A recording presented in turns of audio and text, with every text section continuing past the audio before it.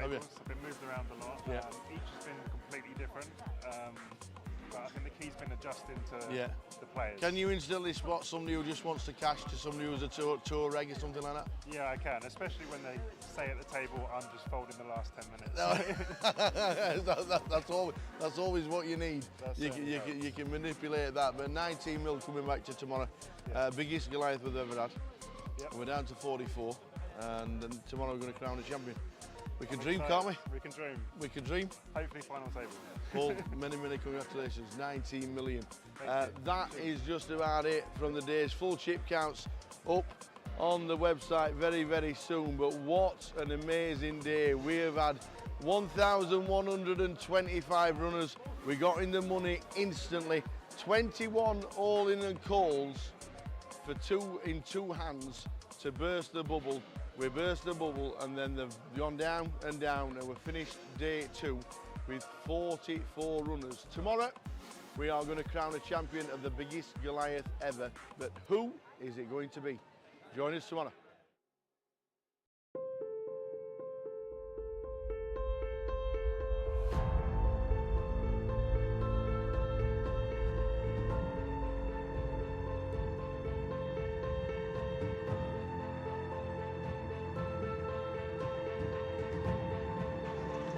Good luck, everyone. Dealers.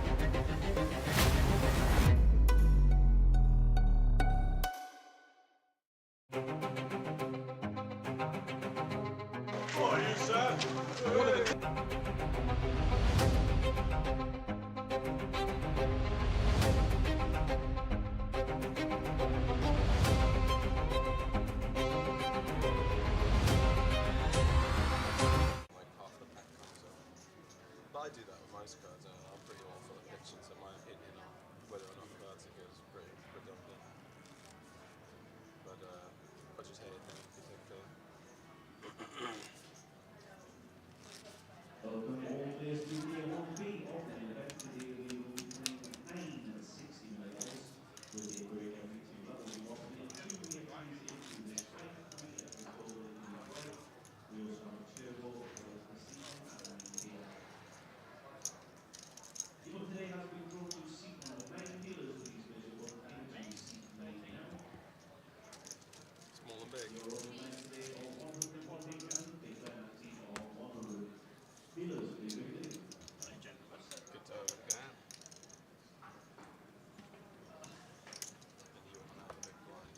Alright, I'm in. I'm alright. It's warm in here today. I need to keep my Warm? spicy. It's hot in here. I nearly come down in my flip-flops and my Bermuda It's shorts. hot in the casino today, so... We came here last week and somebody said the boiler had broken and it was -2. And we missed that day because it would have been alright. They fixed it. And I think they forgot to fix the thermostat or turn it down from 40 degrees. Shorts weather today. Good afternoon. Welcome to the start of day 1B and the full day's streaming. 9 levels of poker, which means we start at 1, 1 and 1. So the new day ones are 1, 1 and 1. We finish obviously 9 levels of poker plus the breaks. So around about a 10.5 hour day in total. I think it's a great idea, finishing at the same blinds as we did what normally happens on a GUKPT. It used to be 9 levels about 5-6 years ago. When I used to play, I remember we used to play 9 levels day Well, it's 1. longer than that. 9 levels day 2. No, it always was 9 levels when I used to play. 9 levels day 1, 9 levels day 2, because the bubble was always level 18 or it creeped into level 19 and we come back level 19 day 3. That's how I remember it. Oh, right. 2017, I thought it was a lot 2016. longer than that when we were playing 10 levels. But 9 levels of poker, so you've got the extra hour to decide what you want to do with it. I think it's a great idea. A lot of people yesterday went to play cash, so that was good. Bobby James is back. He's back in the building. There he is, El Bobino of the James O. Sat in seat number 3 in the UK for quite a while, and he's back playing on the UK circuit. He's been around the world as he is. He always does his little vlogs and what have you. But good afternoon, everybody. We've got plenty to give away. Jay's got his little memo that's got all what we're giving away towards. Is it just online tokens for? Yeah, just close our 30s, 5ers. You know the drill. Aye. Plenty of information regarding online as well. Good afternoon, everybody. If you guys pick a feature table, can we get Tom Trotman on the please? Tom Trotman. It's a new name to me. It's a new name. Tom to me as well. Trotman. Is he good? Is he any good? Is he good looking? We'll soon find out. So the very, very early stages, the blinds starting at 1-1-1. And then they increase, and players will come through the door. Good day yesterday with the numbers. Yeah. Very good day yesterday. 92 in for day 1. Yeah, very good day in numbers there. 92, 25 through, as we saw there, Keith Johnson. Second in chips. Manny Malou with the chip lead. Manny Malou. That's plenty getting through that you do recognise on there. So there'll be loads and loads of people coming through the door today. And it should be a cracking day. Plenty to give away. Early stages, we know, small pot poker, but the 1-1 level has disappeared now. And we're starting at 1-1-1. So more players will come through the door, knowing that the antes are in play to start with. Good to see Rob Duras on the table as well.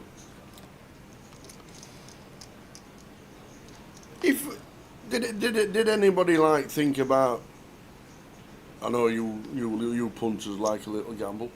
Speak for yourself. You do. Punters. You do. I haven't had a bet all month, or have you not? You haven't. You've done well. You've done really well. You've especially with 2 live streaming weekends as well. And there's one more next weekend. I know, yeah.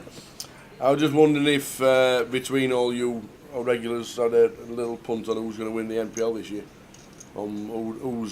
Whose name's coming out a lot more than anybody else's. The thing is, I feel like at this stage of the year, everyone's a really big price because still got 12 months to play, not enough results up so. Yeah. Until we sort of get 4 or 5 months into the year, see things sort of start to take place at the top of the league and sort of get an idea who we're looking out for towards the back end of the year. But this man, I feel like Rob at the table. Yeah, 4th, lost twice. Yeah, 2 years running. Rob's always in with a shout. He's one that supports almost every stop. And you don't know who's going to go for it. That's the other thing, Tal. We'll see a few names we've never seen before come out of the woodwork, perhaps, or have a few results and then go chasing. Indeed. But, top 20 results this year in your NPL towards your league points. Top 20 results. You don't have to have 20. We keep saying that. You don't have to have 20, but if you do have more than 20, it's your top 20 results. So look forward to it unfolding during the year. Oh, that is a grim river for Alan to kick things off today.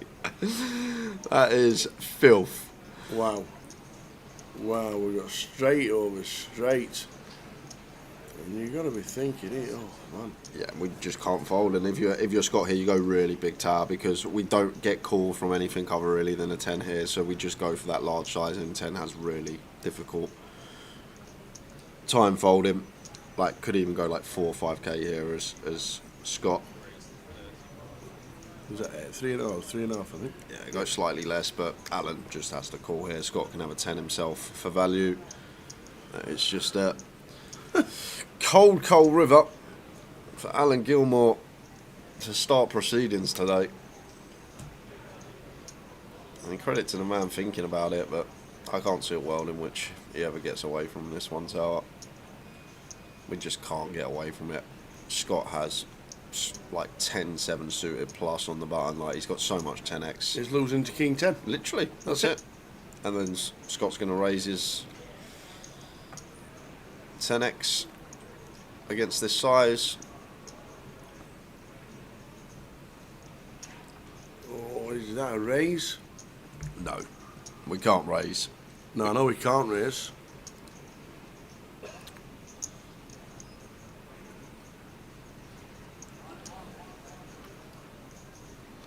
I thought he picked up a red chip, that's all. And the red chips are the 5Ks. No, just a call. Losing to one hand, and you lost to it. I love the snap muck though. Right. I do love the snap muck. Everybody else shows the 10. I'm showing the 10. Afternoon, Valerie. Valerie says, my money's on the grenade. That'd be a good shout. Had a lot of results last year. Over 40 results last year in 2024. But, on the GUKPT circuit and the NPL circuit. A good year she had. Get your belly away.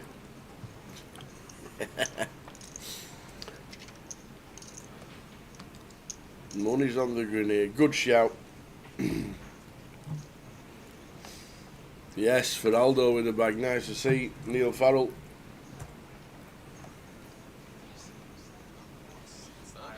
Going a little bit more in the UK than normal. It is early days though. Only 17 days into the new year. You don't realise, do you? Huh? Goes quick.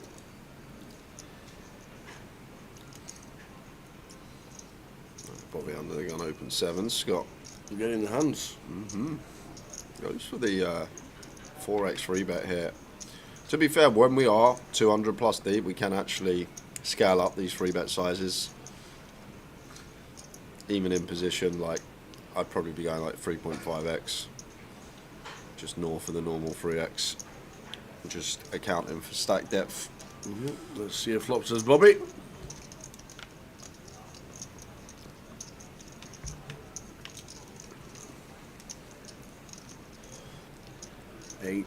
Eight, Jack.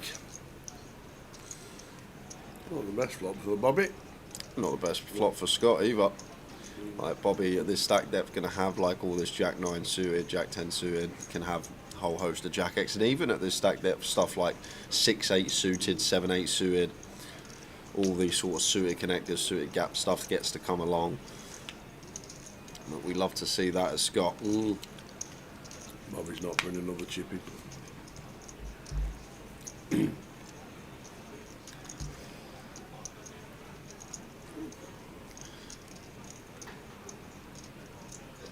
never know these days if it's a fake four to flush check, or if someone's actually generally checking whether they've got a diamond like in this spot. Bobby like made it, like, he's very emotive there that he was looking back at his whole cards, and these days you got to be careful. Go back 10-15 years, someone used to quickly look back at their whole cards. A lot of the time they can never have a flush, they've got one diamond or not one diamond. But these days people are smart, and they'll do that when they've turned the flush and have 2 diamonds in their hand in the hole.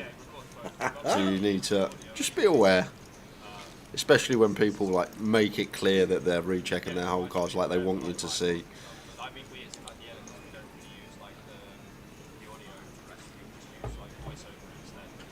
Even so, delay from Scott takes it down.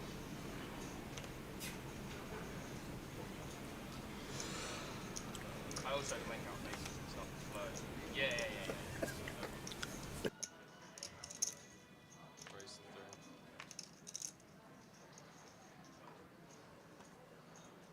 I understand some people don't want to be in. I'm not cool.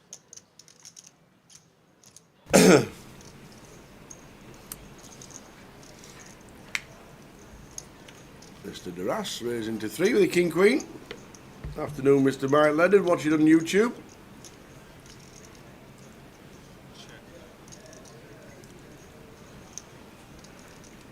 It's H-Jack 7, 2 clubs.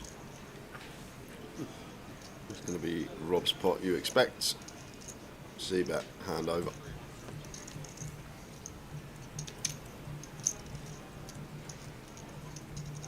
So, very early stages, rest of leg number 1 for the GUKPT like this. Cash out satellites, and this afternoon at 2 o'clock. The turbo starts at 9. Tomorrow's the cup and day 2 of the main event, which has got a $250,000 guarantee. Should get smashed. 50,000 on the cup as a guarantee, and well, that's new. That's quite nice, having a little guarantee on the cup. Yeah, 50,000 guarantee on the cup, $250,000 on the main, and then to Saturday it's cup and main day, and then Sunday it is seniors PLO closer day as well as the cup day 2 and the main event. We're crowning champion of the first leg of the GUKPT 2025. Looking good. We're a quarter way through the century. Yes, we are.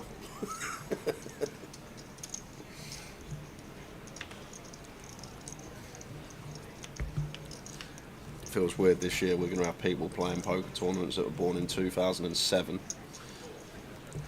Wow. That's pretty mental. 2007. 2007. They're going to be in Pubs Tower. Oh dear.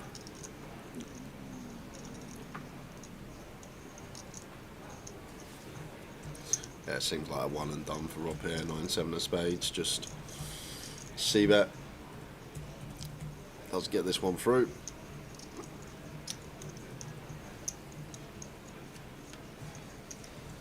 Let's start to take a 20,000. How we doing, Chloe? Says go Scotty. How we doing, Red Apple? Says come on, Bobby. Did you see well down on the list to be on this table? Toddy and Alan, Terry Jordan. Yeah. Already in the list. The Red Apple. Red Apple.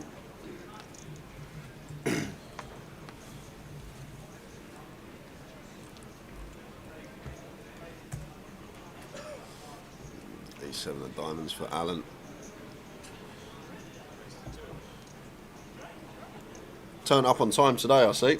Weren't late today, Alan. Oh no, no! I read the rules this morning. He read the right.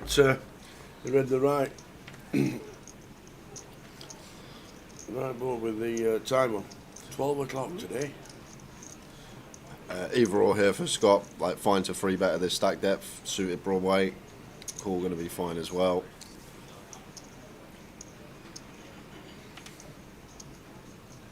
Seems very nice. 9 big. Seems on the money. Out of position. And suited ace at 150 deep. Not going to come to the party as Alan chooses to get out of there. Scott getting the better hand to fold. Nice choice of size.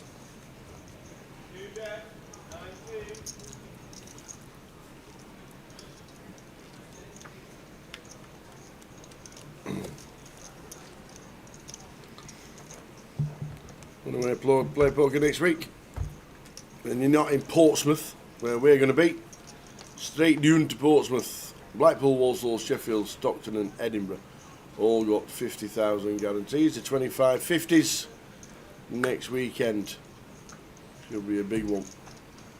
All over the country. Round the corner in Walsall, by the seaside in Blackpool, Sheff, Stockton, where we held the charity event over Christmas, and Edinburgh, the golfing capital.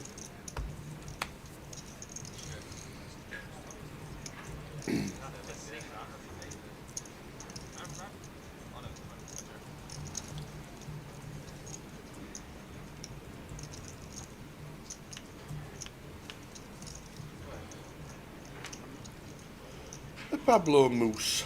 Good afternoon, welcome to the early stages of day 1B.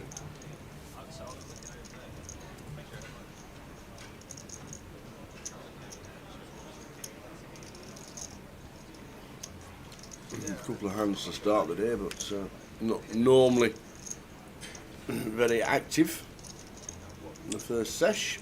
The players coming through the door on a regular basis. TJ should be on the table. Maybe it's junior or senior. Well, senior's here. Seen him wandering about. So I'm guessing it's junior. Yeah, it's probably junior.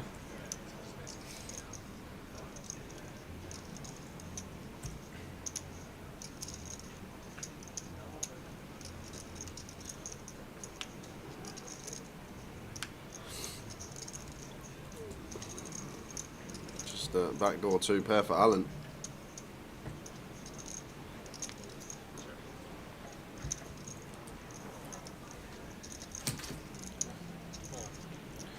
I feel like not calling ace high here as Rob. Seems okay to call against one big on the turn. Faced with this river bet, doubt we're going to pay this off. I think just too low down.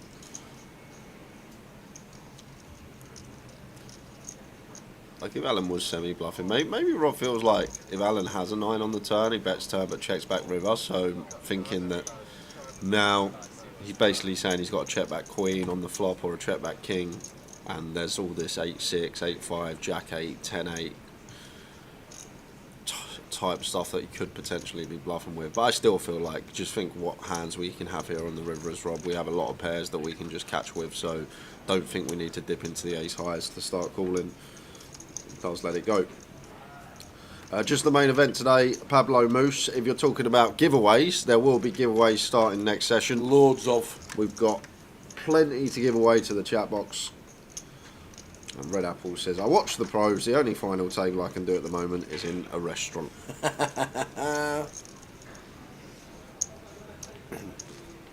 how are we doing? Yeah, at to be Baxon. Good afternoon. Full day of streaming. I say full day. We're used to 12-hour days on the Friday. 11-hour day today. Just 9 levels played. Day ones now.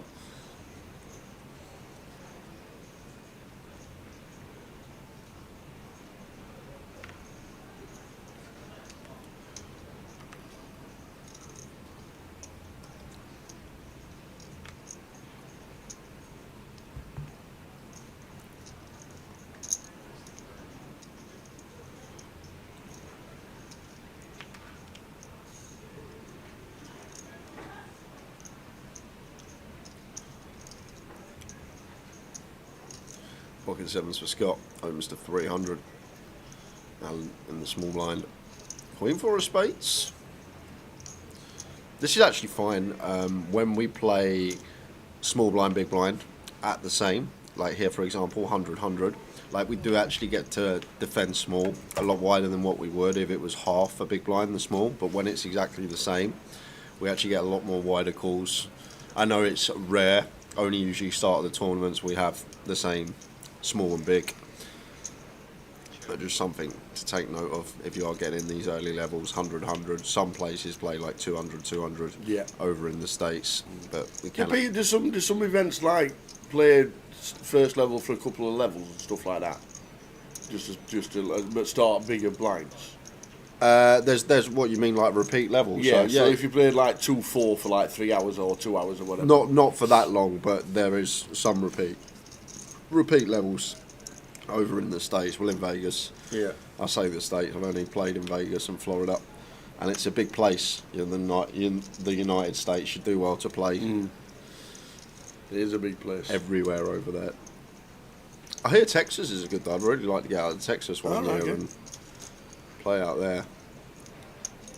Speaking to Alex, who plays over at the lodge, about it a few months ago, saying how good the cash games are over in Texas.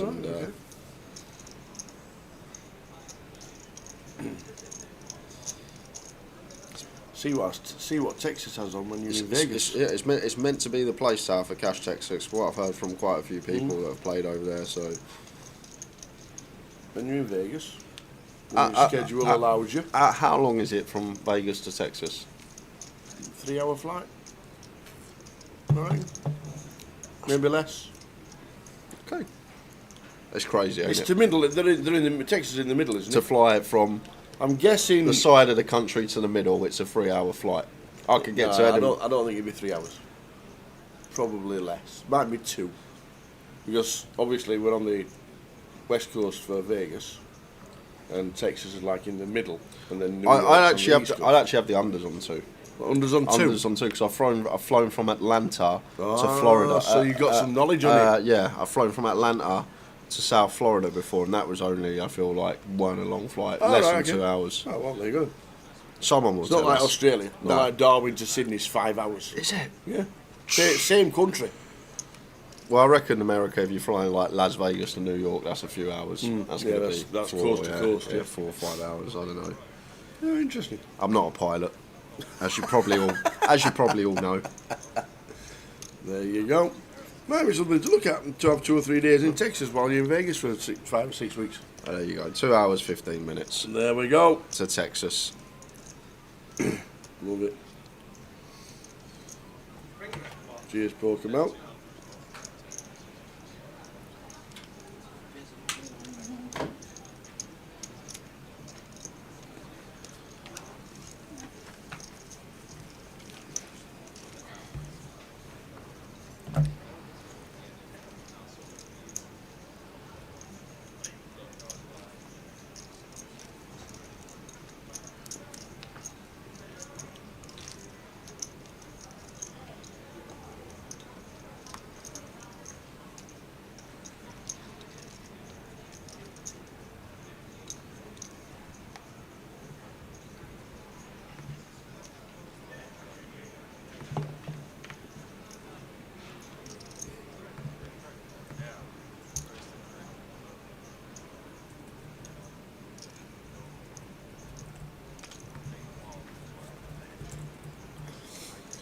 Queen 10 here for Scott. 7-8 clubs for Rob here. One that can actually free bet when we are 200 deep. It's probably bottom versus gun, but definitely a hand that we can free bet as a bluff when we are at 200 effective. Like, we never free bet it when we get south of 50, but as soon as we're in that sort of cash game remit, 100 plus big blinds deep, these hands love to get involved in the form of the free bet, like the connected, the gap, the 9-7 suited, the 10-8 suited, even 10-7 suited find some once in a while. But this is how ranges change dependent on stack depth, and why this game can be so difficult to get your head around. Like Rob there making a play that's going to win in the long run, but if 2 hours later he's got 30 big blinds and he free bets that hand, it's just a punt. So how things are going to change dependent how deep we are, how ranges change, how our free bet range change, how hands that get to pill change. It's a tough old game. If you want somebody to lighten up level 1 of the day, Terry Jordan he's the man. is here. He the man. VPIP 100% incoming. Afternoon, technician. Hope things are well.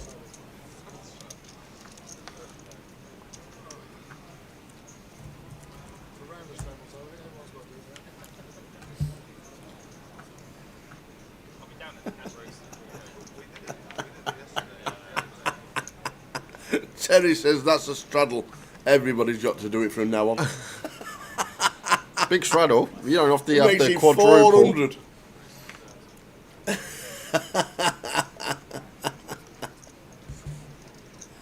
Oh.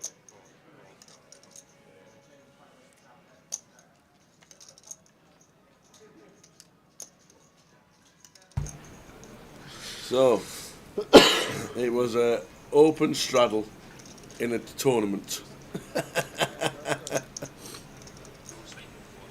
There's the 3-bet to 3,000.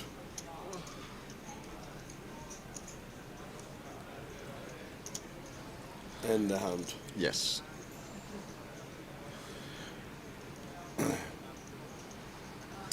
Local player, David Schmiel. C number 2. Loves this gaff as well. Does Yeah, he David. does. Throwback to Goliath 2 years ago. Mystery Bounty. And then Behemoth chopping that just last month. don't really ever see David. I don't think he ventures anywhere else. He only plays here at Coventry, but mainly cash game based. But when he gets a chance to jump into the tournaments, has some runs.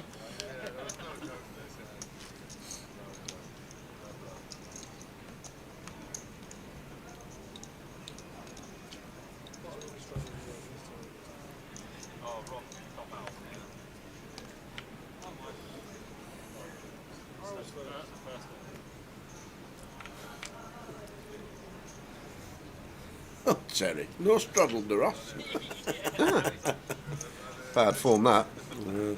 Rob won't be getting an invite back.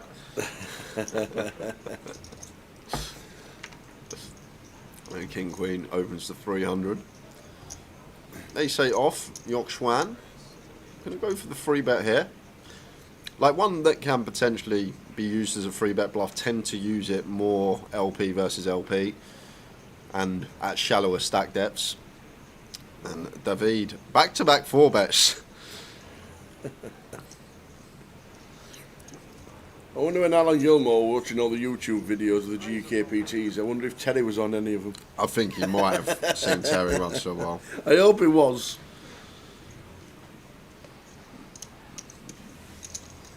So David.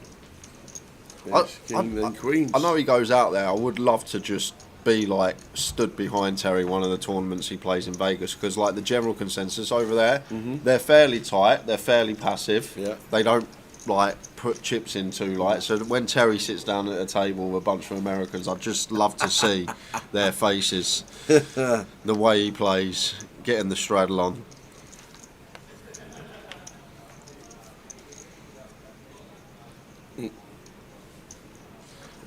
It's actually funny story. Terry messaged me a few weeks before the WSOP this year. All right, okay. He goes, Jay. He goes, WSOP. He goes, I'm going. He goes, do you want to last longer for the main event? I go, yeah, if you want one, Tel. He goes, I want 10 to 1 though. 10 to 1. So I was like, yeah. He goes, I want 10 to 1. I go, I don't think it's worth me 10 to while. 1? Yeah. Oh my. He wanted 1 versus 10. I was like, I don't think I can take that, Tel, unfortunately, especially with my main event track record as well. But he wanted 10 to 1. Oh dear. I would have given him 2s perhaps, but 10s. It should just be an even money split, shouldn't it? It should yes be. or no? Oh dear, 10 to 1. But this is what Terry does when you have a last longer with him. He always wants a price, and what he will say, but you're better than me. That's what he will usually say. But to be fair, when he's got the chips, he can put people in some spots. But going to be a little bit of a spot here as Bobby finds the jacks.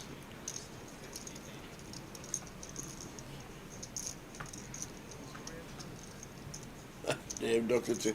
I remember meeting Terry on the first break of the World Series one year.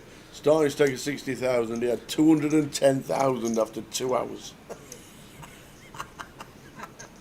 Oh dear, imagine bagging up 210 at the end of the day. Yeah, you'd love that, wouldn't you, for Absolutely. day one? Well, it might be short and sweet for TJ because real hand. it has gone in pre. A proper hand has all ended up. It's ended up with like 400 bigs in the middle.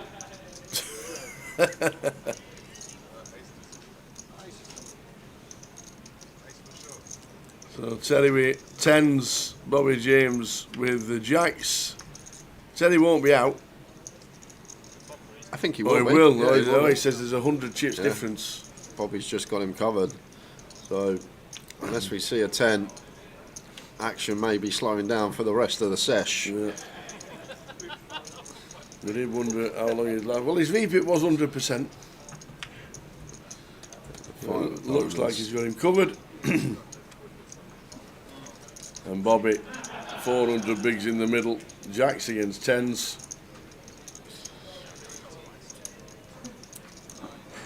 Just working it out, see if he has him covered, and he has by, like I say, 100 chips. So short and sweet on the feature. We knew his VPIP was going to be 100%. Dave, I'm sure you'll remember this because I remember you were on one of the other tables. Luton, first Luton after lockdown, it was the 30-30 they used to be called. And last break of the day, we had 2 levels left to play. I had 300k or something like that, and I remember texting the other half saying, oh, I've got tomorrow off, we'll go and do something. And then before you know it, Terry's bagged up 600 or 700k And they're all yours. in the 30-30, and I was just out the door. I was just out, literally, I was just out the door. Oh no! And this is what he can do. He can just, before you know it. But I think you remember that, because I remember you smiling at me when I won a massive pot, and then Terry got them all back off me. You might have even been on my table. I remember two levels left to play. I've got to get through an hour and 20 minutes. An hour and 20 minutes. I think 300k. I think I had 150 big blinds, something like that. And next, I didn't even bag tower. I did not even bag, all because of the TJ. Oh dear.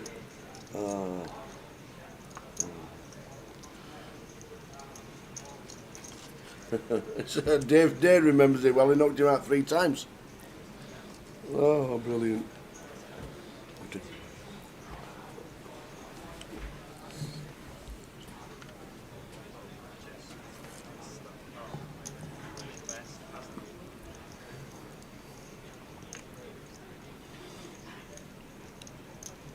So Bobby, probably chip leader in the room. Doubt many people have doubled up first level. 8-9 suited for David, opens to 300. Bobby with the flat in the hijack. Round to the blinds.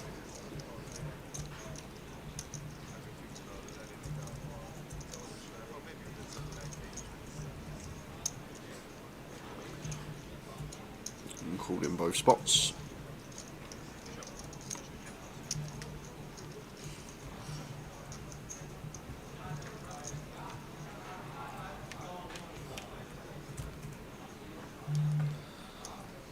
Ace, 9, 6, 2 diamonds. Top for Andrew, middle for David. Alan with the gut shot, diamond in hand, unaware of Bobby's holding. I feel like 4-way here, as David it is ace high board, but middle pair, Bobby on direct left. Still feel like we will do a fair amount of checking. Difficult to know exactly what to do when you're going multi-way, 4 or 5 way to a flop. But does choose to continue.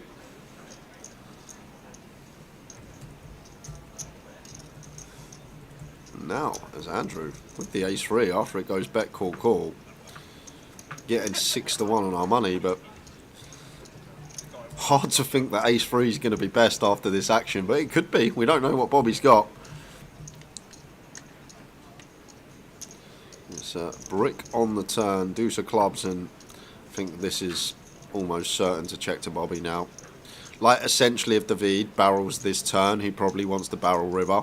Turn his 9 into a bluff, try and dislodge ace-x by the river, but that's just sounds a bit far-fetched. Level 1 of the day, like holding the 9 of spades, blocking some ace-9, blocking some 9-6 suited perhaps from the blinds, blocking pocket 9s of Bobby. I feel like this is the way to proceed. Just check. Feel like we'd be running an optimistic bluff if we elected to barrel turn. Checked over to Bobby, bets 2400. And I would be folding as Andrew. Don't know what Bobby's got here, but just think about flop action. We go 4-way to the turn, and Bobby still wants to bet into field once check to.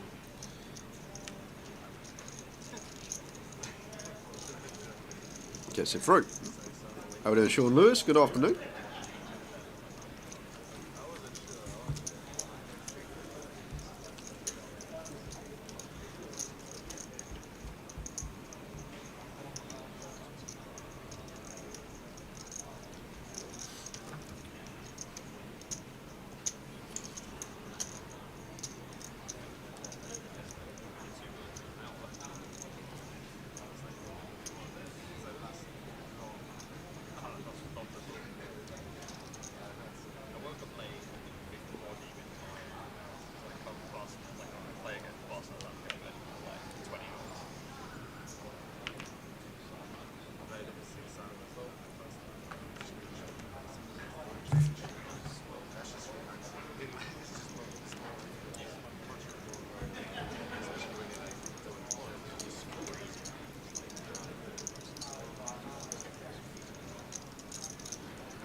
Queen 10 for Alan.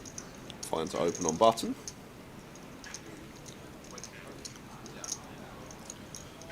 And Queen Jack in the small for Andrew. Plays cool.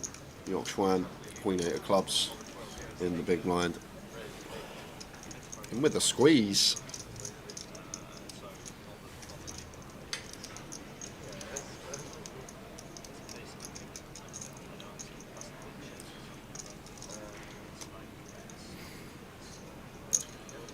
Alan going to come along with the Queen 10 offsuit, and Andrew actually out there with the best hand.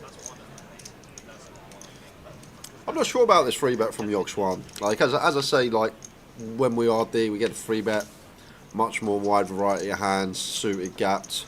Like Queen 9 suited might be in there. Decent flop for him. Yeah, it is a decent flop for him. 9, 3, 2, 2 clubs. And like Queen 8 suited might just be bottom when we are this deep. Maybe it just misses the cut. But know that like Jack 8 suited, Jack 9 suited, Queen 9 suited there. All could potentially find one once in a while.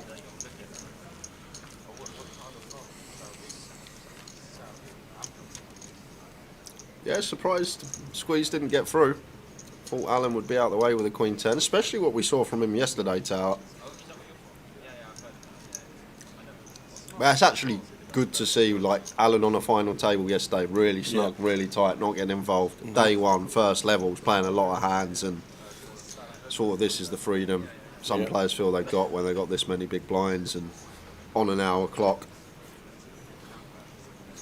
Maybe he's just thought to himself, I didn't play many hands yesterday, I'm going to play a lot of hands today.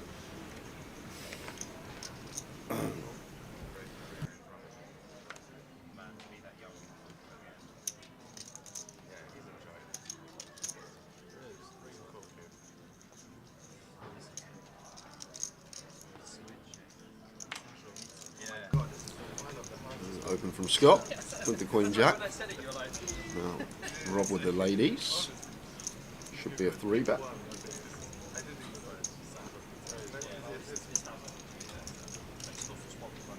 How then, Dooley? Yeah, Dooley. Pretty sure. Pretty sure. Hey, Dooley.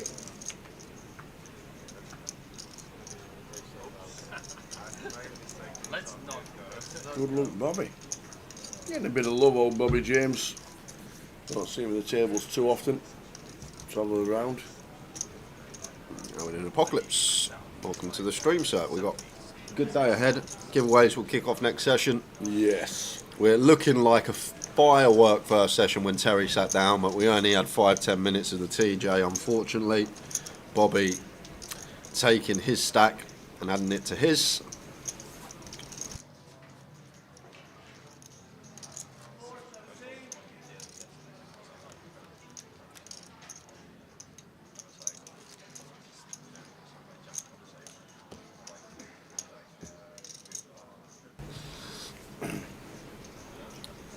So 250,000 guarantee on the main event.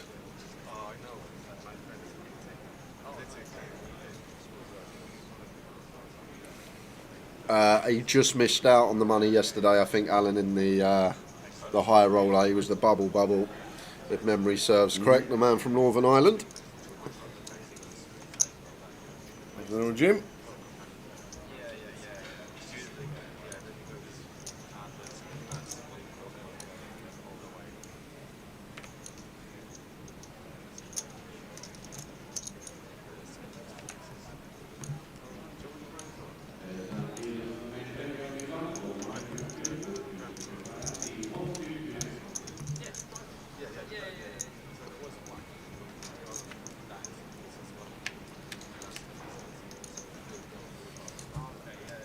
Queen flop. Next one. Flopping second. Scott flopping bottom.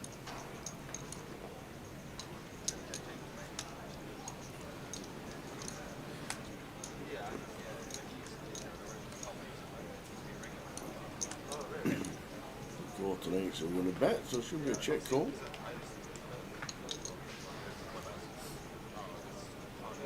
Looks like 500.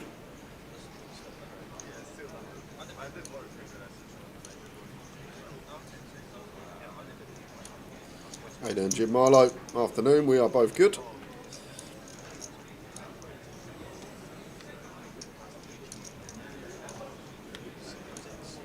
So hearts turn. Yeah, so you're probably going to do some checking now as Yorkshire may even block turn in position to check back river. Thinking that Scott's going to have a lot of ace highs. Can still have some hands like 9 through jacks though that want to check call flop. Maybe even some queen x, queen jack, queen 10 with the 3 to a straight out of position that might do some checking too. It does check it back. However, would love to see a little bit of value now if check 2 from Scott. Like we just assume if Scott has checked one of these queen jack, queen 10 hands on the flop, he's going to lead river now after check, check, turn. Not really many flush draws he can have. 8x of hearts we block, so I feel like 8-9 here could definitely go for value as Yorkshire. We can still credibly have bluffs. I think that's the main thing here, Tao. We can have jack 10, jack 9, 10-9 suited, 9-7 suited. Something like king jack, king 10, wrap round the queen with backdoor flush draw. Fair amount of bluffs we can have, which is more reason to value bet. And lovely little bit of value on the end there with the 8. Well played, Yorkshire. It's a nice little pot with the 8. Yeah, I like it a lot. A lot of people may just insta check back there, but sometimes good to just have a think what our opponent's got, what hands potentially beat us in this line, and there's not many once it's checked to us.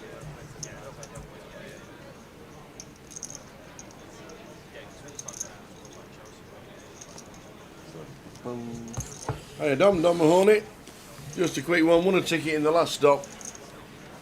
The last stop Jay worked out after in the last leg, the grand final. When I went online the other day, there were no ticket in the account. Can you check, please? We will indeed. We'll check that. So grand final, Dom. Yeah, Yes. I will get it. We'll have a look now.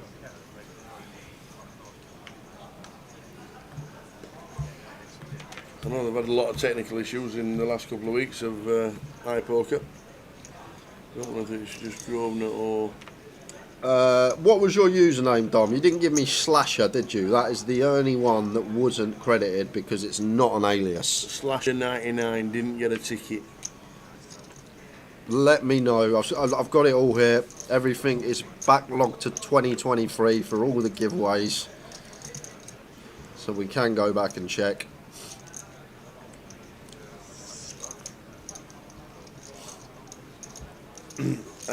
Refunds are in the process. We got the message from Tom from online yesterday saying that everything was in the process of and refunds via the technical issue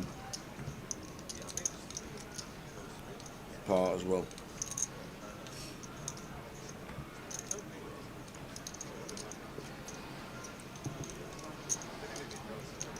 The refunds are sent back by the interrupted tournament policy. So if you tell us your alias, Dom, we'll let you know that Slasher99 did not get one.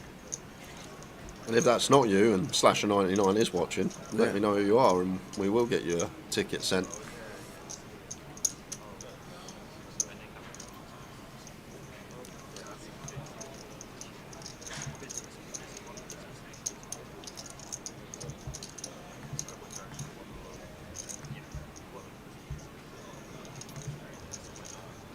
Here's 10 for Yorkshire. Called him from the cut-off. Yeah, Slasher. Yeah, that's you. That's why you've not got a ticket. It's not an alias. Not an alias, it says. Slasher_99 is not an alias, so... And he spelt it right. And he's put the underscore in. Why are you looking over my shoulder checking? Of course I've spelled it right. I'm just checking, just double checking for Dominic. Don't want Dom to have it missed out because there's been a spelling mistake. I know how to spell Slasher. Oh, alright. He's going to come back with something like the big, Mahoney. the big red onion or something.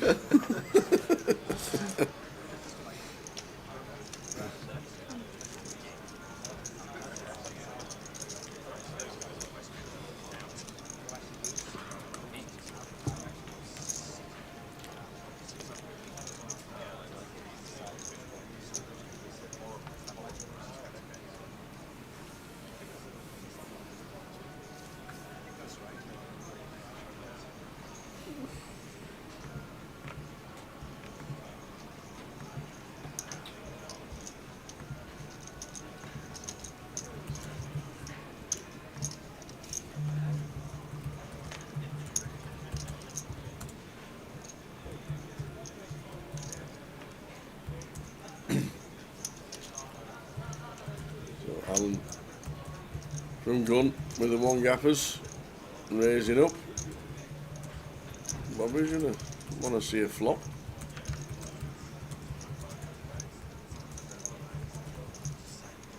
Slasher 1999.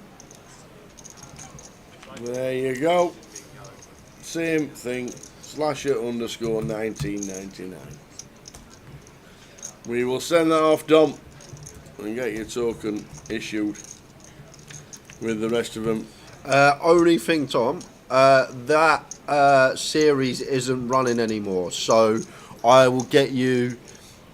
You're probably going to make a fiver, to be fair, with this, because the €20 not running You'll now. start a trend. The €25 will probably be what you'll get instead. So you're not going to get the Mini Masters ticket because that's finished, but we'll send a token with either the same value or slightly more.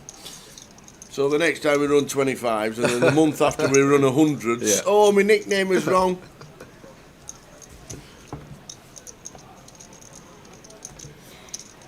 Yeah, Stockton's on its way, isn't it? Next week.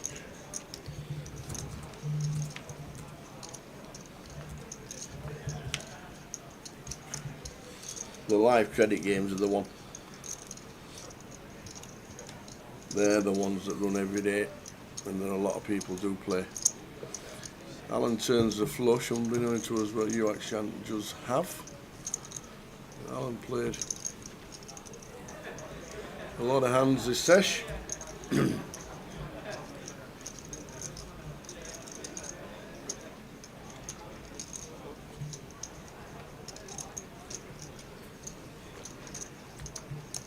We'll see Dom in Newcastle, I'm assuming, this year when we're there. Should do. If you're in Stockton next weekend, I'm pretty sure you'll see him there as well for the 25.50.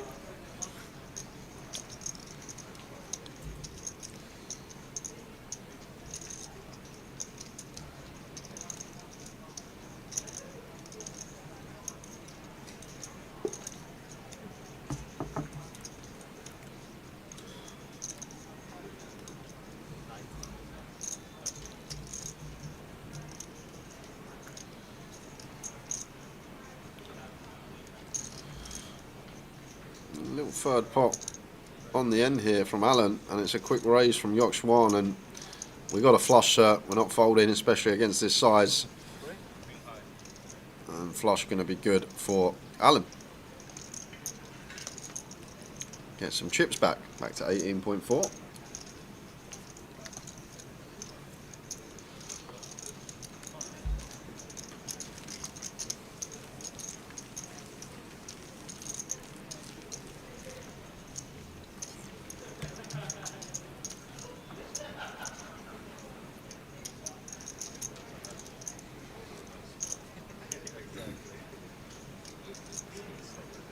So the first token giveaway we've already done. Yeah. That won't affect any of the budget we got for this event. Absolutely not. Doing plenty for the Irish Open as well this year. We're going to be taking a big team to the Irish Open.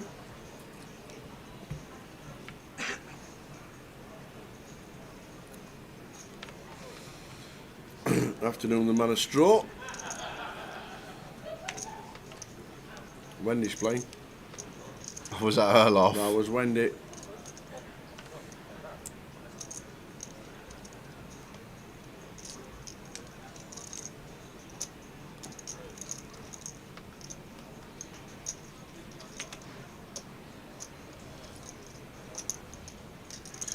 It's jack for Rob. Seems like 3-bet is in order. May do some flighting. I feel like this stack depth though more inclined to take the aggressive route. Do keep some dominated stuff in when we flat, but can still get hands that we dominate to come along when we're this deep. Like Scott continues any suited ace-x, maybe down to like ace-10 off, king jack, queen jack suited, all this stuff. Getting that one through as Rob Scott punished for the loose open. So I did a good goal with the Irish Poker Tour. No, we were working the first weekend. We were here in Coventry working. We did the opener and the playoff for the MPL. last Saturday and Sunday. No, didn't do go away.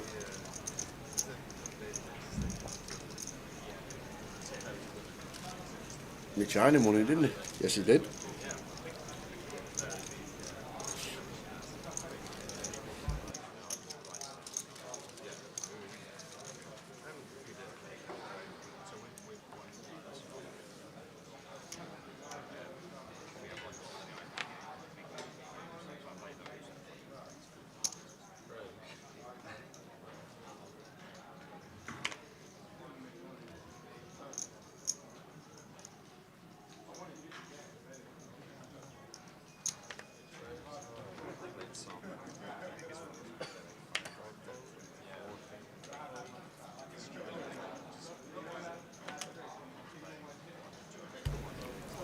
What a player Mitch is, he says. I'm sure he plays on this. He does indeed, yeah, Mitch. He does travel a lot though. Mitch Einham and Migley. What's he Migley for a while? Yeah, I think she went back home to Lithuania for like sort of Christmas period. Ah, cool. I feel like she's been playing a fair amount out there though. I think she had a couple of FTs. Excellent. Both of them getting on all right. Mitch certainly had a great start to 2025.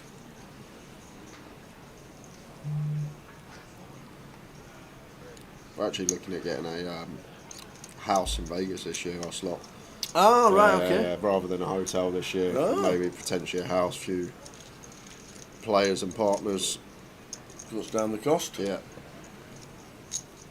Are you taking the cat? Yeah, no. Well, we'll be going. It's not just a cost house. Sometimes, like the good thing about a house, you can have proper food. You can go shop, cook at home, prep some food, all this stuff, and you're not eating all this True. Absolutely true. junk that most of the time you have to eat in Vegas. That is true. That's a cost as well. It ain't cheap, the food and beverage over in Vegas.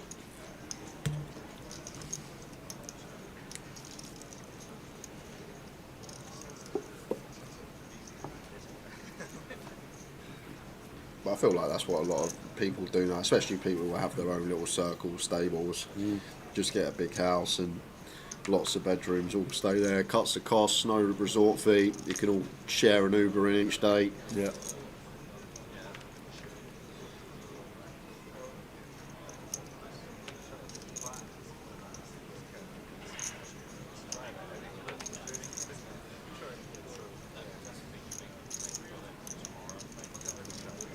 Any ace from the button qualifies.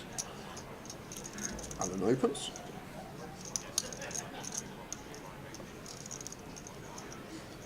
Andrew calls Yok Schwan with loose pill.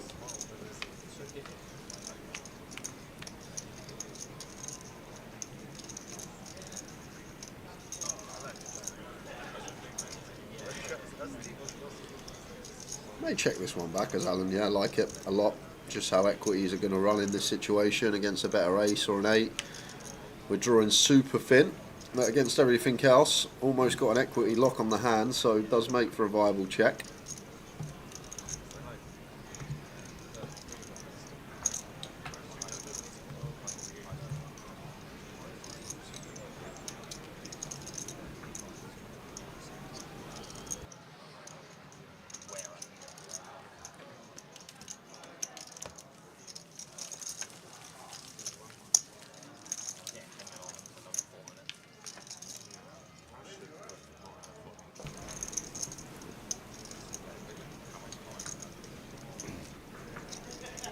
So Bobby, the beneficiary of the first all in the call against Terry Jordan.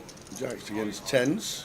And this is why I always say we get the question a lot, when should you enter the tournament? Should you be in from start? Should you come in a few levels later? And I feel like this is why you need to be in from start, because you have certain players that like to play from start. They like to have a few bullets. They like to try and get their chips in early, either run up a stack or have a re-entry. And sometimes you just get these gifts and a free double up essentially, like Bobby got. Like 10s versus jacks, it seems like a cooler, but no way it should be getting in 200 big blinds effective. Correct. So this is one of the things that can happen these early stages, and when you got a few wild cards out there that like to get in from start, you should really be in from start as well.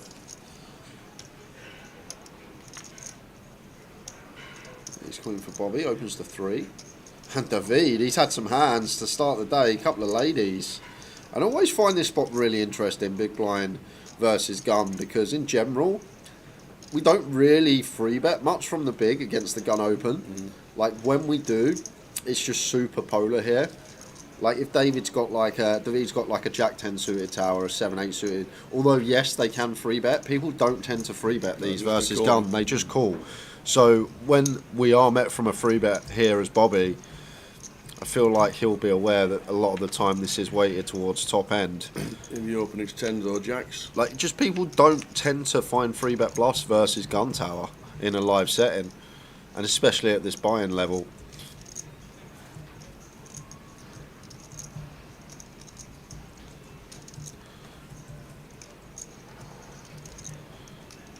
So King 8 rainbow. Not the best looking flop for David here, but to be fair, when we go for the 13BB free bet here, Bobby shouldn't really have offsuit King X, King Queen off, King Jack off, all this stuff should fold. So only the suited variety that should be coming along. So King 10 suited through King Queen suited here. So although it comes King King and we think, oh no, we're behind a King, it's only a select few combos and holding the Queen of Spades, meaning only one combo left, the King Queen of Diamonds, and then you've got 2 of King Jack suited, 2 of King 10 suited. So that's only 5 combos of King X that we jump behind. Boom. On the turn for Bobby. However, that is a terrible card for us as David. You've got to be checking. Once he gets called.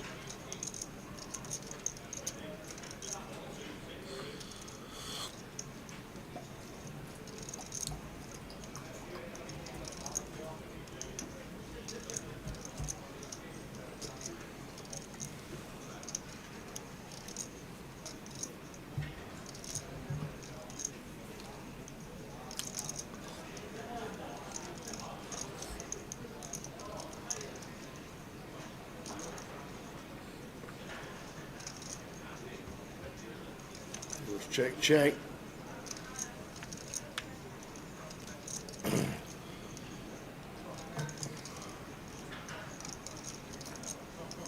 We're not 3-betting with an 8 in his hand. Check bet fold, I think, here for David.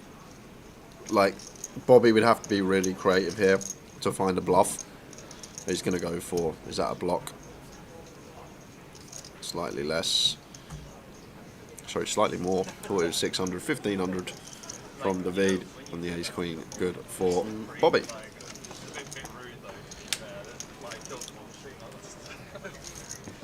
Last hand for the first level of the day.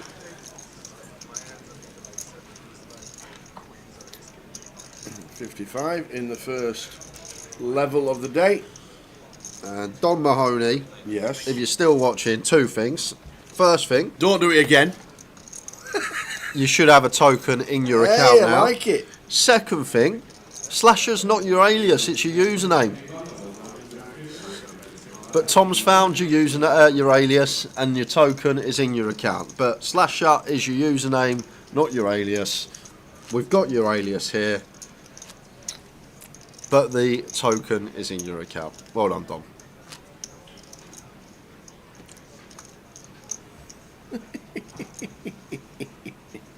If only you knew when you checked, when you signed in every day, who it was and who you are.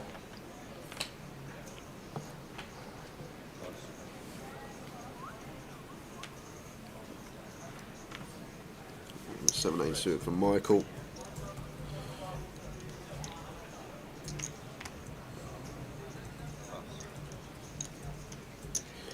This is the 300.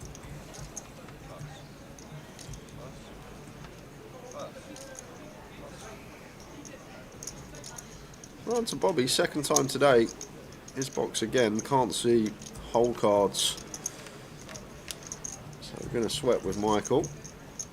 We get a nice looking flop. Queen 9-6.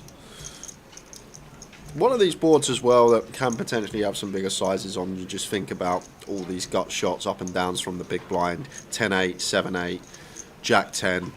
all up and down or double gutted, then all the gutters in there, 7-5 up to King Jack. There's just a lot of different straight combinations that Bobby can have, so one that we can go for some bigger sizes on, which Michael does, goes for 60%.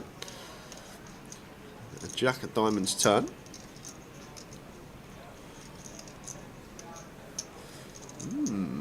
May be potential triple here for Michael.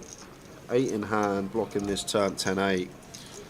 We're so low down our range with 8 high. We're still up and down, although now one end to the dummy end. And the thing as well, I'm blocking spade, so barrel in turn, we get called. Non-spade rivers, we get to unload. And here is the turn barrel. Little 90% up. And this will cage up all of Bobby's like 9x, his 9-5 suited, his 6x without a straight draw or flush draw, just have to fold.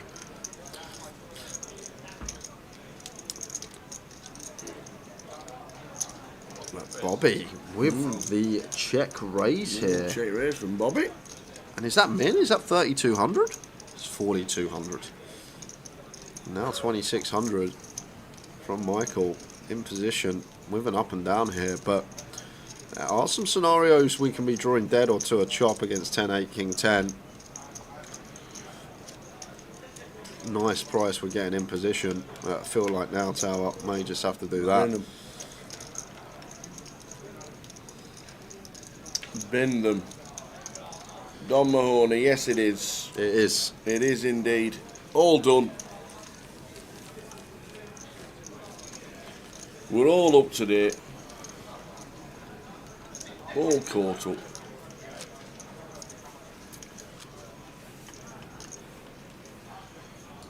I've seen that alias before, but I just thought Dominic Solanke was on Grosvenor Poker. Indeed, Dominic. I've got one rule for you tomorrow.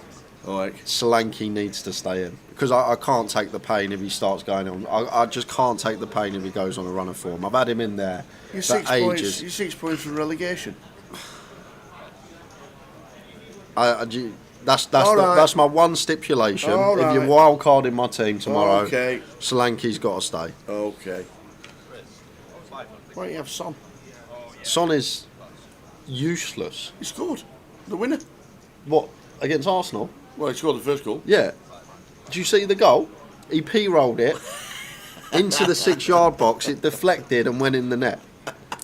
I'm telling you now, Son, I said it at the start of the season, he's gone. He's lost a yard of pace. He's finished. He's got no strength. He just can't beat a man anymore. Right. Even against Tamworth, he couldn't even take their right back on. Like, this is people playing in the conference.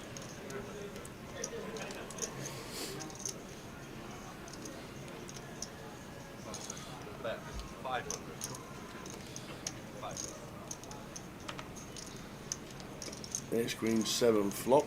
The read in hand. But first bet from Andrew gets him to fold. Yeah, if like, I wouldn't play Son again for like rest of the season. Right. If you're a Spurs fan, you watch the games, I'm sure you'd agree with me. Just he can't take anyone on anymore. He's lost a yard of pace. He can't beat a man. He just seems to cut inside and pass it backwards or sideways. Obviously, confidence isn't there, but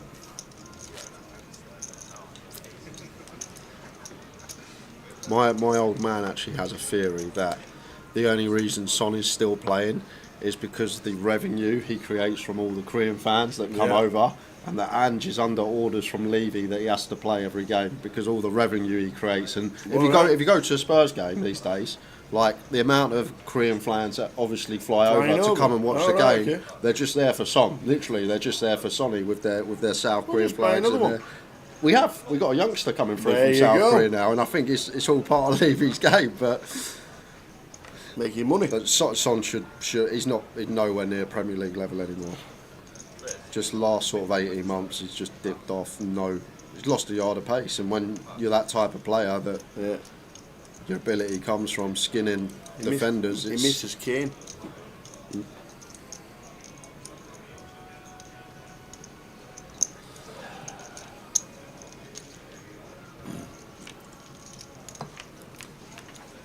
As you see in the background, the Irish Open satellites are online as well on Grosvenor Poker. win a €2,250 package and join Team Grosvenor in Dublin.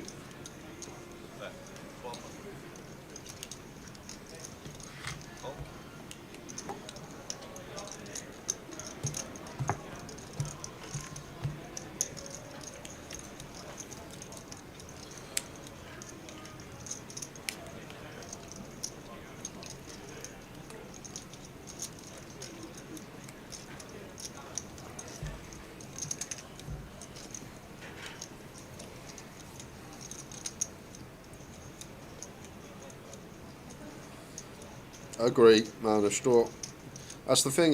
Levy looks at it like a business. He's running a business, a profitable business, and he's trying to drive as much revenue as possible.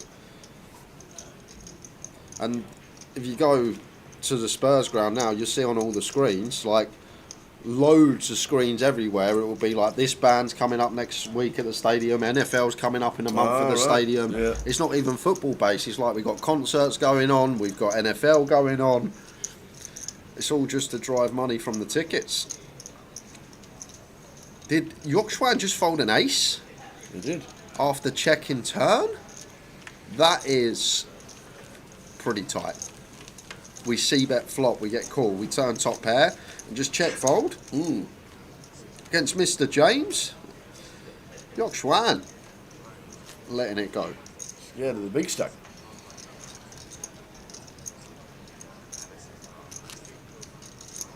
There's always going to be interest in football, Apocalypse. Always. It's a national sport.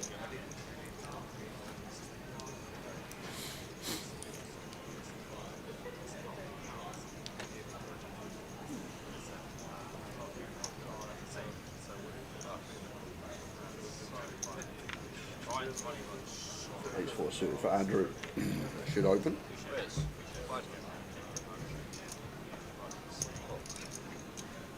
Got Schwan.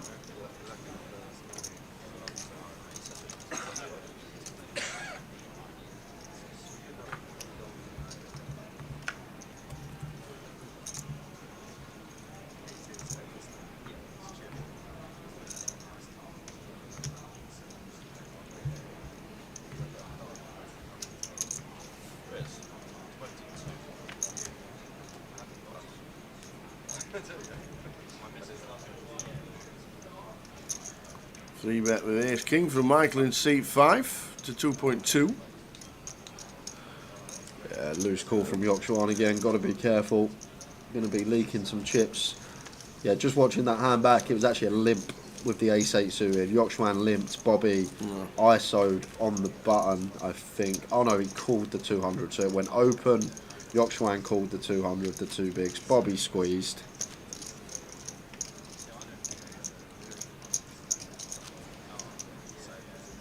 And then Yorkshire check called flop, turned an ace on the turn and check folded. That is strange, that hand. That is really strange. Turning top pair and folds. Get out of the way. I'm sorry, it was a limp pot. We're at 200 big blind now, so it weren't an open. So limp for 200, call. Bobby made it 15. One limper fold. Yorkshire called. Check called ace high on king jack brick, and then turned the ace and just check folded.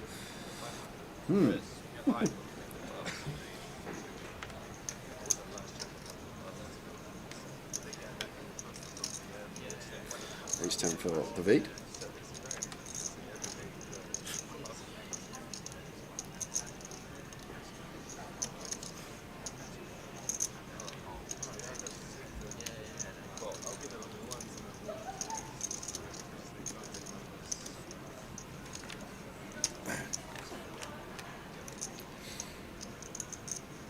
So Alan flopping the absolute world. Alan Gilmore, sign seat number 8.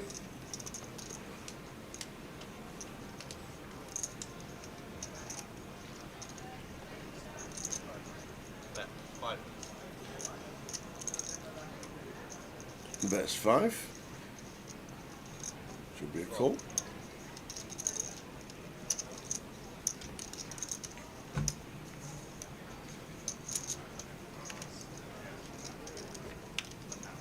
Six of hearts turn.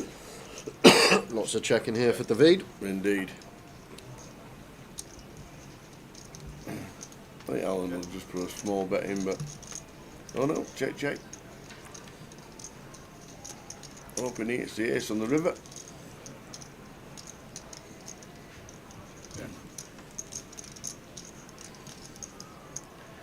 Imagine if David can find a little check back here. Very nice from Very David. nice indeed. And this is just down to think about calling range on flop of the big blind. Yeah. Queen, queen, 3. It's going to be 3x, it's going to be queen x, it's going to be flush draws. We never get a value from a 3 on this ace river. So when we bet, we basically just value own ourselves against the queen x or open ourselves up to a check raise against a flush draw. So there's no real merit, although river in that ace on the river and betting there is to be like, what are we trying to extract value from once our opponent calls on queen, queen, 3, 2 clubs? There's just no real hand that's going to pay us right, other than a hand that's in front of us. Is the 3x really going to throw on the cape after the ace rolls off? I don't think so. So nice little Snapchat back from David there, just recognising, although we river this ace, flush completes, we're behind to queen x, and the hand we want to target after the flop call is just always folding. Man of straw. When was the last time Jack Hardcastle played a Grosvenor event? I haven't seen him in ages. Yesterday and the day before. He was even in the commentary box. He'd done 2 hours of comms yesterday. Played the high roller. Bought into day 2 of the high roller. Played the day 1 yesterday. And come into the comms box each time when he bust. So Jack is in Coventry. We'll be playing again today.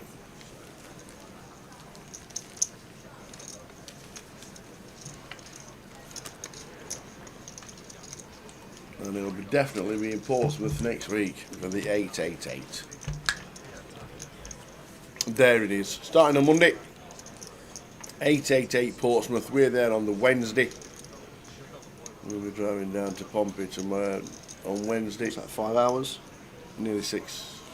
You carpooling? You 2 hours, Mikey 2 hours, PK last 2 hours, or No, they'll be asleep. they'll be asleep? You'll have to do the old 6 hours. To be fair, one thing PK's never done in a car is sleep. No matter where we've been, no matter where we've driven, no matter what time really? it is, never. Mikey Oh, I'm the best here as well. Mikey I'm great at is sleeping your in brother. cars. Yeah, I'm when great. it comes to car travelling. But no, and for 2 hours while his computer's on, he'll be working. And then dead. why don't the computer batteries last 8 hours like they should do? And why have they never got a car charger for a computer? That is true. Why is there no plug in a car? A mains plug. Why is there not a USB for a computer to charge up so you can travel? Do they not think people go from Blackpool down to Portsmouth? That far. You got to set up on Wednesday as well. Yeah. What time are you setting off? 5 a.m. Don't bother. We'll be there. At least you can go for a English breakfast at the Velvet Coaster. That opens at 6, don't it? 8. 8 12. 8 a.m. I'm never around to PK's. They're getting the baking bombs on full release. We're going to jump back into things here, guys, because we have got a big pot brewing. We got Scott with the overpair. We got Michael top pair, OK kicker. But more importantly, we got GUKPT with bottom set here. And after this action occurring in front of us, Tower, I feel like check raise could be in order. Not going to. No. Just feel like once he goes bet from Scott, once he continues into field, like his ace highs are just going to check here at a high frequency. Once we go 4 wave, he's got ace king, ace queen, king queen, all this stuff's likely to check. And once Scott continues into field and Michael calls with 2 players behind, like they're both representing a fairly strong range here. So I feel like with the force as GUKPT unblocking the 10x, we can just go for value right off the bat. But gonna mix it up with the turn lead. 1600. Scott with the call. And now Michael getting over 4-1, but after it goes lead call. Very nice. Just understanding the situation after this lead when the big blind's got 8-9, 8-5, 5-3, and Scott still calls. So unlikely Queen 10's ever good there. And the river's a 9. Now it just comes down to size as GUKPT that we want to go with our set. It goes fairly small, south of third pot. 2100, and this is a horrible river to see for Scott, because if our opponent was bluffing, some of these are now going to complete. Any 8x makes a straight. If he was bluffing with some sort of 9-6, 9-7, they now get to value bet 2 pair. So it's a ridiculous river for Scott. Not really many hands we beat now. Nice lay down. Fold. Very nice fold indeed. That's a really good fold, getting that price tower. Some people just flicking the call. They got the overpair, but once again, the player just understanding it's difficult to be good once big blind leads turn on a board that's more favourable for them, and continues barreling on a 4-liner river.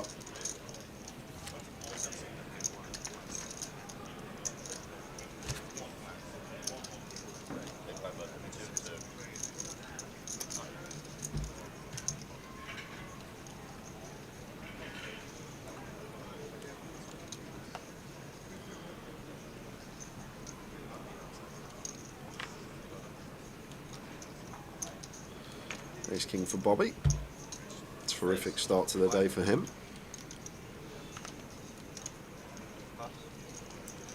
Raises to 500.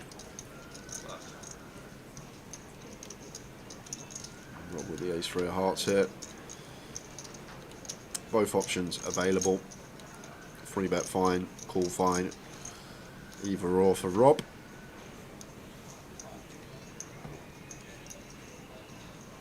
Like, we like these ones versus gun tower. The suited wheel aces, just we fold out like the ace 6, ace 7, ace 8, ace 9, ace 10, ace jack of the offsuit variety.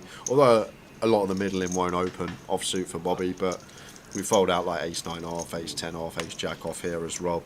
Flush out equity, a king, queen, king, jack off that's going to have 40% within the pot. However, Bobby at the top end, is it going to be 4-bet time? No, it's not. Just a call.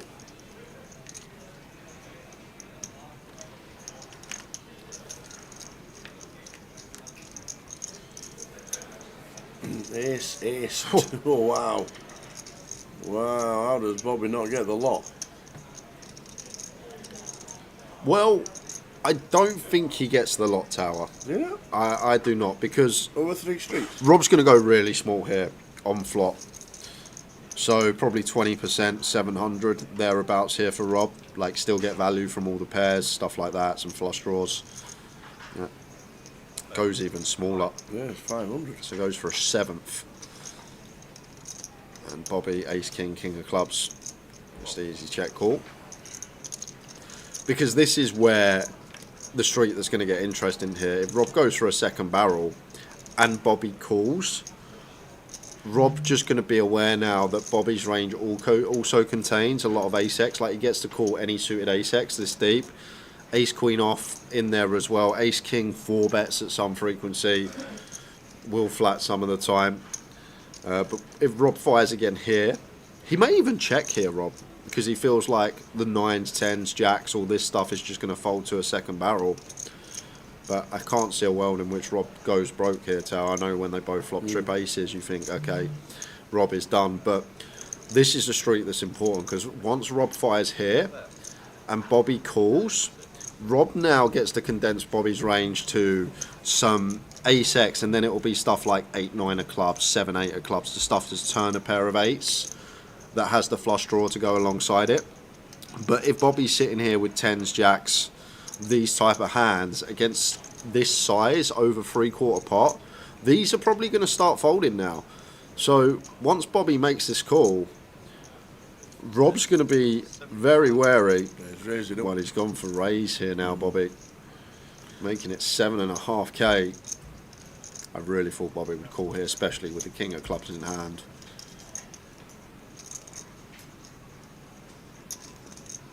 Now a decision back on Rob Duras. Yeah, I've got a call getting this price as Rob. Still got chances to boat up, 8, deuce, 3. But the thing is, this just looks super nutted here.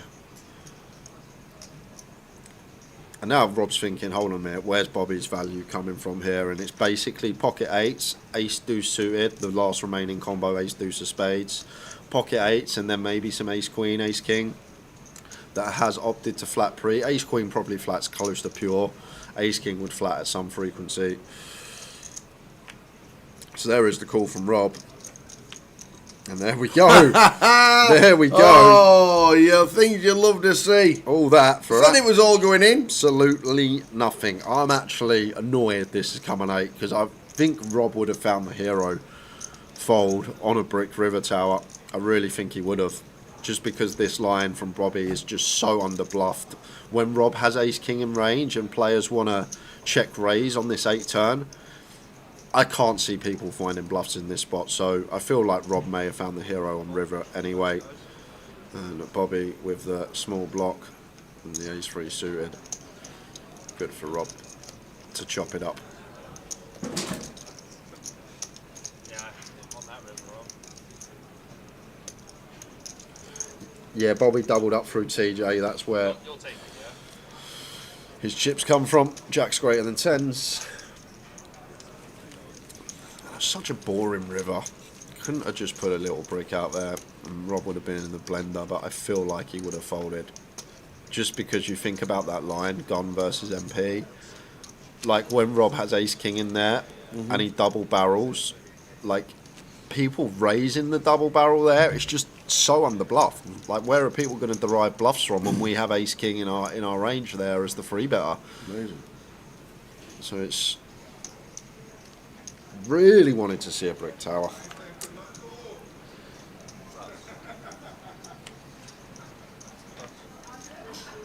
Could have been another biggie. We ended up chopping. Riz, 5.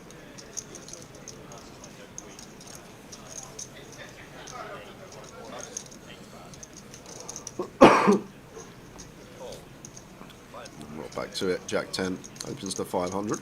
Andrew with the flat with the 10s. Seems fine.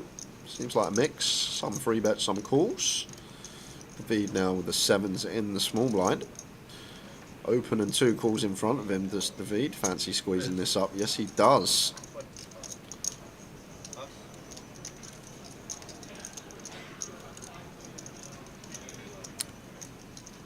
Seems fairly small though after an open and 2 calls. Still a hefty 12.5 BBs. I still may have put a tiny bit of added juice on this as David. Rob out of the way. Andrew can't go anywhere. Whoa, is that 10s into the mark? What? Flat the open and then just fold to this squeeze Tens in from the mug. What's beat? happening here? Wow, that is tight. It's That like was. the two sat next to each other. We got Yeah. Yokshwan playing way too wide, in my opinion, calling way too many hands, and then you got the man Andrew, Folding tens. who seems to be playing way too tight. Yep. Sat next to each other in 1 and 9. Yep. Would you like a tea? Yeah, go on then. I'll have a cup It's a of yes, tea. no answer. I don't know. Oh, I see some chocolate. Where you've been hiding that? Salted caramel. Oh, No, you have it. It was a gift from PK oh, was it? because he must have got it from. No, yeah, the missus didn't like it. The missus, but got it from the shop, and he went. How long we been together? He went, why? He went, how many times have I eaten dark chocolate? She went, never. What you? Oh, don't you like dark chocolate either? Oh, this is bingo. Anybody who wants to bring in chocolate, dark chocolate, will never get eaten by anybody else but me. I only like it with orange. I like dark chocolate orange. That's Oh. okay. That's okay. The orange zest takes the taste away. Well, that salted caramel dark chocolate, let me tell you, is a big winner. Okay.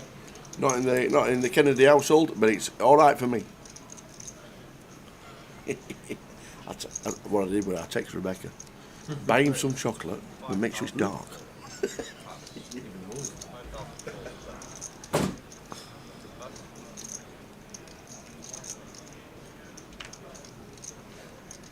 I don't think we have to squeeze Apocalypse as a 4-bet after the squeeze with the 10s. I feel like we can just call and take a flop in position there with the pocket 10s. Don't think we necessarily have to back raise after the squeeze from the V. I feel like call just plays best when we're at this stack depth.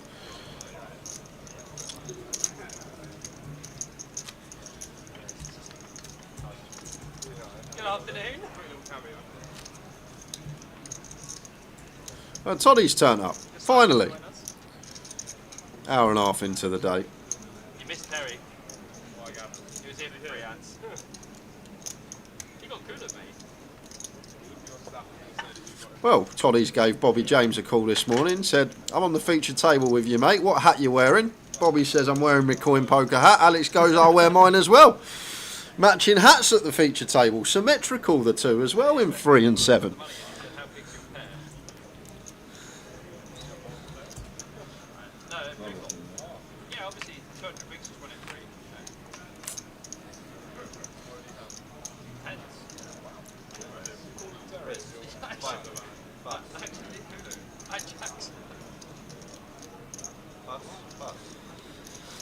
A9 suited for Rob, raises to 500. Yorkshire with the 3s in the hijack.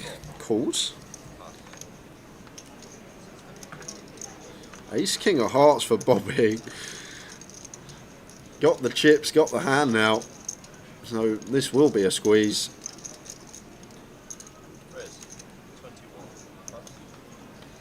Rob is going to be getting sick to death of Mr. James. 2100 seems nice size in position here.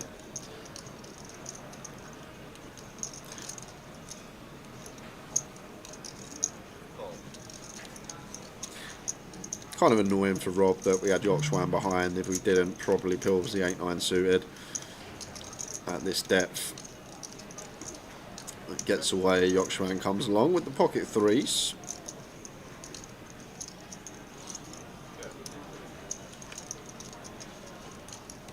Quick check on the flop. Turn nut flush draw though for Bobby.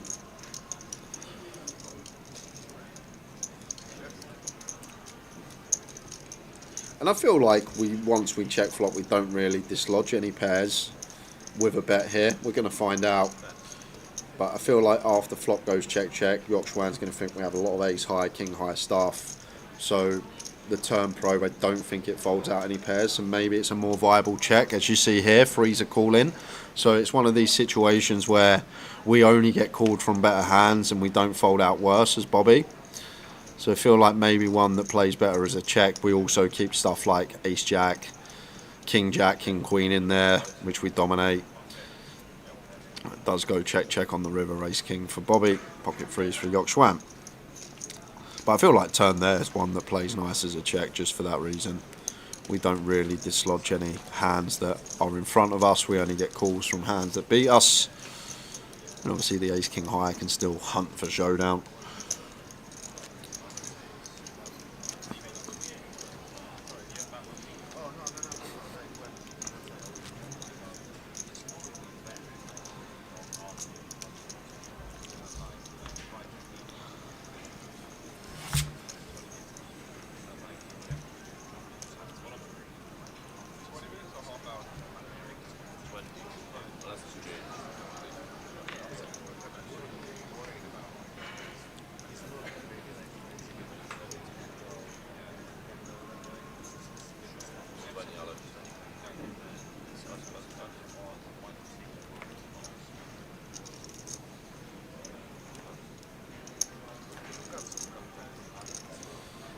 A7 for Bobby, going to open cuff.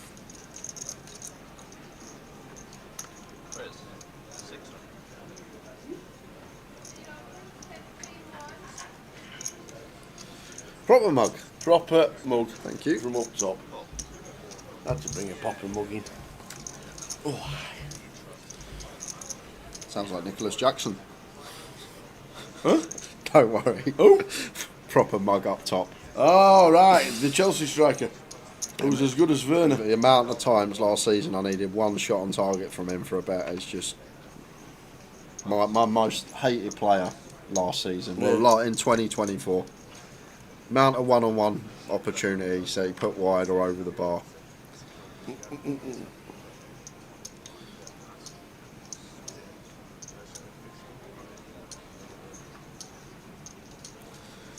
Michael, couple of cowboys, 3 bets to 2100. Good lay down from Scott there. Button versus small blind, ace jack into the muck.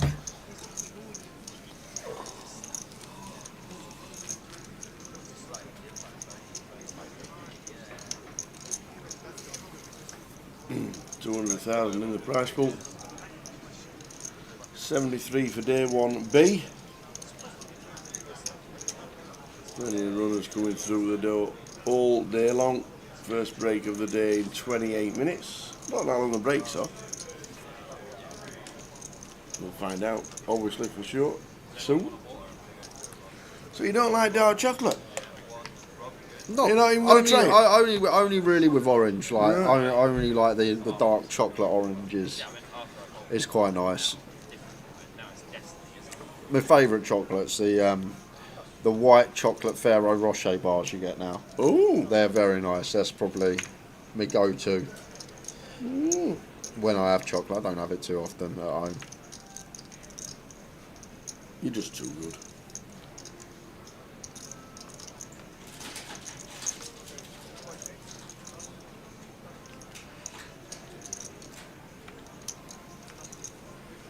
If somebody brought in a Toblerone, nobody would get a piece. White chocolate Toblerone's nice as well.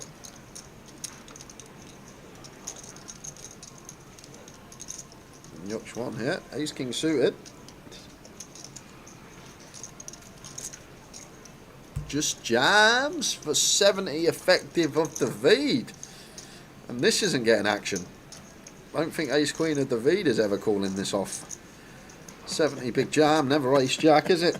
70 big jam. Like we Ace King suited here, Tal. We should just 4-bet. I think, not all in. Maybe off. We can move in as York Schwan, but I feel like suited just wants to make this like 3,800. Try and induce from David, get Ace Queen to call, hand it with dominate. Just a 70 big jam.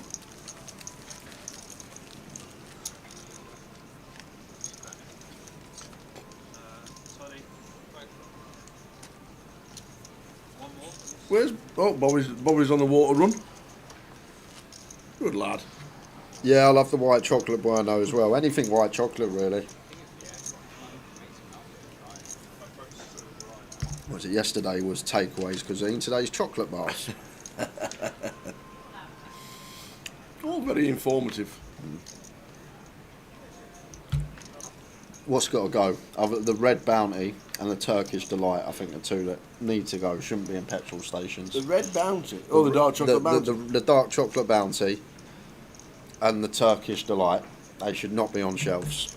Turkish delight. You don't like it?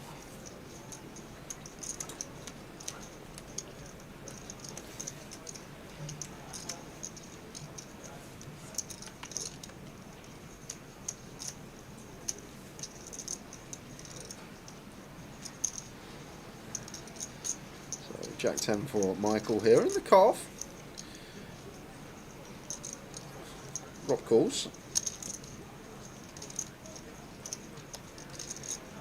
The chocolate fascists will be here shortly to let you know white chocolate isn't real chocolate. And Richie Burner says, did you know white chocolate is the unhealthiest, full of fat? Is it? All good. Why is that? You're talking to a man, Rich, that took home a litre of Chick-fil-A sauce the other day.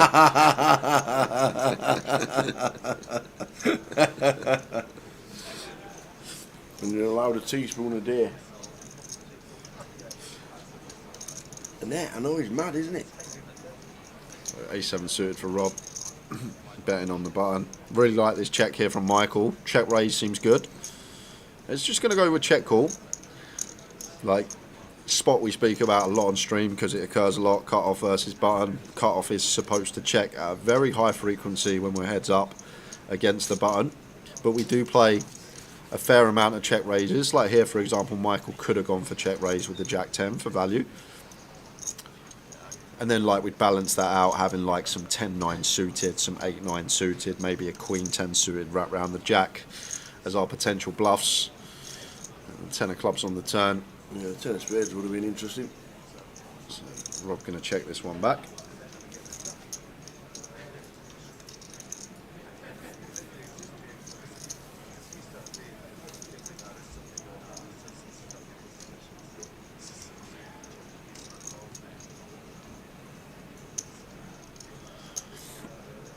Now Michael gonna go for some value. Rob's never got a jack here that checks back when we have the jack of clubs. Like if he did have a jack that checked back, it would have to be like jack 9 of clubs, something like that. So best hand Rob can have here is a 10 in my opinion. Don't think we want to go too large. Michael does go for a fairly small size. I like this a lot, just sort of recognising that Rob's probably has a 10 at best here as played. So just trying to extract maximum from like a 10-9, 10-8 suited, or perhaps even a non-believing 7, pocket 5s through deuces, and we can still have ace highs, king highs as the opener.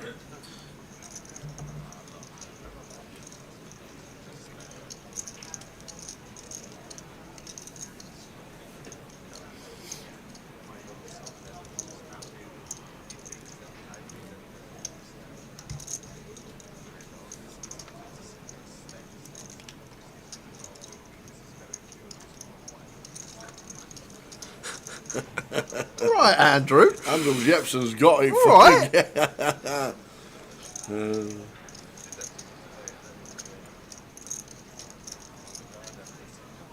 So Rob does the right thing. He gets out of the way. Good fold. Andrew Jepson says, face it, Jay, you're a heathen. Dark chocolate bounty and Turkish delight are lovely, and dark chocolate is better for you. And Jason Wright says, the only thing I hate about Vegas, the chocolate. Yeah, that Hershey's is not real, is it? I'll tell you what. Oof. I absolutely hate it because in the hotel rooms, Yeah. you've got these nice little chocolate M&Ms, you've got these minstrels, and they're sat there in a box, and you just take them, and they're replenished every day, and you finish your day's grind, and you come back, you sit on the bed, oh, there's some chocolate there, I grab it. You get to the end of the bloody hotel stay, and your bill comes up, you're about 200 quid in chocolate. I'm not even joking. I learned about a bottle in chocolate Vegas this year. And the thing is as well, Tao, you can't even... You don't really want it either, Yeah. you just eat it because it's there. And if you just, because they got crisps as well, if you want to pick it up and have a look what it is, it charges you because it's got a sensor on it. As soon as it's picked up, that's it, charged. That's a great shout, K-Dog. That's one of my favourites. OG, Dime Bar.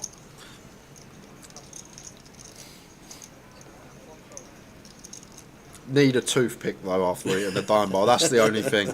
Should come with a toothpick. Yeah, on the it bottom. should come with a toothpick, a Dime Bar. So Andrew now with Ace King after Yorkshire went for the limp under the gun. Bobby ISOs, Andrew 3 bets. Lovely size from Andrew, like this a lot. 4k over Bobby's 1k. Should be end of hand. Yeah, old-fashioned Caramac Valerie, delicious.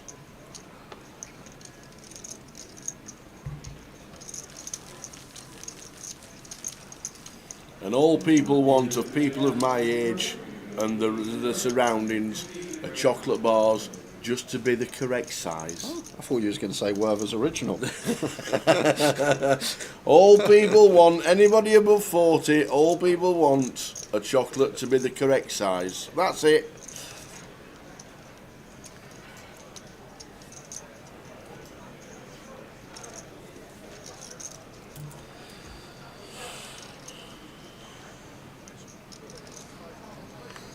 What is your favourite restaurant in Vegas, Jay? I've got two that are really well. One I went for the first time last year, and we ended up going a couple of times because after the first time was nice. What's the steakhouse called in the Wynn? The one downstairs in the Wynn. Don't know. The steakhouse in the Wynn. Okay. We went there, was very nice, and then there's also called, is it Roadhouse Shack, which is, it's like under an underpass, but it's like all, oh no, Barbecue Smokehouse I think it's called. Okay. And it's like all these like smoked ribs and wings. Is that across from the Virgin? And meat and all that stuff. I think it could be fairly close, but Did you walk it? I think it's called barbecue smokehouse. No, we didn't walk it. I'm going to find out what it's called. But can you walk it? Yes, I think you can. Yeah, I think it's 5 minutes away from the Virgin Hotel. Rolling Smoke Barbecue, sorry, it's called. Rolling Smoke Barbecue. If you go to Vegas, Okay, it's never been there. It's like proper like meat platters. Like just pulled pork, Yeah. ribs, burnt beef ends, like really, really nice. That's the one.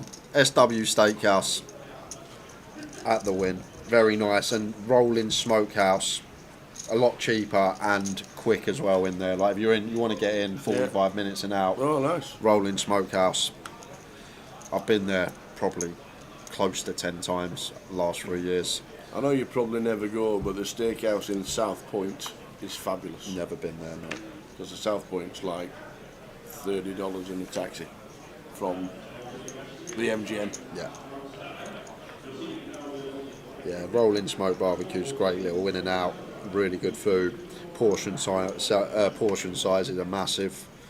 And then they've got, you know, like you can walk into a McDonald's or something in America and you pour your own drink. Yeah. They've got a station for all these different sauces, and you pour your own sauces. You put your pot underneath it like you're getting a Coke, and instead of a drink that falls out, dip. all different dips. Like you got such a ridiculous selection of dips, like for all your meats. So probably those two for sure. I will be there this year. The Rolling Smokehouse. One for me to try. Yeah, you'd love it there, Tao, trust me.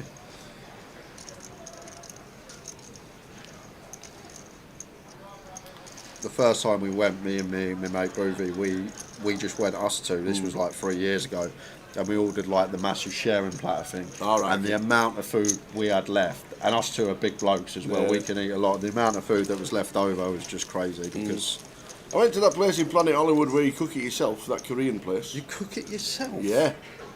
All comes raw, so you I'd cook it yourself. I'd be stuffed. I would. Yeah. Went with Andy Purser. Ah. Yeah. Fabulous.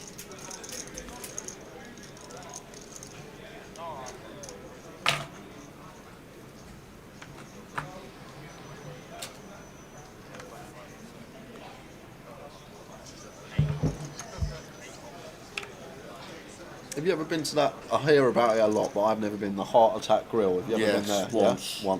Once. And I didn't get my free burger before you say.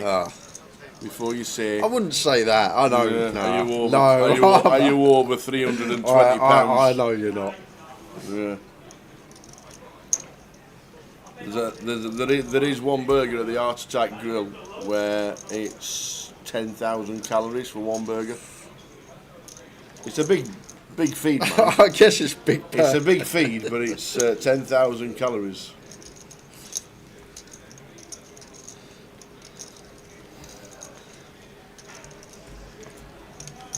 Yeah, Heart Attack Grill. Everybody jumps on the weighing scales just to see they get a free burger. The Korean barbecue in Planet Hollywood was a lot of. There was a firestone there, but there was also boiling water, obviously, for a lot of fish. So I cooked the prawns and stuff like that. They got microwave. A ping. Yeah, come into our restaurant. All you need to do is ping That's your meal. what I need. It was good, really nice actually, really nice. Enjoyed it.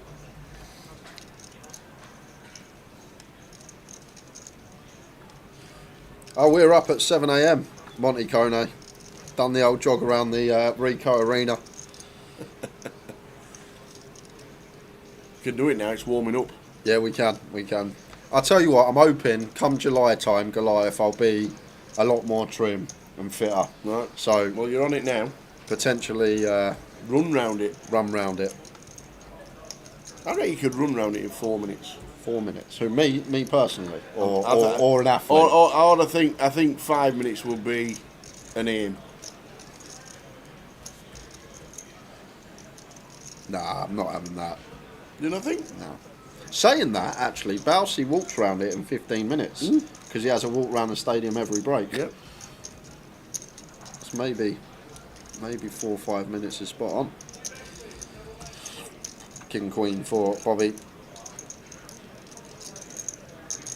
Firing and taking it down. K-Dog says, as a chef, I'm loving this whole commentary, just talking about food. It's informative because a lot of people go to Vegas.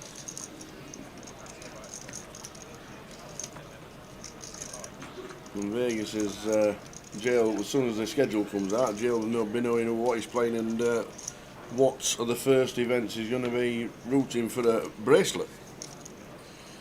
It's hard though, Tower. It is so hard to win.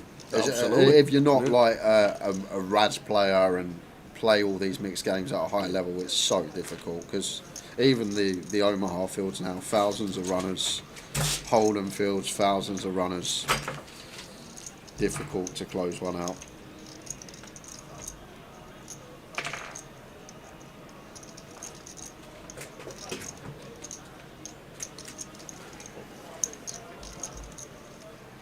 I assume you've both been to Bucks at the back of the Rico. Bucks, what's that? The chicken place. Ah. It's on the arena. Is it? Near Tesco's. Oh, okay. I've not been It's there. literally like the first shop you come if you walk it. I know that thing that's like swear word. Yeah. But if you walked towards Tesco's, Yeah. Bucks comes up on the. It's the first place. Oh, okay. Like a chicken place.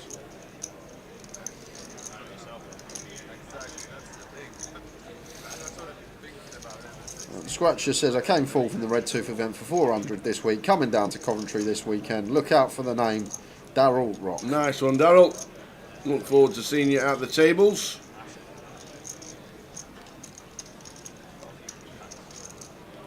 And Morris Wiggins says, the Circus Steakhouse is second to none. It is. It was voted best steakhouse in Vegas about 5 years running. Ah, really? Might have to have a trip to Circus. Yep, it was indeed. I don't think it is now, but back in the probably 2000 and early 2004 to, I think it's been voted 5 different years as best steakhouse in Vegas.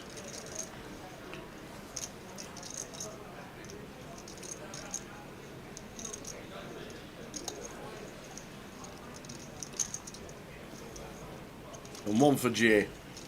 DJ Scotty says someone who is not a chef, he can confirm that a chicken and mushroom pot noodle sandwich is elite. I've never had it, but I could see it. You dip McDonald's chips into a McFlurry. Nuggets into Or a McFlurry. Nuggets into a McFlurry. So that's right up your street. Yeah, A pot noodle I could go sandwich. there. But that's actually, people that haven't tried it, Nuggets, plain McFlurry, dip them in, game changer.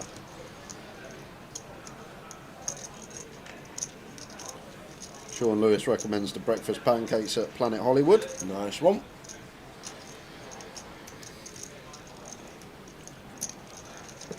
And where's that place that does a steak and lobster for $14? That's Ellis Island. Towers platinum member there. Yep, I am. Fish and chip Me field. and my mate Tim the pit boss.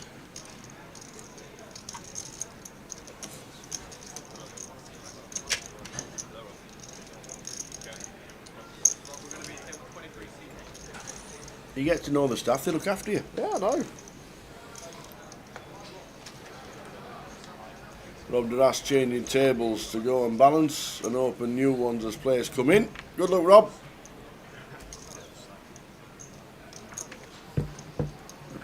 He's balancing tables. Yacht Schwalm opens to 600.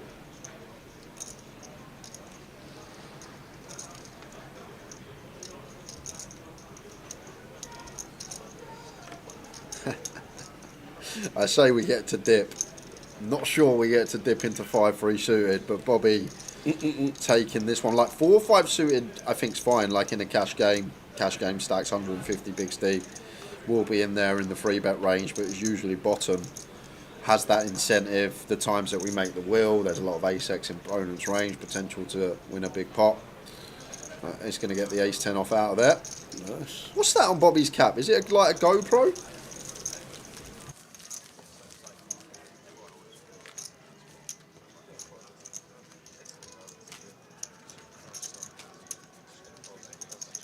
Yeah, I think it is actually. We need one of them for when We you're do. running around the arena. Oh, that's actually a great idea because you actually don't get to see my face, you just get to see what's in front of me. So I'll give me old mate Mo Farah a call.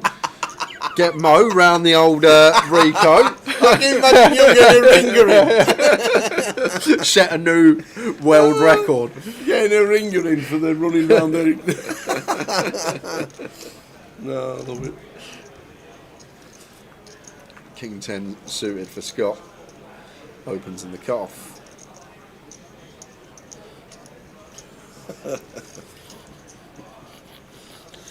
Oh dear.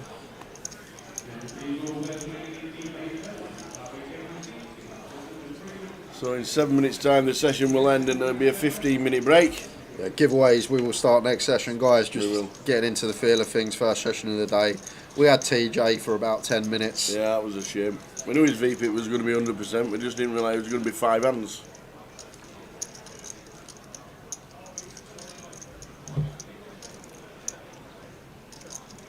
Alan Gilmore's calmed down a bit. Yes, he has.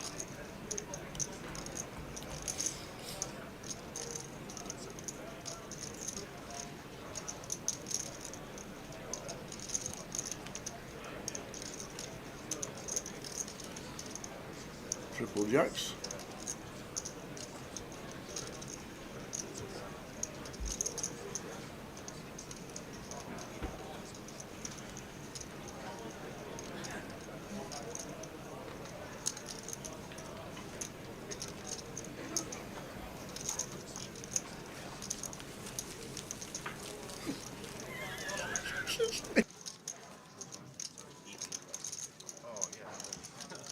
Like, I wanted to fall. Yeah, that's true. That's why I felt all quite what that was crazy because I think like, oh my god, is he gonna do it? Like, I don't know. I was like, I gotta do it. I have to find block that as well. Like, find out the size of blocks. Yeah, because I never caught it on because it's just in case you've got some block lights.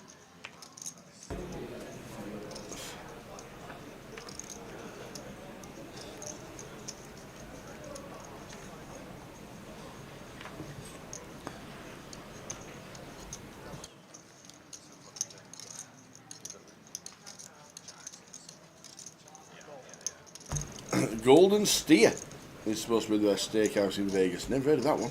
I've never heard of that one either. Years ago, I went to Andre's before it was in the casino, and it was excellent. Sadly, no longer around, apart from at the Palms, and not as good. Ah. Only been in the Palms once as well. Do you know where the Palms is? I've been to is it the Palms Flats? Yeah. Yeah, I've been. Across from the Rio. Yeah. Across the highway from the Rio. The first year I was there was a JRB had a game at the top of it, so Nice. it was had a little mooch. Yeah. What was occurring, but never been to the casino, just the apartment bit. Just aces for Andrew.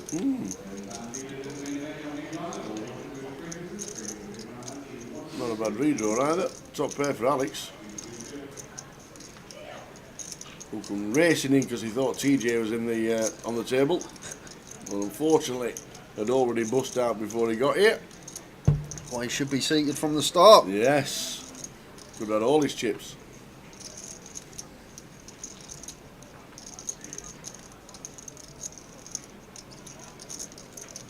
No cool ones.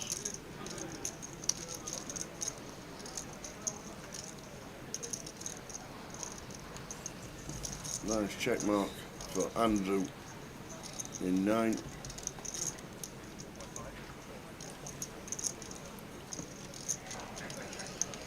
guys, at the end of this level there is a break, and after that break you guys will... I actually ended up in Binion's Cafe. The only day I actually remember drinking in Vegas this year, and we were. I think it was the day of the semi-final, maybe the quarter, Alright. where England were playing. I just remember, like, the next day we were still up just in Binion's Cafe in the morning. Great cafe. It is a great cafe. still can't understand how a bunch of old ladies provide the fastest service in Vegas. They are proper old school in Binions Cafe. To be fair, I feel like most places you go in Vegas, the Yeah. service is top notch. So Yeah. In fact, the pub in Binions down at the bottom do a fantastic ribs and chicken.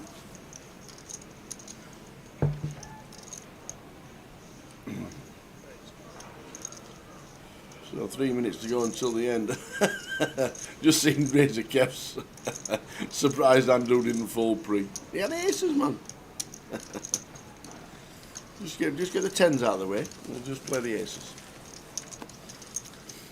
So we're counting down the final 3 minutes of the level. Bobby James doubling his stack through Terry Jordan.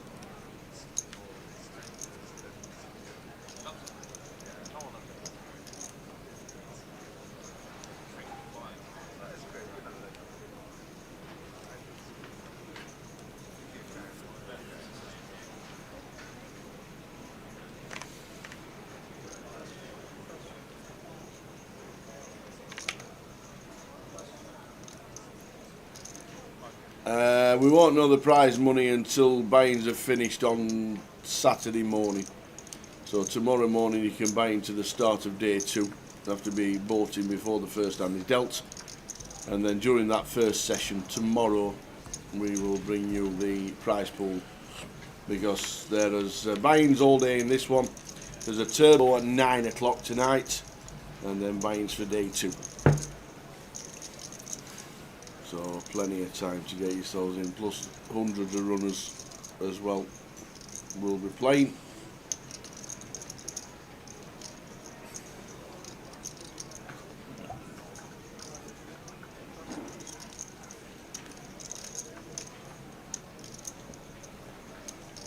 Should get one more in.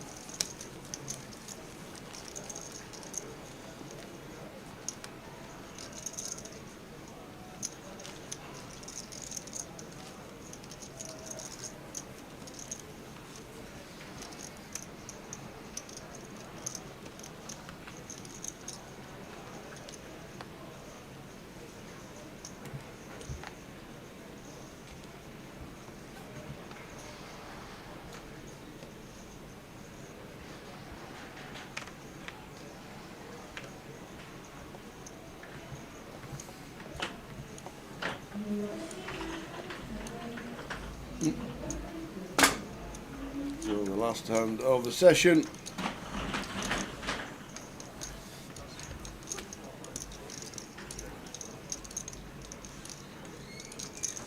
Well, should be.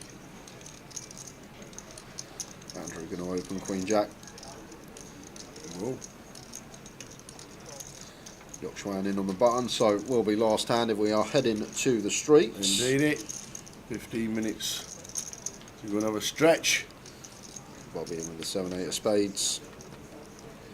King 7-6 flop.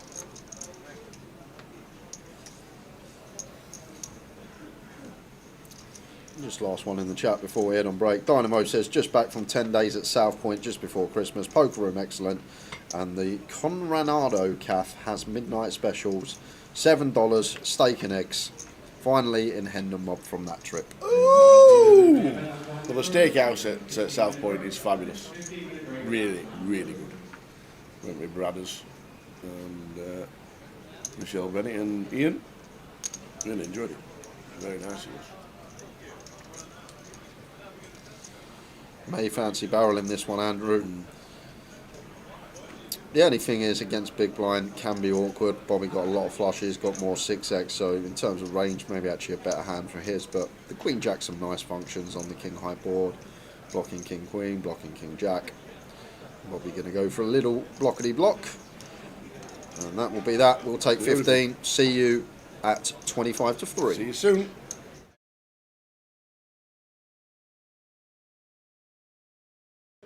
How good is ace-4 after this action? Not very. I think Barry's got a call here. It's only Nick passes. he's getting over 3 to 1 for his call. Barry's asked for a count. Of course, he doesn't know that Richard Ashby doesn't have 2 overcards. Yeah, exactly. He very good chance. He's got ace king, ace queen, and so 3 to 1 with a pair. It's hard for me to fold that, isn't it? Huh? 100. It's 100. 40. 50. 110. 110 total, sorry. Richard's raised it to a total of 110,000. I've put 45 in. I've got a small pair. Barry Neville calls. feels that he must call, so it is Richard Ashby who's all in, I'm getting took to pieces. hoping that a crab doesn't come scuttling across the flop to knock him out. I'd already put 50 grand in. It's hard to figure that out. He's in the horrible position, Richard Ashby, of getting his money in with the best hand. Good Barry luck, shows a pair of shouts threes. someone in the Richard crowd. shows a pair of eights. The flop comes. The 7 of diamonds. The ace of diamonds. And the queen of spades. Backdoor flush draw for Barry Neville. A couple more diamonds would be The nasty turn for card Ashby. comes. The But 5 that's of safe, clubs. so only the 3 now will prevent Richard Ashby from The doubling river up. card. The 3 of clubs. That is tough. Oh, Richard. Barry gets That's horrible. Richard goes out 6th in our competition with a total Oh, prize of my heart's in my mouth for the guy.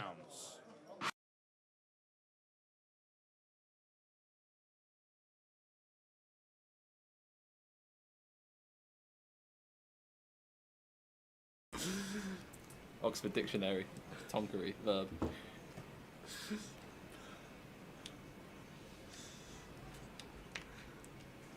So cow blind on blind with the ace 10 makes it 3.5 bigs. Alex Montgomery with king 8 in the big here. Almost identical in stacks these two. Yeah, pretty uncomfortable versus 3.5 on an FT, but I would call too.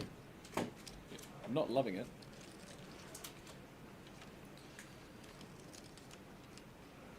Don't mind that, though. Top pair blind on blind for Alex. Type of gin, yeah, Tonkery gin. That's good. Sorry, Ryan, mate. Didn't mean to cause any upset. I'll tell you what, you're not in the top 10 shouts for doppelgangers on the stream over the years. Some people have had much worse. So, Cat with a continue. What do you think of this, Jack, with ace high, blind on blind? I feel like on very first odds, heavy check. Yeah, I agree. That's what I was going to say, just with the ace high, blind on blind. But maybe multiple street barrel in mind for Cal with 10 of hearts in hand. He's probably going to be quite tempted here, even though it's like deceptively not very good for the PFR, but big blind's going to have all the flushes and a lot of this low board. Yeah, we don't really do too much But raising. I think Cal will probably see this turn and see he's got equity and probably bet. Alex going to have a lot of just one pair stuff that's in the cage, one pair no heart, facing Well, the second barrel. The worst thing that he could do would be bet turn and not jam the river. But it's certain. Yeah, I would not jam. Whoa, 150% pot. Jam on the turn from Cal, and this is a big old pot. And Alex Montgomery well out in front with his top 2, but still needing to fade one of the 6 remaining hearts left in the deck.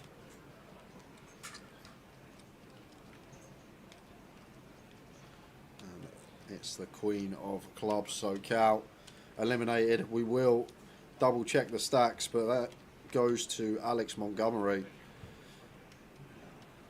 Just think better to go bet turn shove river jack, obviously with the 150%. But the thing is, if Alex has even like say if he's got king 6 suited there, like against 150%, like even a king's in a grim spot, right?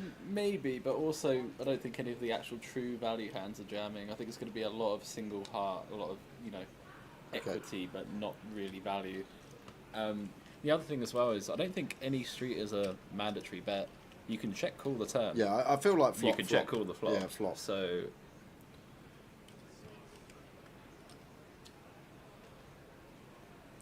I certainly don't think you just have to go, I've got equity and then bet. You've got to be quite careful on these final tables.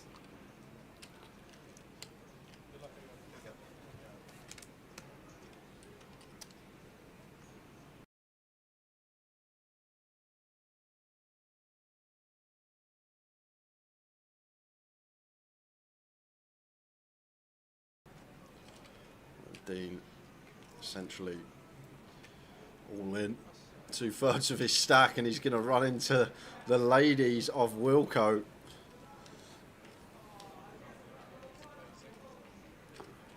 That's all you need, mate, to come back. Potential bust out. Tower was the wrong energy. You're the man who actually gets it in. Here we go, here we go.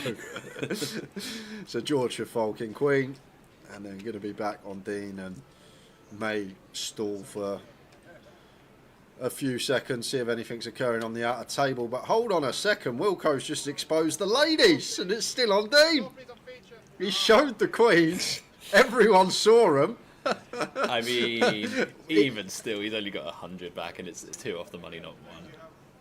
I can't see how you fold, but he's still just going to be dead last 2 off if he folds. But what a very dumb spot. Yeah, this is weird.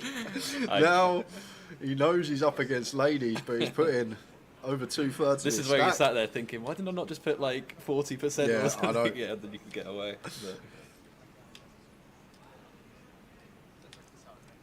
But Look at the price Dean's getting. And take out the 510 and Wilco, 325 in pot, plus his 110, so 435 in the pot. So he's getting 4-1, Dean, literally nearly on the nail. way more than that, no? No, because it's accounting for Wilco's stack in the pot down the bottom right. Well, you had to call 100 to win 110 700 or something. No, I don't know. It's less, I think. No, it's going to be more. He's got 385. He put in 270 of his stack. 270, 110. Another But I think this 820 accounts for Wilco's. We'll see when it gets. Well, pulled yeah, we'll back. see. We'll see. Yeah. You might be right, actually, Jack. Makes sense. Might be 385 something times in the 2, middle, yeah. actually, but yeah.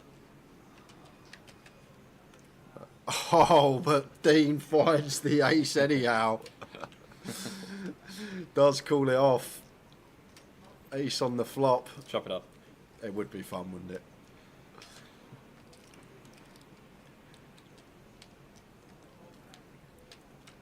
I know, you're spot on, Jack. Yeah, 820. So was getting 110 to win 7-10. 6.5 to 1. Even seeing Wilco's hand. Called it off and stays alive up to 33 bigs for Dean Lyell.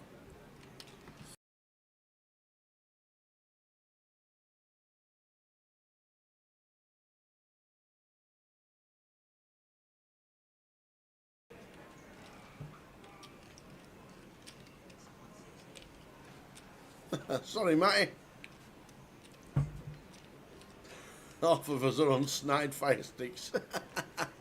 He might miss. He might be offside. I'll try and remember that. 8's for Hamza. Dean with ace queen.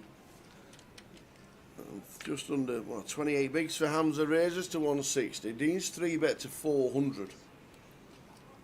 If he jams, it's going to be super interesting because of how tight the stacks are with each other. This is jumble, isn't it? 8's for 28.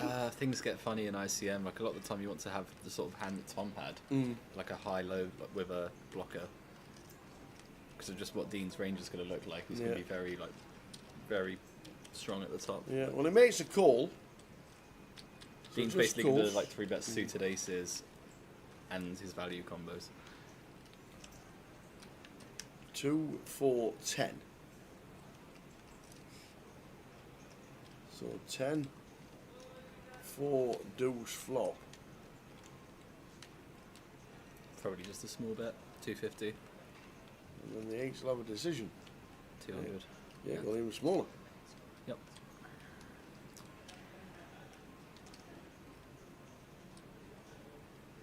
Eights will not be folding.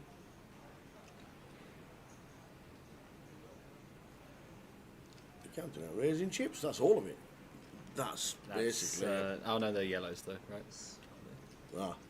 1, 2, 3, 4, the 20. Are they yellows or reds? Are my eyes working? What's that? 525? Yeah, yeah. So it 550. is yellows. Yeah, he's gone for a click up. 550.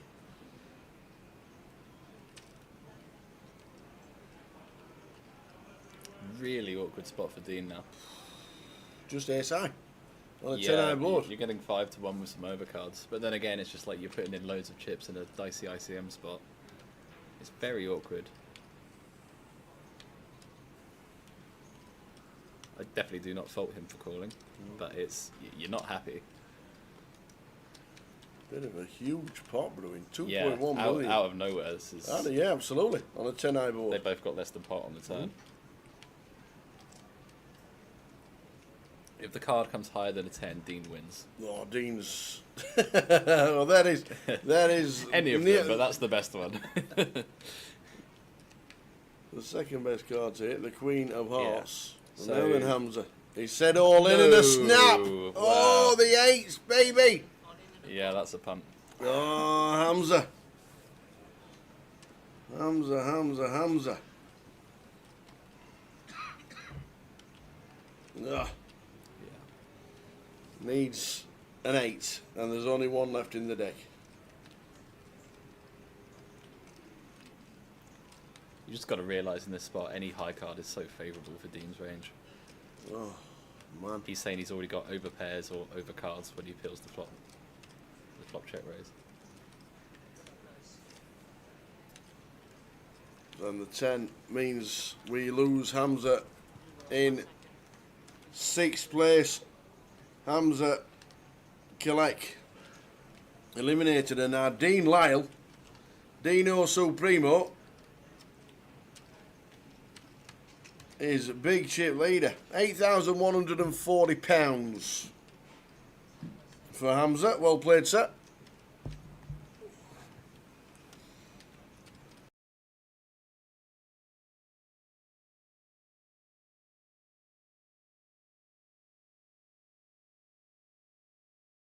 One matter.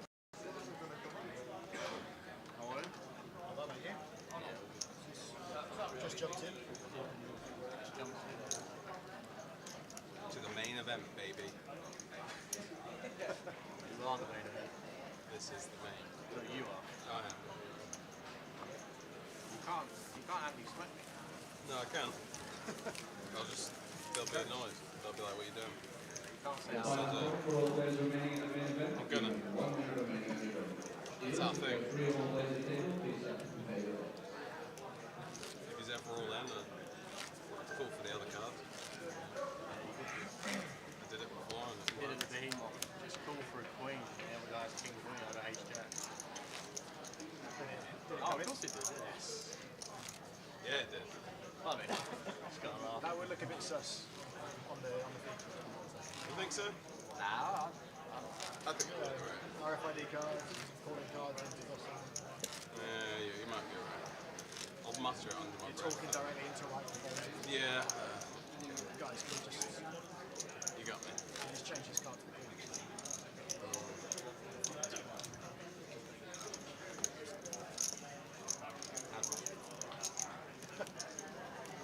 I deserve it.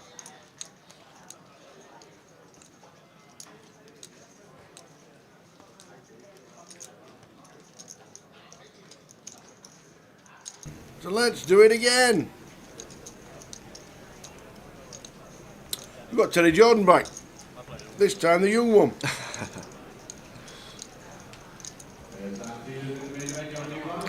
So guys, another 2 hours of poker, that will lead us up to the hour dinner break.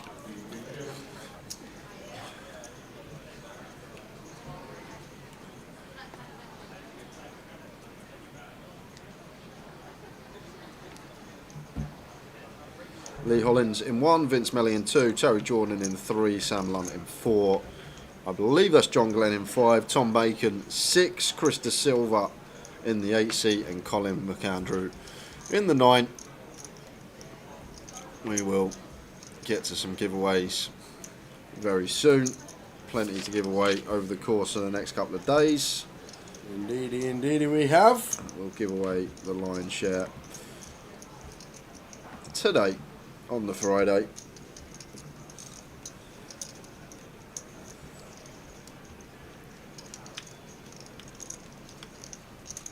Oh, little combo Tom's put in. £30 UK Open satellite ticket and a €15 Irish Open satellite ticket. Ooh, so everyone's worth 45. Yeah, 45. Beautiful.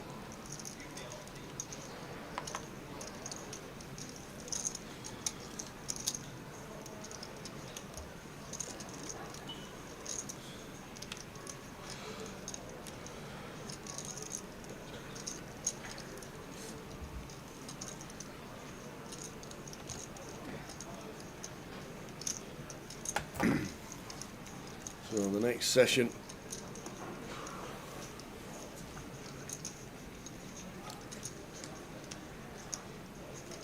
Terry Jordan in 3, Chris De Silva in 8.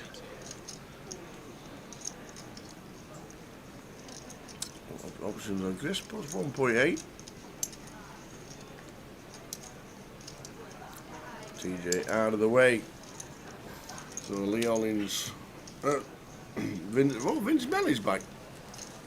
Nice show, Vince, champion last year. Vince Melly, Teddy Jordan, Sam Lunt, John Glenn, JG Poker on the stream when he watches. Tom Bacon, Mr. Silver, and Colin McAndrew. Going to be entertaining us.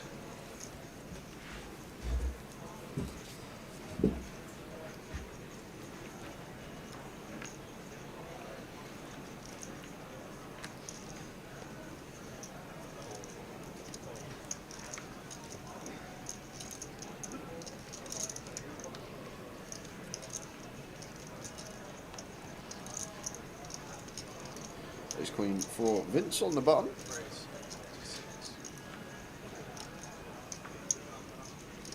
Raises to 600. Terry with the Jack 9 of clubs. Sam out the way.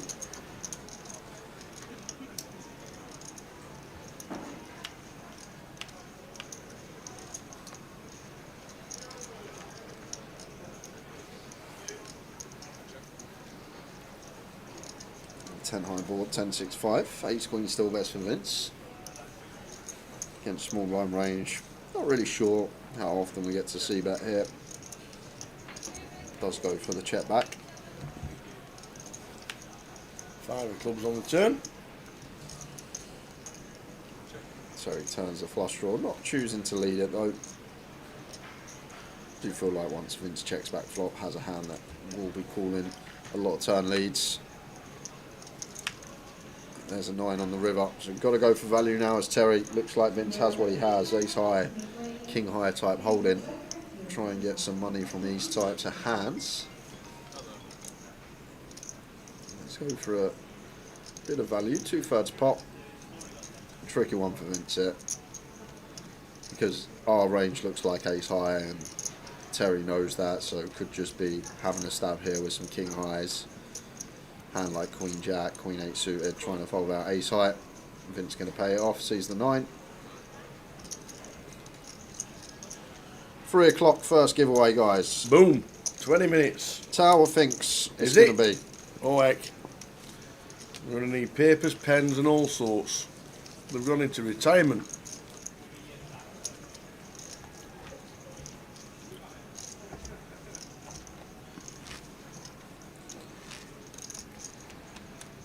I don't know where the boxes. Well, you've not got your pen. Don't tell me you lost your pen over Christmas. We've had that 2 years at Sharpie. Don't tell me you've lost that. No, it's in the box somewhere. I just don't know where the box is.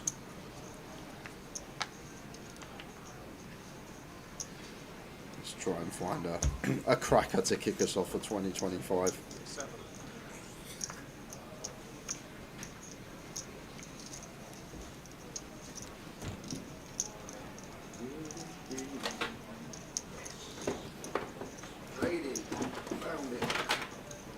Sixes here for Tom. Vince with a call.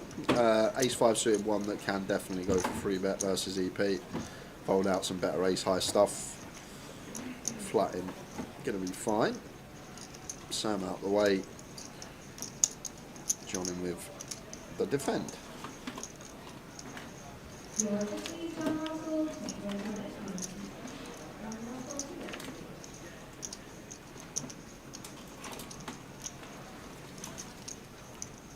Bottom pair for Vince. 2 overs met by Tom. And Jonathan flops a flush draw here. Tom with out of position to Vince. Is he going to be continuing here with the 6s? No, he is not. Vince with his bottom pair. Freeway may fancy checking behind 2. Someone's nicked it, apparently. The giveaways are cancelled. Did you have it at the Behemoth? No, I didn't get away. Oh, I did. Oh, yeah, it might have been. No, it might have been Sam. Sam? Sam's the reason we can't do them. Where is it? So Vince does go for bet here with the ace-5 suited. I feel like it's quite nice to check when we have an ace in our hand, like Tom's going to have a lot of ace-queen, ace-jack, ace-10 type hold-ins, and the times that ace does roll off, potential to win a biggie. It goes for bet. Got some red sauce. And an interesting turn. We got double gut shot now for Jonathan to go alongside his flush draw. And Vince turns a nut flush draw of his own here. Is he thinking about turning this 5 into a bluff now? Can start folding out some 9x of John. Can start folding out hands like Jack 10, Queen Jack, no diamond, no club. And goes for 2k. And now, John, never fold him, but is there any room? Probably not, to check raise here. Essentially, we check raise and get jammed on, we'd have to call off. So he just folds the double gutty and the flush draw, getting 3 to 1. Am I missing something? I'm missing something.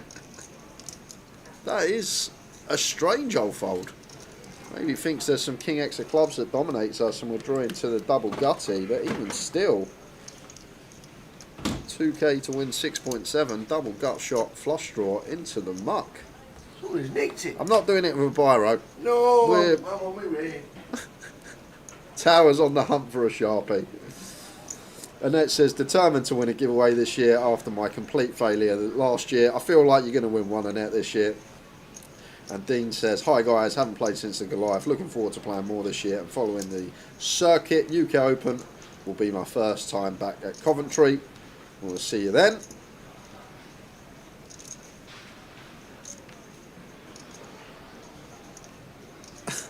Don't forget, Jay, he comes from Rotherham. They don't throw now away, so they don't have to spend any money.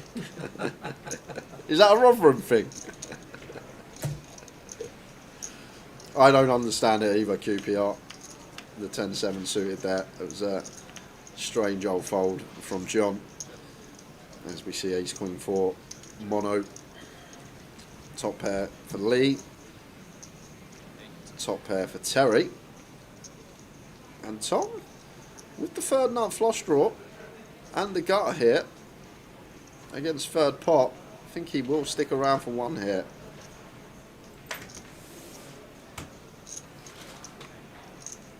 Like if this was ace 9 7 all diamonds, I'd probably fold as Tom, but because it's ace queen 4 and now our jack is the third nut flush draw, I think we can just make the call. But when the queen's not on board, so it's like ace 9 7, I feel like maybe we fold because now there's 3 higher diamonds that can dominate us. Go 3-way to the turn. Queen of clubs, no one's going to like to see that. How big is this box he's looking through? It's a big old box, I'll give you that. But he's on the hunt for the Sharpie. We can't do it with a biro. We're a professional stream. We will have a Sharpie, one way or another. I might have to go and send him to, I don't even know, a stationery shop. Someone help me out. I might have to go and send him to Boots. To go and get a Sharpie.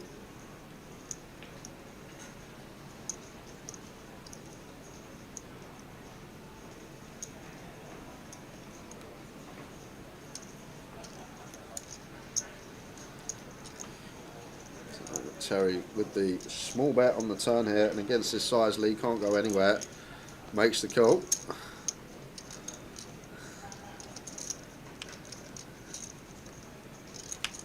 An 8 on the river, and probably just going to be check now. I'm assuming Terry would take his showdown.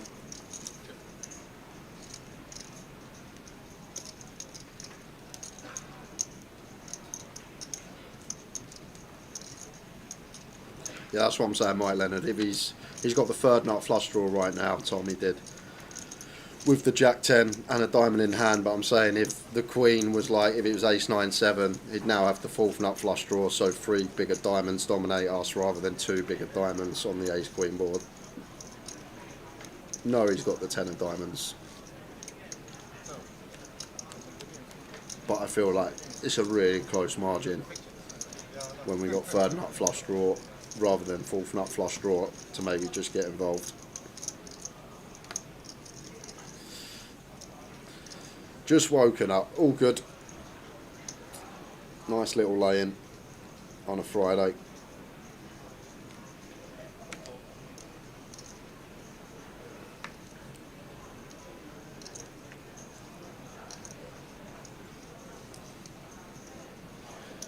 Sam, a couple of jacks in the cut-off.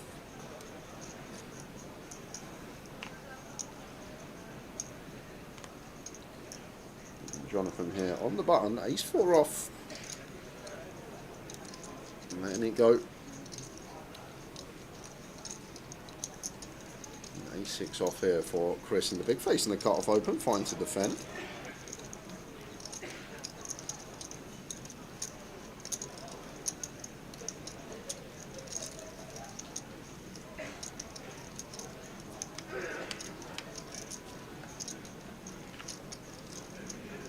Queen 10 9 rainbow here. Maybe a situation where we see Sam do a lot of checking here when we have second pair up and down to go alongside. Only real bad turn to see on the turn is an ace. Only going to roll off around 10% of the time. It does just fire with the jacks. Can still get some value from some 10x and 9x. Perhaps some king x with the backdoor flush draw. Tim Buckley says send him to Argos, he can buy a box and then he will never run out, he's got enough money. He probably has gone to Argos. You have no idea where I've been and somebody's nicked the sharp in, I can't find it. I've got paper. That does and not I've got that's a blackboard pen. A whiteboard pen. I've nearly got a replica, look, that's all I've got. Somebody's nicked it, I can't do anything about it. Whiteboard marker, there we go, that's even better, Tower. Is it? We've upgraded. Wait. We'll nick that. Whose is this? It's ours now. It's ours. There we go. We'll steal that. That can stay in the box. We got a pen. Giveaway coming up in 10 minutes' time. Unbelievable. I'm going to have to search and hunt. It's all right. We got one now. Yeah, but they might want it back. Nah, they'll forget about it. Will that go on tour? Yeah, we're going to steal this. It's going on tour, is it? They can have it back end of the year. I don't believe it. The sharp has been half-inched. You weren't here, but I thought I'd go back to this comment that Tim Buckley put in. He put, don't forget, Jay, he comes from Rotherham. They don't throw nout away, so they don't have to spend any money.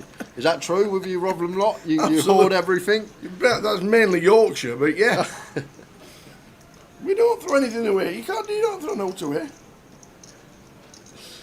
Jack 8 suited for Terry. Opens to 600. And Tom here, King, Queen of Hearts. Feel like one that flats at 45. We had a few more big. Still probably gets in there. Free bet as Tom does go with free bet.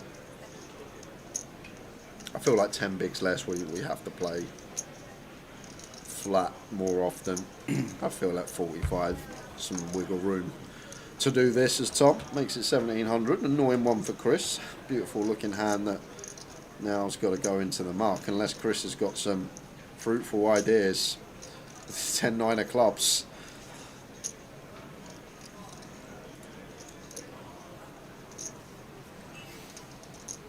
Well. Cold 4 with the 10-9 of clubs here, making it 4,400. That will lose Terry.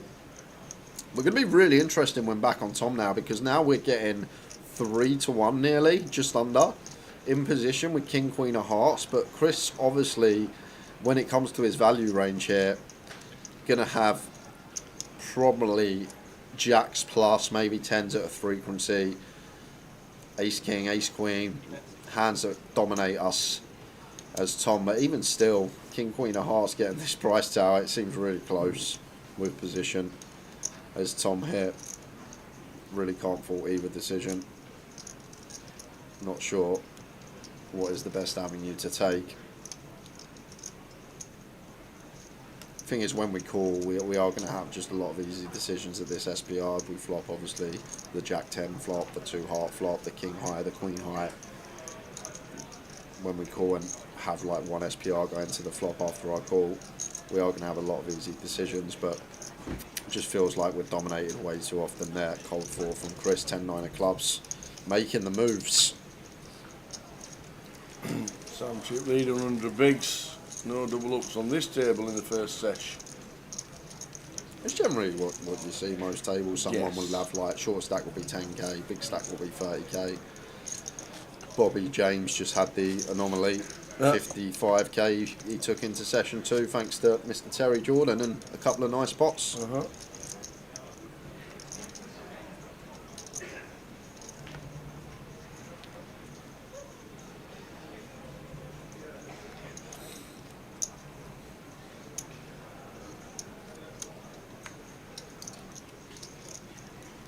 Oh, Lee's in the building. What a lad. These Bourbons keep staring at me and It's dry January. These Bourbons keep looking at you. They You do. said they were the best in the business. they are the best in the business. And you're allowed to cheat here. The problem is, once you dunk one and you have that one, you always go back for another one. 5. And then another one. Absolutely. Until the packet is empty. Ace 10 suited for Sam, opens to 700. Jonathan with one that could definitely 3-bet once again. Flat going to be fine as well. Like these suited broadways at these stack depths, some 3-bets, some calls. Chris, clear call on the button with the 5s and gets a delicious flop. Middle set.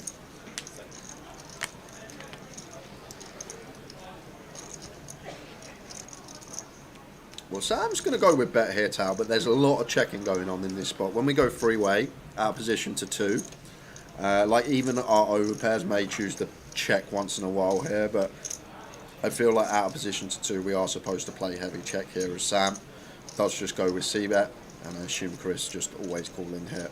Yeah. Just when we have position.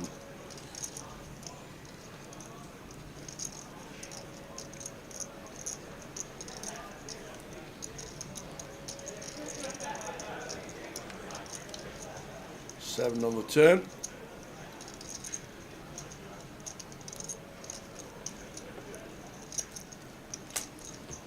So probably now where we see Sam shut it down. Check over to Chris, who with the pocket 5s here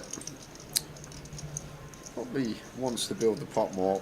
But the thing is, like, once Sam checks here, when we're on button, like, it's a bit different if it's big blind, but when we're on button, we don't have none of these 6-4, 6-9 hands. So we do expect Sam, if he has bet and overpair on the flop, just to continue barreling. So maybe just looks a lot weaker, Sam's range now, once he checks over to us, and he is going to be weighted towards a lot of these ace high, king high type holdings.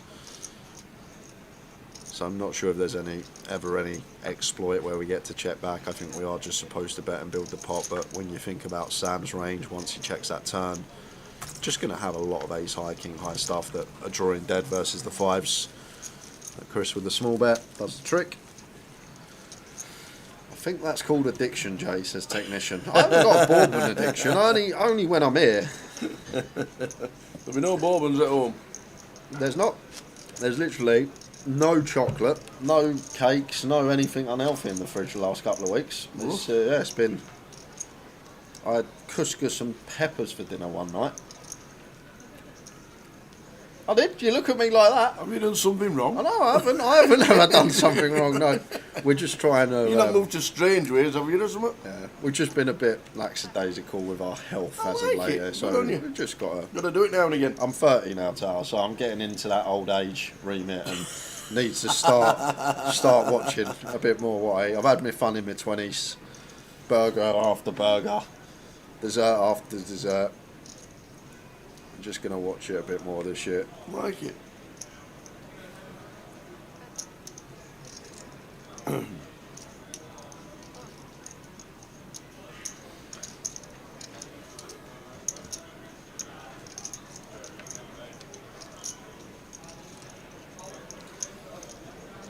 Well, nice to flop top 2. Yeah, very nice for Vince.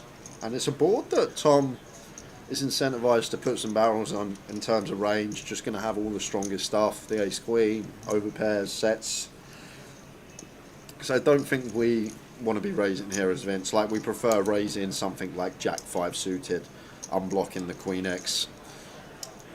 I feel like when we've got top 2, I feel like pocket 5s I'd raise here. Queen Jack just wants the flat when we unblock the Queen X, and it's a board that Tom is incentivized to barrel on when it's just so much preferred for his range. However, not the card that I feel like Tom will be barreling on. Something like a low card with no straight interaction, a diamond. These are going to be where our barrels derive from. I feel like the 9 of hearts just always gets checked back. 5 of diamonds on the river.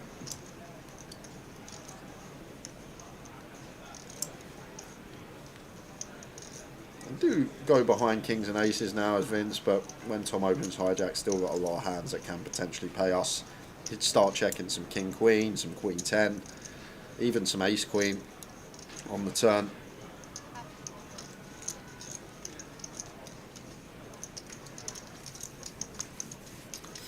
Afternoon, Jace. Jace was live this morning. Was he live? With a dog. With a dog. I don't know whether he treated it. This dog was trying to nick some out of his pockets. Might have been bourbons or something. But this dog was tall. It was big. And he kept feeding it. He kept sniffing the food. I don't know what it was. I heard it. I was only there for a couple of minutes checking YouTube. But Jace was live this morning. Yeah, I was tuned in with the cat.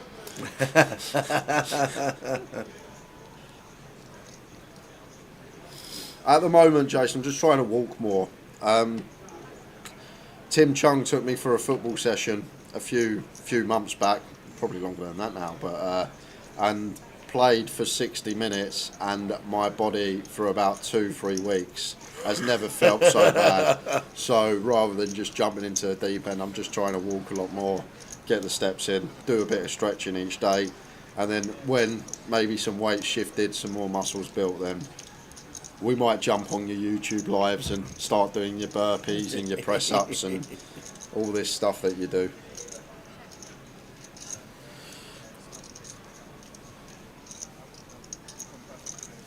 It's 3 o'clock. It's 3 of the clock. You know what that means? You know what 3 o'clock means, ladies and gentlemen? I do. It's giveaway time. Oh, this is going to be... Do I remember the rules? You can run down the rules if you want to. So, first one of the year, guys. 2025. Tower thinks is going to be... We got this. This is better than a Sharpie. This is a Sharpie on steroids. This is massive. Have I done well? Well, you've done well. Yeah, if we can keep that, and whoever you've nicked that off, just don't remind them that we've got it, and we'll take that on tour with us this year. But it's going to be as simple as this, guys. I have got 1 ticket to give away. I've got 1 prize, but it's 2 tickets, if that makes sense. So it's only going to be 1 every time. So 1 prize, but 2 tickets. And what that means, whoever is closest will win themselves a UK Open £30 satellite and an Irish Open €15 satellite. Nah, we're only going to give away 1 because we haven't got enough. I was just thinking of doing 2 to kick us off, but we're only going to give away 1. So closest to Tower's answer is going to win themselves the tickets. So it's 130, 115, 2 step satellite seats to both the Irish Open and the UK Open.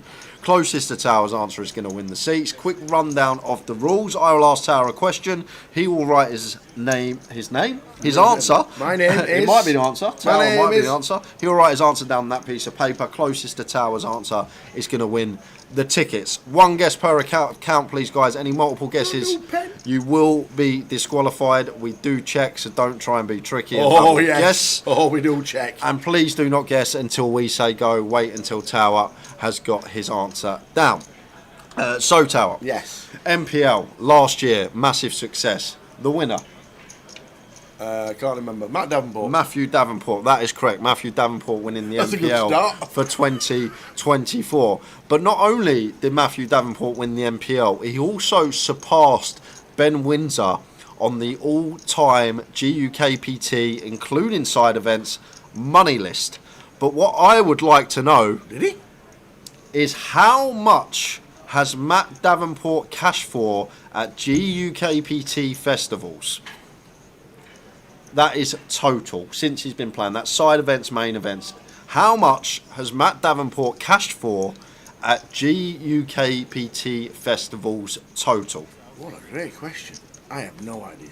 Well, we're going to give you 10-15 seconds. Yeah, Just because your pen's bigger doesn't mean your shot clock is. We are going to stick to 10 seconds, so the answers can be absolutely ridiculous. I don't mind that. Biggest cashes all together. All time, Matt Davenport is number 1 now on all time GUKPT.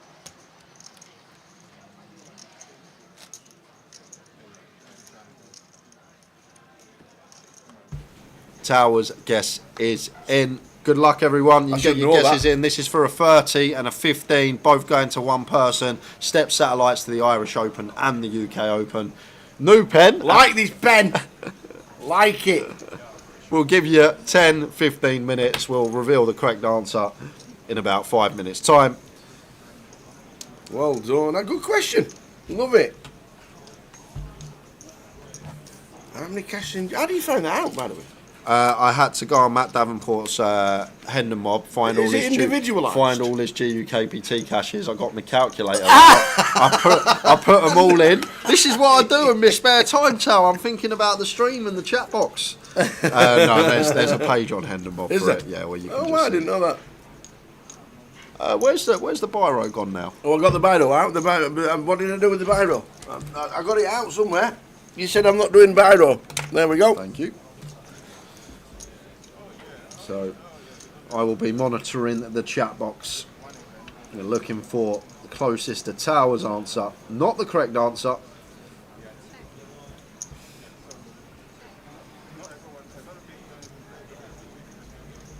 Exactly.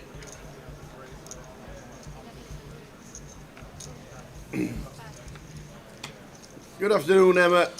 How's Portugal? If you're still there.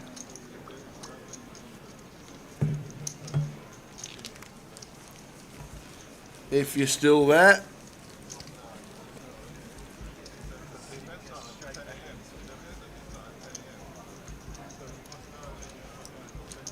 And Neil as well.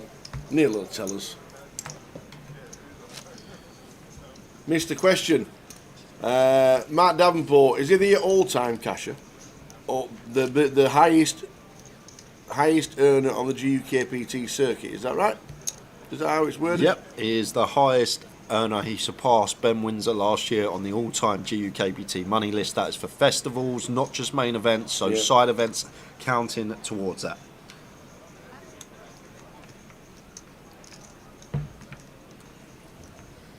All-time money earner on the GUKPT, Matt Davenport.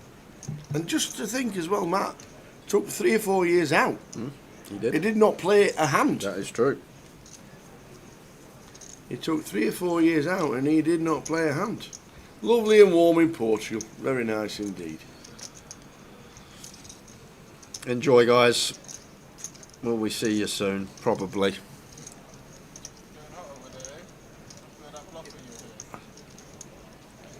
And Mike Leonard says, don't forget you need to do the Satamar workout. 100 press-ups, 100 sit-ups, 100 squats and a 10k run. No chance. Is that in a year? Yeah, a year potentially. and then Jace replies, well, that's a good 15-minute workout.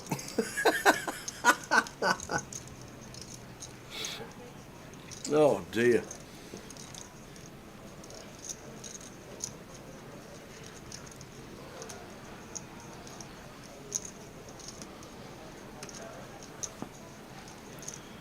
Nice flop for Terry. Going to get some action from Tom. Top pair of his own, but drawing very slim. Needs to see a club on this turn. Well, there it is, 7 of clubs. So still drawing slim.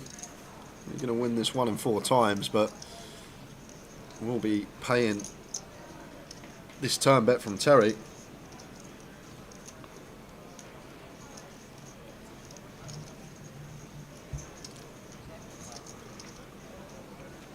Well, I say we'll be paying. How has Terry checked this back on the turn? I feel like this is just always bet here with the ace queen, but maybe feels like big blind's going to have a lot of 10x, queen x that just start folding turns, so maybe a bit of deception here from Terry, thinking that he's going to get paid on rivers the times that he checks back the turn.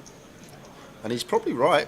We're going to get this lead now from Tom for just north of quarter pot, and against this size is Terry have to raise. Will he go for the lot or will he choose non-all-in sizing? It's about a pot size jam if we do elect to move in as Terry, so wouldn't be surprised if he just went for it all hit.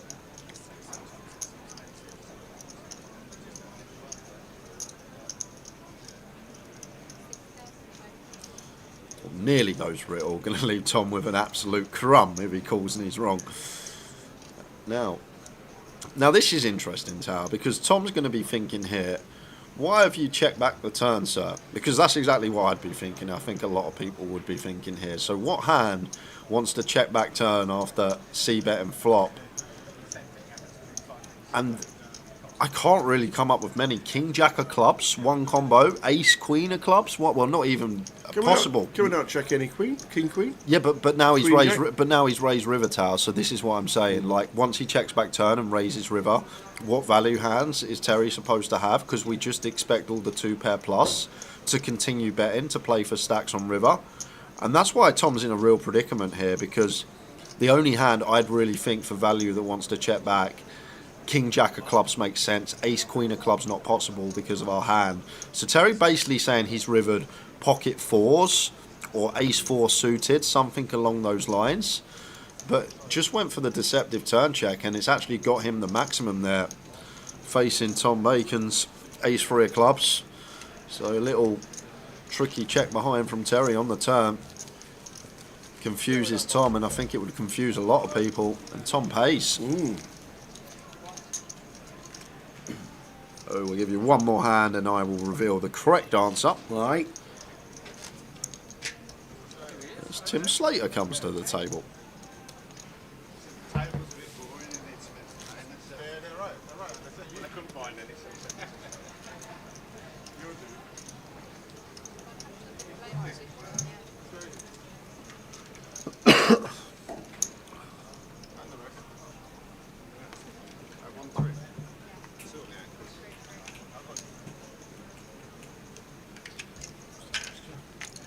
Question is, Matt Davenport, including side events, how much has he cashed for total GUKPTs? Tower's gone with that. Yes, dollars, yes. Oh, Nardi says. Oh, obviously GUKPT's paid in hold on a pounds. minute. No, oh, okay. All right, I'll do the exchange rate for you if you No, want it's me all to. right. Don't worry about it. Whenever you paid anybody in GUKPT dollars? You can have it in dollars if you want. No, you can't. Exchange rate from over here would be terrible, be like 1.1.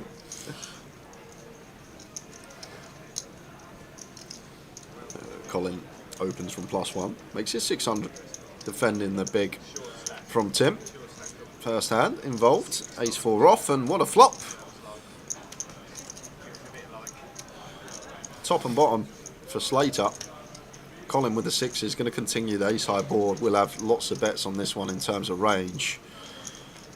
And Tim, like to just see check call here, just for the fact of the matter, this board when we have an ace blocking some ace x of our opponent, like Colin as the opener, still going to have stuff like king queen, queen jack, jack 10 suited, hands like this, pocket pairs, just going to have a lot of Colin's range drawing very thin in terms of equity, and the times he has the ace king, ace queen, we get the value from that on later streets anyhow.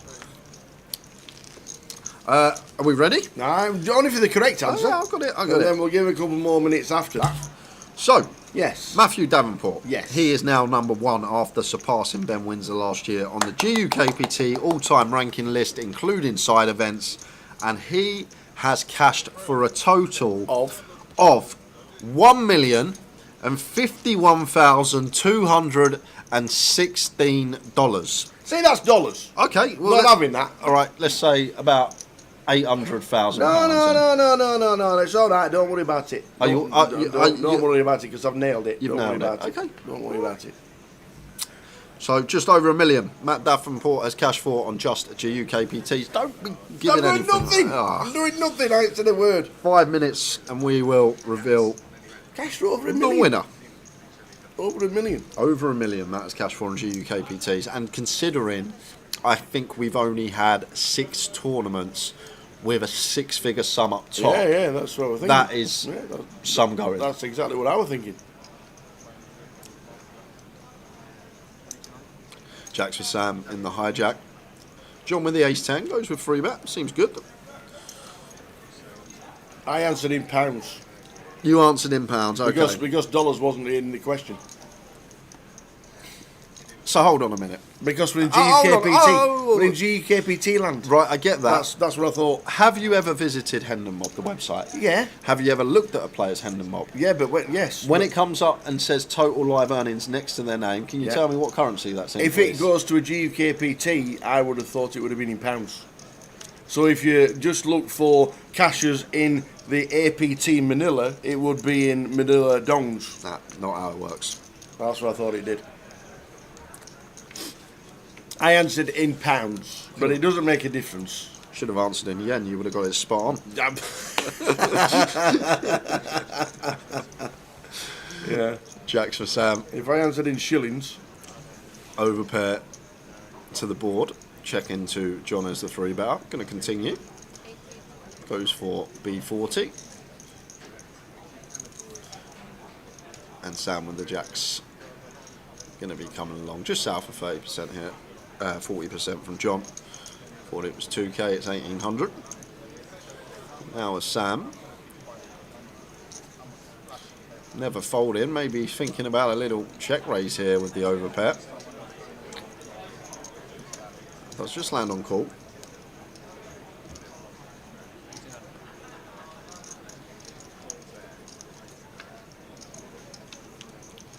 Great turn to see for Sam.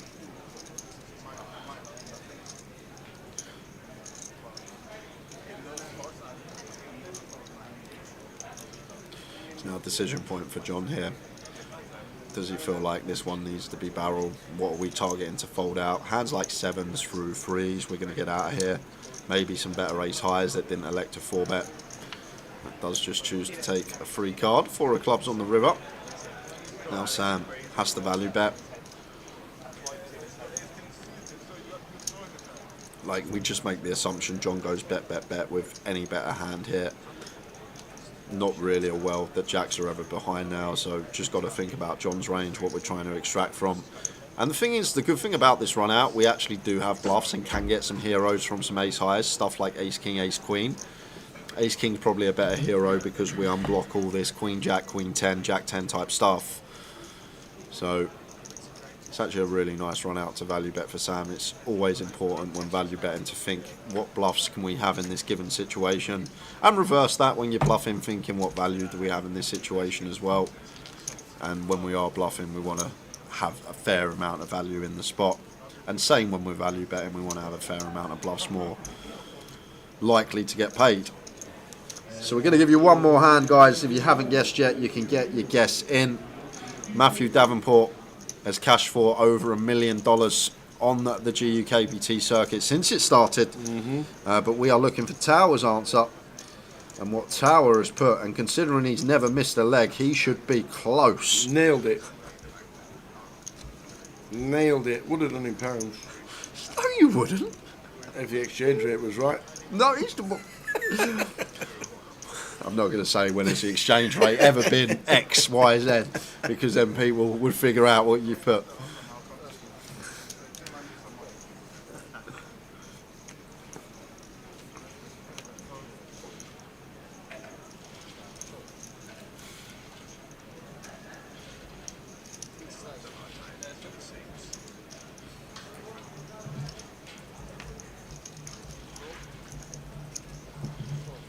How you doing, Ben? Good morning.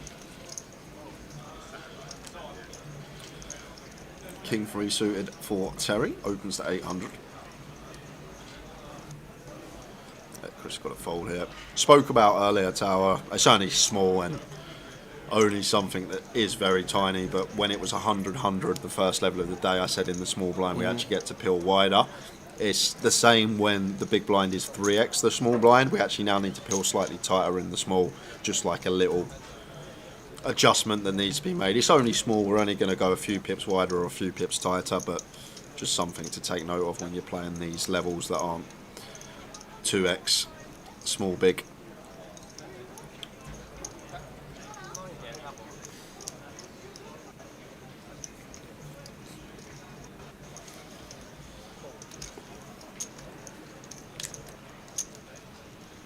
Colin has a deuce and some nice backdoors. Goes for the float here and ace on the turn. And Terry may still barrel this ace. Like, I'm a bit picky. I like having at least a gut shot. Like King, Queen, King, Jack, Queen, Jack are all just going to be mandatory barrels here. But King 3 suited, kind of an awkward one. Still some ace highs that call on the flop. Can be drawing dead as Terry. But it's just going to take the spot in terms of range. It's our card, it's our turn, and double barrel works out perfectly.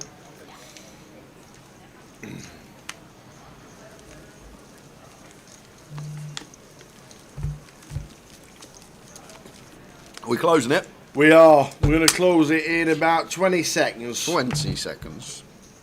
Put me out of my misery. Put the chat out there, misery. Put the chat out of the misery. Sorry, chat.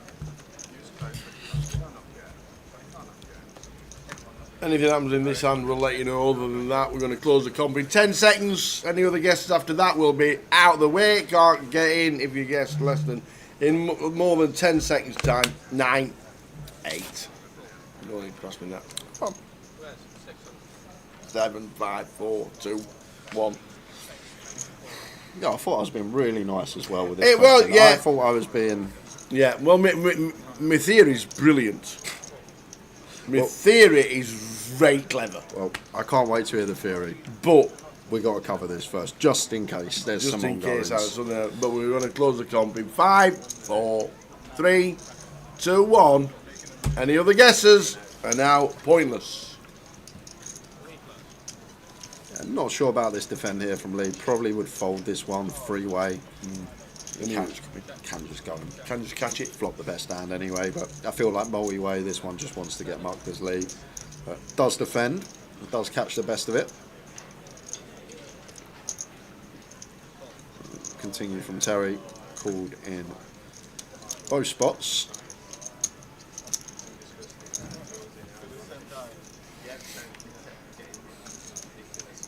Shocked if this doesn't check through. Oh, shocked I am. Terry goes for a little turn block here. So near quarter pot, just basically trying to check that river. That's what this is here from TJ. And getting this price as lead, just always going to call. And river's always check tower unless we see a 10. Yeah.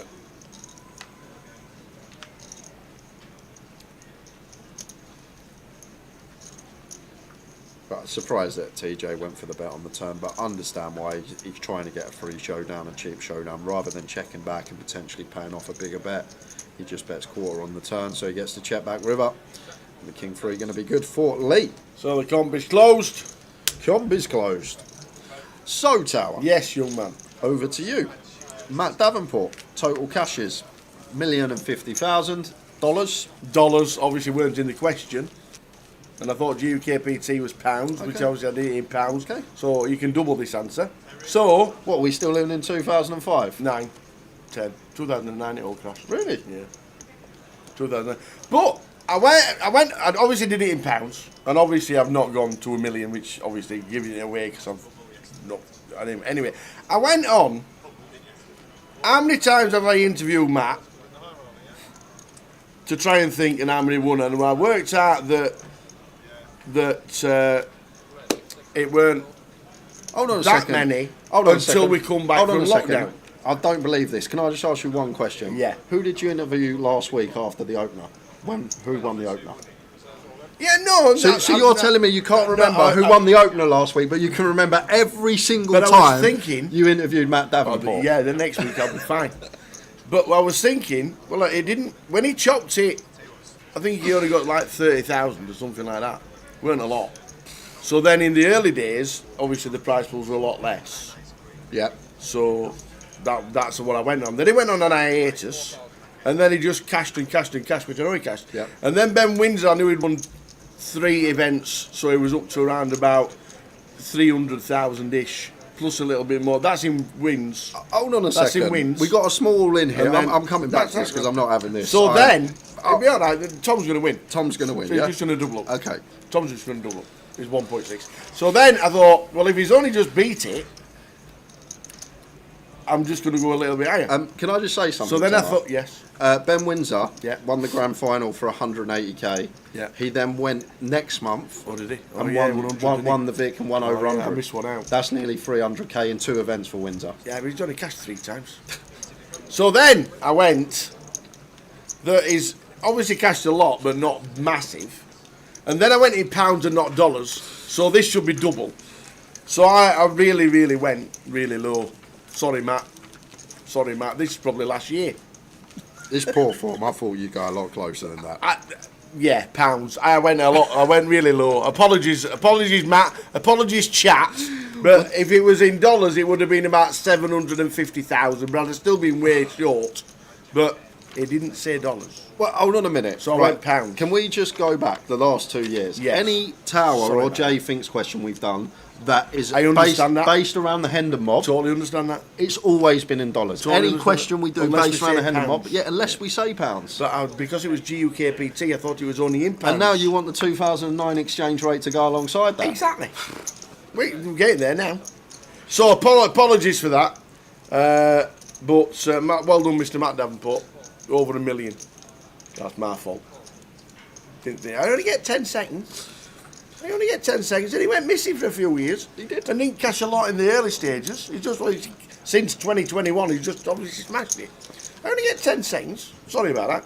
Anyway, somebody's going to be winning. Someone is going to be winning. No one was really close, to be fair. The closest answer was actually 33,000 away. Not surprised.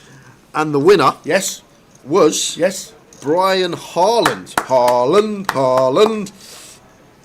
Who? Haaland. That's Oh, the football. chant. That's the chant for is that it? the Man City. For the Man City match. Is that the only chant they've got? Haaland. Yeah, that's what they sing. Haaland. Well done, Brian. There you go, Brian Haaland. You are the winner of 2 tickets. 1 UK Open Step Satellite and 1 Irish Open Step Very Satellite. nice. All I need from you, Brian, is your alias you play on Grosvenor Poker. I might have to start with. Might have to start with. And just a quick one for chat box as well. All Jay and Tower thinks for 2025. Any monetary answers are all in pounds. No. I'm joking. No, not having that. All in dollars. All in dollars. Not having that. If it's specifically in pounds, If we don't we say, would mention it. Yeah, we would Correct. mention it. We'd mention it.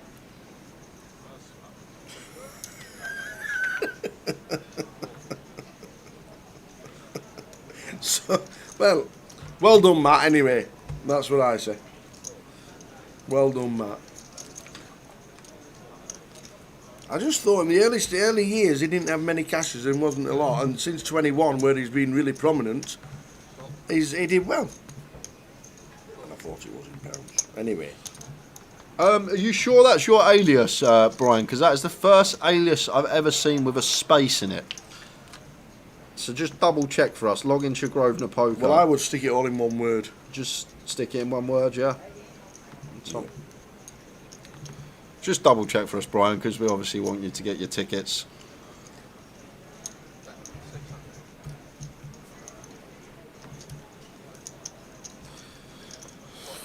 We need to come up with a name for John Glenn Tower.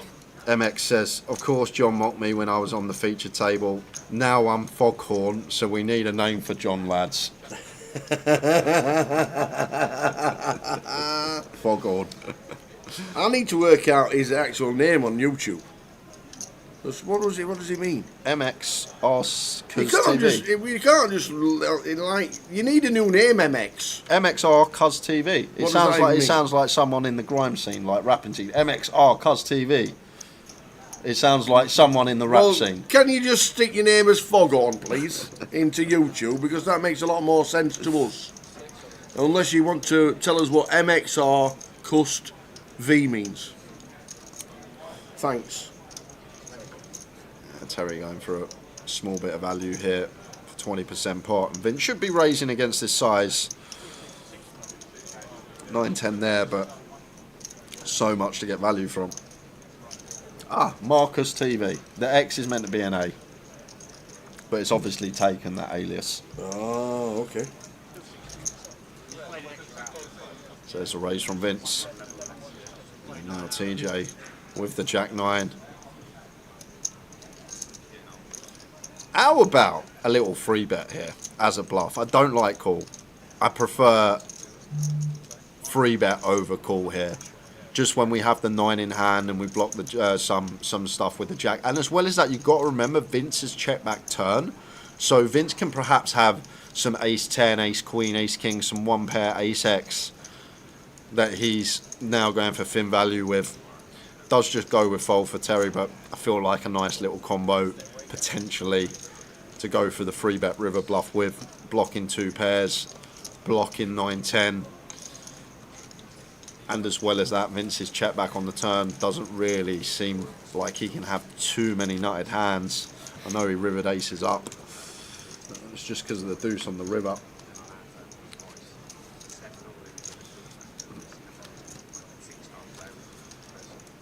Yeah, I saw that. Haaland signed a 10-year contract with City, didn't he, today? He's there till 2034. Really? Yeah, he signed a new deal. Till when? 2034. He signed a 10-year deal. No way has Yeah. anybody signed a 10-year deal in football. He signed a 10-year deal. 2034. So I'm probably... What are Man City trying to hide? I don't know. Shoveling money away like that for 10 years. He's only getting $1 million a week. Yeah, but the guy's what? 25? No, Haaland's younger than that. Is he? Yeah, Haaland's, I'd say he's... He looks 40, to be fair. A 10-year football deal? 10-year football deal. Wow, that is ridiculous. Oh, he's 24. He's actually older than I thought. So I it thought takes him to I thought he 34. was like 22, 23, yeah. There's no way. There's got to be some clauses in that for get-out clauses. There has to be. Nice one, Marcus. Thanks for that. Marcus TV. Am I tuning? Yeah, I just googled it. He's 24. Missed the fielding.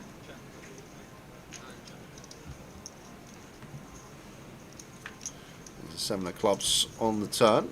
Gives Sam the best hand. And to be fair, from the big here, oh, Sam's in the small actually. I was going to say from the big, we're going to have a lot of probes on this turn. Just a board, very good for the blinds. Sam going to probe from the small. And he's happy with that. 3 quick folds.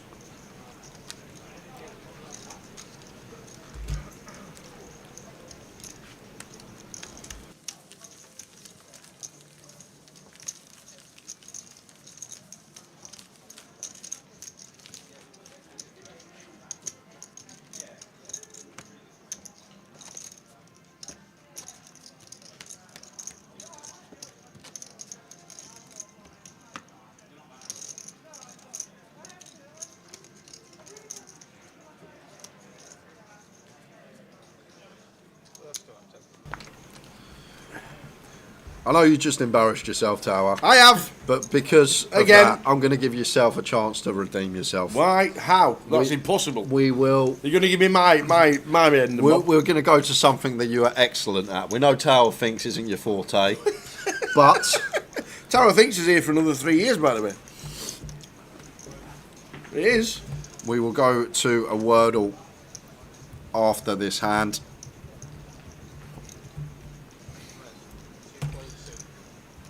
But if you get this one in less than 4, like you always do, we're going to have to start doing the Wordles at midnight. As soon as they come out online, that's when we're going to have to start doing them, because I'm getting very suspicious. I can show you. No, I believe you. I can show you my Wordle. If I've had to go at Wordle today, I know. It will show you. I know. Okay? Do you want me to show you? No, it's okay. I believe you. I believe you. We'll have to start doing it at midnight. Confirming Credo 75. Lovely. May just jam here as Sam. Like, because we've got to make this, what, like 8, 9k? Goes even smaller. Goes for 62. Just so much dead money out there. That's the thing. Not sure what TJ Jr.'s up to. Cole calling the free bet with 10-6 of diamonds, but this just screams huge strength from Sam. And it's going to be working. Well, I say that. Oh, TJ. He is in. What is it they say, Set Tower? Like father, like there son. It is. Oh my word, he must have known. Trip 10s with the 10-6 suited in a 4-bet pot for TJ. And Sam, ace king, with the king of spades, just a pot size bet left. We're not going to lead, are we, Terry? Surely we're not going to flop trips and lead. That's what Dad would do. I like the check here. Just Sam's going to have all these over pairs that want a C-bet. May get a C-bet from some ace high stuff. But just a pot size bet left here. Check, check, flop. And 4 of clubs turn, and this is where now Terry can start leading. Only small, don't need to go large here. Still want to try and extract some stuff from ace high. Still could be some like over pairs with a spade. The check flop.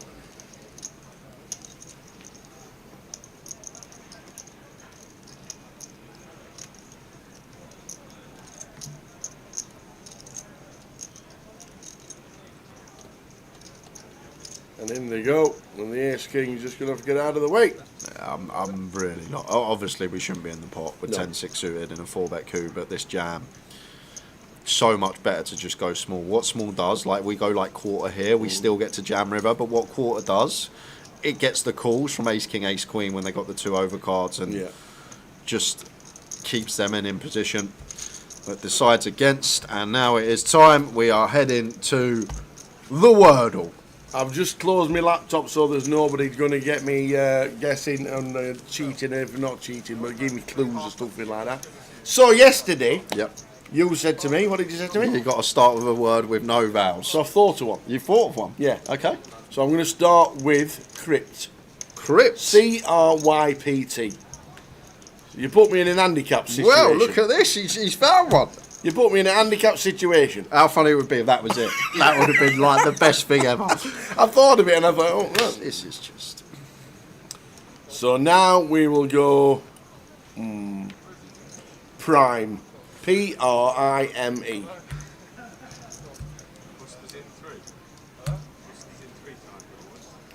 Ooh. It's getting boring. Ooh. Ooh. P-R. Oh, and you're only allowed to use one vowel. Prone. P-R-O-N-E. Oh! Nearly! Nearly in 3! Oh my days. So now we've got...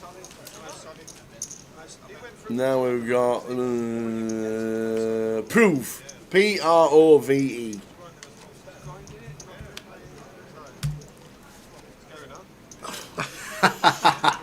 Please, one time, don't let him get it. No way! How is it not proof?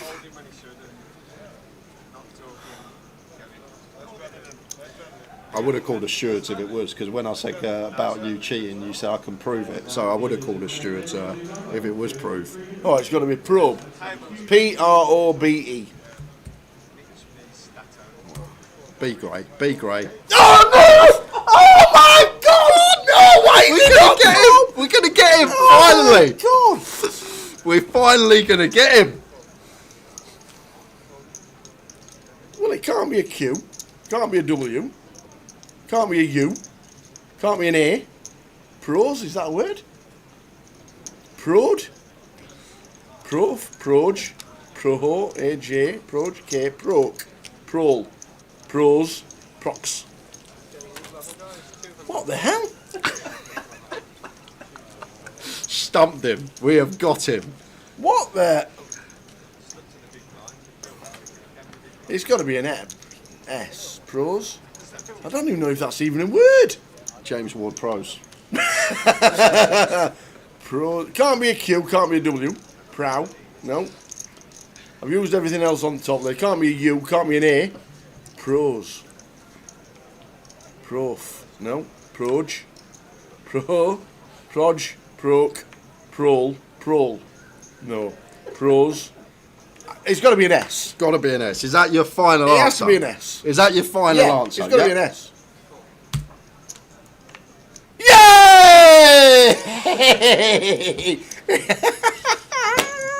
We're going to get you one day. Going to get him one day. What does it even mean? I don't know. Somebody Google what it means, please. It had to be pros. When it was nothing else, but I was just trying to work out all the letters that were there. What does it mean, please? What does pros mean? I've never heard of that word in my life. Look at the chat. We always close the chat for the word all, so there's no clues. But there you go. Piano Cat got it hours ago. Prone. See, I guess that one. Prove. We've done probe. We got that one. Prose is the opposite to poetry. What? Prose is a language that follows the natural flow or rhythm of speech. A type of writing that follows the natural flow of speech and grammatical rules. Wow. I have never heard of that. That was a guess, to be fair. But I thought it was the only letter that could fit. Wow. Well done if you got that at home. Well done if you did your own Wordle and got it. That was a toughie. But we got it in 6. Yeah, first time. It's first ever 6. I thought we were going to get you. First we time. Word I've never heard of. So that's the handicap worked. The all consonant start. Yeah.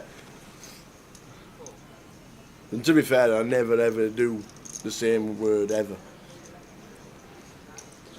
6, 7 suited here for Tom. Well done, Cat. 12 big blinds. Lets it go.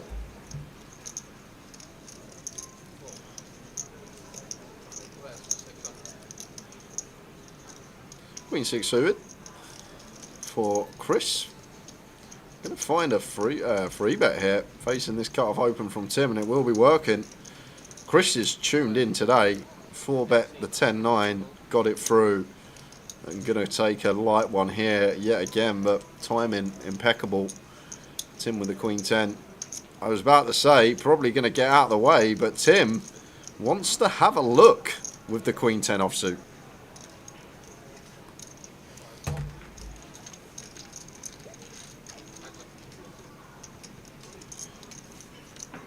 This pot just always going to Chris. Check, C-bet, fold.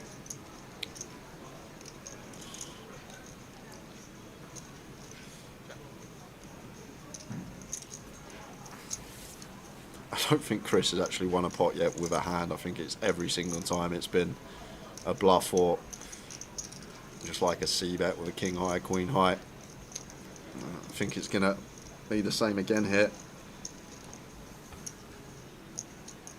There we go.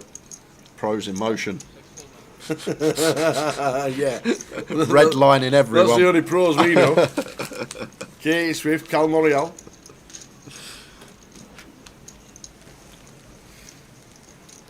You see that then? Paper went straight in. I didn't see it. Missed Paper that went one. straight in. Because it's the, I think it's the weight of a dart. Weight of a dart. What, 16 gram? Mine were 26s. When it was good. Always used to think like Peter Manley had a massive handicap because he had the fattest darts in the world, and always used to think, why would you throw darts without that fat? Because now you've got a smaller target after the first one goes in the treble, right? John Lowe threw the first ever 9-dart finish on TV. Yeah. Check it out on YouTube and tell me that the size of the treble has not doubled in the years to what it is now. Okay. I'm telling you. Go on YouTube and watch his 9-dart finish, and you to tell me that treble is the same size, and you could fit 9 darts in it like Luke Little can. Oh, okay. He's had 9 darts in treble 20 once. Has he? Yeah. You ever played on a Masters board? What's that? That's when the trebles and doubles all around the board are smaller. They're like half the size. Probably 1983 Yeah, when John Law was playing. They're called Masters boards. Are they? So, yeah.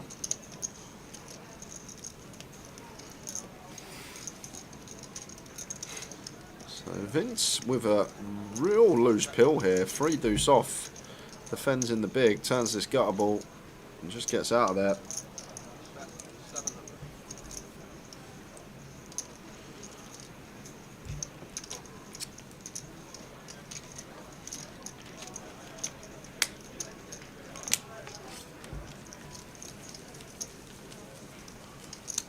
Do another giveaway, guys. We want to get through most of them today. Obviously, concentrate more on the poker. Saturday, Sunday, playing for life-changing money.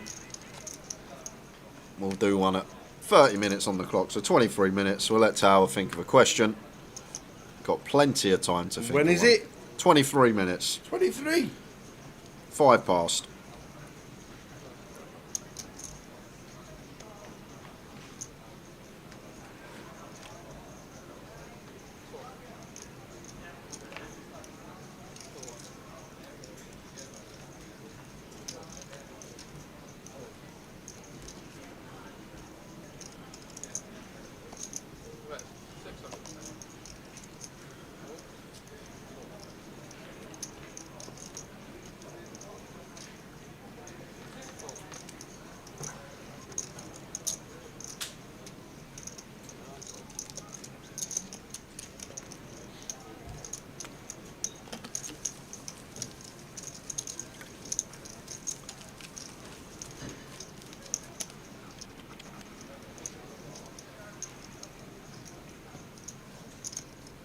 Do, diddly do, do, do, do, do, do, do, do. 51 minutes to go until dinner. Oh yeah, it's a dinner break, isn't it? Our dinner break. I might go and try old Bucks out that someone Yeah, a lot of mentioned people in- say that Bucks is the best place around it. yeah, so might have a little venture. If it is amazing, come back with a takeaway. Okay.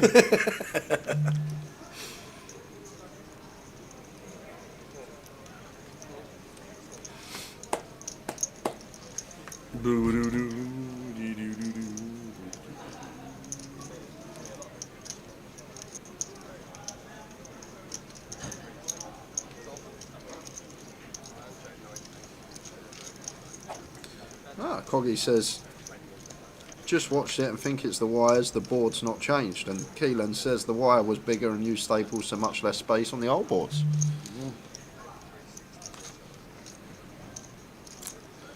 And this is dangerous for Sam. The only saving grace is how small this pot is. Flop wheel for Terry. Sam turns 2 pair. And Terry's getting raised. No better feeling when you're sat there with the nuts and your opponent wants to raise you. And difficult now as Terry, because obviously out of position. If we just call, we risk river going check. But it's difficult because we want to keep some bluffs in. We want to keep our range wide. As soon as we free bet, it just becomes so condensed. And 10 of hearts on the river and going to get to check raise anyway. Sam should value bet here with the jack deuce. And then Terry will get to bump things up. The great thing about this as well, king queen not a thing. You expect that just to raise at this stack depth pre as Sam, blind on blind when the small blind completes. But Sam's gone pot size, 5k on the end. Terry, just a quick double check back that he's got a will. Yes, you do, sir. Indeed. Now, going to get to raise himself.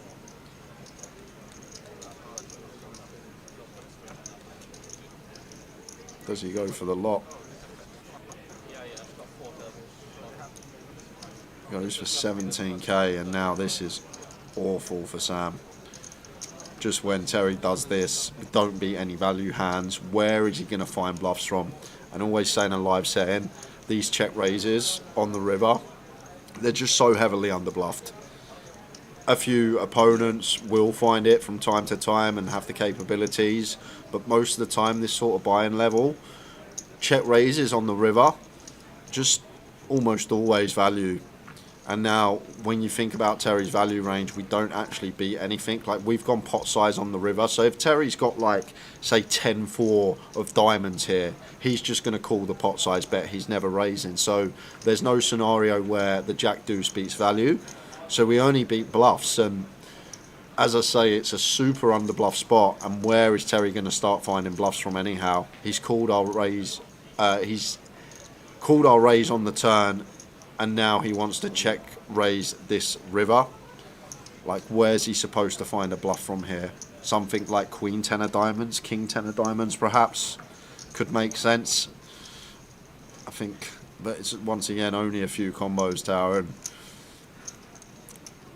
another key element is going pot size. When Sam goes pot size, he's fairly polar himself. Like, probably doesn't go pot size with one pair. Therefore, he's repping a very strong range, and Terry still wants to raise and sees the bad news up against the flop wheel of TJ Jr. He's up to 54k. It's difficult. We can see the cards. It's hard to get away from it as Sam, but when you've seen as much poker at this buy-in level in this country as I have, these river lines are just so infrequently bluffed. The raise on the river, 9 times out of 10, we just see value. So when we have a hand that doesn't beat any value, maybe we can just make some hero folds. Very hard when you're sat there though, Sam, to let it go.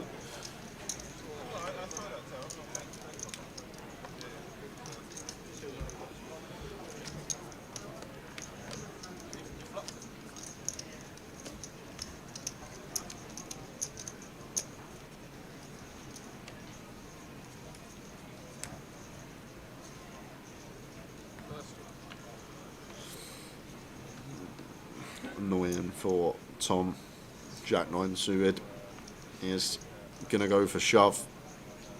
I feel like Tom probably aware that this will be slightly losing, but it's one of these situations. We can buy it back in, have another go at it, can still just get this through. But Jack 9 suited for just shy of 13 from gun. I can assure you would not be all in, but I understand where Tom's coming from. He feels like he's got 20% starting stack, just trying to either double up, make some chips. We can always head to the re-entry desk. And does get that one through. Alright. So TJ, chip leader, 234,000 collected.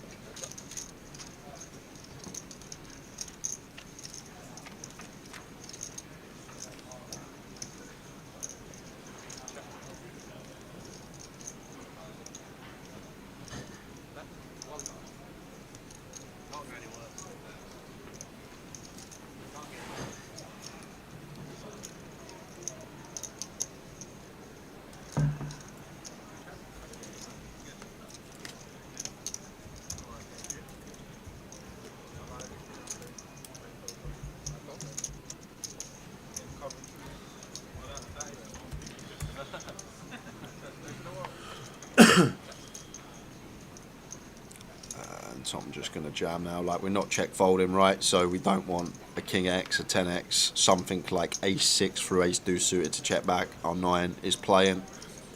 So I feel like just going to be an all-in from Tom. And these situations where we're not check folding our hand, but our opponent has a lot of hands that can check back, these are just nice spots to just move in here as Tom.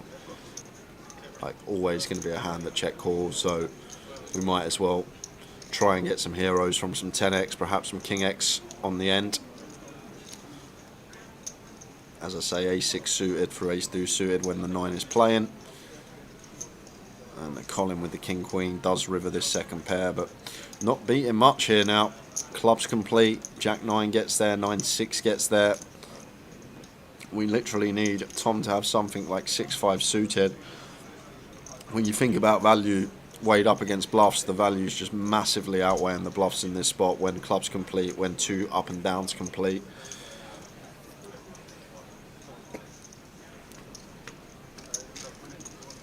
Or 1 up and down and 1 gut up.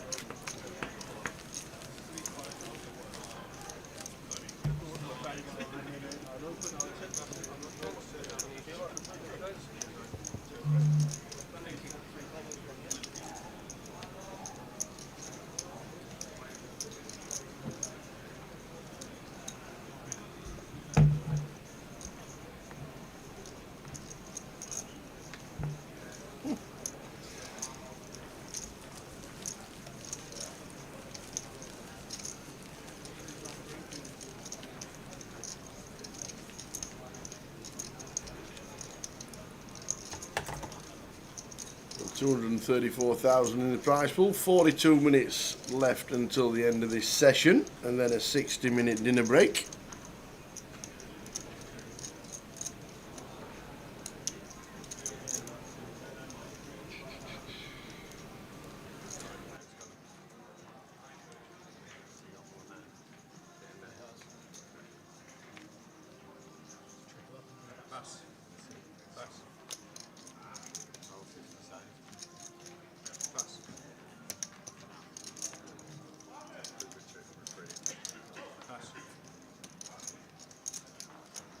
Raise 700.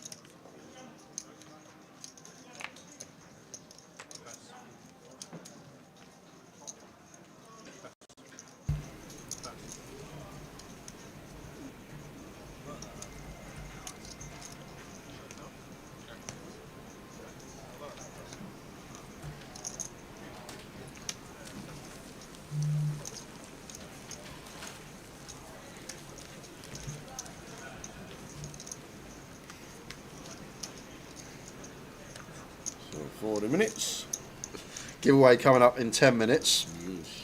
Not too much occurring on the table at the moment, so we are going to go to another little step away from the feature. What are you doing now?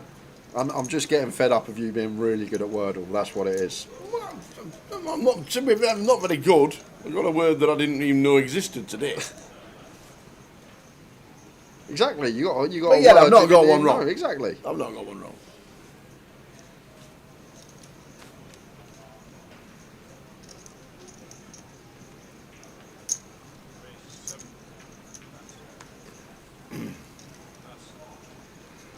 So Colin opens pocket sevens, makes it 700.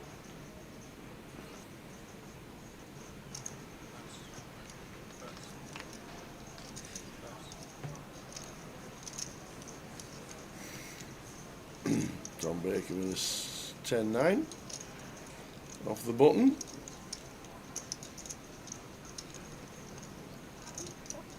Oh, that's really frustrating for Tom off this stack depth with this hand. He's going to have a little look and a pill. I think fine. Kind of close.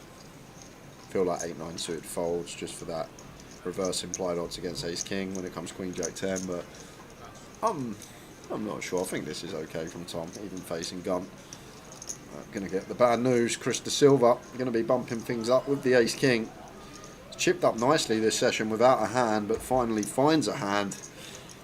Going to be a big squeeze incoming somewhere between 3.5 and 4k. Seems good, Tower. Oh. Let's see what size Chris chooses. That looks small.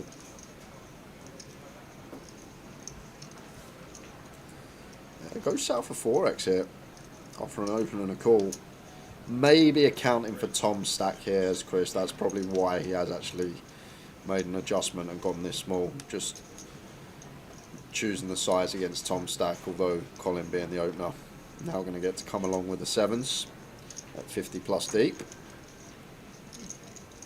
And then, well, is he going to fold the 7s? Okay. Colin does get out of the way. That's 4 at 50 deep. He would be calling there. And we head over to Weldle. What? I don't know. What on earth's this? It's Wordle with an L in the middle. So you don't have to point to where you think it is in the world, surely. Where do you think that's this not is? the world. No, that's we're not there. That's somewhere in the world. Where is it?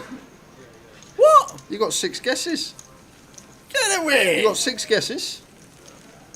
Will it come up with a correct letter? It comes up with the distance. Ah, the distance. Should we do it together then? Absolutely. So, should we start somewhere? Where do you want to start? Europe, Asia? I was actually thinking of the little island off there. I was thinking it was going to be like China. Langting says... I thought mine be Japan. Langting goes, I'm pretty sure that's Luton. Worldle. Right, go on, you have the first guess, or do you want me to kick us off? Go on, you kick us off. I'll kick us off. I'll go somewhere. Do you not know the answer? I don't know the answer. No, I don't know the answer. Who's picked this out then? I will go somewhere Europe. We'll go for Andorra. What? Andorra's tiny. I know, but it's obviously not going to be to scale, is it? It's not going to be to scale. Andorra's landlocked, in it? Yeah, but it's obviously cut off the other countries. Right, we are 3,804 kilometres that way from Andorra. So, where's Andorra? Central Europe. Is it? All right. Oh, they play football, don't they? Yeah. So well, let's go. More eastern, but it's got to be on the coast. Let's go Chile. It's not Chile. No, it's Chile. Is Chile not the other way? It's that way, isn't it? No, Chile's that way. Well, it was quicker that way. Chile. It's quicker that way. 1L. Oh. Da-da-da-da.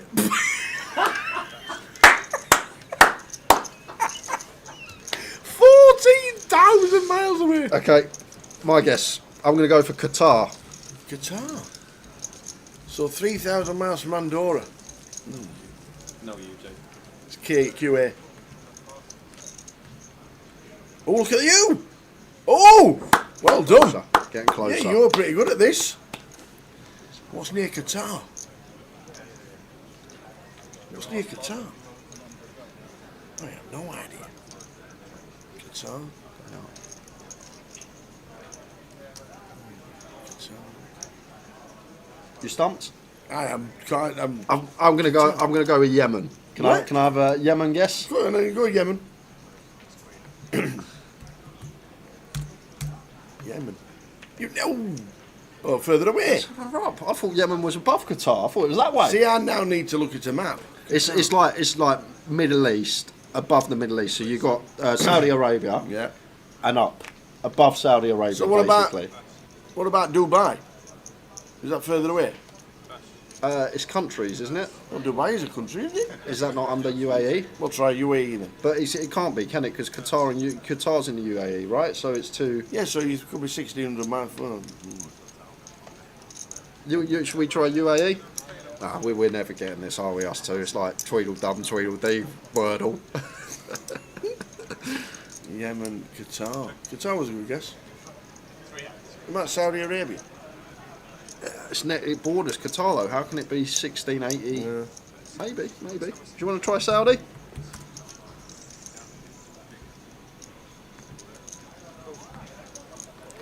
The chat's probably going mad at us. It's about as far away as that. Yeah.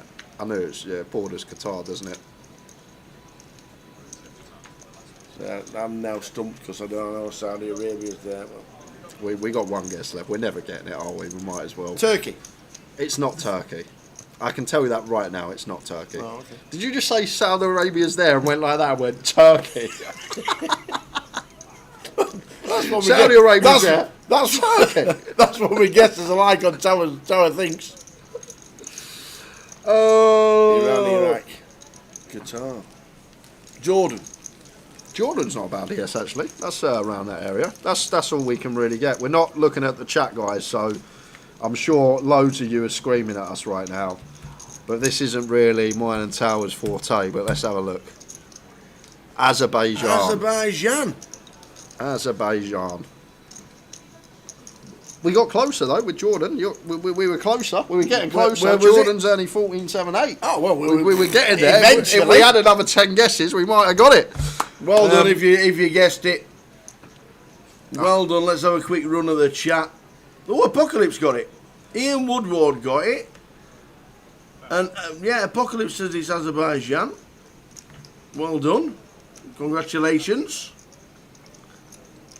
Monticorn said, is it Blackpool? Is it Blackpool? Well done, Apocalypse, and well done to Vicky, who got it on YouTube.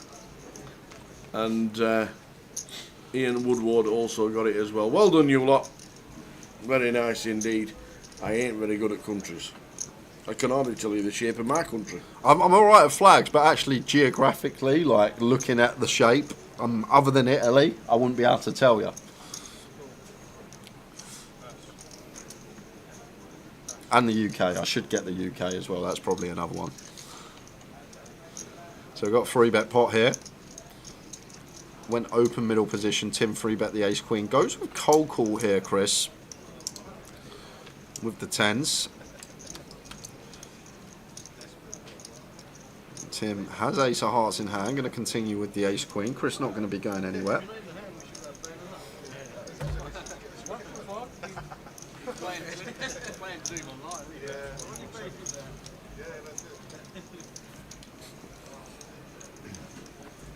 I love it how I said Andorra and you went Chile. The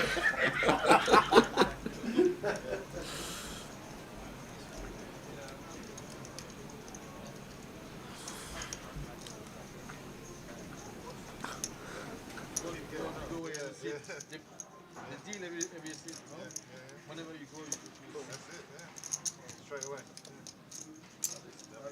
Everybody's like running and keep you fit as well. And that is a beautiful turn here to see for Chris de Silva. And to be fair, although it's double flush draw, if Tim checks here, Chris may check behind simply because if Tim has jacks plus, he just barrels this turn. So once Tim checks, he's going to have a lot of this. Ace, king, ace, queen, ace, jack, king, queen. Hands that are drawing dead, 0% in terms of equity. So I wouldn't actually be surprised if Chris checks this back. Yes, there's 2 flush draws out there. However, when Tim 3-bets, he doesn't actually have too many. If he's picked up backdoor spades, he probably barrels. He probably continues barreling hearts as well because he's got the overpairs in range. So he just has so much ace, king, king, queen, ace, jack. So Chris's check here is very nice, just to keep these hands in. And then the times that they catch their top pair on the river, we get paid. But that's a really nice turn check, I think, there from Chris. Some players may just see both flush draws and be scared, start betting, but just recognising here, Tim's going to have a lot of this linear range of high cards, ace, king, ace, queen, ace, jack, king, queen, once he checks turn, because the jacks through aces just want to go bet, bet, bet and get it in. And this is another thing that we cause Tower. We get some bluffs on the river. And that was one of them from Tim. Exactly, Dave. Chile's just a straight line, isn't it? Is it? Who even knows that? Everyone. It's just a line down the left coast of South America. Well, West Coast. Left coast, West Coast. Yeah. I didn't know that. They basically hog all the beaches. Ah. Thought that was Brazil. Oh, that's funny, that is. Yeah, it's now Chris always raising, just trying to take his time, make it look like he's got a decision, but this is always just going to be bumped up. But I'm a real big fan of the turn check. If we just assume that Tim's going to continue barreling over pairs, he's going to barrel backdoor spades, backdoor hearts, this type of stuff, front door hearts. And then we just keep all the hands in that have 0% equity when we've got that check mark next to our name. And we get the bluff from Tim on the river too. And we're going to the giveaway after this hand, yes. guys. I'm going to think of a question. Have we got any new pen? Oh, yeah. My first try with a new pen.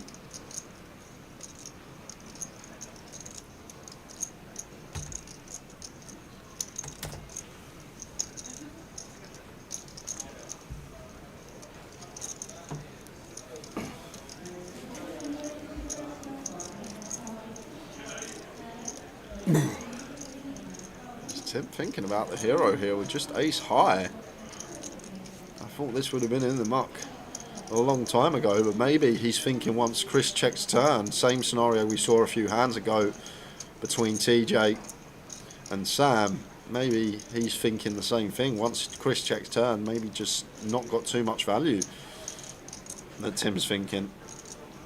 And with the ace of hearts, thinking perhaps Chris could have a queen jack of hearts, a king queen of hearts, something along those lines. So, giveaway time, guys. We're going to get one more in before the dinner break. Quick rundown of the rules. Tao's going to ask me a question. I'll write down this piece of paper. Closest to my answer is going to win 2 tickets, 1 step satellite to the UK Open, 1 step satellite to the Irish Open, worth £45. But first, got to run down the rules. No multiple guesses. If you guess more than once, you're going to get disqualified. And please do not guess until we say go. Don't give me any clues in the chat box, please. Over to you, Tao. So, as you gave me a stipulation this morning, yes, for Wordle, yep, you said no vowels. No vowels. Oh, I know this. 5. All I want to 5 letters. 5 vowels. 5 letters. Oh, and I thought of one. Okay. All I'd like to know is how many words are in the English language with no vowels, 5 letters. Ooh, that is a good question. How many 5-letter words are in the English language with no vowels? I thought of one. 5 seconds. 4 seconds.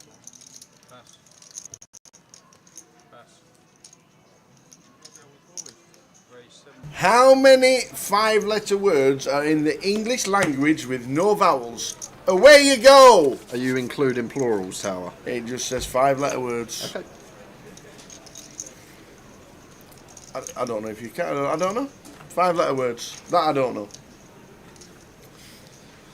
Good bloody question. That was. I didn't expect that one. That's a great question.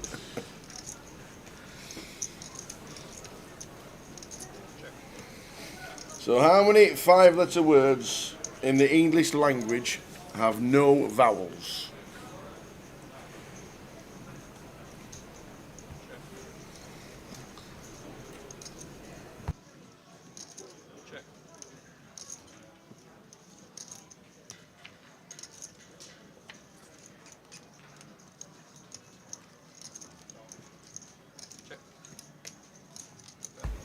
Terry Jordan, 180 bigs, 25 minutes away from the end of the session.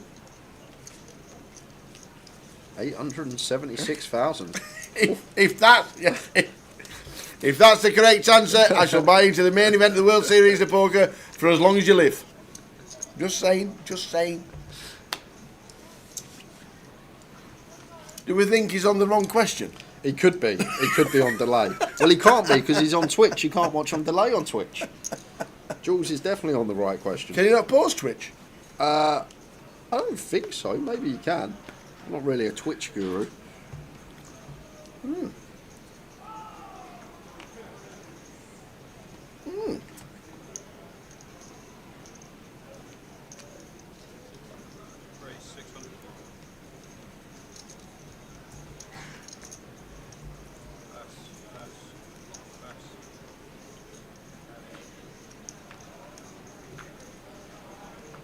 It's like the football trivia question. You probably know it because it's one of the ones that everyone knows. But the football team that don't have a vowel in the first 5 letters of their name. First 5 letters? Mm-hmm. In the Football League. I thought you'd know this one. Oh, yeah. Crystal Palace. Crystal Palace. Ah. Takes some working out, actually. You don't. Oh, nice flop. Nice flop for Colin. So, how many 5-letter words in the English language don't have a vowel?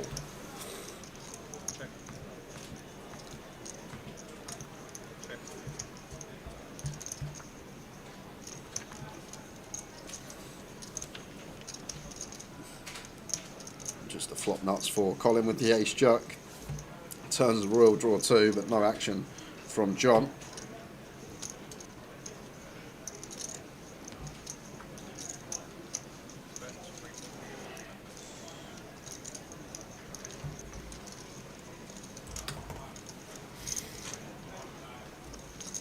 So correct answer after this next hand.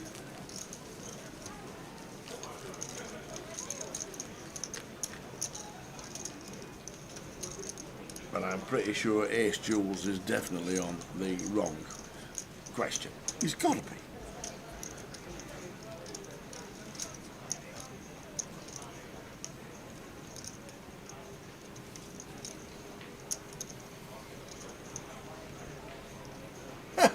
Tower should be proud. His team are the only team in the EFL with all 5 vowels.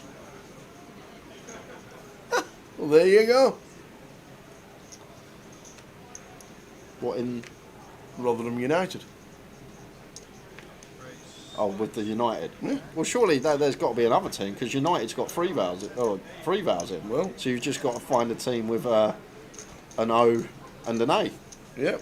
Go on then. Oh. Oldham United Athletic.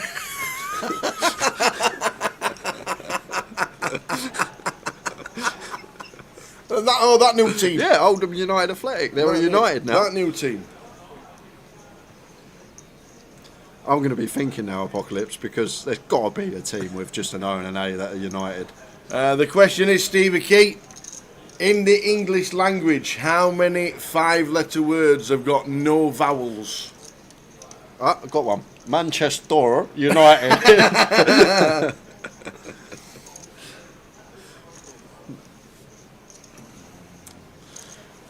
Tom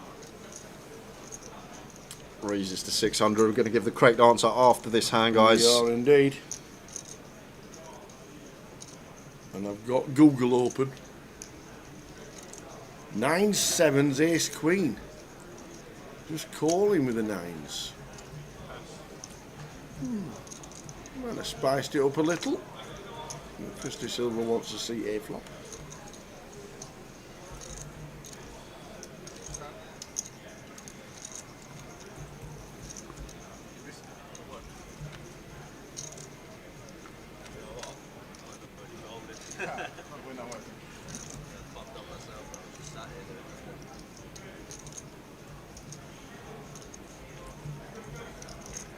How does Terry do it?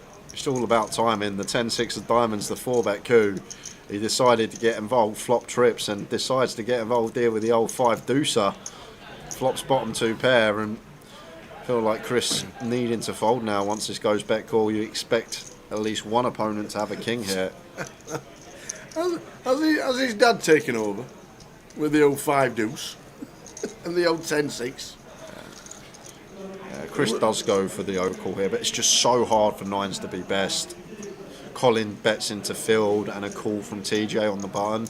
Just feel like we're going to be drawing to 2 outs so often and out of position to 2 on later streaks.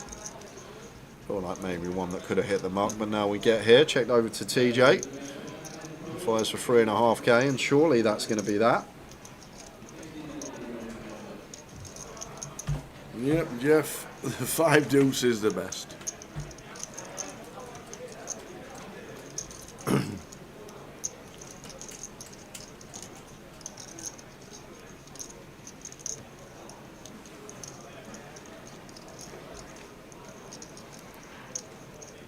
Hey there, Neem. Backed up yesterday, I saw. Well done, Neem. Well done, Neem. Come on then, Tower, put me out of misery.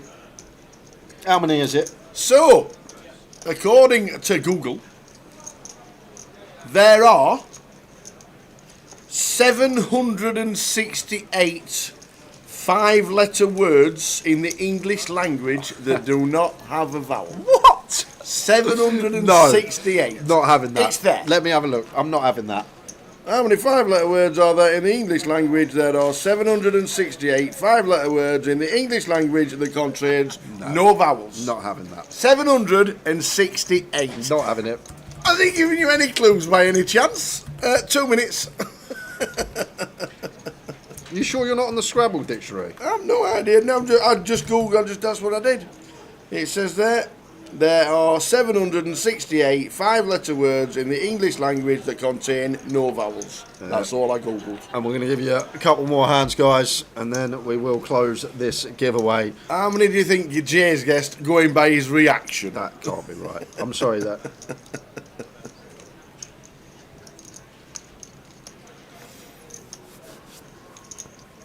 That's what it says. That's what I Googled. Right, hang on a second. Oh, here we go. How is XYLYL a word? Because it is. XYL. Nah, this is. They're just making it up as they go along. Well, I just Googled it.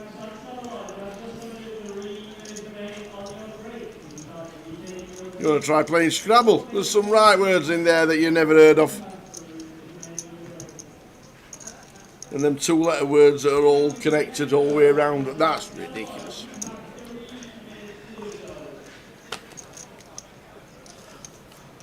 So we've got 1 more minute.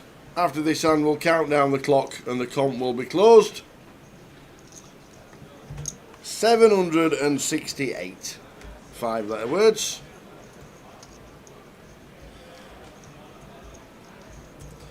There can't be. I'm calling the stewards on this. Well, one. I can only go what Google says. There you go. Azil is an organic compound with a hydrogen atom removed. There you go. So there you go. Ah, the old Gilles. I'll tell you what, that's a great word for Scrabble. Gilles, yeah. Get the X on a triple and get it on a double. Yeah. I'm almost sure it's wrong as well, Piano Cat. Well, it can't be right. It just can't be. It says 768. The only thing I googled. You sure you just haven't found 5-letter words? Tom with the Queen 9 suited gets it done. We're going to close this comp, guys. Get your guess in if you have not guessed. So whoever said 768, it was 768 on there. That's what I went off. Where? We can't do anything. Whatever it is. Let me have a look at this site. Whatever it is, 6th of Feb 2024, 768 5-letter words with no vowels. Hold on. No, hold on. And that's it. That's all I got. That's all I googled. I just googled it. It doesn't matter. Because I thought it was good for Wordle. It doesn't matter because it's my answer you're looking for, and my answer is probably actually closer than that answer, which someone's having you on Google. There is no way there is 768 Google knows 5-letter words with no vowels. It's just not knows possible. everything. So let's just close the comp. 10, 9, 8, 7, 6, 5, 4. 2 seconds to get one more guess in if you want to get a guess in. One more. Malgaz with the last guess with 38. Google is a numpty, says Cat. I agree, Cat. I agree with you. I can only go on what what's Mr. Tobias is on drugs, or the cat's running up and down the keyboard. Oh, they're the only ones. Are they actually words? Oh, he's put them all in 5 letters with the capital letters. I see. I thought his cat was running up and down his his keyboard. So, anyway, comp is closed. I've got 2 tickets to give away anyway. Forget 2? what the actual answer is. Yeah, I've got the 2 for one person. Oh, right, I see. I've got an Irish Open step and a Yeah. UK Open step. So you get 2 chances, 2 satellite seats Okay. into both. Right. Anyway, I didn't really have an idea, but I thought it would be low. Yeah. I could think of one other than your crypt, and that was psych, as in psychology, PSYCH. That was the only one I could think of. So with Towers, Crypt, and Psych, I had 2. So I didn't think there'd be that many more, and I thought there would be probably between like 15 and 20. So I went around that region, guys. I didn't really have a clue, but I went with 18. 18. Good guess. 18. Good guess on what people were saying was 53, but it says here on the blog that they wrote it, approximately 20% of the English words have 5 letters in. There you go. And 768 words in the English language that contain no vowels. There That's you go. what it says there. So guys, no one actually got it spot on, but we did have 2 people that were one away. Those 2 people were Mark Waits and Manchild. Well done. So Mark Waits and Manchild, I'm assuming you're still watching. You know what we're going to do in? Red or black in the chat. First one takes precedent. Mark Waits on Facebook, Manchild on YouTube. All I need from you is to write red or black in the chat box. This flop, whoever gets the colour correct is going to win the giveaway. Give us a chance. So all down to this flop, red or black. Manchild and Mark Waits. So, and if you Google it twice, it comes up with 53. So it was 53. No, 768 somewhere is correct. Somewhere. Manchild is in with black. So here we go. Get ready. So Mark Waits is red, Manchild is black, and drop your alias in the chat, whoever wins. Mark Waits, believe it or not, let's put red. There we go. What happens if it's a draw? Who said that before? Loads of people. There you go. One site says 768, the other site says 53. How have you picked the one site out of a million sites on Google? And it's a black flop. There we are. Manchild on YouTube. You are the winner of this giveaway. Unfortunate for Mark Waits. Tied but couldn't win the flip. And Manchild, please put your alias in the chat box. And this is going to be interesting because we got Tim with the King Queen suited in a 3-bet coup, shoving the top pair. And Chris De Silva with the boots. He's not going anywhere. There's the call. And now Colin with King Jack. May just be able to get away from this one.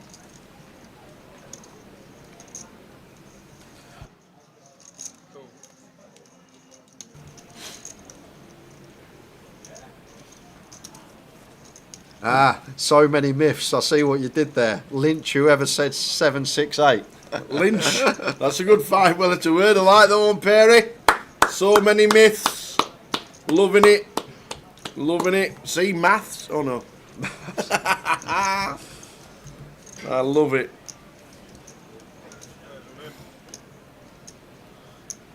Wow, okay, Colin has gone with it. I thought he might actually get away from this now. And Chris De Silva with a great opportunity to win a big old pot.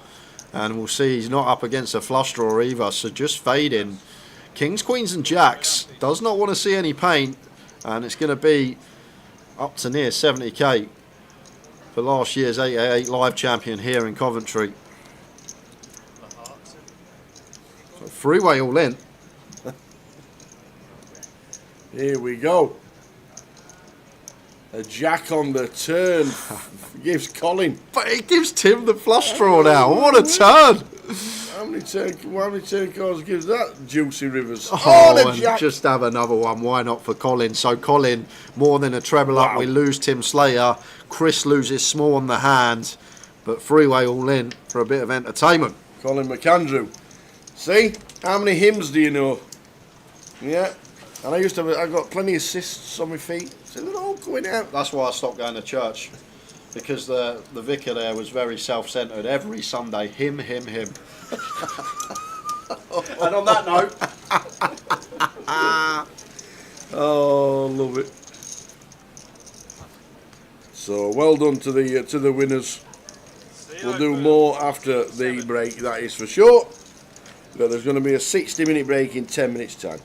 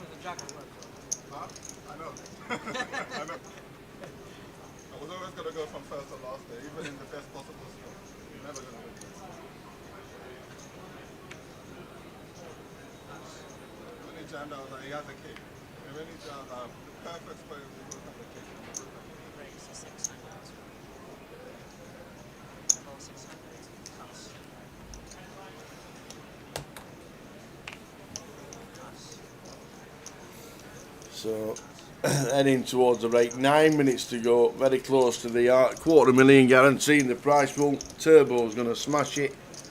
Plenty of buy-ins after the dinner break as well, which is 60 minutes long.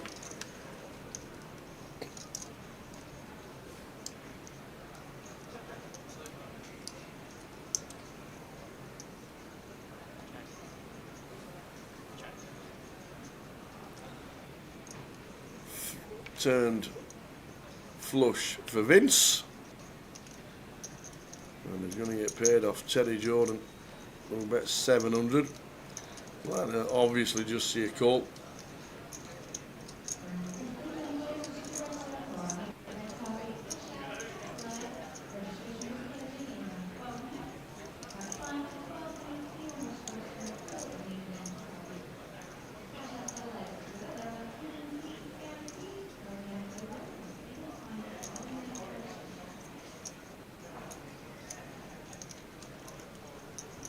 Vince raises to 2,000. Teddy snaps just with the queen and one pair.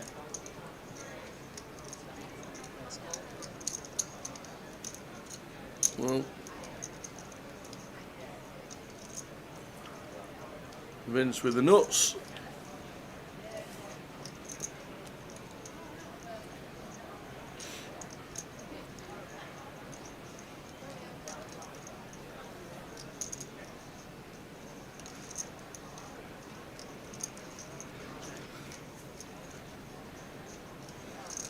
We've got Teddy firing into him. 6.5. 6.5. We know any raise is not going to work, but you've got as much value out of any player on the table when you got the nuts.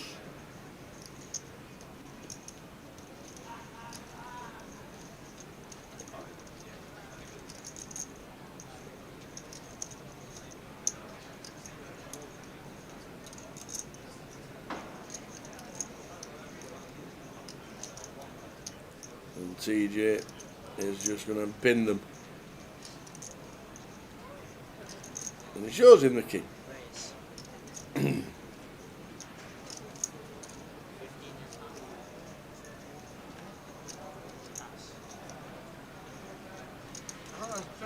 Yeah, he forgot about the United bit, Valerie. And then he was trying to think of football teams that got an O in them. And an A that was a United. And he couldn't come up with one.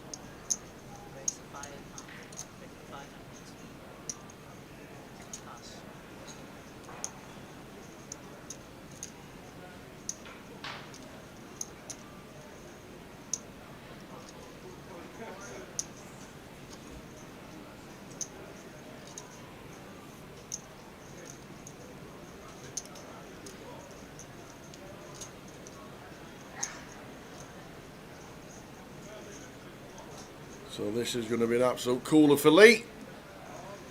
Yes, dealt ace king. Collins coming in with the kings. In they go.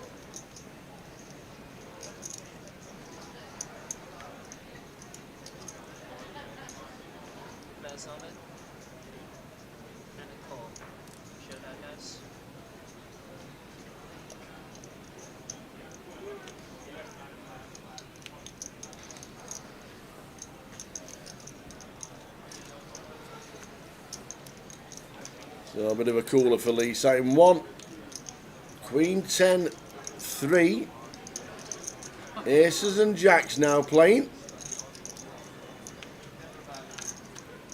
Ace are playing.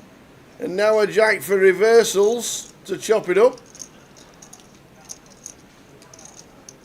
Oh, that is so unlucky for the Kings.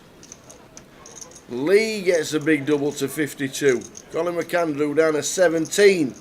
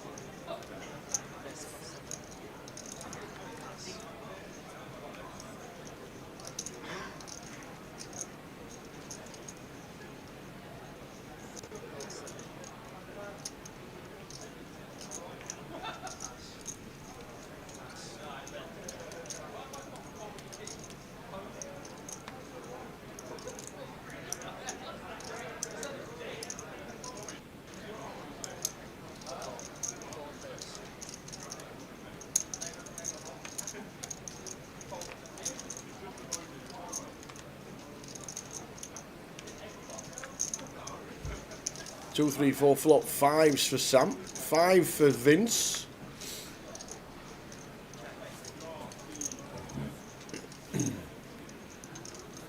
Heading towards the break. Just shy of the $250,000 guarantee. Mr. Silver.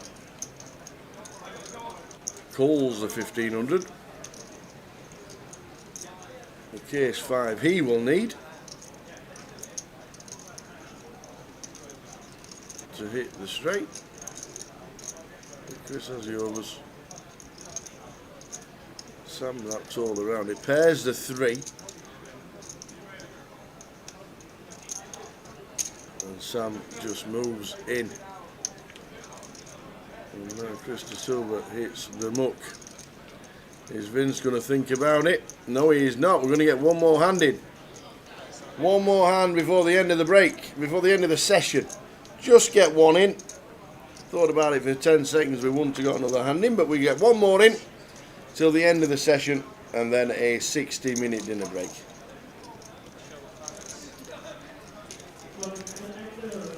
So here we go. And we're dealing into the break. Away we go. Last hand of the session. More to give away at levels 5 and 6. As you can see, the clock is now into the break.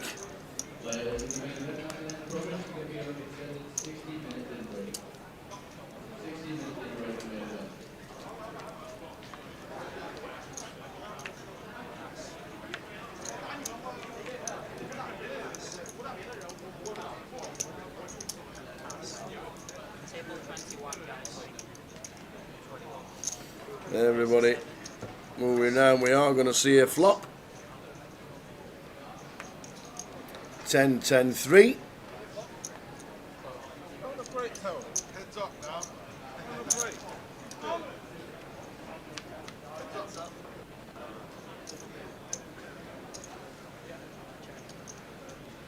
And a bet and a win for Chris, and that is it. We will see you in 59 minutes, an hour's time. We'll see you at 5:35 with more action, levels 5 and 6. See you then. sign off for it. A fish and a rock.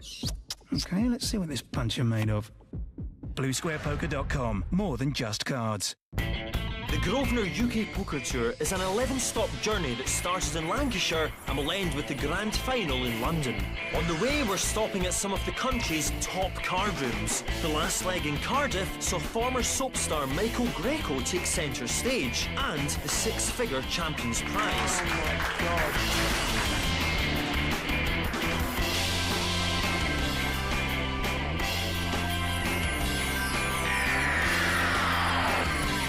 As the tour moves on to its fourth stop, yet more hopefuls are lining up for their moment in the spotlight. Any blanks, please?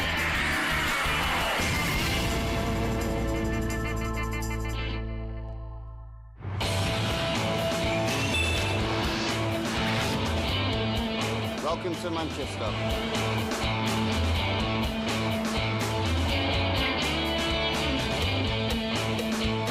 This used to be the infamous Hacienda nightclub. It was closed, knocked down, and now it's new flats. So where do the good people of Manchester go when they want to stay up late and show off their moves to an eclectic group of occasionally sweating strangers? Well, they could make their way to the G Casino for the fourth leg of the UK's Premier Poker Tour. Now, we couldn't guarantee appearances from the Happy Mondays or any of the former Stone Roses, but that didn't deter 300 of the country's top players. Ladies and gentlemen, leg 4. Players dug deep into their pockets to pay the £1,000 entry fee that bought them a shot at the 100k Champions Prize. The field included local boy Julian the Kid Gardner, craps wizard Willie Tan and Mad Marty Wilson.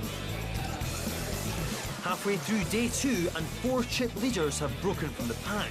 Pros Dave Colclough and Mick McCloskey, leg 1 runner-up Carl Marenholtz and Sheffield's tuneful landlord Barry Neville. I was so upset that I cried all the way to the tune shop. When I came out there was Gordon standing at the back. But day 2's a long way from the finishing line and neither Mick nor Carl made the money.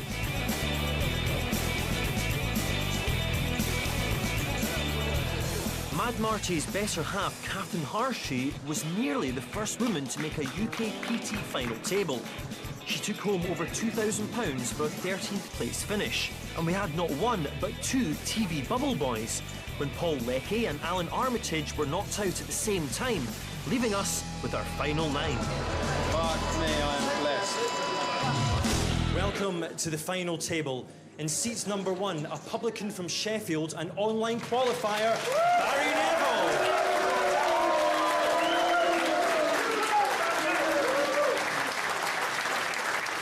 In seat 2, former European number 1, Dave L. Blondie Colclough. In seat 3, the former City trader, now a pro player, Richard Ashby from Watford. In seat 4, he was poker consultant for James Bond's Casino Royale, Dr. Tom Sambrook. In seat 5, a property investor originally from Cyprus, now living in Grantham, is Greek Jack. In seat 6, he's been playing poker for just over a year and is already a pro, is Preston's Nick Slade. In seat 7, our local boy from Cheadle, property developer Vic Hay. In seat 8, just missed out on the TV table in Walsall, online qualifier from Nottingham, Chris Bruce. And finally, in seat 9, the poker pro from Portsmouth, Ryan Fronda. Let's shuffle up and deal. As this glittering national tour hits Manchester, I'm joined by one of the unsung heroes of British poker. I'd sing now, but you really wouldn't enjoy it. It's the A-class player and gripping blogger, Keith Camel Hawkins. Hi, Vicky. Yeah, really looking forward to this. Great mix of experience and young players and aggressive and tight players. Should be a really good final. Well, it's Barry Neville, the 26. pub landlord from Sheffield, who's making the first raise of the final. 26. Dave Not a passes. huge hand. Who's on the button? Well, he's got a lot of chips, and he wants to take control of the Richard table passes. early, I would guess. Tom also passes. They're passing around to Greek Jack. passes. He gets out of the way as well, and that leaves only Nick Slade from Preston, who's got a hand which dominates Neville's. Should he have re-raised with it, Keith? And Nick calls. Well, yeah, possibly a little bit See a flop? gun shy. First hand of the final. Wants to see a comes down at flop. 10 of hearts, See the lie of the load. ace Oh, of that's clubs, a great flop queen for of Nick. hearts. He could easily double up here. Nick checks. 45. Probably delighted to see And he's the raised to 45,000. 100. quick raise from Nick Slade, and should Neville be able to smell the danger here? Well, when the player makes a very quick raise like that, it's often a bluff or a semi-bluff with a flush draw. So perhaps Barry might think he's got two hearts. No. Well, Neville does well to get out of the way. He knows that the ace-2 must be no good here. And first blood of the final to our satellite qualifier, Nick Slade.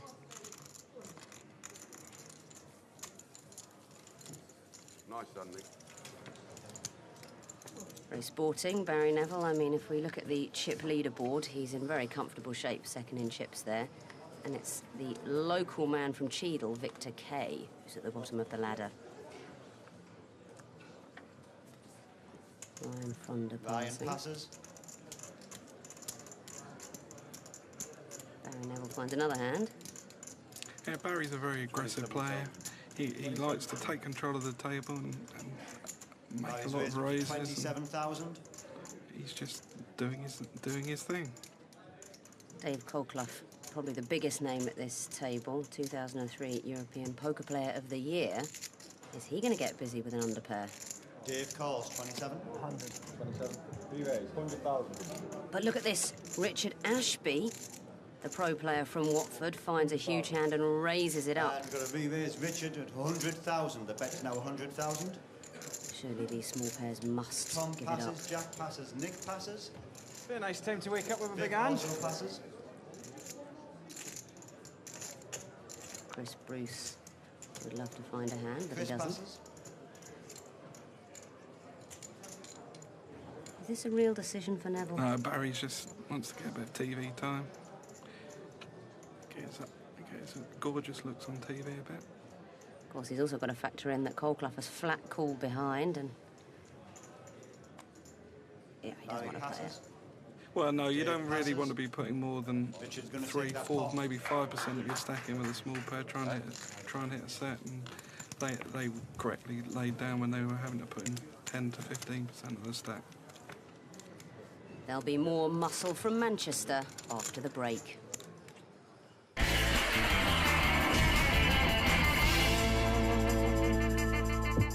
Yeah, I knew he'd fold. BlueSquarePoker.com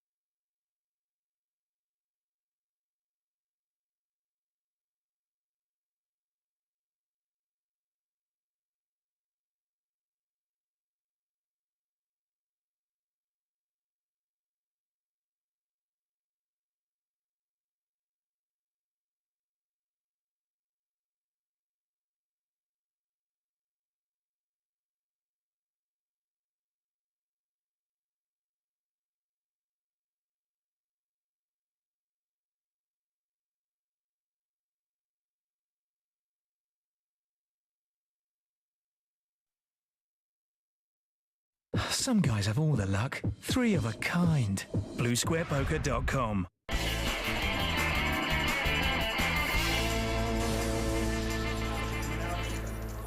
Welcome back to Manchester. This is the 4th leg of the Grosvenor UK Poker Tour.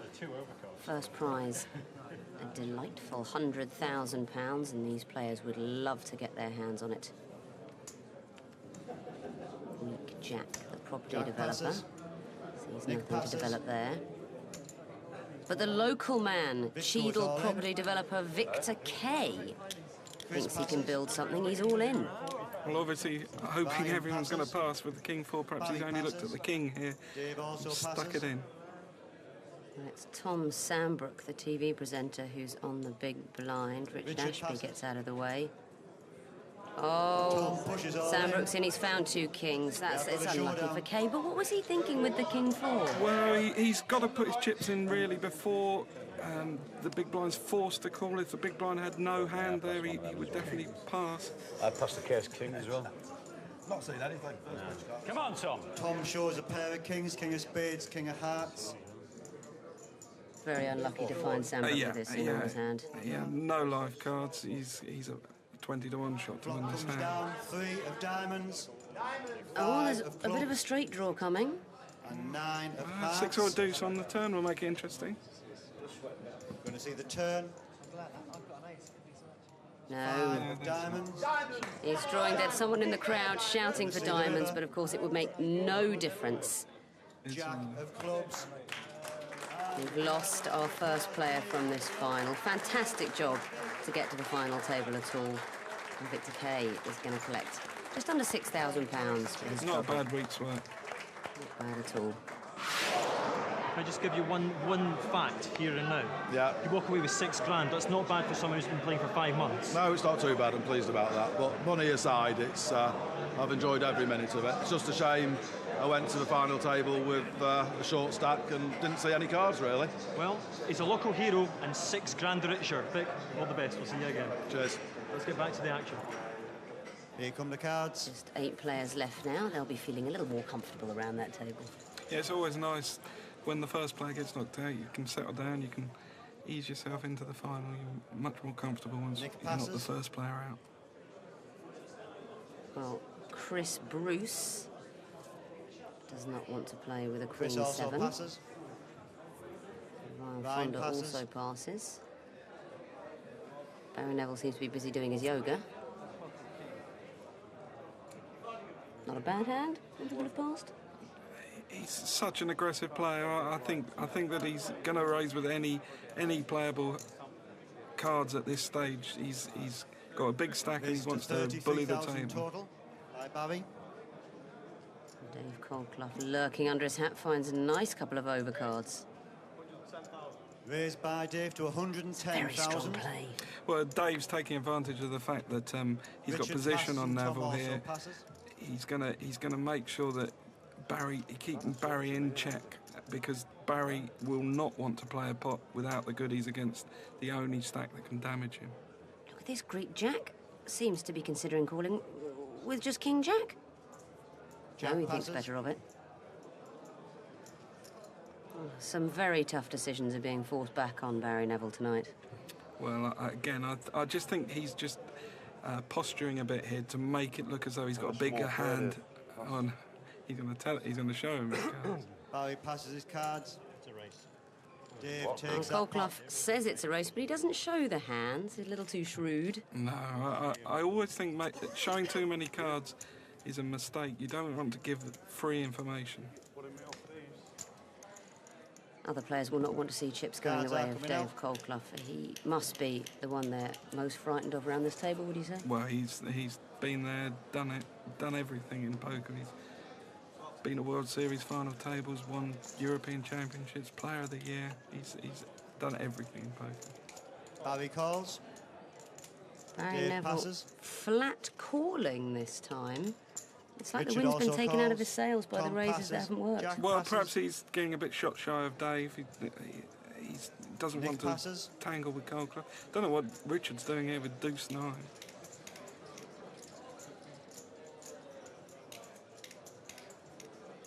And now Chris is getting involved with 10-6.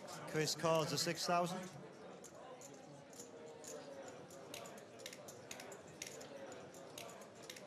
Ryan checks it. We are going to see a flop. Ryan Fronda delighted to see a free flop, which is 4 high. And this is the one occasion when Barry Neville comes really the flop. should have raised. Sometimes his timing is just out. 3 of spades, 3 of clubs, and a 10 of diamonds. Well, this is Chris checks. a very Ryan nice checks. flop for Barry Chris checks. Bruce, who was priced in on the small blind. But it's Richard Ashby who's thinking of betting. Well, he's going to represent something on this Richard flop. raises. Chris Bruce, the all-in 35,000. check Oh, raise. this is a very brave All move in by by Chris. Chris. It's Richard could easily have a 10-6 beat. Heck, he could have King 10, Queen 10. Ryan passes. It's a very brave move Barry by Chris, passes. but of course he's going to get through. He could have a 3, doesn't it? We've proceedingly got 9-2. He could have 9-3. He could have 9-3. Of course, as it is, this is a completely false think that Richard Ashby's Well, Richard's got to give the impression he's got a decision to make. He can't just fold straight away because he doesn't want them to know that he's stealing. Richard passes. There, Richard Chris Ashby. takes them A chips. very reluctant pass of 9-2 and a flop of 10-3-3. And a very nice pot for Chris Bruce, who interestingly was on the bubble in the Walsall leg of the tour. And he's already won a seat for the Brighton leg. So Hey, he's a very, very solid player. Consistent results. Hasn't been playing that long. We're about to deal again. Ryan's got the dealer button. first to Barry's got the speak big on this small next blinds. hand will be Richard Ashby, who On got 7,000. a little bit out of line on the last hand. Dave's on the big blind of 14,000. Richard He passes. Tom passes. Who's on the button? Jack playing very tight so far. I expect he'll pass again, yes. Jack passes. Chris Bruce having a rest Nick after passes. the exertions of Chris the last passes. hand. And Ryan Fronda is coming in with a raise, it looks like. Well, ace-9 on the button. He's got to think he's got the best hand here. Putting in a third of his stack. Ryan raises to a total of 50,000. I'm on. Oh, Dave Colclough all in. Dave announces all in.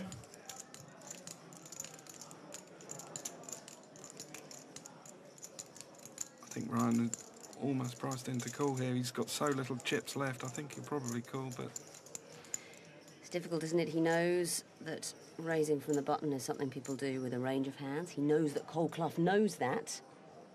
Not much in it, though. Not much in what? The hands. I'm kind of surprised Ryan just didn't move in on the button with ace-9. Have I what? Got something then? Of course, I'm not raising with nothing. Ryan's a very solid player. Of course. I was quite happy to go all in, but now I know I can get away from this hand. People rarely make a Too speech hurdy like to go, this I've and run call, into do they? That is true, but I think in his situation, my chips would already be in the middle with ace-9 on the button against Dave Colclough. Pocket eights. Sorry? Pocket eights. Maybe it's 5-6 of hearts. Jack 6. Or is it 5-6 of hearts against 10 deuce of hearts? The last time we battled. Oh, I see. Chirpy chatter from Dave Colclough. Ryan Fronda looking quite uncomfortable. He's Please, I'm in a pot. Please. Fronda here in Manchester, sharing a room with Willie Tan. enough One of them to is get known as Pretty Boy, Keith. Got enough to get away. 3 guesses. Ryan passes and Dave takes the pot. Yeah, he's laid it down. He's left himself 6 big blinds. I couldn't lay down an ace on the button. It was just 6 big blinds in my stack, but people played different ways.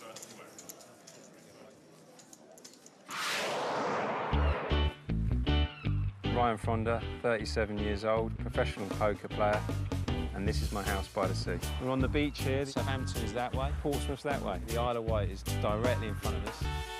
I started playing poker when I was about 9 years of age back in Dublin. It's always been in my blood. My grandfather was a huge gambler. We used to play 5-card draw poker with strip deck. It was good fun, really good fun. And then I discovered Texas Hold'em about 5 years ago, and I started playing serious from there. Ram Vaswani, for me, is the only player I've actually ever feared in a pot. He is something special, I think. When I've been away on tour, I have to come back here and I have to chill out for at least 3 days. And that means just relaxing at the house, coming down here for a walk. You have to do that. You have to have that balance, otherwise it's going to drive you insane. From one end of the leaderboard to the other. Ryan's our short stack, and it's chipped up Colclough running the show. Not only has he got all the chips, he's getting a lot of respect too. Perhaps just a bit too much. Looking at PokerScope, we can see that Colclough's made 9 bets so far. He's only been called twice, and he hasn't been re-raised at all. Until the other players actually take him on, he will continue to dominate the table. Scary to take on Dave Colclough, though, isn't it, Keith? Especially with a stack like that. Speak. Cards are coming out. Spend all their time looking at the leaderboard thinking, might get up another place, let's avoid playing Colclough. And meanwhile, Dave just builds and builds and builds his stack. Well, he's finding the cards as well, you've got to say. That for 4 times, I had aces on the guy at a set and I put it down. No, I'm talking about the whole way you put your chips in the middle. Oh, I didn't put my chips in the middle. It was an illusion. Dave raises to 46,000. It's not my blind, Dave. Richard Ashby may be thinking, is this a moment to take him on? Does he have no hand? He doesn't risk it. Passing round to a kindly grandfather Greek Jack with a kindly couple of grandmothers in his hand. It plays itself here. It's not bothered about Dave, it's just after your blind. Dave can take his 40 grand back. Obviously hoping Dave, he's got 2 10s, 2 jacks, but Nick passes. with his stack, he's looking for a chance to double up, so this is the perfect opportunity. Now, is this a must call for Colclough? There you go. And passes. Goal. Easy call. Dave calls the all-in. We're going to have a showdown. Dave shows the ace of diamonds and the king of clubs. Jack shows a pair of queens. Sit down. Sit down. Oh, he's out of his stall already. He's expecting the worst. 5 of diamonds. 2 of diamonds. That's a safe flop. Oh. Turn. Oh, there's the king. He knew it was coming. 3 days poker, all down onto a race, and he loses the race. Very unlucky. Still a very, very good Brooks win. Have your day, man. I can see coming up over there. All right. Jack, you came into the final table not as the short stack. What happened in there? Well, what happened was I wasn't getting any hands, and the very first hand I had, it was queens, and I pushed on him. And Dave Coughlin came up with ace-king, hit the king on the river, and that was it. I was out. Congratulations on making this far. I'm sure Thank you we'll very see you much. again. Thanks. Let's get back to the final table. More arrows in the quiver of Dave Colclough. Looking at the chip leaderboard, he's gone over the 1 million mark. The guy who won't be happy about this is Barry Neville. He's going to be strangled now. Every time he enters a flop, enters a pot, Dave's there waiting in the bushes to re-raise or get involved with Chris him. passes. Chris Bruce having a Ryan also counting to passes. 10 and showing patience, and now here is Barry Neville. There you go, darling. Decides he can't get busy with Colclough lurking there. Exactly. Dave raises to 42,000. Richard Ashby, though, a very brave player. I don't think he's going to let himself get pushed around. No, Richard, one of the biggest online winners in Britain. He's excellent player, very aggressive. 2 10s. Definitely be seeing the flop at the very least. I wouldn't be surprised if he re-raises here. Just raised up there, I've re-raised him 50,000. Richard calls. He's just calling, I think. Tom Perhaps passes. he's hoping he can trap Dave We are Colclough gonna into see a betting flop. again with no hand. Well, I think that with the other stacks behind Dave Here come the being cards. pretty level, Richard is thinking, well, if I can get a double up now, 4 I of can, diamonds. I can get into clear second place. Jack of diamonds. Yeah, for some reason he didn't want to try and close down the 9 pot of then and hearts. there, pre-flop, and now Colclough's made middle pair. Can you just move your hand, Rich? The steely gaze of Colclough. Well, Dave will definitely be betting this flop.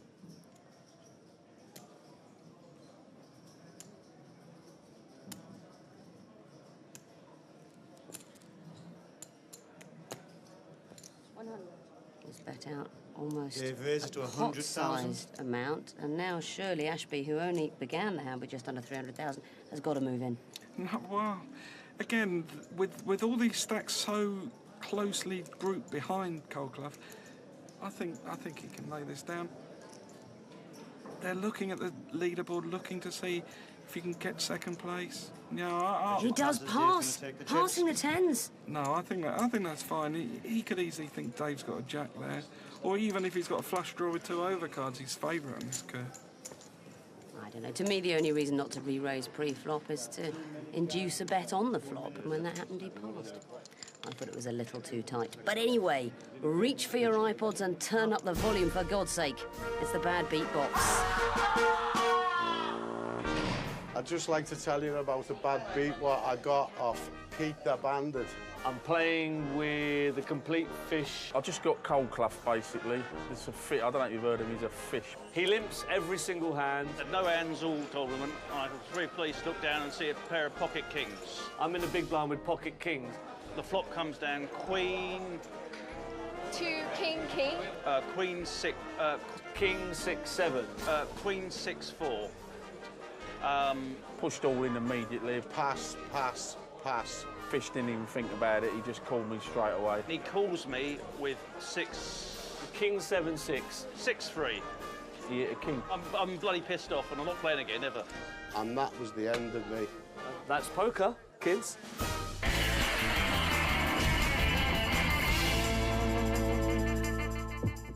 I need to know my stuff.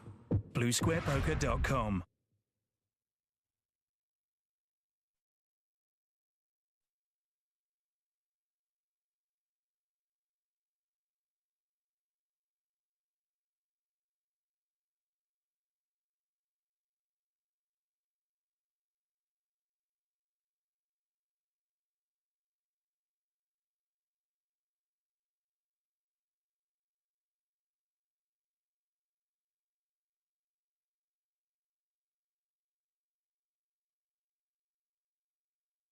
The Grosvenor UK Poker Tour, where £100,000 is available for whoever comes out on top of this game. Ryan passes.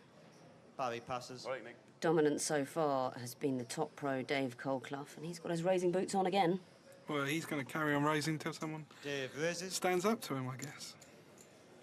44,000. Richard calls the Again, 44. flat calling with a Tom very big passes. hand. Now, this time, surely, Keith, it's a trap. He's not planning to pass on the flop. No, well, he may be waiting to see if there's an ace on the flop. Maybe he's just trapping him. We'll see what the flop brings. Here come the cards. 6 of hearts. 10 of hearts. 9 There's of no diamonds. ace there. Nice safe flop. Yeah, Dave straight away moves Dave all in. announces all in. Shouldn't be a difficult decision for Ashby here. No, I think that Richard will call here. It's the perfect flop for 2 jacks.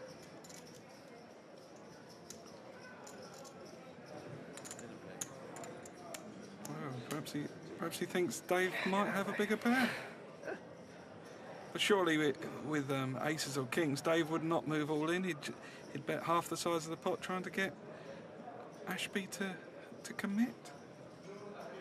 There's no hand here that Richard can be scared of.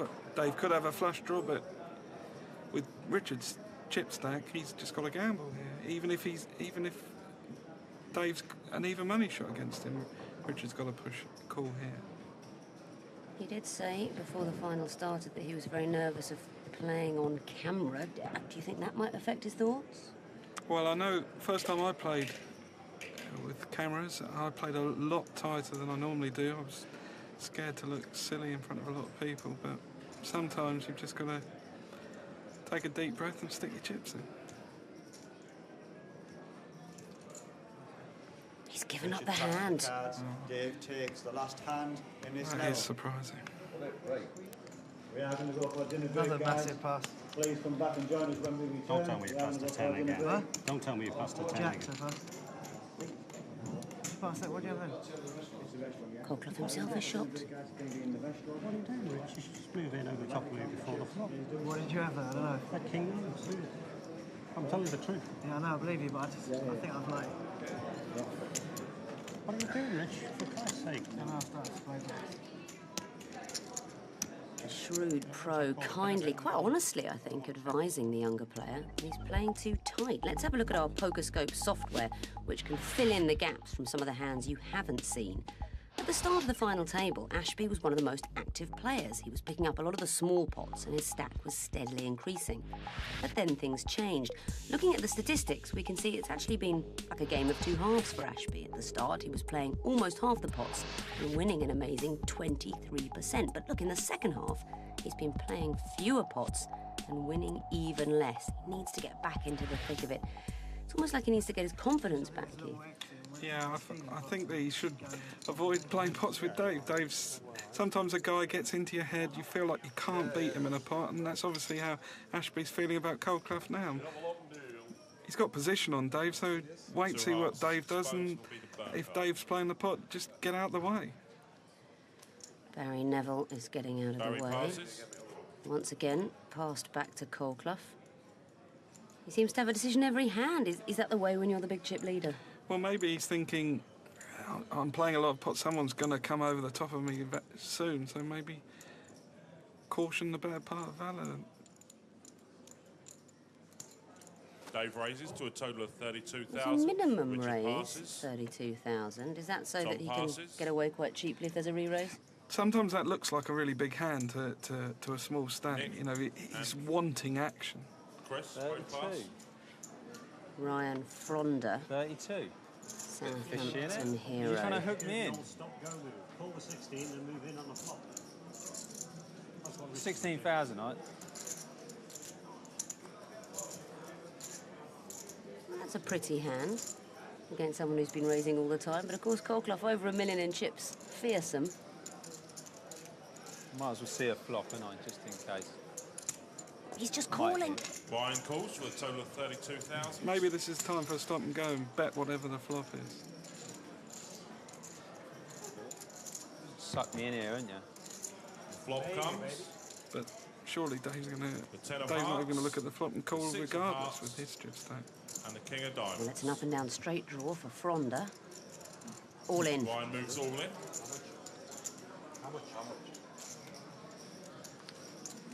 What will Coldclough be considering here? It's like 4% of his stack. But he's got nothing. Maybe the stop and goes work. Maybe because Fronder's such a tight player, Dave will assume he's hit this. Well, Fronder has hit this. He's up and down. But don't they say, Keith, that a caller is unlikely to have a king in their hand? I've heard that said. I've never heard that. Yeah, they say that there aren't many hands with kings in them that people call with, because ace-king they raise and other kings they pass, so... Feel free to I don't know what I'm talking about. Dave Coldclough is a much better player than I am, but he has passed what would have been the best hand. He's showing his... I hate showing it cards. Don't give free information at any stage. Button moves to Chris. Ryan in the small blind. Dave Coldclough's chip stack at this stage doesn't really matter what he does. If he calls, if he passes, it makes no dent. It's a message, though, to the whole table that you can stand up against this chip leader. If you push, he may pass. I just think that Fronder was probably the only player that could make Coldclough pass there, because it's such tight image that Dave assumed that he'd hit that. Now it's a small pair for Coldclough. Barry Neville's getting annoyed and saying, don't raise my big blind, you keep raising, don't raise this time. He's actually talked Coldclough into the call. You just told me you want me to raise. Richard passes. Ah. Tom calls. Tom Sambrook just calling with the 2-10s. Wow. Nick calls. Everyone wants to say this. What's happening here then? Chris passes. I don't know what kind of hand I'd pass in Ryan Fronder's spot. He's in the small blind. I certainly wouldn't pass that. What would you do, Keith? A raise? Limp. No, I think just call. Move all in, Ryan. Go for it.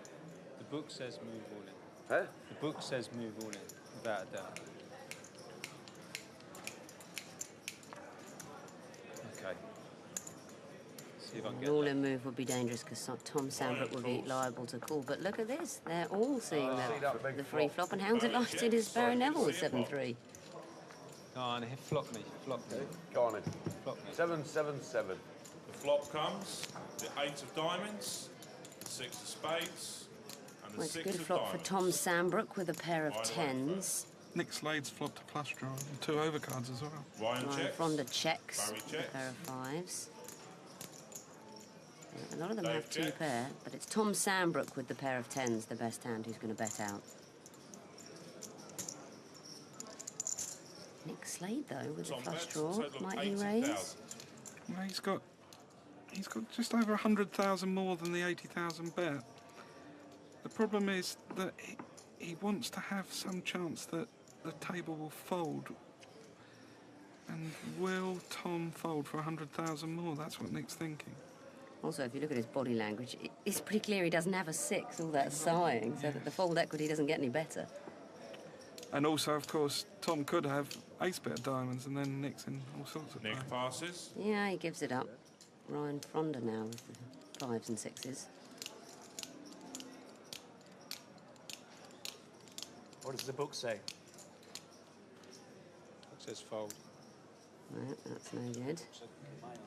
Barry Ryan Neville, of course, passes. has got absolutely no hand. And Barry that just leaves the passes. chip leader. No, gives it up. Dave passes and Tom takes the pot. He decides not to get busy with the pair of 2s, and the best hand stands up for Tom Sambrook, who has a PhD in baboon moves to behaviour. If only there was some kind of joke there about poker players. Barry's on the small blind. I can't think of one. 8,000. Dave's on the big blind at 16,000.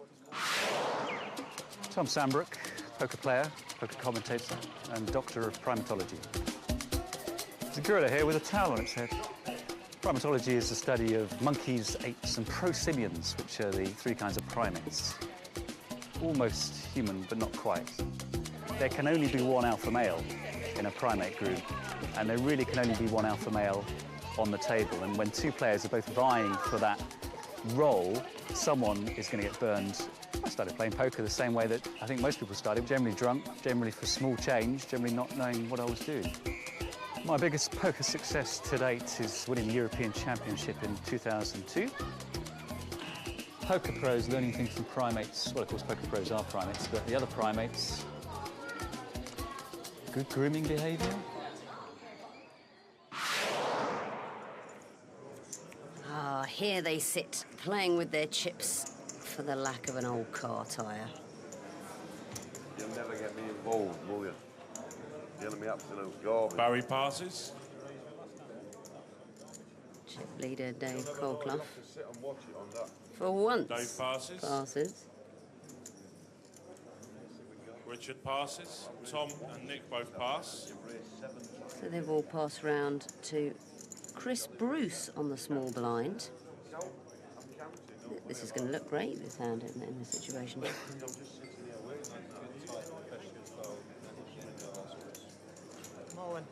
Wow.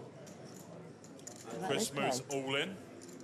Well, Queen 10, moving all in, perhaps trying to take advantage of the fact that he thinks Ryan's quite a tight player.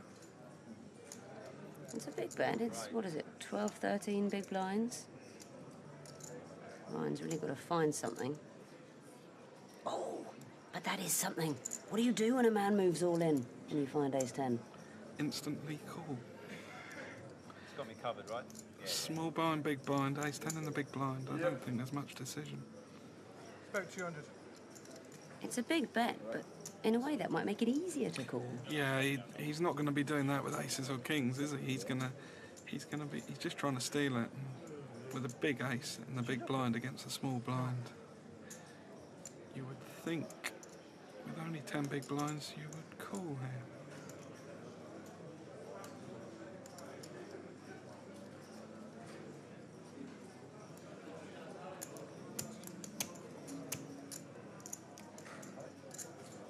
Fronda staring his opponent there, trying to get a read on him, but he's given up doing that. Nothing in the face of Chris Bruce. I think he's thinking, please pass, please pass. Yeah, once Fronda thinks this long, Bruce knows he's behind, doesn't he? Yeah, exactly. I doubt that Chris thinks he's got a hand as big as ace 10, though. He's probably thinking rag ace. It's another huge pass. He's throwing that away? Ryan passes. It is Chris very takes the hard, pot. isn't it, Keith, at a final table when you so desperately don't want to be knocked out? Yeah, there's so many short stacks here, and the prize differential, that's what they're thinking about. If they could slip up to third, it's 31,000, whereas seventh is only 11,000. Dealer button moves on to Chris. Ryan's in the small blind, 8,000. It's like a game of Russian roulette here. They're all trying to dodge the bullets. You can tell Ryan Fonda's not happy. He doesn't think he's making the steely decisions. And the clock's ticking and the blinds are going up, so they've got to move fast. And David's taking advantage of all this hesitation, winning, just moving relentlessly upwards in his chip stack. Richard Ashby, the small stack, Richard and Tom are both getting passed. involved here. Nick has passed and exposed to 3 of Action on Chris hearts. Bruce again, Sorry he's about that. passing. Chris passes. Ryan Fonda really is waiting for a hand, and we've got another blind on blind here. Very brave race from Barry Neville into the teeth of the chip leader. 38,000.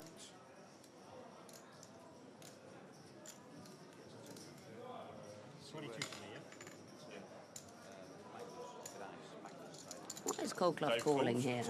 Well, he's got position on Barry, and he believes that with Barry in a fair chip position, that he'd be able to take him off him on the 5 of flop. spades, Ace of spades, and the Queen A lot of of spades on that flop. Coldclough has the biggest draw. Half for Neville to check. 33 now. It's representing the ace. Total of 33,000. It's a pretty small bet he's made there. It's actually less than his pre-flop raise. But Coldclough believes it. Dave passes and Barry takes the pot. That's a very strange pass for David. Definitely would have seen one more card with his hand. Dealer button moves to Barry. Dave's got a small blind Maybe of the fight 8,000. back Richard on the big against blind of Coldclough is beginning. 16,000. Tom will be first to act. So as all the action happens throughout the tournament, it's not just reported on television, but on the internet as well. All the information goes on there. The man that does that is Phil the blogger. Phil, good to see you. Good to see you. Tell us exactly what you do. We update for the website. We get all the information. The first 3 days are really, really busy. We run around, we get the information, all the big hands, and we post within 30 seconds, a minute of the action happening. We put it onto the website, and we have a live update, and people read the update as the action unfolds.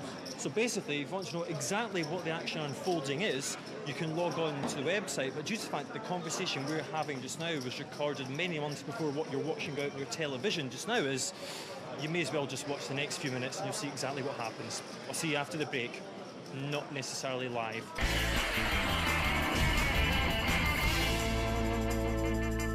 Need to cool down. BlueSquarePoker.com.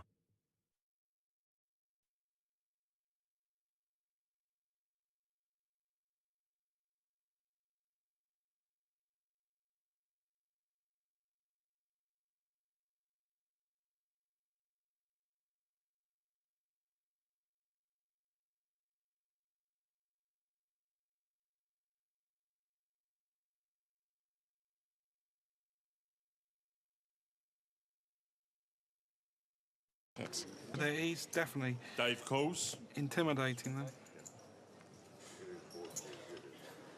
Richard Ashby feels he's priced in to complete the blinds with 7-3. Tom Sandbrook gets a free flop in the big blind. Richard calls. And Tom, right, no raise from Tom. Flop comes. Well, nobody has a pair at the moment. 6 of hearts. 9 of spades. But that flop Queen of gives top pair to Chris Richard and Tom Bruce. both check. And a double gut shot for Dave Coldclough. Yeah, that's right. A 7 or a jack would give Dave Coldclough bets a a total of straight. Is he 50,000. going to raise it up? The thing about raising on these draws is that you've got to have a chance of winning the pot without hitting your hand. If you feel like the other player, your opponent, is going to call you, there's no point in raising because you're committing more chips than you need. Dave calls. Your mouth to God's Richard and ears, Tom Coldclough both flat pass. calls. Of course, if it does come the 7 or the jack, Turn card Coldclough's comes. hand will be so disguised. Oh. It is the jack! The jack of hearts. I feel that this could be the end for Chris Bruce. Yeah. Chris announces all in. call. Chris Bruce all in. Immediate call from Colclough, of course, with the straight. But it must be said that a 10 would give Chris Bruce a bigger straight, so he's not dead. A 10 would keep our online qualifier at this table. 16 to 1 to hit. And the river card is the 5 of clubs. No good. Chris Bruce, who's had such a great showing in the Grosvenor UK Poker Tour so far, is out in 7th for £11,000. Prize of £11,400. At least he went out fighting. Chris, you qualified online for Cardiff, online for Walsall, just missed the final table, online for Manchester, got to the final table. What was the difference? Just a little bit of luck at the end. In Walsall, I was unlucky, and probably here I've been just a little bit lucky to get in the final, so luck.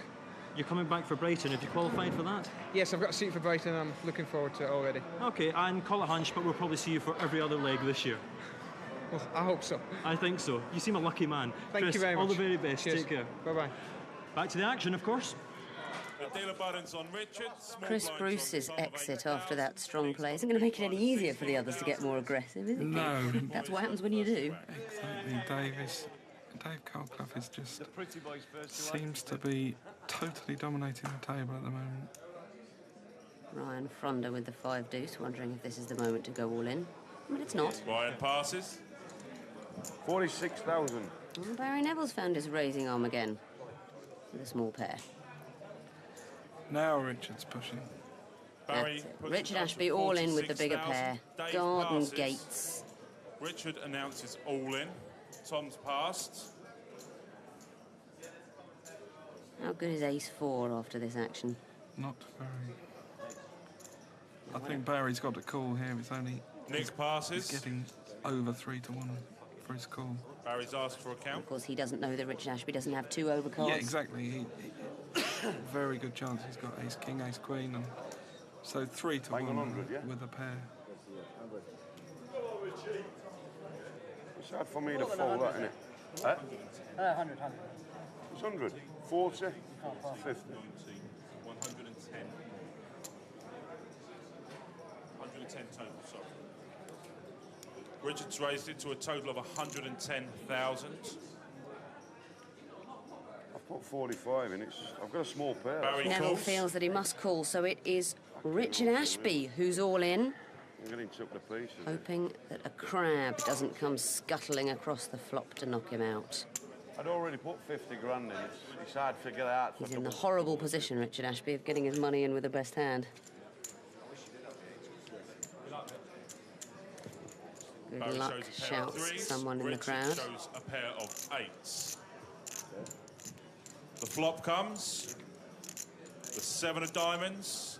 The ace of diamonds. And the queen of spades. Backdoor flush draw for Barry Neville. A couple more diamonds would be nasty. The turn card comes. But that's safe, so only the 3 now will prevent Richard Ashby from doubling The river up. card.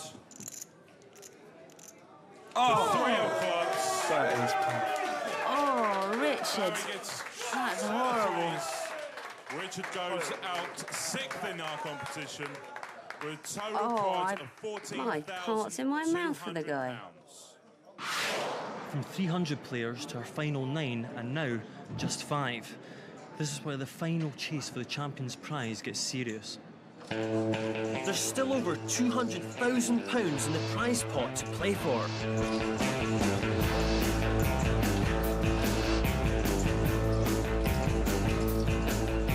They joined as chip leaders. We leave them as chip leaders.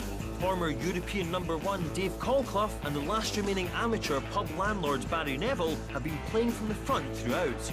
Dave's extended his lead though, and now has twice the stack of his vocal opponent.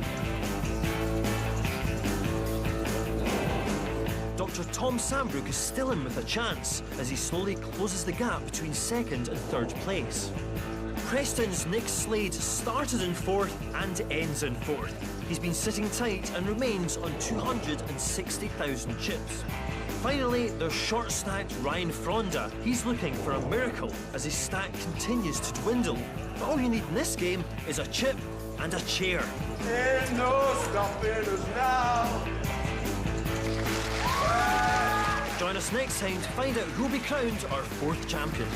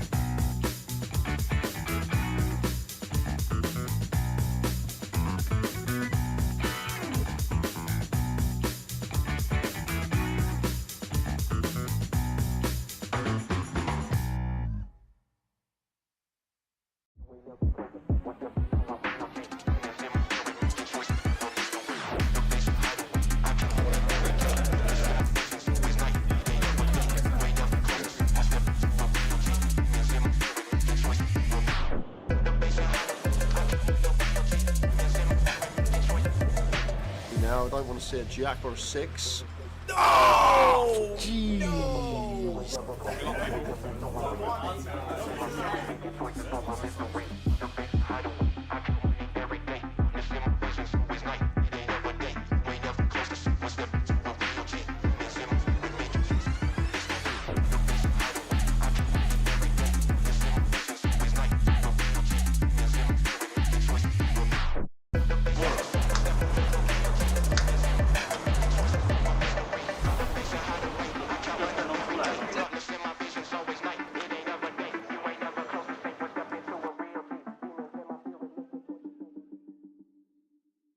Ladies and gentlemen, on Wednesday we announced a £1 million prize pool for the 2nd year running at Goliath.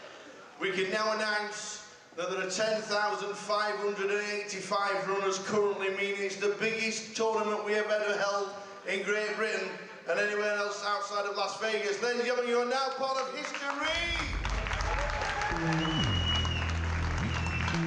The Goliath is the biggest it has ever been, and people are still buying it.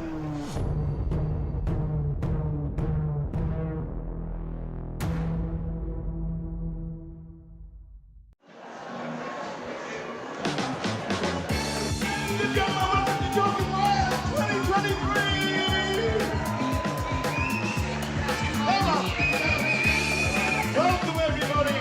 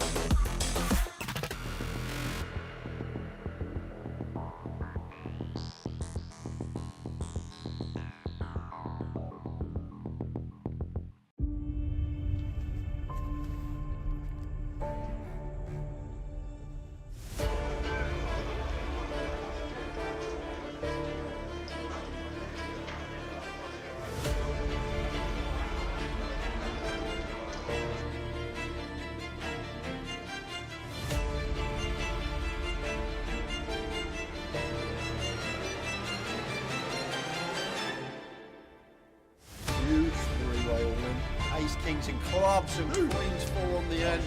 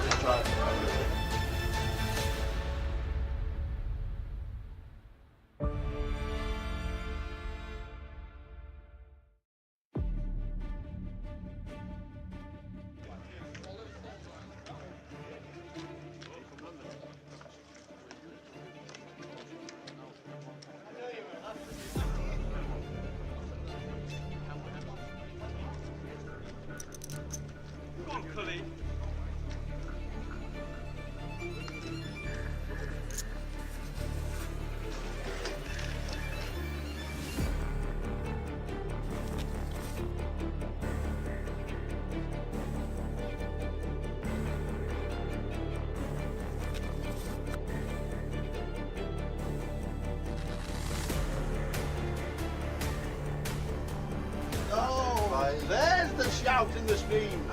There is the shout in the stream. Let's go, he says.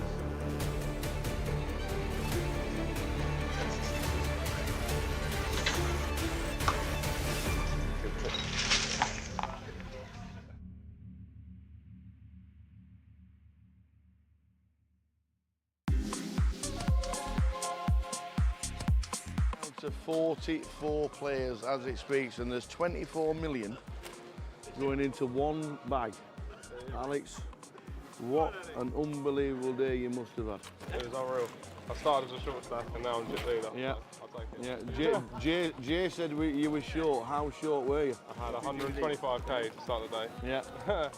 What did you do with the bubble? Did you just sit and wait, or did you just start? Yeah, I was short on the bubble, to be fair. Yeah. And you just sat and waited until the money went? Pretty much. I still took some spots, but yeah, after the money went, just couldn't lose a hand. Could you believe when we were on the bubble, 21 all in and called in 2 hands? I can't believe it. Yeah. It's a huge amount of chips. What's the table been like in the last hour or so? Yeah, all right, to be fair. I had a lot of big hands, so that helped.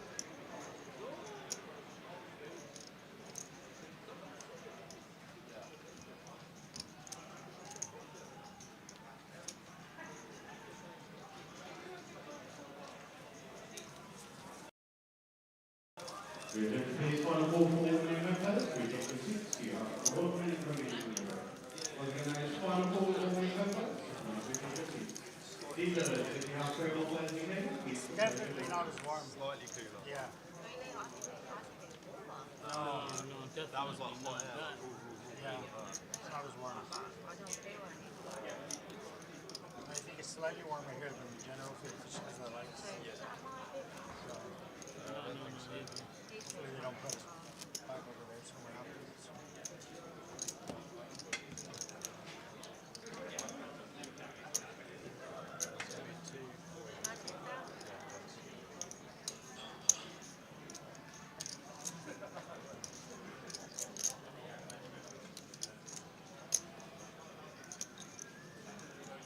That's it, Jay's done one. Who's Jay? Jay, exactly. Jay has done one. He went for his Nando's, didn't even go for Nando's. He went for his Bucks, didn't even go for Bucks. Ended with his sandwich. Got a sandwich. So Jim McShane has just jumped in for 10 minutes. We don't see him too often because he's always here, there and everywhere doing all things around the country. Happy New Year, sir. Still say it. It's allowed. We are allowed. It's the 17th. We've just been watching footage from season 1 during the break. Okay. And the Channel 4 footage from Manchester's leg. It was fabulous. I watched the intros the other day. What was it, yesterday morning, when you put all the different bits and pieces from different... Brighton, in a coat, because it was January. Portsmouth. So I watched that yesterday coming back from... A few changes that we've got for this year that you've come to chat about, and obviously a couple of mini exclusives as well. Yes. I think the first thing is well done on the MPL last year for all the players turning up, and promotion wise it was fantastic. But you tweaked it a little, Yep. So and everybody said fantastic. Yeah, Always at the preparation when we're putting out, everything obviously always goes out with best intentions, and then at the end of it we make some learnings throughout the course of the year. So start of last year we were really happy with everything we were putting out, and then you know, we've had some feedback and some learnings through the year, so we've made some more changes, and I'm sure there will be again this time next year. So we got the playoff, we got the invitational, the qualifier. So top 18 will get that for 100k playoff. So we do the 5k package playoffs, and we just normally issue the 10k packages and above to the players that made the top. However it comes out, be it 18. So this year they'll get their own packages. Then they'll get the chance to play off in the top 18 places. No seat for the tower. And then is that an exclusive? That's confirmed. That's official. And then obviously everyone will then come in. The next 72 will come in for the MPL playoff on top of that, so they'll both be there at the same time. So we'll still be doing the playoff like we did. Great change, by the way. The cash out satellite made such a difference. Yeah, I mean it still took a good amount of time, but it just played out better. Players played better. Players played to win, not players played to survive and exist. And so big change on that side. And that's it. You know, if you said to people pre-COVID about cash out satellites and things like that, and further back, if you said, "Oh, we're going to go to big blind antes, not running antes," so it's all about the progression of the game and how it all so coming up this year, yes, you've already announced that the UK Open is going to be a biggie. So this year we'll be moving further in front. So we've got obviously our dates of what the schedules are for the events, but we're announcing guarantees bigger and what the schedules are earlier as to what's happening at events. So we've got 2 £1 million guarantees that we've just confirmed to come out. So the UK Open's got a £1 million guarantee. Yeah, I knew about that. And at Goliath we've also got a £1 million guarantee on the 1K. On the 1K? Yeah. $1 million guarantee on the 1K? Not wonky. The 1K. Wonky donkey? Yeah. Wow, that's ambitious. Well, we know with Goliath, so we know where we sit. We finished at 1.9 million this year prize pool, so estimated at 2 million. It's going to do what it's due. Yeah. Goliath is Goliath. That's 2 million. There's no point putting everything towards that to see how that sits. So what's next? What's the next bigger thing at Goliath? The next biggest thing at the Goliath is the 1K. Yeah. So we made about 800k in the prize pool last year. Okay. So we're putting up the million to guarantee it, get more people along. Will that be the same format in the casino to start the day one A's, B's, and then move over to the hall? So it's first weekend. So we'll start on the Thursday in the casino. Yeah. Friday will move through into the halls. Right, got you. And then it'll finish off through to see where it sits off of that. We're looking to do the first draft of the whole Goliath schedule next week. I did say on stream earlier this week that we think that Goliath's schedule may be out by UK Open. Yeah, so that's the plan, to have that all done. The other thing that's big to announce for us for this year is with Goliath is that we're fully sponsored by PokerStars this year. Oh, okay. So there'll be lots more satellites online for the 1K and for the Goliath itself, lots more opportunities for the players to qualify with them. They'll be doing lots more at Goliath to make it show that it is a Goliath partnered event. Also, I guess in Grosvenor Poker still be doing exactly the same like they did. Yeah, we still have all of our qualifiers in total. Yeah, so the last 2 years we've pre-qualified 3,500 players between live and online with Grosvenor. Very nice. So this will all be us looking to do additional people, additional packages, additional opportunities, additional exposure. And I suppose we start as well, people from overseas that have never come to Coventry or never played in the UK, win themselves a little package. The Stars Pros, the Stars Ambassadors, they'll all be coming, they'll all be playing their bits and pieces as well. So, yeah, should be another great enhancement with where we are. Obviously, been in Coventry today, we've been having a Goliath meeting, going over some bits and pieces. So, yeah, lots going on with Goliath. And then the other big thing to tell you is, so I've been on the road this week. I was in Coventry last week. So Monday I was in Newcastle, Tuesday I was in Glasgow, yesterday I was in the Vic. Oh, how's that looking? Well, obviously Glasgow and the Vic are just next door to each other, so it was only the 8-hour drive from one to the other. But Newcastle first of all, so they're number 2 up this year for the UKPL. So we've got Portsmouth starting next week. Then we've got Newcastle's number 2 leg in the UKPL series. Yeah. So we're all getting them prepped and ready to go. Glasgow after that, they're mid-March for the 8-8 Poker Live. Yeah. £250,000 guaranteed on the main event. So as you see, we're a lot stronger, a lot bigger this year with guarantees. Is that for 560? 888. Oh, 888. Yeah, so an 888. Same as what we did here in Coventry. Yeah. So we got 817 runners here in October for 888 in Coventry. So exact same format to run that event in Glasgow. Yeah. As we said, one of the big things we're looking to do this year, we're going to Liverpool, we're going to Reading, we're going to Portsmouth, we're going to Glasgow, we're going to Newcastle. Yeah. So we're trying to get out to more clubs, let players see some more other parts of the country rather than just the standard. And the Vic. How's it looking? Wow. Really? Yeah. I mean, taking shape, is it? Yeah, a lot of pieces are still closed off at the moment. So where the poker room is at the minute, in the next 3 weeks, that will get closed down. The poker room moves to the restaurant. The pit's currently in the restaurant. The restaurant moves back downstairs. First floor gets reopened, and they'll get to see what they've done down there for that part to start. Right. And then they'll be working back on the second floor. April 28th, I want to say that everything's going back from the restaurant back into the poker room. Poker room will be set, and then there's other bits after that with lifts and reception. Yeah. And you've stuck a GUKPT on the week before Goliath. Why not? Absolutely, why not? That's what I know. I'm not saying you stuck one on and So complaining about it. It's just that we're going to get to see the Vic. Yeah, we don't normally have that sit-in.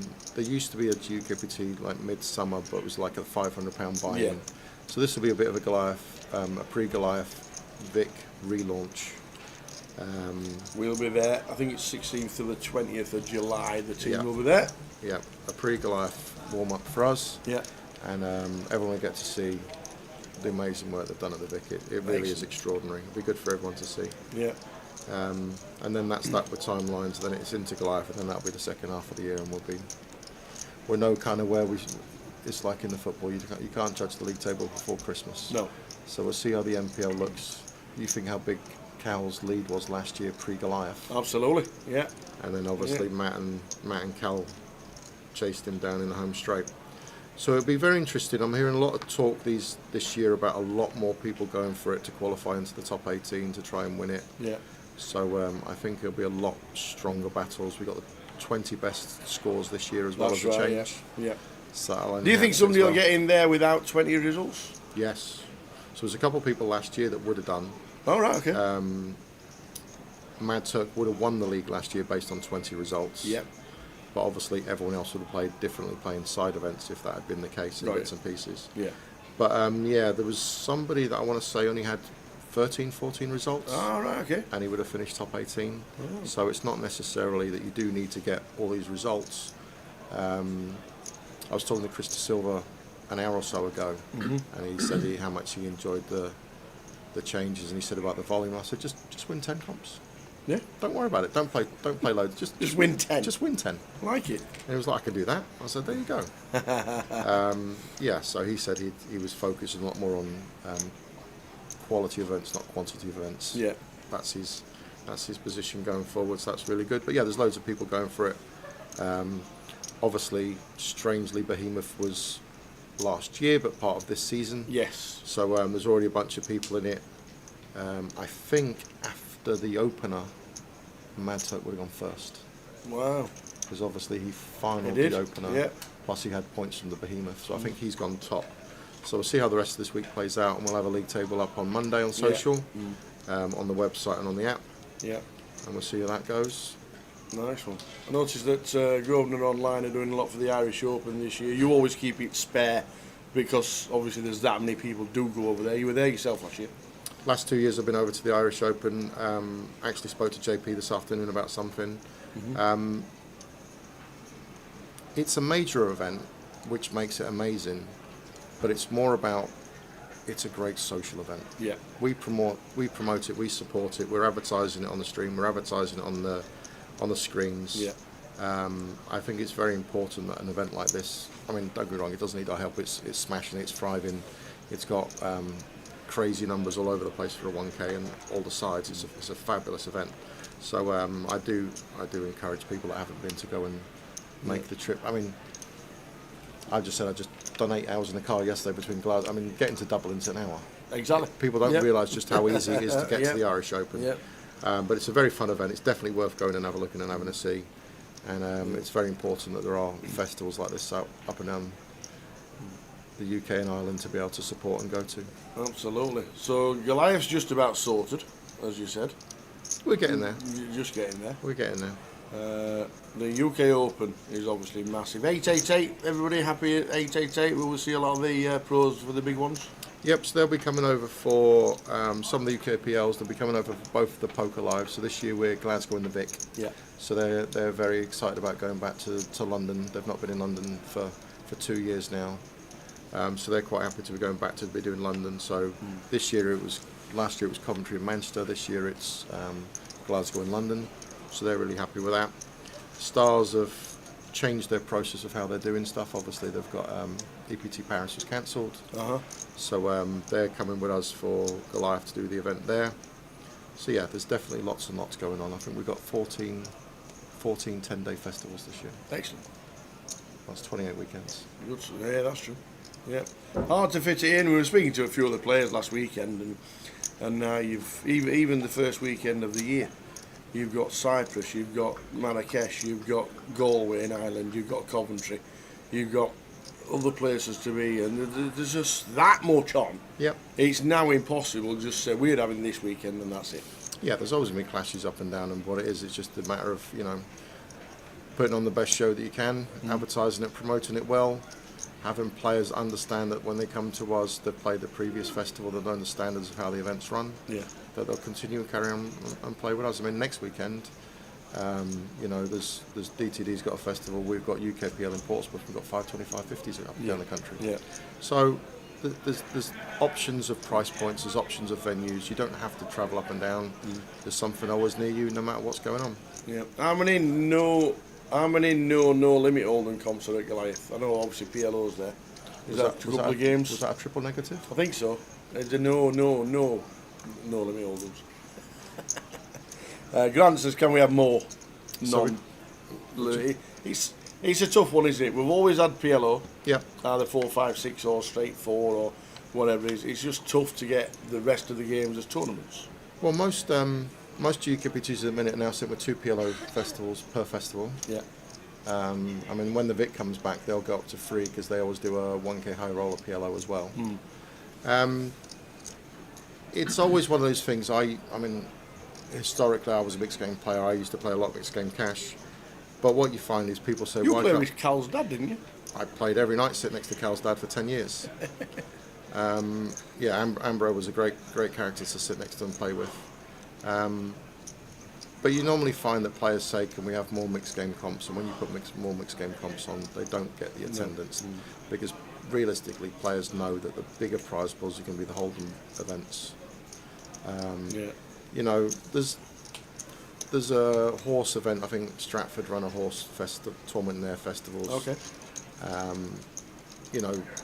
Vegas does some big O festival tournaments and bits and pieces.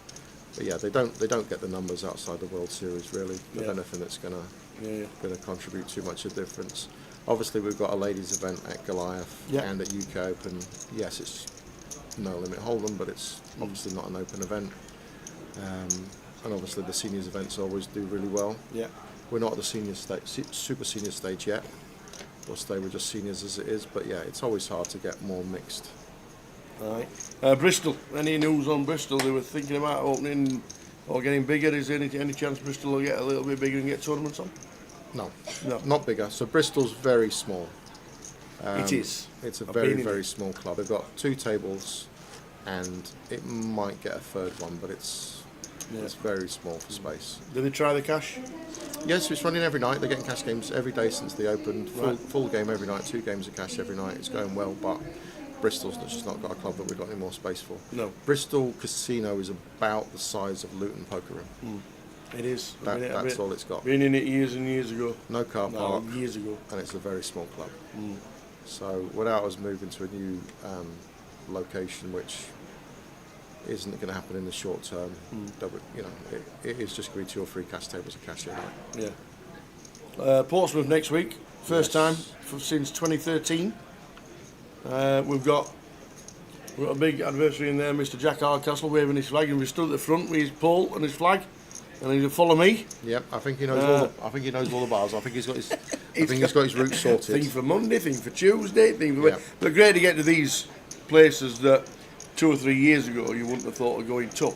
Yeah. So it's they're obviously getting bigger, great numbers in the 25-50s and anything basically that they run. Well, it's also the timing for London. So with the Vic being shut for as long as it's been shut now in terms of festivals, Stratford have been running festivals, but if you live in London, you know, Hippodrome do 3 or 4 festivals a year. If you want to play a tournament of a decent size, you don't even get 25-50s in the Vic until the refurb's finished. No, that's true. So it just means that all those people that are, you know, south of London, I mean, Reading to Bristol's an hour. Southampton to Bristol, Bournemouth, Brighton, it's a huge, I mean, obviously it's on the coast, but it's a huge catchment area down there. Yeah. And the whole of South London, anyone that plays poker is going to be going to Portsmouth. Yeah, so I'm expecting really good, strong numbers down there, and the team in Portsmouth are really excited to have something back. So that's really good and really positive. Yeah. Stoke's not really been I know they obviously Genting's straight across the road, but they're now not doing poker. Yeah. Stoke, could they have had the chance to reopen their little card room, or was it just another case of just being too small? They opened for a little while. They were offering tournaments and cash games, and they were getting 8, 10, 12 people turn up and play, and it's just not justifiable. Stoke's not got a big enough player pool to justify the 2 clubs. No. So yeah, Stoke's not. We did actually look at in the building Stoke Casino. It's got a Genting's a Mecca attached that's just closed down. So we were talking about putting poker in and making it into we could have put like a 40-50 table card room in there, but it just doesn't have the player base to justify it. It worked for festivals, but outside of festivals, how would it have worked? Yeah. So that was knocked on the head, but yeah. Yeah, it's looking like an exciting year, and we've penned ourselves in for 3 years. Thank you very much.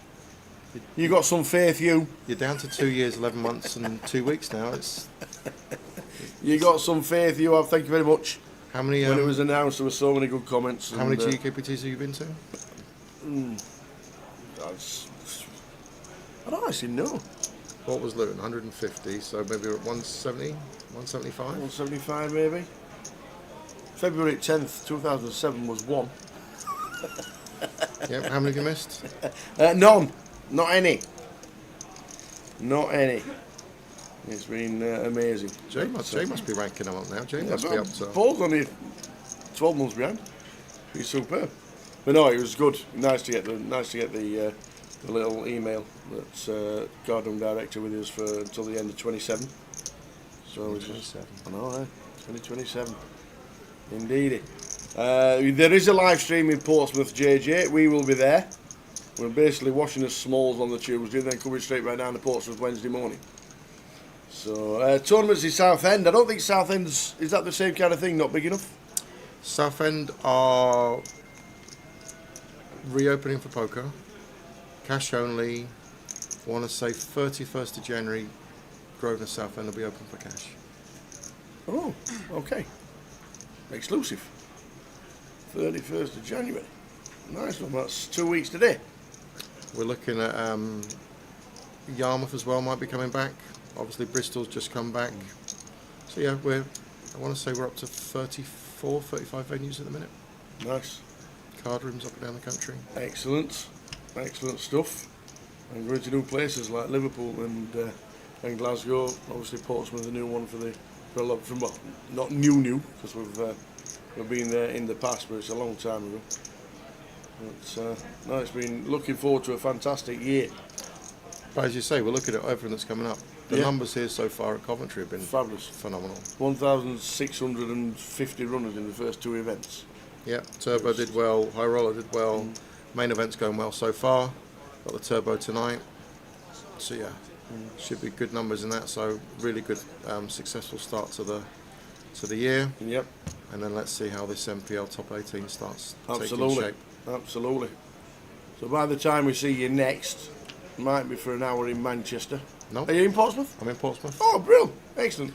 I want to say we might have another exclusive, but that's only a week away. So Portsmouth Wednesday, Thursday. Excellent. So we'll see you down there. And good to have you on board. Like you say, you've just done motorway mileage. The car needs a wash. If you're on £1 a mile, I'll tell you what, you won't need to work very much. Yeah, I wish. I wish. But yeah, Glasgow's really excited. I think the Glasgow event's going to really bring something to it. Excellent. As you said, I heard you listening on the stream on the way down the other day. 3 festivals in It's got, yeah, exactly, yeah. As well as 2550s. Yeah, there's 2550 next week. So we've got a GUKPT, an 888 Poker Live, and a UKPL. So 3 different festivals, 3 different price points. Yeah. And that'll be really strong. And then Manchester again, GUKPT, 650k worth of guarantees at the GUKPT Manchester Festival, across the board throughout the festival. Are all main events going to be 250,000 guarantee? So Edinburgh and Leeds normally run with a slightly smaller festival. Yeah, £1,000 main, so 8,000. So their festival structure will be done slightly different. Yeah. And then we've got to have the conversation with the Vic, because the Vic might be bigger. Right. Because obviously where the Vic sits, talking about £250,000 worth of main events. Oh, well. That's day one. Yeah, it is. So it is. So we might look at something a bit bigger for the Vic. But the main thing is obviously I think we've got these lined up a lot earlier this year. We know where we are with Goliath, we know where we are with UK Open, we know where we are with the 1K the 1250 GUKPT. So that's all sorted and settled, and everyone knows what they're going to get. It says what it does on the tin. Yeah. So players have got that as an understanding. Going back to Newcastle for the first time in a long while as well. Are they excited about it? Yeah, really excited. I mean, North East always gets a great turnout when we put 2550s on. So again, it's just that it's obviously it's an area as well where it's the players. You've got to play the festival, but you can have a good night out, places to eat, drink, have a good time, see what's going on. So it's not just about, players don't just go to an event, spend the whole time in the casino, and then go out afterwards and don't know what's gone on. So Glasgow, Portsmouth, Newcastle, Liverpool, I think those 4 events are really going to add that as a positive for the players for the tour for next year. Niall, who won an event last season, he was he at the grand final? Must have been. So Niall coming over from Ireland, he's quickly looking at the table, 10s against Ace King Soda with the 8s. Well, you need to win your flips to win these tournaments. You do indeed, and Niall looks like he's doing that. Yeah, no runners. Does he get there and get a nice double up? Yes, he does. Yes, he does. Yeah, so Newcastle is back on the way. I'd like to also say, with the amount of added value that we got in our Stockton charity event, fabulous from you guys. I spoke to Dave Baldwin quite a lot for the event, and bits and pieces are going on, but it's a very impressive turnout. Do you want the Tower exclusive? Oh, yes, please. To be fair, it's about time you gave away a £1,500 UK Open seat. Is it? So your challenge for the next 2 days is to work out how you're going to do it. A 1,500 UK Open seat? Live on stream. Live on stream? So you work out how you and Jay want to do it, but you can give away a live. Well, thank you very much. £1,500 ticket. There you go. If you're staying any longer, will it be 2? Well, I need to get to Portsmouth first. Let's see what happens. Thank you very much. So we'll work out that with Jay when Jay comes back. We'll work that out. Jay doesn't need to know exclusives, does he? Thank you. He gets enough information. Jay gets upset. But no, going back to Stockton, with all the added value that you added in, it was gave up the time, all the staff, all the dealers, the added value that you gave, loads of seats away. Did you hear the news about the rebuys? I heard that there was a new all-time record set. In 2 hours. In 2 hours of rebuys, a £10 rebuy in the charity event we had in Stockton, there was 867. So I was actually following the event on the app. Oh, right, okay. So I'm hitting refresh, and it's been going 10 minutes, and it says 0 rebuys, 0 add-ons. Right. I'm like, these rebuys are coming so fast that they can't even put them on the system. Nope. Yeah, and then at the end of the rebuy period, half an hour went past, and all of a sudden they had 10 tables. There were 10 tables. It's only obviously upstairs in Stockton. There's 10 tables. There was 109 people total by the time they got themselves in. But out of the 10 tables, 7 of the tables were every person was all in on the hand. On 7 of the tables for the first hand. And everyone shouts chips. Yes, they couldn't run out quick, but they were fantastic. Harvey and the team. Harvey really enjoys it. Really good. It's so good. It's an established part of the calendar now. They look forward to it. They know what they're going to do, know what's coming up. And raised £5,000 for local charities, so that was fantastic as well. Yeah. Really, really good. So you've just heard Pokemel. Jim's just given us the go-ahead to give away a £1,500 ticket for the UK Open. We'll make sure it will be used, and it has to be used this year. You won't be holding on to it to next year. So yeah, thanks for that. Yep. They're very nice indeed. Yep, can't break it down. It's a must-use ticket. Yeah, a must-use ticket for the UK Open. Can't get further than that, can we? Fantastic stuff. And any news that we've not covered today, I'm sure we'll see you in Portsmouth, and then obviously Manchester and the UK Open straight after that. Yep. Fantastic stuff. That's the short-term run. Yep. So they're all now planned. They're all now organised. It's now up to the stuff April, May, June to get to the summer break. Absolutely fantastic. Mr. Jim McShane, who's just given us a 1,500 ticket plus all the news regarding the changes and what is coming up in the next 12 months of GUKPT, Grosvenor Poker, NPL 888 and everything else. Thank you, sir. No worries. Much appreciated. Cheers, Tower. Mr. Jim McShane. So we'll grab Jay back after his wander to Bucks or Nando's or whatever it was. That's good news. Fantastic stuff. Don't tell Jay.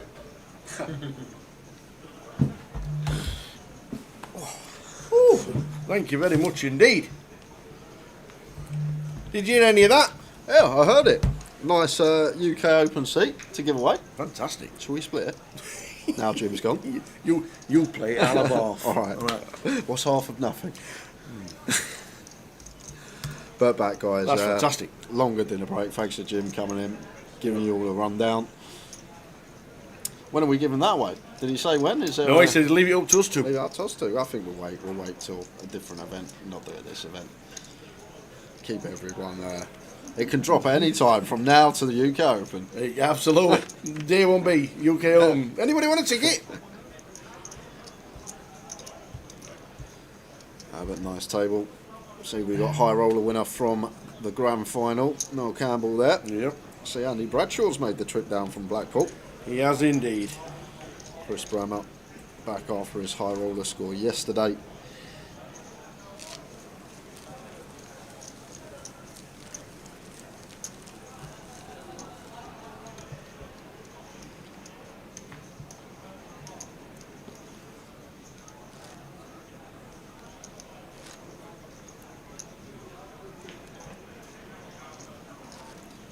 Some more giveaways this session, guys. We'll squeeze one in. 90 minutes left of the session. We'll get one in.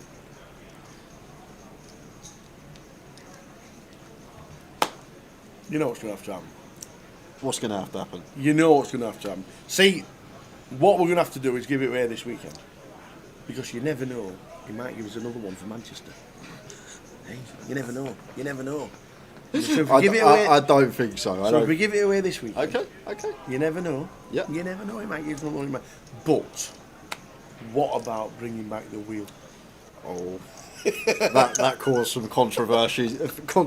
What about bringing back the wheel? The wheel will come back. Maybe we could do giveaways to get onto the wheel. We'll do a Tower or J things to get onto the wheel, and we can set a date for the wheel spin, and we'll get 10 names on there, and perhaps do what we do last time, podium. I think we should bring back the wheel. I think the wheel will come back. That will be the best way, and then we'll have a build up, and then they'll have to be in stream to claim it. Absolutely, 100%. 100%. Set your alarms. Wow. There we go. Get your name on the wheel and you can win yourself a £1,500 ticket. Fabulous.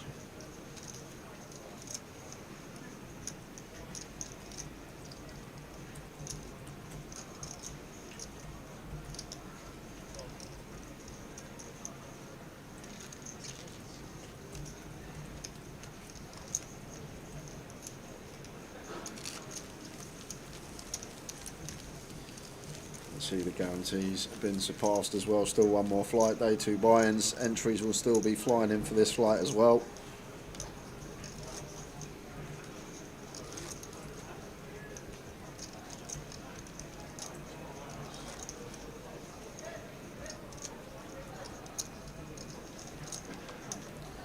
Rena's at the table as well. Folds in the cut-off.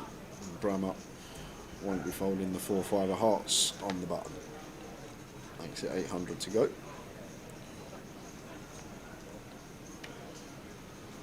And a right card here against button open for 2 big. 7-5, fine to defend.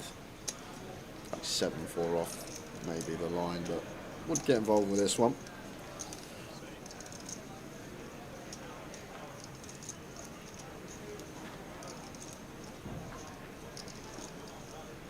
does take his price to the flop.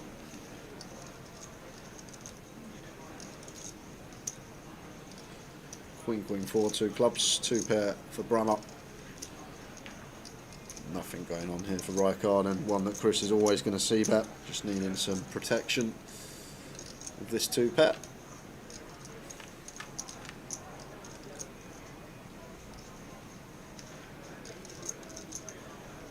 And just one that Rijkaard has to get out of the way with. Small pot goes Brammer's way.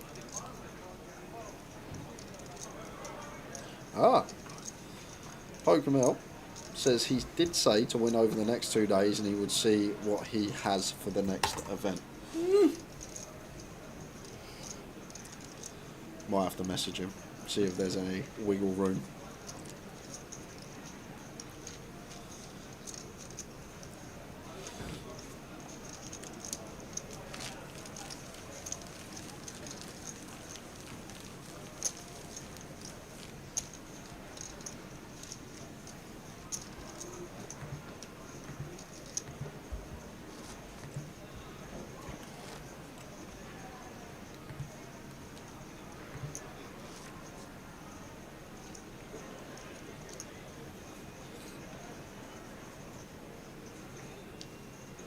Ace-3 suited for Sorab.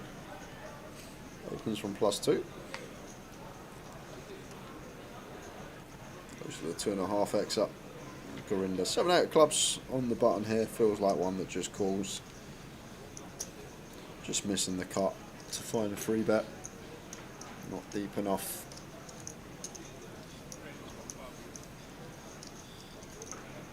It does look like a man that is going to find the aggressive route here. Does go for the free bet with the 7-8 suited. Like in general, like these ones prefer being much deeper. As we know, 60, 70 bigs effective. When we get shallower, they don't usually fall into the free bet range, but Gorinda just trying to take initiative in the pot. As position, does get heads up with Sorab. Comes with call with the Ace-3 of hearts.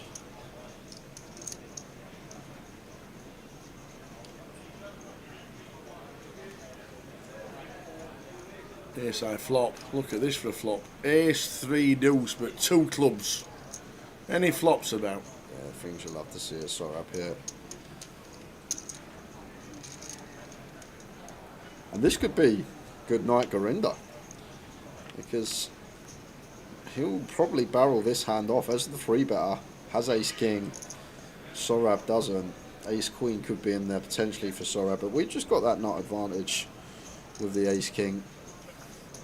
Going to have more Ace-Queens, just better Ace-X going to be in there for us. So if Sorab can find the flat here and it comes a brick on the turn, we potentially will lose Gorinda, because I feel like Gorinda's just going to jam almost any turn card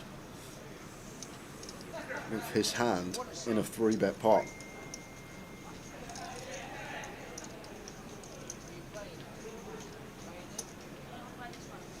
Not going to get the opportunity here. Sorab making it 6,200. Now back over to Gorinda, and this is kind of awkward now, because if we jam, we know we're never getting a fold, so we have no fold equity. Are we just happy to run it with an 8-high flush draw? Our opponent can still have like king-high clubs, queen-high clubs, these type of holdings too that have got us drawing thin, but like now we get this 5-1 price, we can definitely call in position. Like a jam, I just don't think is ever getting anything to fold. Obviously it's never getting Ace-3 to fold, but think about Sorab's range when he check raises here. Is he really going to have any check raise folds at this stack depth? I don't think so. He's announced all of it. Easy call for the Ace-3. And maybe Gorinda thinking that he's not folding many turns either. This is the thing, what we call for that price, we're then going to be getting a great price on the turn all in anyway. Maybe just slightly missing the cut. Can find a club. Or a 5 for a chop. Imagine the 5. Imagine. It's nuts. in bricks. So Sorab takes out Garinda in seat number 2. Unlucky Garinda. It's nearly going to be simulation confirmed there, Tav. That come a 5 on the river. Last thing we spoke about was the wheel. And then the first all-in, the wheel nearly ran out on the board.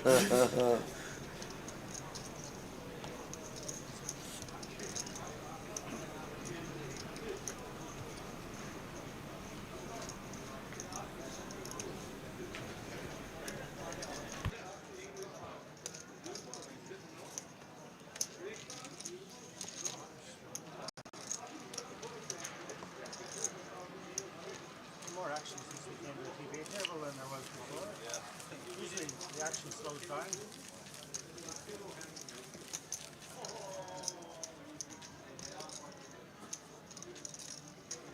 So Garinda out the door.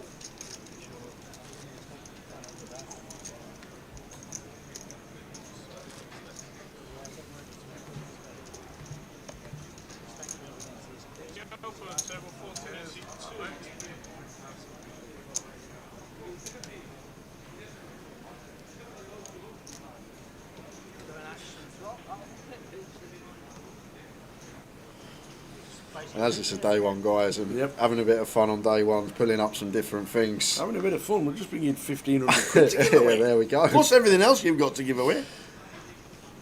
We're going to pull up a little side quest for me and Tower. Oh, here we go. We've done the Wordle, we've done the Weldle. We're going to The make Worldle. it a What are we doing that again? Who comes up with these? And why do they have to? So why do they have to have the LE at the end, like Wordle does? Octordle, and what's the number one called? Numberal, or whatever it's called. I'm not sure. The number one's called something as well, isn't Nerdle. it? Nerdle. Nerdle, that's the one. Crazy. So back to the action first, because we got some brewing. Brammer finds Big Slick in the cut-off after an open from Neil Gunn. Rene flat in hijack. And at this stack depth, King Jack of Hearts fine to come along. Start the hand, 70 effective. And one that could even 4-bet some of the time at this stack depth as well. Feel like most of the time landing on call, but these suited broadways, when we are this deep, can find their way into the 4-bet range. But Neil with a tight little laydown here. And it's well timed because we are dominated out of position, and that could be another factor as well we got to take into account. We're up against Brammer, sometimes opponent in question for these closer calls can make us veer one way, and we know Chris is very accomplished and a beast post flop, so just choosing to let it go out of position to him there. But I feel like 70 effective, we can definitely get involved there with the King Jack of Hearts and these suited broadways, like I say, small frequency 4-bets. Maybe not just wanting to tangle with Chris.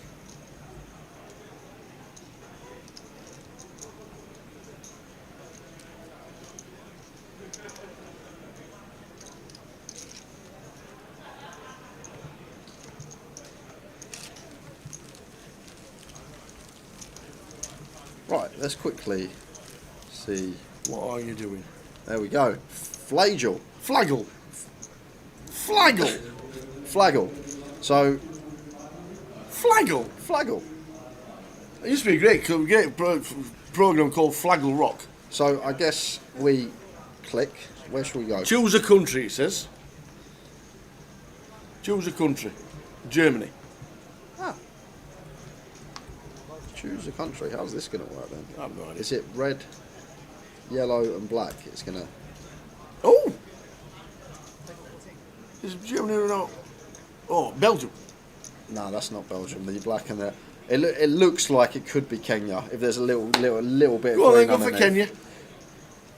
But it could be wrong. Could be wrong. Could be a very obscure one because it's red with black, yellow, green, right, Kenya? Go on then. Could be wrong. I thought Germany was Could a be good very guess. wrong. Germany's a good guess. We had no flags. No, it's not Kenya. Jamaica? No, they've got no red in it, have they? Oh, Oh, they have? that is a very obscure one. What's near Jamaica? Antigua. No, I don't think it's Antigua. Tom Grimo says Slater and Waldorf.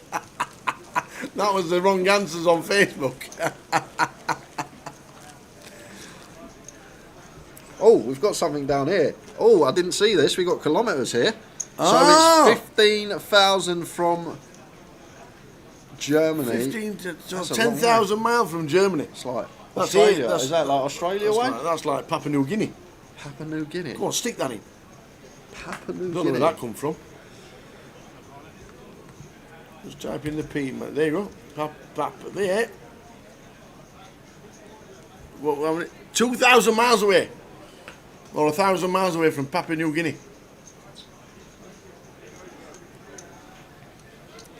Alice. I thought you were good with flags. This is a very obscure one.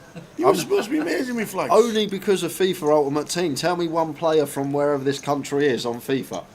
Papua New Guinea. I'm good at all 1,000 miles away. anyone on FIFA. So it's Southern Hemisphere.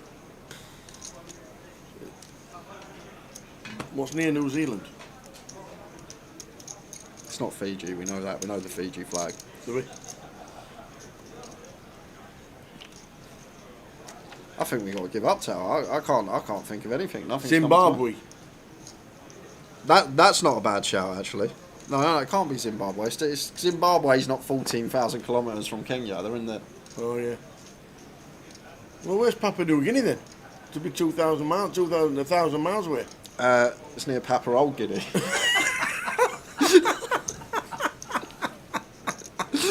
We're going to come back to that. I'll leave it out. I can just jump back to it, just see if anything's occurring at the table. Why we have a bit of a think up.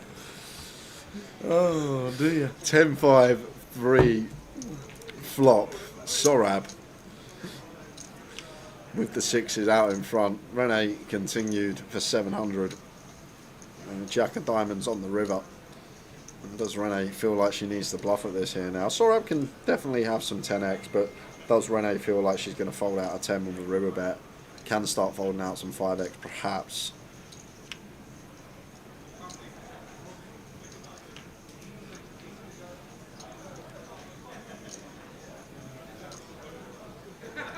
Check behind. It doesn't choose to bluff. I've opened the chat box up. I've ruined it. You've ruined it? I think so. You ruined it. Vanuatu. Vanuatu. Go on then, stick in Vanuatu with a V. Can you name me the footballer that plays for Vanuatu, please? VAN. No options. There you go, Vanuatu. Ray! Of course. Of course. Vanuatu. Vanuatu? Never heard of it. Have you? No. Vanuatu? We tried doing it without the chat box. We just unfortunately opened the chat box and would have still had the chat box shut. It would have still been guessing. Yes, we would have. And would have still been here until Coventry's leg at Goliath. Yes, we would. Guessing for Vanuatu. When is that even a country? It's part of the South Pacific Island Group. Of course. Obviously. Obviously. Back to the action. Rijkaard. Couple of jacks. We'll have a giveaway this session as well, guys. Tom from online has given us plenty to throw away over the course of the weekend.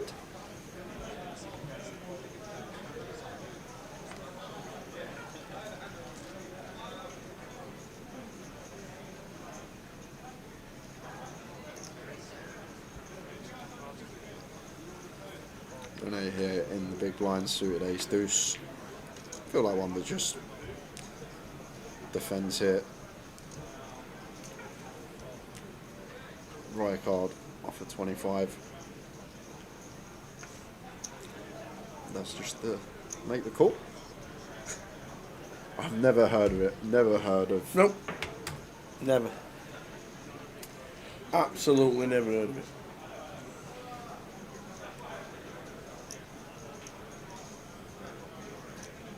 And if it's just like South Pacific Island Group, is it not just an island? Well, it has to be a country, I suppose.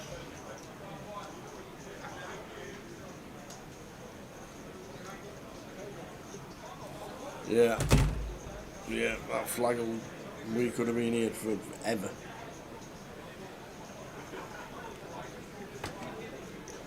Football player Brian Koltak, apparently. That famous Carlisle United centre forward. So Rijkaard with the jacks continues 1200. Rene here with a wheel draw. Not going to be going anywhere. And goes for the little check raise here. With the gut shot and the overcard. Backdoor flush draw. Can get behind it. Start folding out some better ace highs. Even flushing out like king, queen, king, jack. From our opponent's range. And I feel like at Rijkaard stack depth here, he may just 3-bet rip the jacks.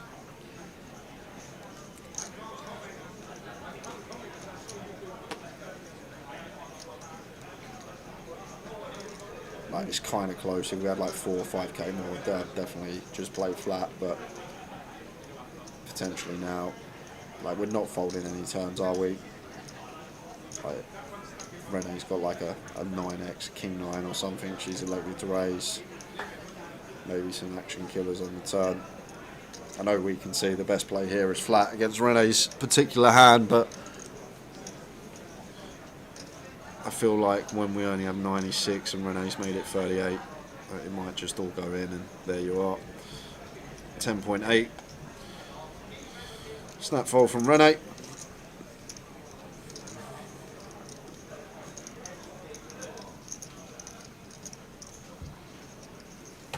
So I know what it is. So do I. Vanuatu. It's off the east coast of Australia. You get to Australia. You know, you get to Australia. Yeah. And then you go that way. About 3,000 miles. Okay. That way. Australia. That way. It has to be the smallest group of islands I've ever seen. Flaggle's banned. Flaggle's gone. You're supposed to be good at flags. Yeah. Thought I was until Vanuatu come up. Richard Burner says, no idea on it, but his 15-year-old son is feeding him all the info. Nice one. Well, how are you? When did you get back over? There won't be that many. I reckon it's less than 5,000.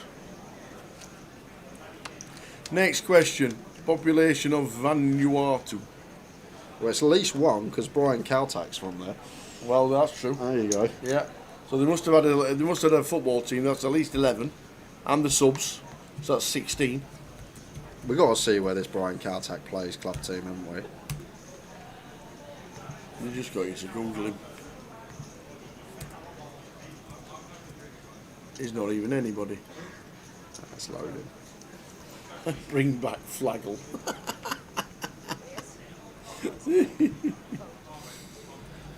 King 10 for Sam in the hijack. Makes it 1k. Brahma with the 3-bet with the 7-5 suited. And once again against Sam there, like, we are 80 plus deep, so talk about it a lot. This is a range that we actually get to 3-bet. 7-5 suited may be overdoing it, but like 6-7 suited will be in there. Suited gapped, middling, more condensed. Our 3-bet range when we are at a larger stack depth. Brahma taking the 7-5 of diamonds on that occasion. Well, I'll tell you what we need to do. I've got this great idea. You got a great idea. Okay. You know your spreadsheet? Yep. You know how it's from Tom? Yep.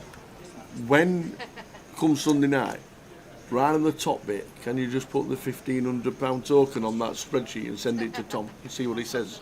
He'll probably know though, won't he? He'll know that it's live.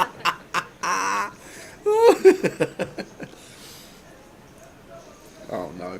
Oh, here we go. I've just had a screenshot of Caltack on FIFA Ultimate Team. Oh, is he in it? Yeah, he plays for the West Coast Mariners. It's like Grimsby. Sorry, West Sydney Wanderers. Oh, he plays in Australia. Yeah. All right, okay. He's moved. 1 goal in his career. No, in the A-League this season, so he's known. He's known for not scoring.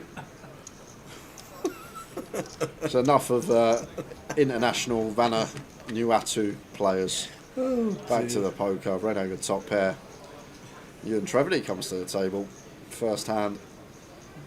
we see him involved. Flops. Second nut flush draw.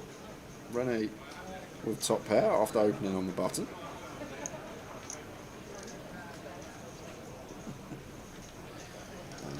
No waiting around for Ewan. With the King 8 of Hearts, turns the flush here. On the 5 of Hearts turn. Maybe thinking about leading here.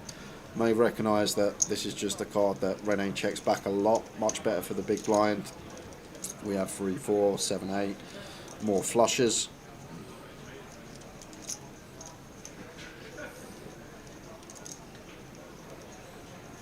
And it just gives us the opportunity to jam river for less than pot as well. Be just north of 2/3 and just taking away this opportunity. Rene's just checking back at a really high frequency on this turn. Get the bet and lead ourselves. And now Rene in a predicament here because Ewan Tripodi can be a real tricky customer. And he is the type that would potentially lead here as bluff and find some bluffs. Something like 10-8 with a heart, 10-7 with a heart. These are probably going to be leads for him as well, sort of to balance that out. Many folds. Rennie don't have the chips to be calling with one pair on a flushy straightening board. If she knows Ewan, I wouldn't be surprised if she called once and perhaps folded river. There are only a few bluffs there, but great shout. She does just muck the top pair. It's 10-8, it's 10-7 with a heart. Like, you don't really expect Ewan to lead like some 5x with a heart, stuff that has showdown against the bottom range. Nice fold from Rene. What's the big seat you're giving away? Have I missed something? Shh. We can't tell you. If you weren't listening, you can't be in it. Yeah, there's 2 rules. You're only eligible if you was listening when the news were announced. That's it. And anyone that's won one before via social media or the stream also cannot win one. I'm talking to you, Razor Kev. We have a £1,500 UK Open seat to give away. Non-transferable, has to be used.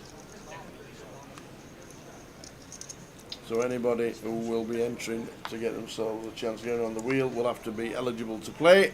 It can't be transferred or sold. Jim McShane came in and gave us the fantastic news. Brammer's limp here. I like a lot of people would ISO this spot, but he sniffed this under the gun limp out from Andy Bradshaw with the ace king. Would have been getting back raised, I'm sure of it, but finds the limp on the button. Well timed from Bram up with the Queen 10 of Hearts, and we're going 4-way now in a limp coup. Ace I flop, all diamonds, ace king 9. So brothers won't be too happy about all the diamonds. Especially when Brammer limps button, small blind completes, and the big blind checks, like they can still have flop flushes here. Well, he won't be happy about that. No. Even Ricard, to be fair, may check. Yep. I'm going to check all the way around. And does it pair up for brothers?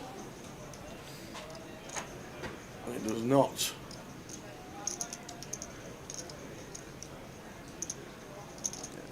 Is there ever a part where we could have no diamonds between us all?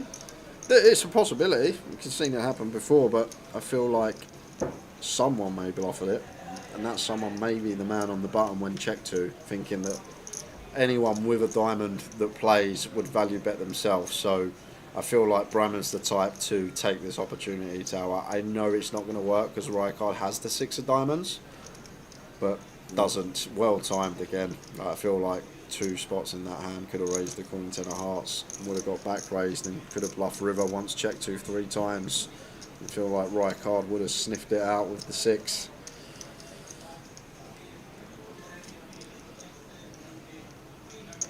Sometimes the thing about players with such good resumes, they're not always taking the theoretical line, but they have their own sort of style, and just that feel, that live feel at the table, just knowing when to bluff, when to bet, when to free bet. Just something that only really comes with experience of playing thousands of hands sat there in a live setting.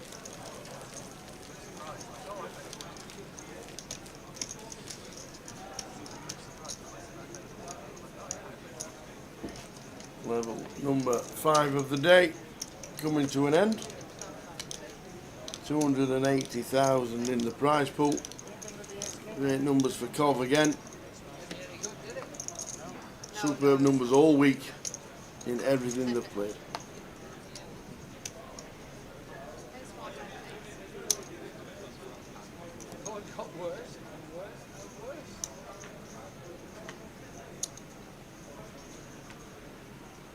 Ace-8 suited for run 8.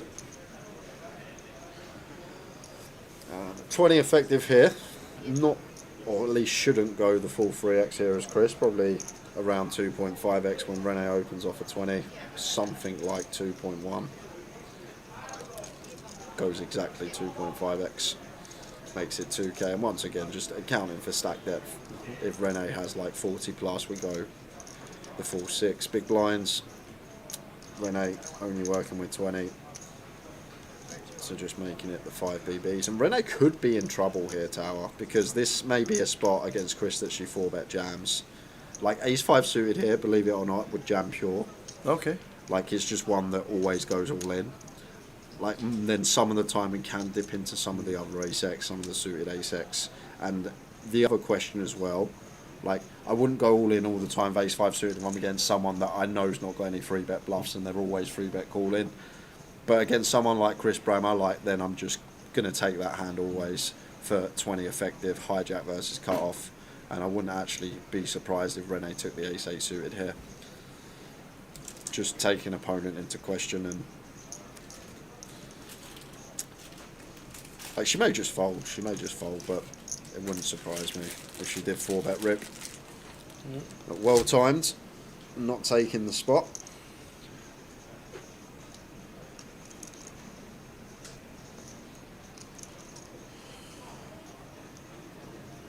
20 bigs for Rene, 8,000 chips, last stand at this level. And we'll be going to 2-5.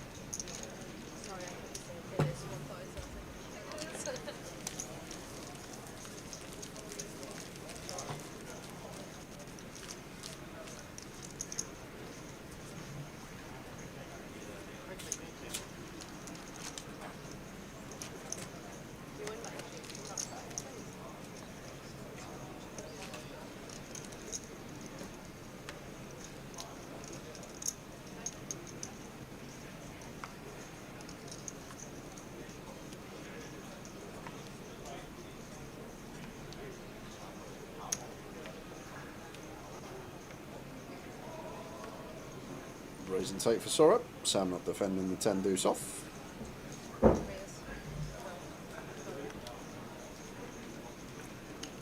I will be asking Tower a question in 15 minutes. Uh-oh.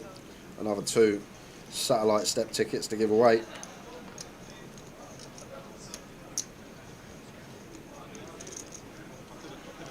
No, that's his chance. That's okay.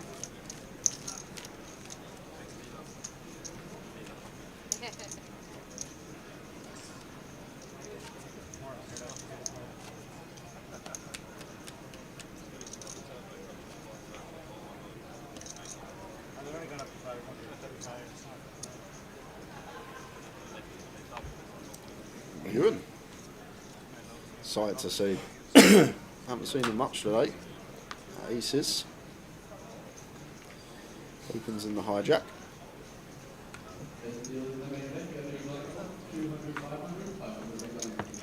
The old boots.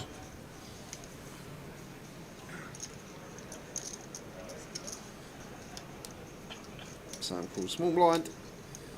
And he's in on the button. Neil with 9-6 of spades. Defence. Top pair for Sam. Middle pair for Andy Bradshaw. Yeah, no checking 4-way for you in here.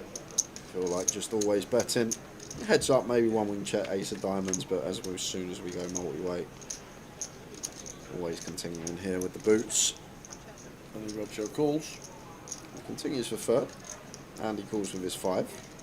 Sam should be overcalling here, getting 5 to 1 with the 10.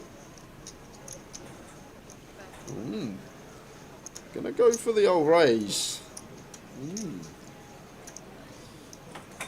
I feel like in this spot, when Ewan once again bets into Phil Tower, I say it a lot when we go 4-5 way, the players with ace king, ace queen, like the high cards, don't tend to see bet into 3 or 4 players. So as soon as they do continue, like they're more weighted towards a hand, whether it be 6s through 9s, whether it be 10x, whether it be an overpair. And obviously against all the 10x that Ewan opens, other than a couple of combos and the overpairs, we're just toast here with Sam. So may have just gone for call in this given scenario. Like heads up, slightly different. Like then maybe we can start raising some top pairs for value against the late position open. Mr. Bradshaw in with the overcall as well, looking to snag 2 pair or trips on the turn. Jack of diamonds. The diamond draw's no good for the Bradders.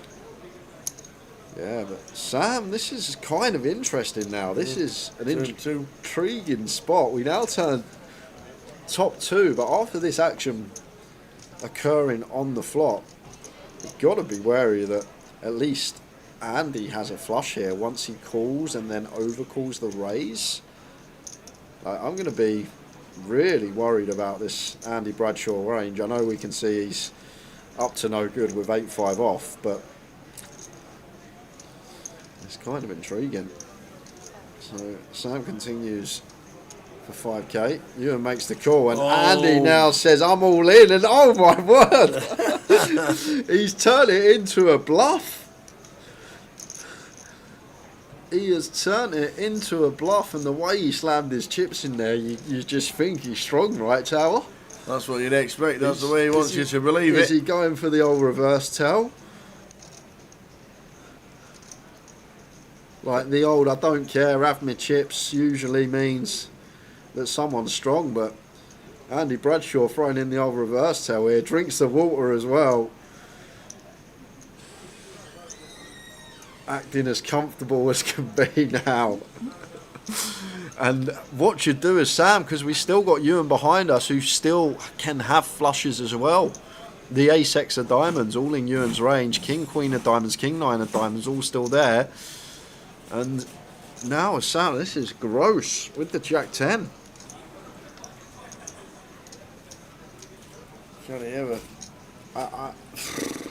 With everything Andy's giving off Tower, I like. He may sell the reverse tell here. He actually may. He may just let this go, Sam. Think this guy, what is he supposed to have? He's called Ewan C-bet. We've then raised. Ewan's called, and he overcalls. Like it looks like a flush, doesn't it? It certainly does.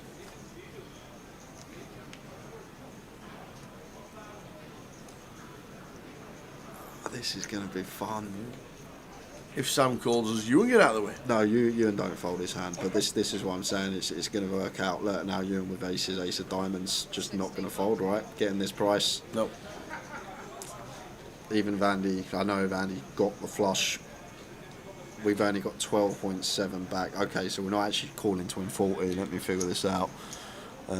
So difference of 3.5 in stacks, so there's 36.7 to win for Ewan, so he's actually getting 3 to 1, so he needs 25% equity, and assuming we can hit 9 diamonds here, well let's say we can hit 7 diamonds because Andy's repping a flush, 2.5% with 1 card to come, so we're actually getting like 18-19% against a flush here as Ewan, so we're actually not getting the correct price. But then what we do, we start scattering in maybe some 2 pairs. If Andy has Jack 10 himself, we're then getting the right price because we got counter filled outs. So there you go. He does let it go. He's going to turn them over. Bradshaw. Show the table. Go on, brothers. Show him. Yeah! What a move. Brothers. What a move from Andy Bradshaw. I'm surprised Ewan's fold getting that price so tab, because if Andy's got Jack 10 in there as well, if we give him all the combos of Jack 10, 9 left.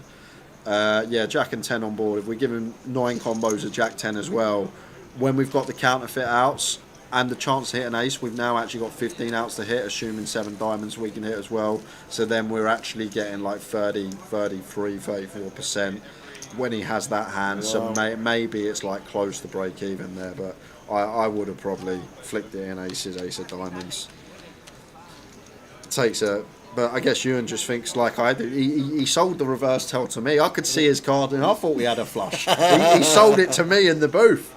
He was doing all the things that someone does usually when they've got a monster. But he's a smart old man, is Andy, and he's obviously sold that to the table.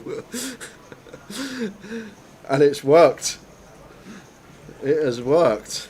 And that's the other thing as well. If they don't know Andy, you just think he's been fairly tight this session. He hasn't really got out of line. He's just always got a flush. Crazy stuff. That is a hand for the highlight reel. Not often we get a bluff like that through. We don't just get 2 pair to fold, we get aces with the nut flush draw to fold. I actually really like the fold from Sam. I know Sam had the best hand there, take nothing away from him, but I like the fold with the Jack 10 because just how Andy was acting, and it just looked like he had a flush. It just looked like he had a flush. Maybe the same hand as us, but you never expect the man to have a bluff Good there. fold, he says. Never expect the man to have a bluff. Unreal.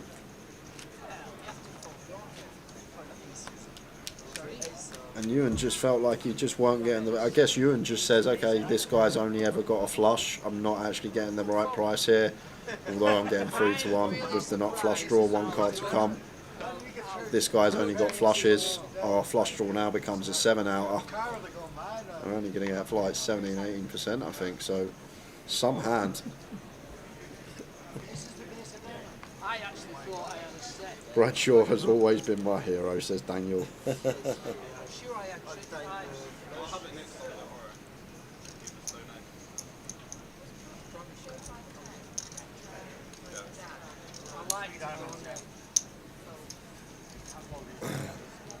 And now with the 10s, those brothers.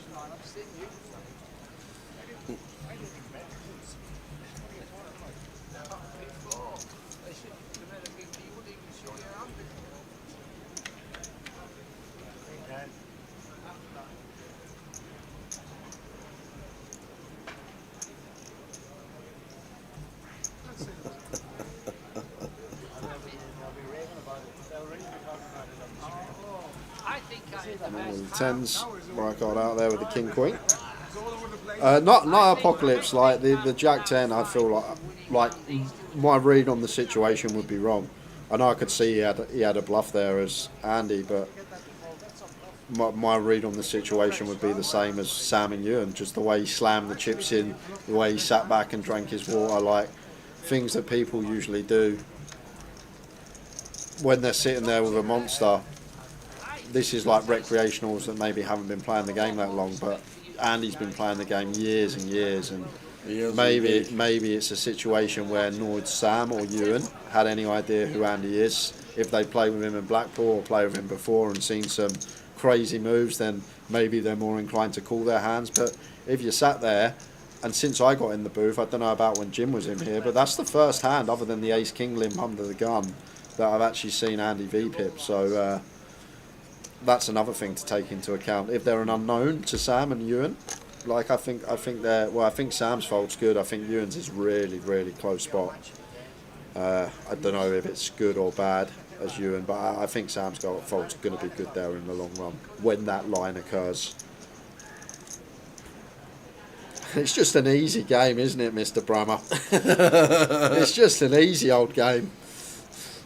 Finds the boots. Squeezes it up. And 5k seems on the money. 5x after an open and a call. Size we want to be around there. And Sorab should be continuing here, Tower against Chris. We'll look how deep we are. Start the hand, 70 deep. Queen Jack of Hearts against someone that usually gets after it. I know on this occasion and the occasion before against Rene, he's had it. Sorab potentially going to let the Queen Jack of Hearts go. It'll be a well-timed fold, but I'm not folding this on the button. The position on Chris at 70 effective. But it would be a great fold if Sorab does find it, because it could be entangles if we catch a piece on the flop. Yeah, nice fold, sir. Does get out of the way, and Chris is probably thinking, no action, both me monsters.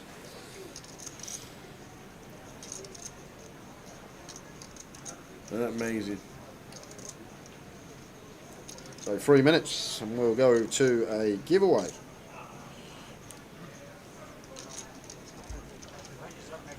They have, yeah, and every one of us are around for some reason. Some of them with like 2 double beds in them and all. Strange.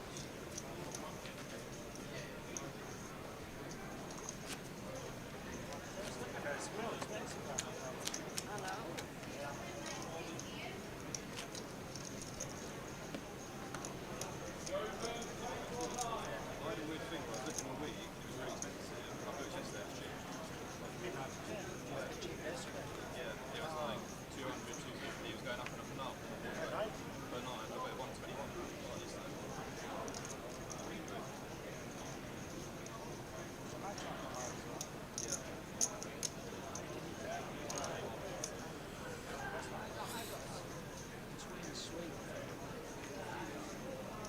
How you doing, Gary McGaffney? Well, you guys that?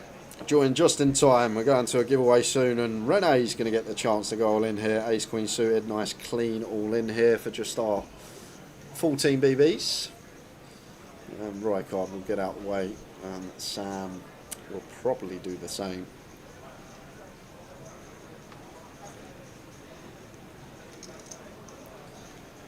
There we go.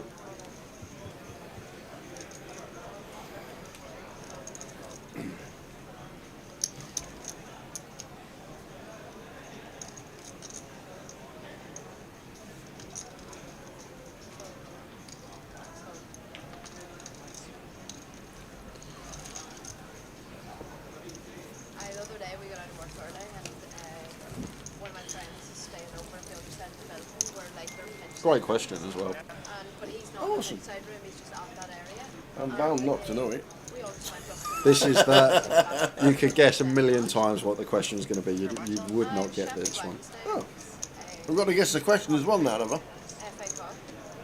It went extra time and then penalties as well. We didn't get to see the whole thing like because we were working, but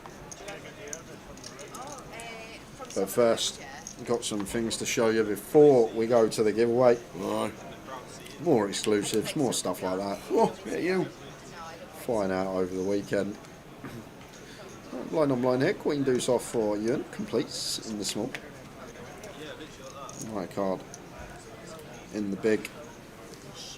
With the 9-5. Gets the checkers option.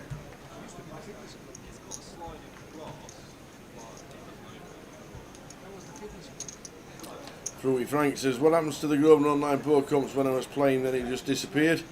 Everybody will get their tokens back and they're compensated with the money, and if you were in the money they have something called technical issues department that sorted it out. And the word that came back, let me just find it for you. Let me just find it. What we had. Interrupted tournament policy. Apologies to all those affected. Everybody will get paid out according to the interrupted policy. There we go. Well, what have you got now? This is the second part of the week for the UK Open. Second part? Why the second part? Did we not have the first part before? I've not seen the first part. Nobody can see the first part. Is that why you press the first Yeah, part? well, that's why I went to the second one first, because the first part, there we go. There's the first part. That is the UK Open schedule. Quick rundown of what's happening. We'll have a look. Mystery Bounty, we will probably be covering the final table of that. The mini UK Open, 340 for that one, so that's going to be a heap up top if it gets the runners, which I'm sure it will. UK Online Heads Up final, invite only. We're getting that on. Yes, we are. There's rules to that as well. Nice. There are rules to that because the online malarkey, all the online stuff is going to be streamed. Well, the UK Heads Up Live that's on Tuesday, the final. Yeah. Online first, which makes a lot of sense. Yeah. Because obviously staffing an online. Imagine Heads Up and Yeah, stuff I know. like that. That's what we They'd be out always the do. door, Yeah. wouldn't they? Online first. When they get down to 4, We'll play the semi-finals and the finals live on stream. That's our first day of streaming, actually, the Tuesday. Okay, perfect. Tuesday is the first day of streaming for us, so we're doing Tuesday all the way through to Sunday. So 6 days of live streaming from the UK Open. Starts on the Tuesday. On Wednesday, where is it? We've got the satellites going on, though that's the first weekend. So Tuesday is going to be the heads-up semi-finals and finals that's going to be live on the stream after it's been competed online. And then Wednesday, we've got the UK Six Max that's going on the Wednesday. We got the live Six Max final after that's been played online as well. So the Six Max is going to be competed online, play to the final table, you'll stop, and then you'll come and play live on the live stream on the Wednesday. Nice. So that's what we're going to be covering on the Wednesday. So 2 different days for us with the with what's going on with that. There'll probably be high roller day 2 on the Thursday, Friday day 1, Saturday day 2, and then Sunday we'll be crowning the UK Open champion. And with a $1 million guarantee, it's going to be a big first prize. So look forward to that. So we've got Tuesday all the way through to Sunday at the UK Open, 6 days of live streaming.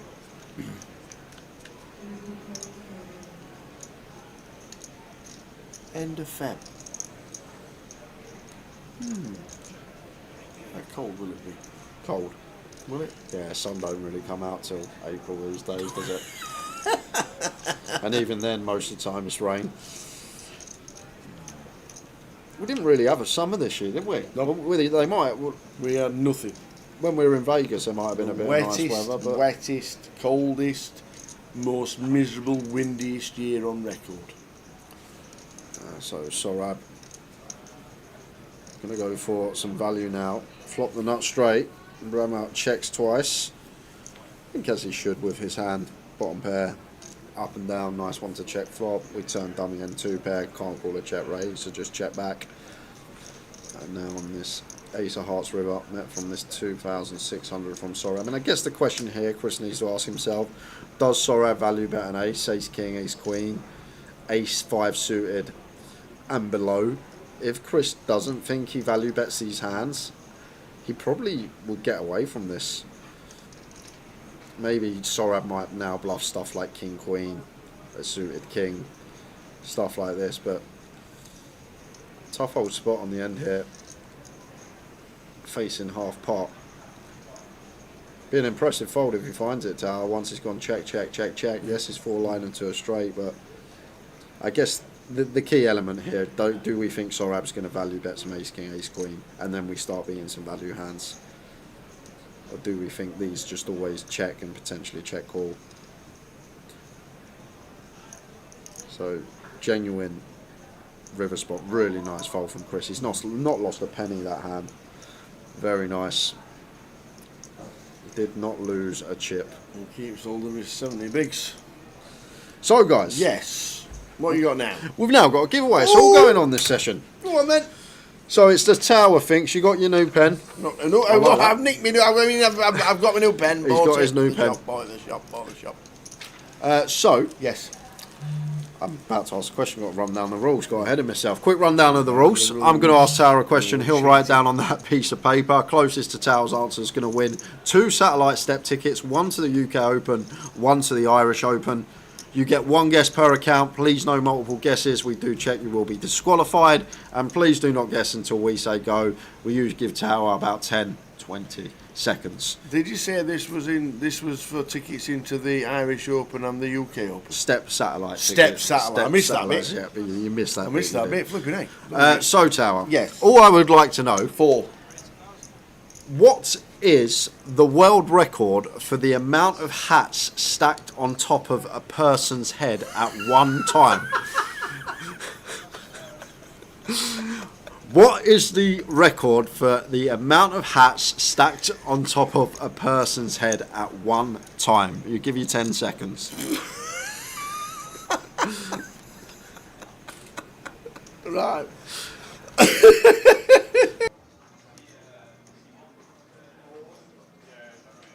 Towers guesses in. Good luck, everyone. Go, go, go. Where'd you get that from? I don't know. I honestly don't. They just come to me sometimes. From? Well, look at this from Neil. We're going to jump into this hand. We're monitoring the chat box. Get your guesses in. It's a little check raise here from Noel. I actually really like this. Brammer's not going anywhere. He's up and down, but Neil here. Love the combo choice. We got the king of clubs. We can bluff some clubs. We got the gut shot. We got 2 overcards. We know that Chris is going to be aggressive and c-bet heavily. And now the deuce of spades turn. Now, Neil, this is the question. Do we have it in the locker? Yes, we do. And then we just get to unload any black card on the river. We can still find a king, a queen, or a 10. I know we can see Brammer actually with the second best hand, but I'm loving this hand from Neil. He finds pot size as well, which is going to set up not quite enough to jam river, but he still may overbet jam river. And we'll see what Brammer comes with here now.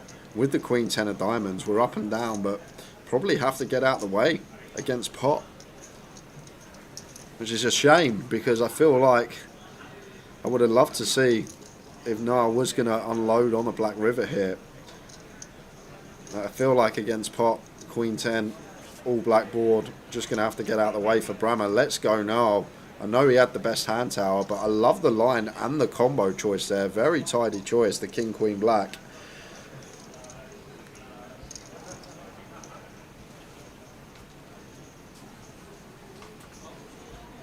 So the question is, the world record for the amount of hats stacked on top of a person's head at one time. which is unbelievable.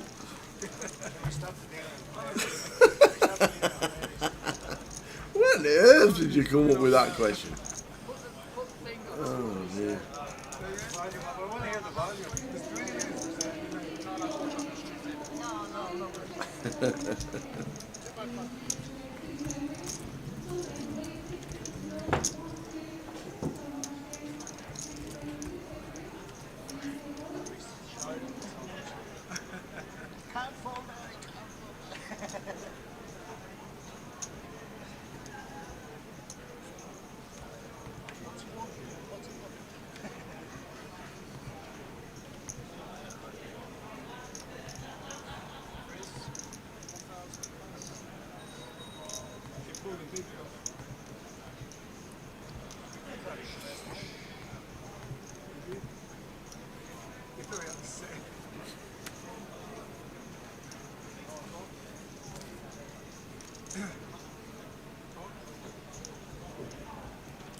Oh, look at this. What a spot to squeeze for Sam. And he's probably going to get called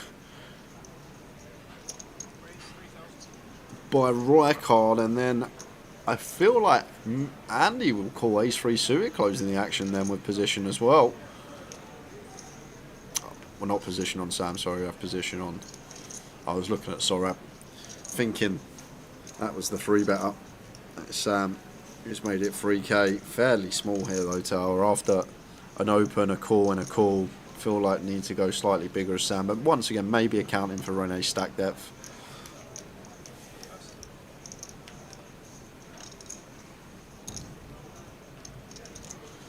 And I feel like Rene folds sevens here.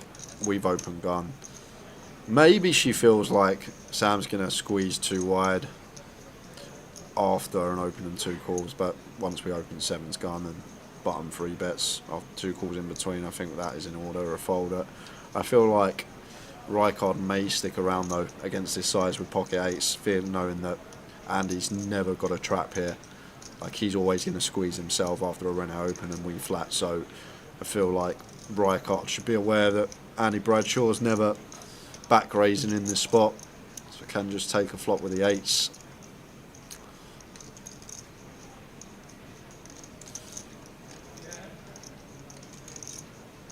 The fact that Sam's only gone 6 bigs as well, I feel like if Sam squeezes to like 9-10 bigs, as I think we should be going larger around that size after an open and 2 calls, then I feel like 8s will just always get out of the way. But I feel like the size potentially is the problem. But there is the call from Andy Bradshaw. There's 3. 8, 4, 4. Wow, Eights is steaming over there. Oh dear, the steam's already coming up on the stream.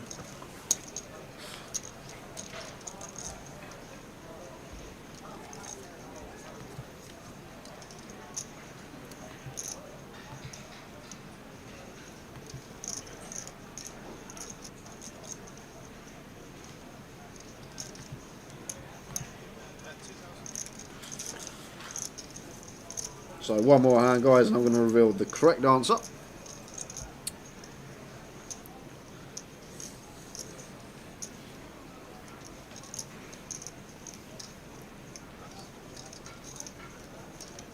The thing is, Tom, our opponent's not gone like he should squeeze to like 9 bigs there. Our opponent's gone that size that I think maybe we can just call. Once we've invested 2 and only 4 more bigs to call, when we know Andy's never closing the action, we got a dead 2 bigs of Renault's just folded. I feel like maybe it is a scenario we can just call there with 8s rather than fold or just play fold or jam like we would if our opponent actually squeezed the 9 big blinds. But I feel like when he squeezes the 6, that's an avenue we can now take.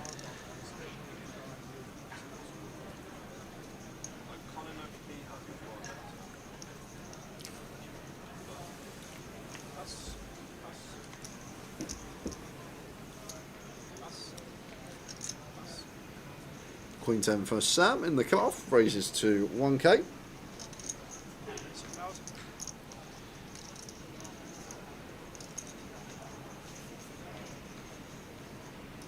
Oh, there's a reason this man won the high roller tower. He can play. Yep. Finds a suited king 3-bet on the button, facing the cutoff open. Folds out some ace highs, folds out some better king X. Very nice from Neil.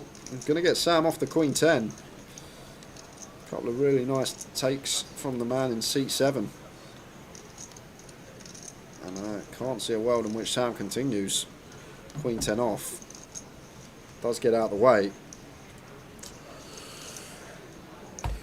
You're going to love this. Oh, I'm bound to. Come on, man. So, yes, I asked Tower. Yep. What was the world record for the most hats on one person's head? I think at I've nearly one nailed this time. I'm pretty confident. And the record is 1,161. No, it's not. They were party hats, but they were still hats.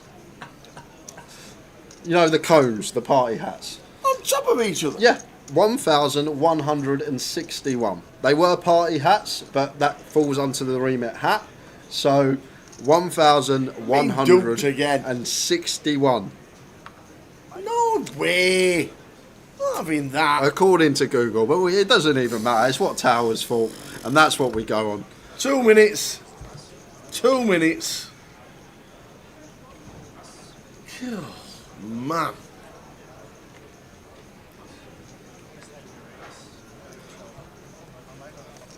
Sorry, I've just read it back. It's not 1,161. All right, that's the world record for amount of people in one place at the same time wearing a party hat.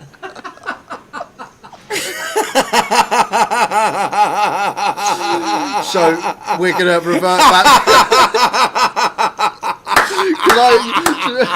Do you know what? You said to me, it was like, I was thinking, it is actually quite a lot. I'm going to double check that. And it's actually 1,161 people were in one place wearing a party hat. Okay. Well, surely you're going to party more than 1,000 people all wearing a hat at the same time. So I'm going to revert back to normal hats. And the most hats balanced on the head is 53. There we go. Oh, there we go. That's a lot better. There we go. 53 is the answer. Oh, I thought because you know they're in cones. You put them on top of each other like cones. I thought that's why it was so high, and I thought I was stitching you up. But I've just read it back, and I knew someone in the chat would pull me up on it. So I thought I'd save face myself. And oh dear, oh dear, oh dear. Oh dear. If you can't get more than 1,100 people at a party to wear a hat at the same time, there's something wrong. Yeah. You know, and there has to be, surely. Oh, I feel a lot better now. Oh, 1 more minute to get your guesses in. You should feel a lot better now. Chris with the best of it. Dummy and gut shot over card for Sorab. We're going to the river.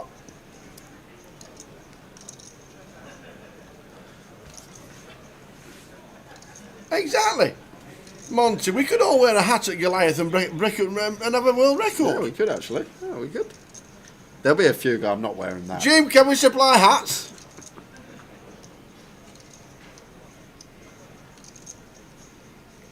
"30 seconds to get your guesses in." Exactly. That's 1,000. We could set a world record. We need to get in touch with Norris McWhirter and Roy Castle. Get in touch with them. We could do that easy. So, last 20 seconds. And then the comp will close.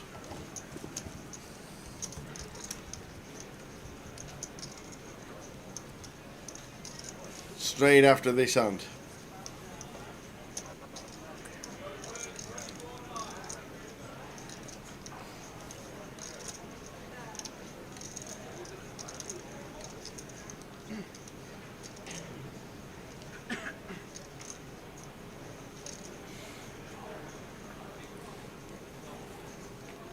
Ace 3 suited 4.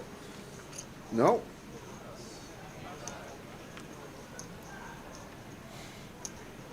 Ace at 1100, facing LP.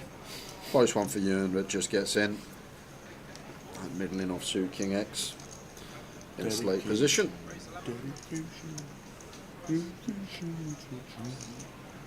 7-3-7. 2 pair for Niall. We're going to get himself into a bit of bother. He is. Because Ewan has flopped trips.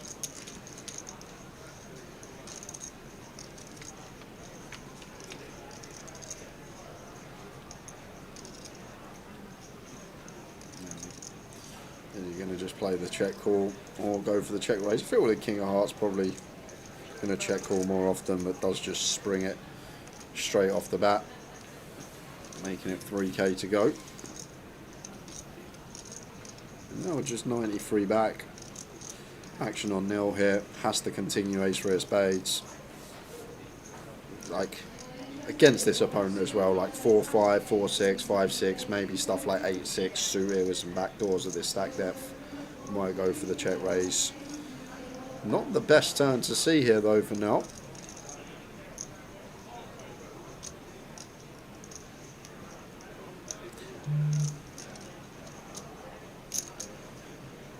If he was raising one of these gut shots, does now get there. I guess at 20 effective though, Tal, we don't actually raise the gutters as much. We more base our check raises around stuff like 8-6 of spades, 8-9 of spades, like the backdoor flush draw, something perhaps like if we floated it like maybe a King 8 offsuit, a King 6 offsuit with the King of Hearts, something along those lines, like these 3 to flush, 3 to straight hands. Because when we just get jammed on when we raise one of these gut shots, we just have to fold and let that equity go. So better to just take our price sometimes with the gutter when we're this shallow. 4 of clubs turn. Now, tough for now. Still ahead of these heart draws, still ahead of the hands I just sort of mentioned. Stuff like 8-6 suited, 9-6 suited with the backdoor flush draw. Because I just think Ewan's slightly too shallow to maybe check raising gutters. And it's going to show the free and fold. Indeed it is. So 20 seconds to get your final guess in. I don't think anybody else is getting a guess in. Give yourself 10 seconds. What is the world record for sticking hats on top of each other and sticking them on your head and walking around? Well, 52. Probably 53. I thought it was 52. 1,161 is a lot better. Anyway. Oh, it was 53. You're right. 53. You got none of these questions. We got there eventually. I've got a great question. That I'm going to get wrong twice. It wasn't the answer. It was a great question. It's not about the answer. It's about the question. It was a good question. So 5 seconds. Get your guess in. 4, 3, 2, 1. The competition is now closed. Craig Humphrey's last guess on there. So I don't think anything's going to happen in this hand. We've only got the button. Rennie's going to fold the Queen 9. So Brahma is just going to open the button as he does. This time he's got a hand. He's got a hand a lot of the time. Ewan's got 4s. We'll see a flop with pocket 4s. Yeah. Comp is now closed. So no more guesses, thank you. We'll give you the answer straight after this hand. Recard should be out of the way. Don't defend with the 9 deuce. Kind of lucky you and just won that pot. If he had the 11k, 12k, he started the hand against Neil, he might have just shoved this one, but not shoving it for 35. Queen 9-3.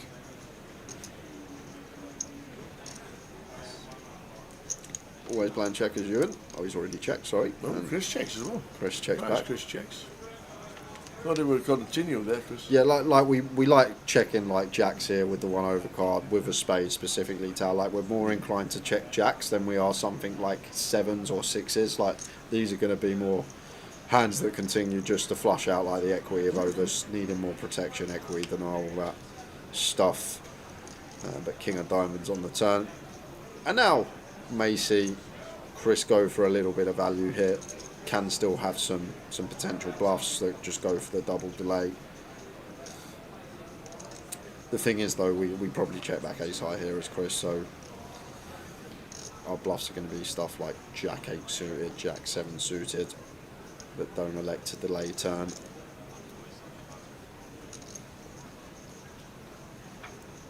Just don't think it's going to be a big size either.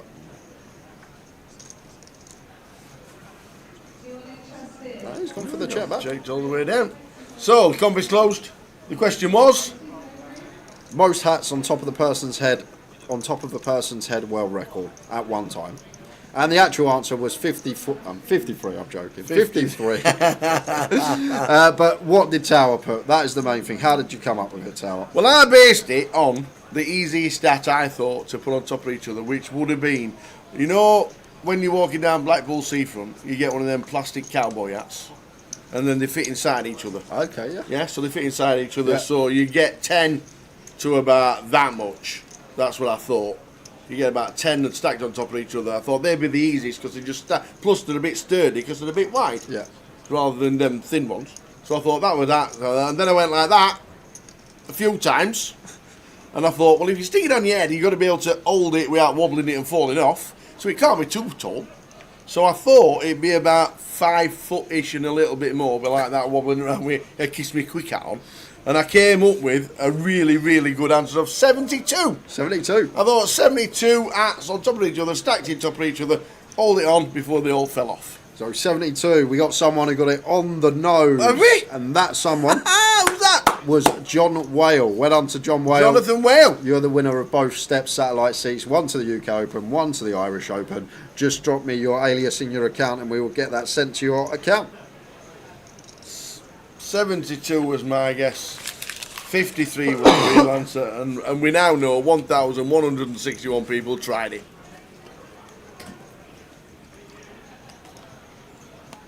Yeah, it seems a bit weird, doesn't it? 53 hats. Maybe it's just... This is just Queens versus Queens, always getting in pre. Will be chopped up. We are hoping. Yeah.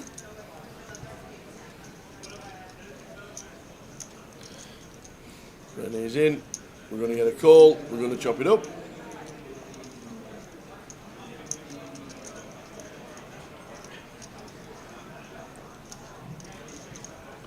Is Bradshaw asleep? Easy. Bradshaw's asleep there. Somebody give him a nudge.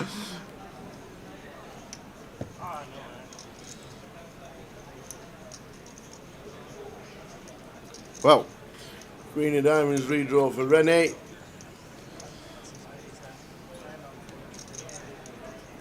Oh dear, oh dear. Oh no. Not like this. No one likes to see this, other than Rijkaard. Oh. Rennie with the Queen of Diamonds. Oh, a little bit of red, but unfortunately Oh. for Rene, the wrong shape. Shaking the head from Rijkaard, but chopped up between the two. You could try and break both world records at Goliath. I think that's a really... The problem with world records, you have to inform Guinness to start with, then they have to accept the challenge, and then they have to send somebody on site. So it's all pre-planned. Not as if I've got 100 hats on top of my head, I win. That's not how it works. They've got to be in attendance. And then they'll need Payne to be in attendance. Alfie Fourpaws, he's won one before. He has. Oh, Alfie Fourpaws. Ace King for Sorab.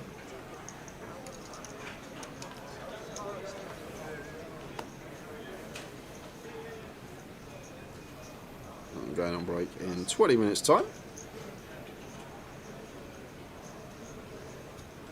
Should just be a 15-minute.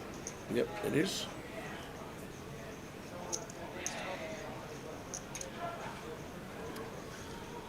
And he's woke up with Jack 9 in the small blind.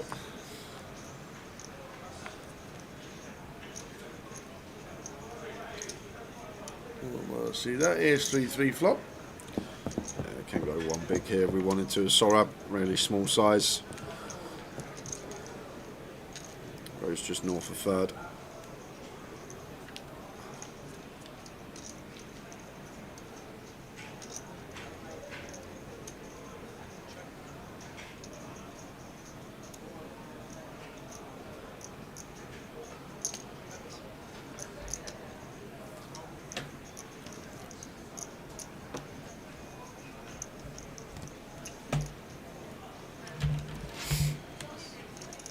Under Beach for Sorab, chip leader on the table. Yeah, more giveaways coming up next session, guys. So you missed out, as you know, always these Yep. day ones. Another couple to give away next session. And then we'll do another 2 of the final session.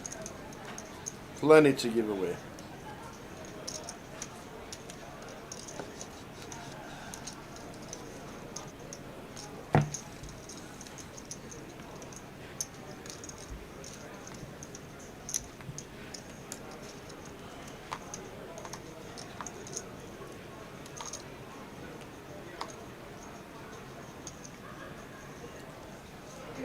Sorab with a 9, opens to 1k.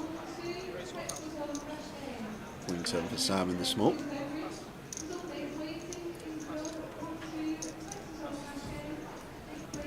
Making the call, and Niall finds the boots here in the big blind. See what size he chooses, probably around 5k. Seems nice. It looks a lot smaller than that. Goes for 4. I generally like 8 bigs out of position against one player, usually against 2. Add a little big blind on, but maybe just wanting to try and get maximum hit from his nutted holding. So I'm with the 9s. Don't think we'll see him fold. Like we'll be calling, having position on the squeeze up. The other thing as well, like the size here as well. If Neil does make it the full 10 BBs, maybe it becomes closer, but I feel against 8 BBs here, want to be getting involved as he does. How are we doing in Eagleman? Hi guys, had a great day in Metropolis. Looking forward to your usual great commentary, and we're looking forward to a giveaway. Never won one, sometimes hit the post. We got a good nice update from from Jim McShane today about the Vic, saying it's coming along very nicely indeed, and he said he's super excited to see everything. The card room moves next week into where the restaurant area is, then it moves downstairs as it gets closer to being finished. So it's all going to be exciting. And I think we're there like the 15th of July, 15th to 20th of July for the opening. It's going to be a big festival for the GUKPT there. Yeah, so now trying to trap here, but always suspicious when the free better checks the ace-high board. And now I'm going to go through the late, and that will do it. Neil, I think we will. I think 53 hats is doable. I think we should just try it when we walk past the stall in Blackpool. Just get them, just excuse me a minute, can I just try these hats and see what happens?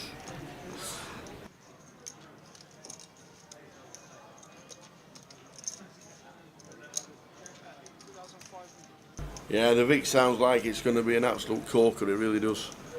Jim's Jim's been down there this week, so it's all moving around, and it'll never close its doors, always be open, but just be prepared, obviously.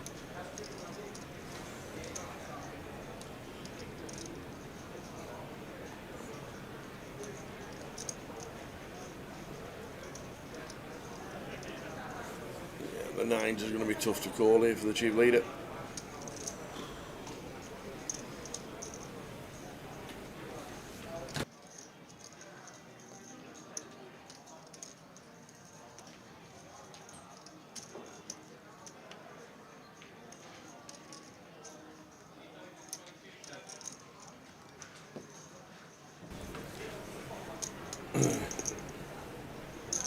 So Niall Campbell, winner of the grand final in Luton. Good to see him back at the tables, this time in Coventry.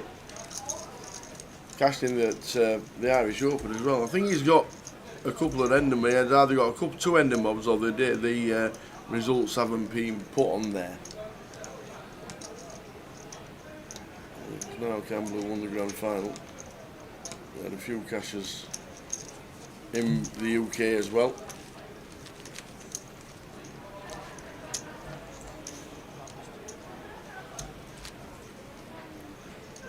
So 12 minutes to go until the end of this session, and then a 15-minute break. New table on its way for levels 7 and 8.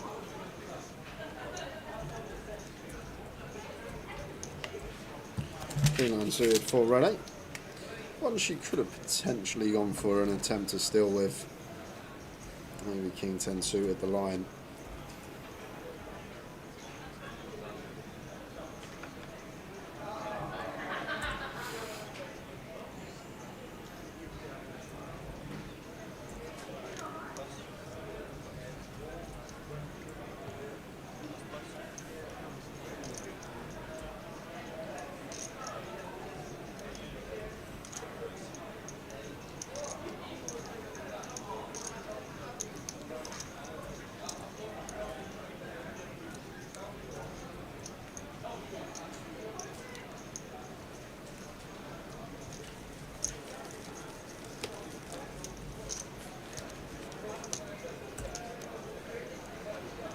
Last 11 mins.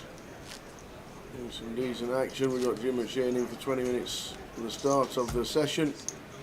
There's news for this year. The UK Open schedule out. Million guaranteed. Oh, did you hear that? Million GUKPT at Goliath. No. Million guarantee on the 1K. What? Exactly. That's what I said. That is literally what I said. Million guarantee on the GUKPT 1K at Goliath. Okay. I said that literally as I pitched as that. What the hell? You are? Kim, I'm only free. A million takes me. Is that total over the festival or just a, No, just that's the 1K. What? The GUKPT on the first weekend of Goliath that has 2 days in this casino, and then it moves into the hall. There's got to be a catch, Tower. There has to be a catch, right? Is there a catch? No, it's if they had a million guarantee on it last year, it would have overlaid 200,000. There was 800,000 in the prize pool last year, so they've stuck the neck out. Yeah, that's not just stuck their neck out. It's in a different continent. It's just yeah, good from them. And also the big news coming in that PokerStars are involved with the Goliath, and they're sponsoring the Goliath this year as well. Okay. So they're getting involved with the satellites and.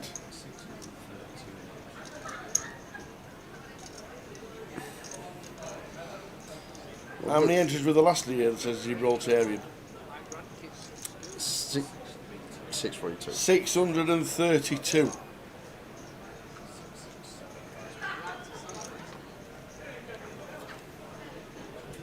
Hello. Hello.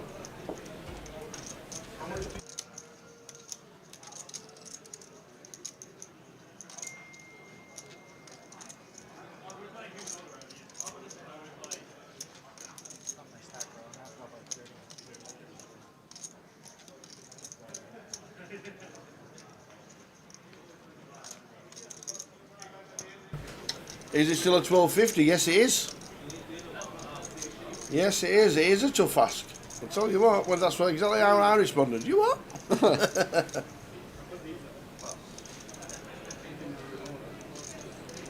Did Gilly win a PokerStars package last year? I don't know. Gilly got the most money out of Goliath.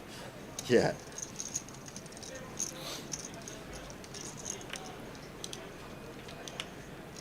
Only seen him a couple of times since as well, Gilly.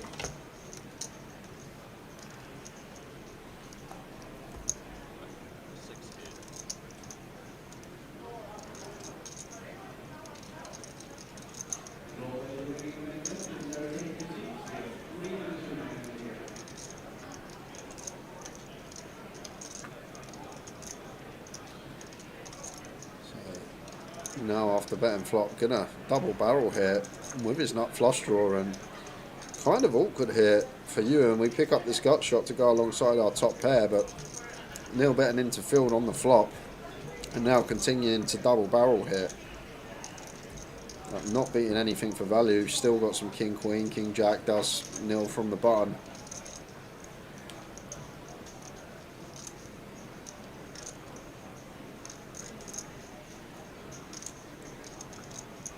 %, size of choice. I wouldn't be surprised if you and just let this go here. Like, I feel like if we call here when we've only got 7k back on a lot of brick rivers, we'd have to pay off. So does choose to let the top pair go. Seen a couple of disciplined laydowns from Ewan, but both occasions was getting bluffed.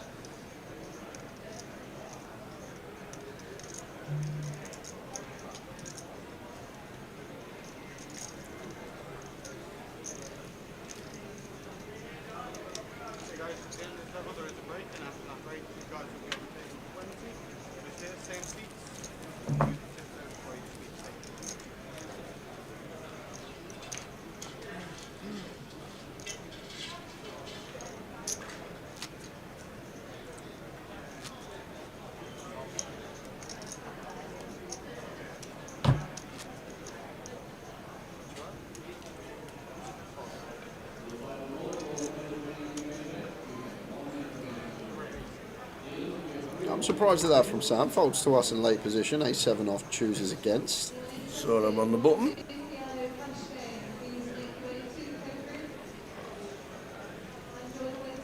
It's probably like break even, to be fair. Hijack open, A7 off. It's, I still feel most people open that spot.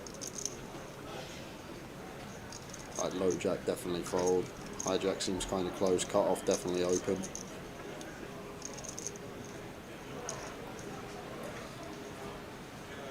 Now to Rene, 10-8 off here, 14 bigs.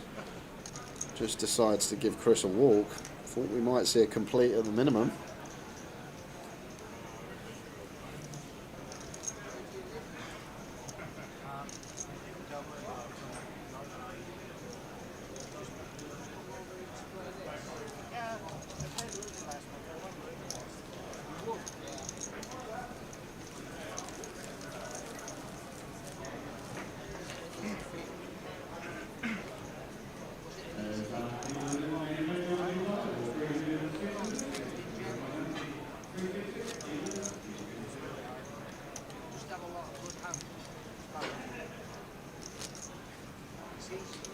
Seems like the diamonds for Andy.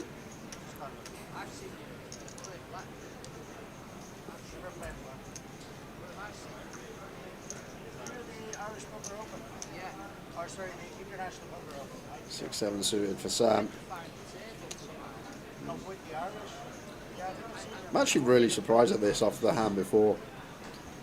Didn't elect to open the A7 off hijack, but decides to ISO the +1 limp from Andy with the 6-7 suited.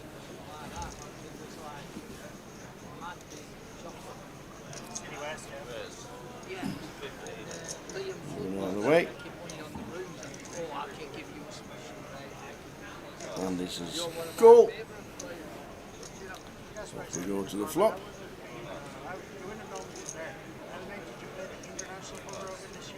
Sam flops best. 7, ace, 10. That's a board that you just see bets heavily. Ace high as the aggressor. And look at this from Andy. 6 high, no draw. Goes for the old check raise. Clicks it to 3,000. And Sam himself now. Bottom pair, going to have to continue. We've got backdoor hearts, backdoor straight. And more importantly, the price nearly 6 to 1.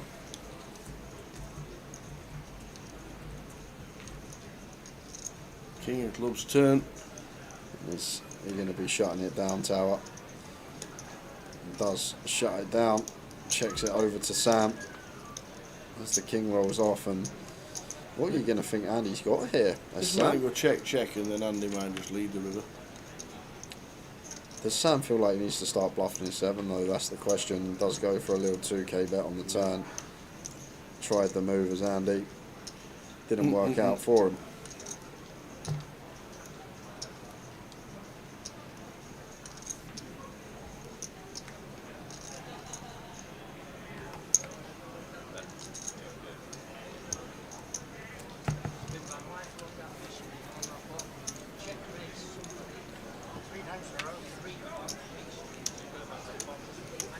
I once did it once. Oh, I've never done it. I've asked. If I do that, then I'm feeling stuck. I once did it. I did it one time for a check race. Oh, did you have the hand? I think so. Yeah. That's my. I was pretty drunk at the time. I just remember. King's up for Andy this time. Limps once again. Went to the bed every time after getting check race.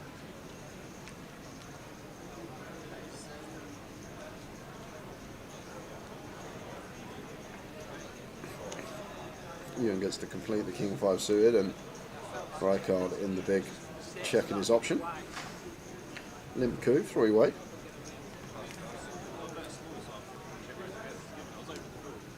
Nine flop, 9-4 deuce.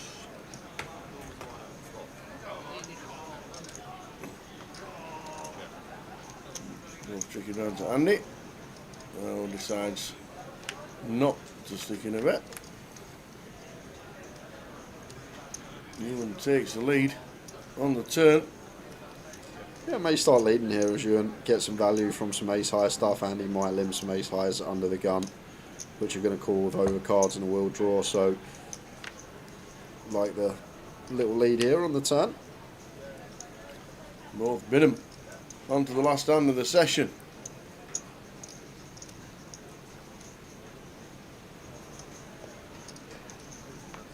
And a 15-minute break. And then back with a new table.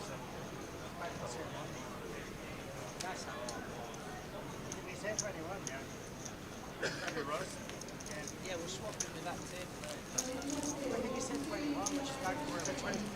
No, he said 21. I heard him say, excuse me. So, one more hand. That table there. 20? One more end. This is it. Back with more of the same in 15 minutes. A couple of giveaways in the next session, and then a couple of giveaways the final session of the day. They fold round to Brammer. Only 1 hour final session. Is that what you're going to say? Yes. There you go. I knew it was there. What you was going to say.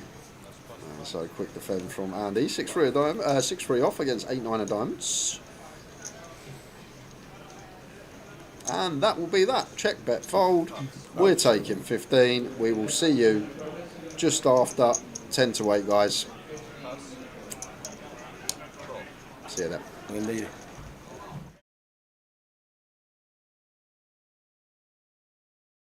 Do you want to last longer for the main event? I go, yeah, if you want one, Tel. He goes, I want 10 to 1 though. 10 to 1. So I was like, yeah. He goes, I want 10 to 1. I go, I don't think it's worth me while. Yeah. Oh my. He wanted 1 versus 10. I was like, I don't think I can take that, Tel, unfortunately, especially with my main event track record as well. But he wanted 10 to 1. I would have given him 2s perhaps, but 10s. It should just be an even money split, shouldn't it? It should yes be. Or no? Oh dear, 10 to 1. But he always, this is what Terry does when you have a last longer with him. He always wants a price, and what he will say, but you're better than me. That's what he will usually say. to be fair, when he's got the chips, he can put people in some spots. But going to be a little bit of a spot here as Bobby finds the jacks.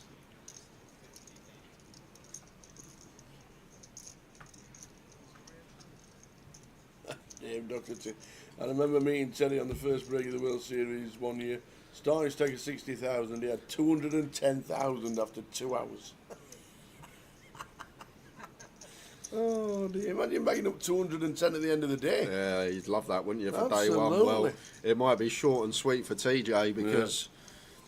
Real hand. It has gone in pre. A proper hand has all ended up. It's ended up with like 400 bigs in the middle.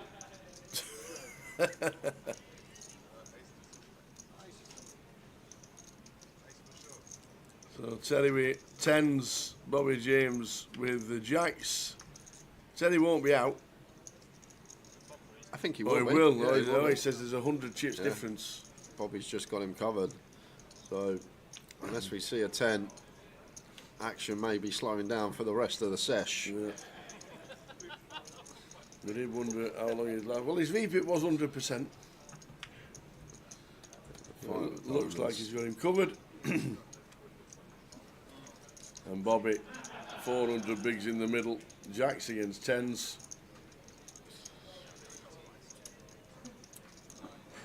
Just working it out, see if he has him covered, and he has by, like I say, 100 chips.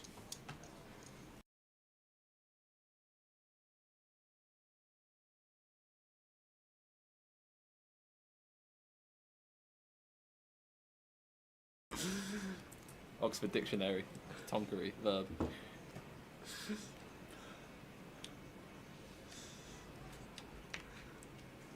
So cow blind on blind with the ace 10 makes it 3.5 bigs. Alex Montgomery with king 8 in the big here.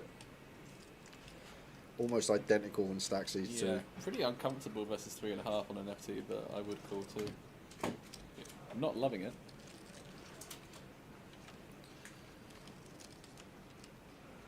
Don't mind that though. Top player blind on blind for Alex. Type of gin, yeah. Tonkery gin. That's good. Sorry, Ryan, mate. Didn't mean to cause any upset.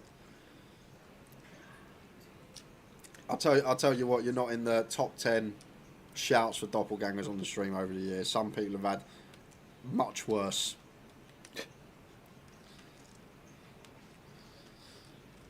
Count with a continue. What do you think of this, Jack, with ace high, blind on blind? I feel like on very first glance, heavy check. Yeah, I agree. That's what I was going to say, just with the ace high, blind on blind. But maybe multiple street barrel in mind for Cal with 10 of hearts in hand.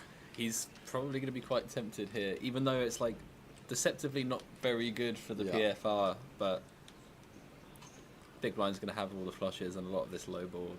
Yeah, we don't really do too much But raising. I think Cal will probably see this turn and see he's got equity and probably bet.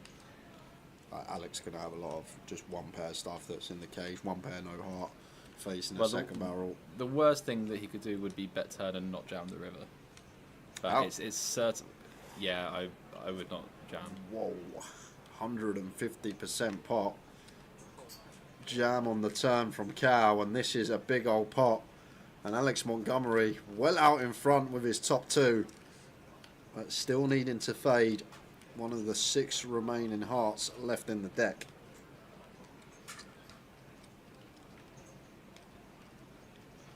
And it's the queen of clubs, so Cal eliminated. We will double check the stacks, but that goes to Alex Montgomery. Just think better to go bet turn, shove river jack, obviously with the 150%. But the thing is, if Alex has, even like say if he's got king 6 suited there, like against 150%, like even a king's in a grim spot, right? Maybe, but also I don't think any of the actual true value hands are jamming. I think it's going to be a lot of single heart, a lot of equity, but not really value. The other thing as well is I don't think any street is a mandatory bet. You can check call the turn. Yeah, I feel like flop. You can check call the flop. Yeah, flop. So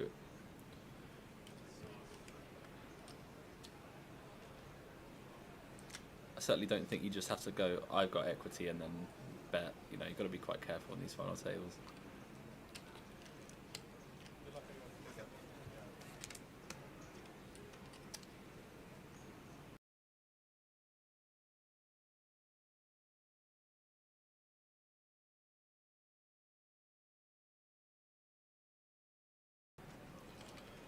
Dean essentially all in, 2/3 of his stack, and he's going to run into the ladies of Wilco.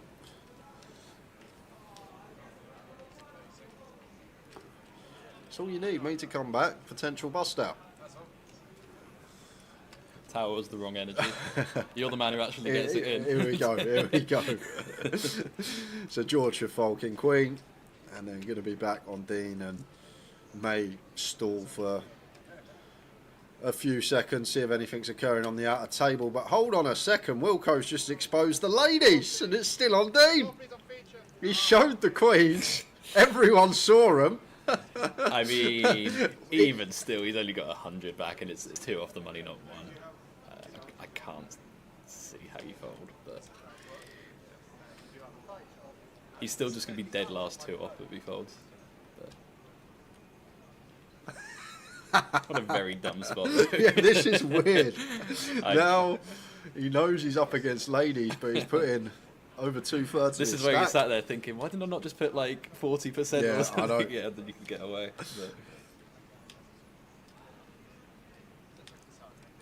But Look at the price Dean's getting. You take out the 510 and Wilco, 325 in pot, plus his 110, so 435 in the pot. So he's getting 4-1, Dean, literally nearly on the nail. Way more than that, no? No, because it's accounting for Wilco's stack in the pot down the bottom right. Well, you had to call 100 to win 110 700 or something. No, I don't know. It's less, I think. No, it's going to be more. He's got 385.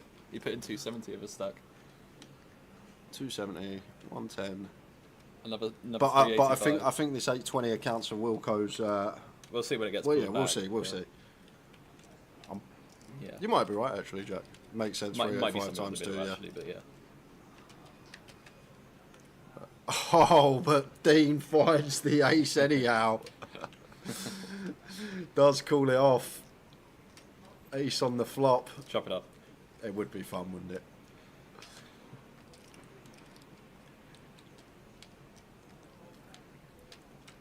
I know, you're spot on, Jack. Yeah, 820. So was getting 110 to win 710.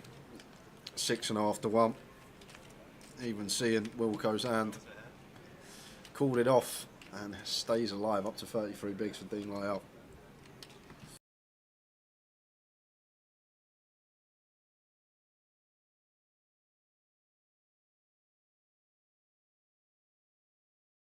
Do you want to last longer for the main event?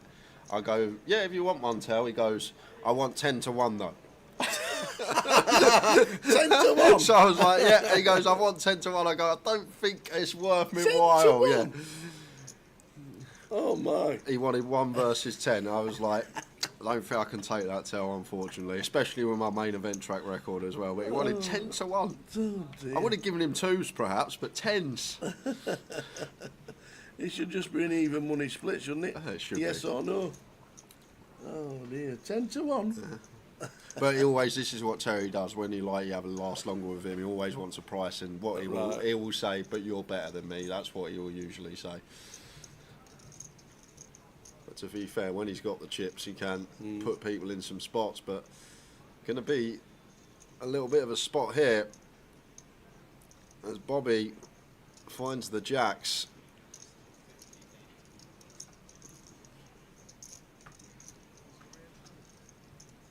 Damn, Dr. T. I remember meeting Terry on the first break of the World Series one year. Starting stake of 60,000, he had 210,000 after 2 hours. Oh dear, imagine bagging up 210 at the end of the day. Yeah, you'd love that, wouldn't you, for day Absolutely. one? Well, it might be short and sweet for TJ because... Real hand. It has gone in pre. A proper hand has all ended up, it's ended up with like 400 bigs in the middle.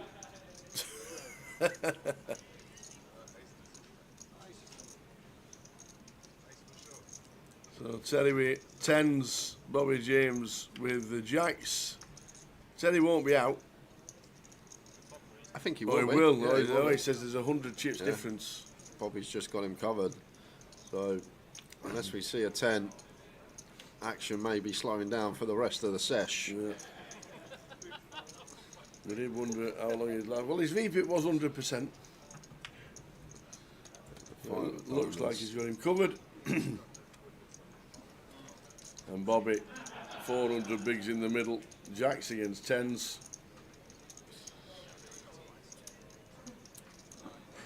Just working it out, see if he has him covered, and he has by, like I say, 100 chips.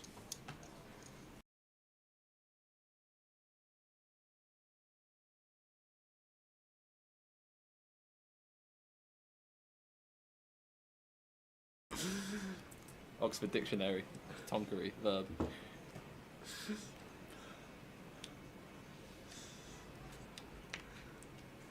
So cow blind on blind with the ace 10 makes it 3.5 bigs. Alex Montgomery with king 8 in the big hit. Almost identical in stacks these two. Pretty uncomfortable versus 3.5 on an FT, but I would call too. I'm not loving it.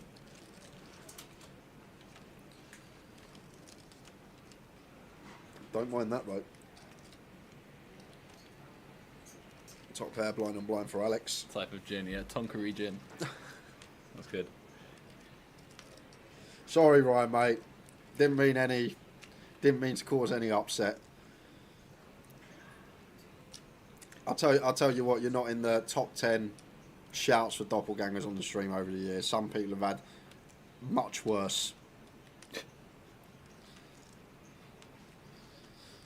So, Cal with a continue. What do you think of this, Jack, with ace high, blind on blind? I feel like on very first odds, heavy check. Yeah, I agree. That's what I was going to say, just with the ace high, blind on blind. But maybe multiple street barrel in mind for Cal with 10 of hearts in hand. He's probably going to be quite tempted here, even though it's like deceptively not very good for the PFR, but...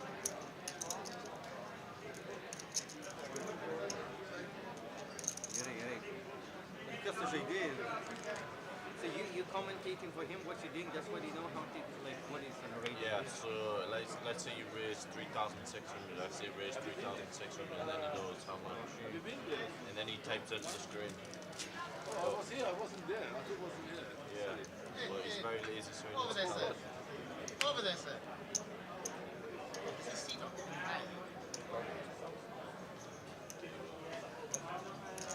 The final call for all players remaining in the main event. You have 1 minute remaining in the room. Dealers, if you have 3 or more players in the table, please let them prepare yourself.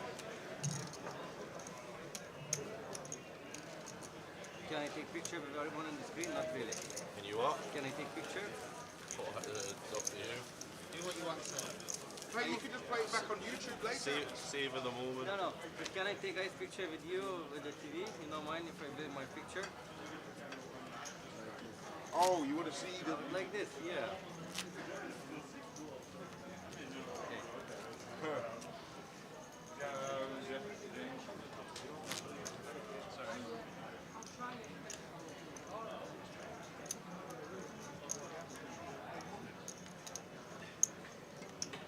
is that where you've been out? What? Is that where you've been? I was looking for you. You haven't done any suggestions, have you? That was my so we know anyway, yours is with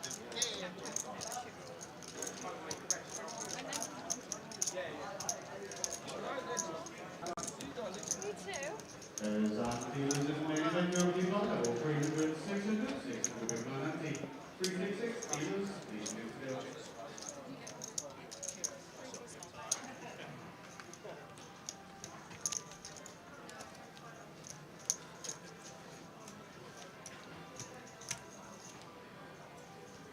New table with us. First hand back after the session. Good evening, everybody.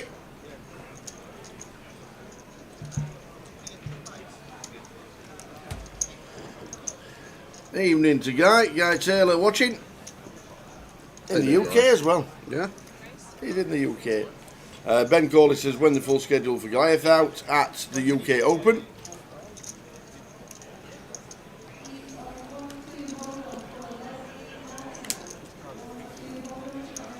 Oh, Dennis Law's passed away.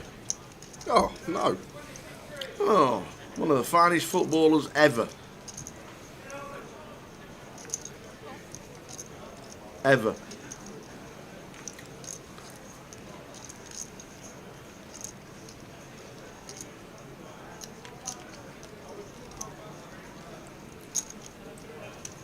I bet they show on the news the goal that he scored for Man City against Man United that got them relegated. Really? In 1974. Can't recall. After he'd signed from Man United to Man City. Or he might have gone to a couple of clubs in between. He was stood in the 4-yard line and he knocked it in on a muddy pitch. That's not that bad, as long as you don't do the direct transfer, as long as you have a bit of... I'm not too sure if he went somewhere else and then went to... I'm pretty sure it was Man City that's relegated Man United in about 73, 74. And he literally stood on the 4 or 5 yard line, knocked it in, and he was nearly in tears when he did it, because obviously Man United were his team. Cal here.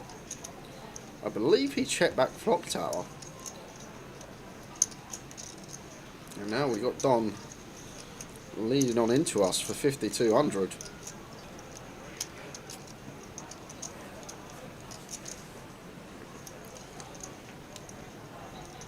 Cal makes the call.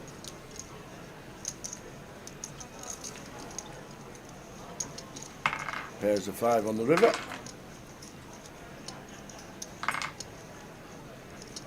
Don shots it down. Going to save himself his 8,100. Only one thing Cal is doing. Indeed. The apocalypses have already shown that. There we go. He backheeled it in for City. Unbelievable.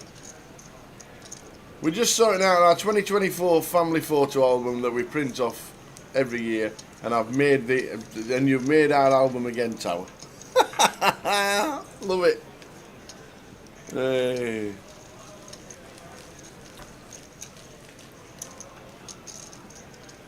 Love it. Hope to see you all at the tables this year.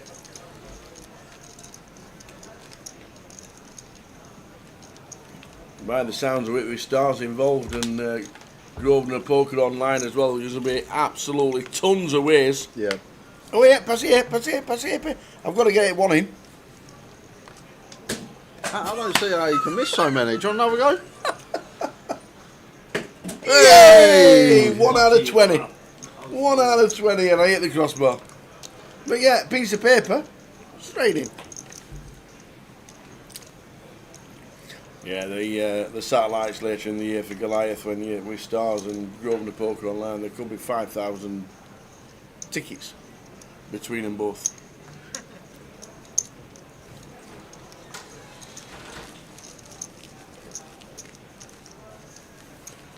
Oh, we just thought it was just a picture of Tower in your album by himself.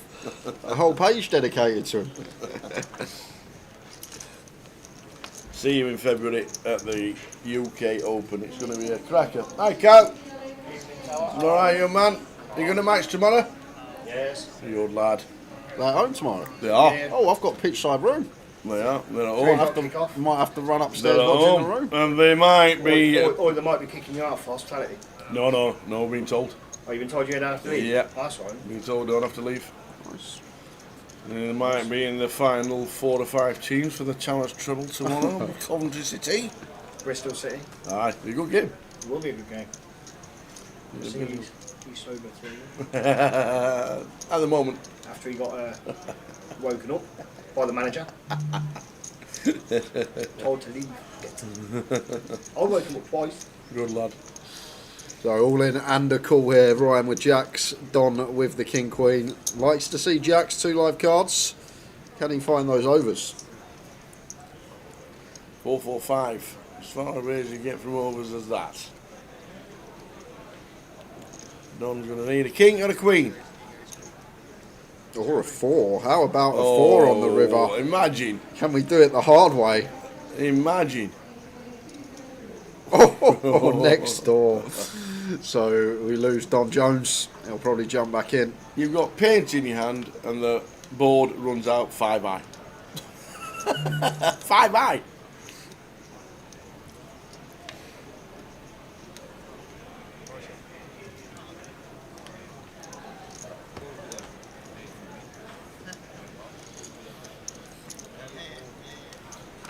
Simon Zach on the final table of Blackpool, I think you were, in the first season, 2007. Did the same last year. Was it the high roller or was it the main event? That was the main event. Main event. I remember.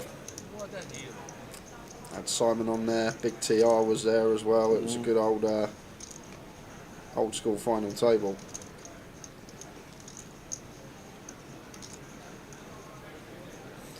King Jack for Ryan.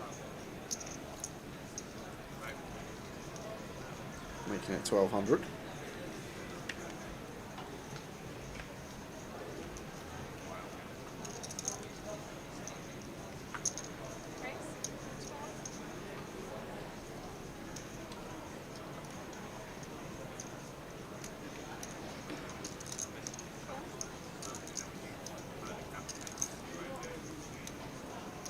Side flop, it's 9-6. King of Diamonds in hand, just nice one to see bet as Ryan ace high board.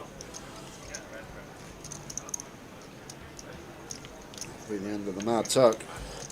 Hunting for the league this year, as usual. Yes. He is indeed.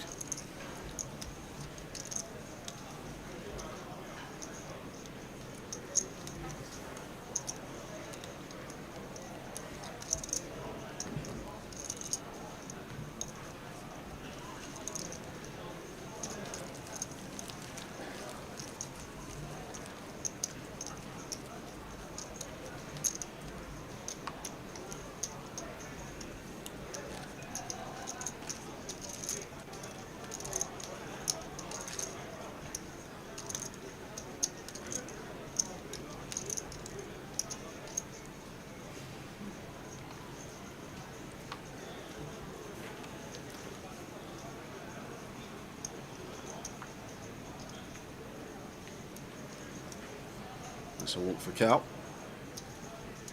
Nice.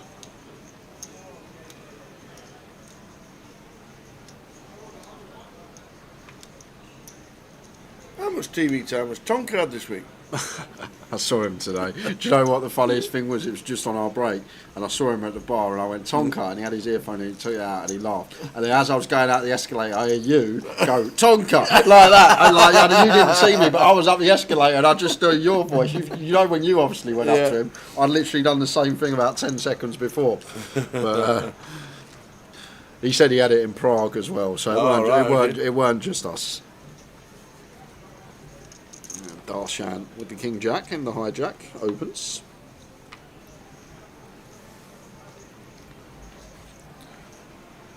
Ace 10 for the Mad Turk.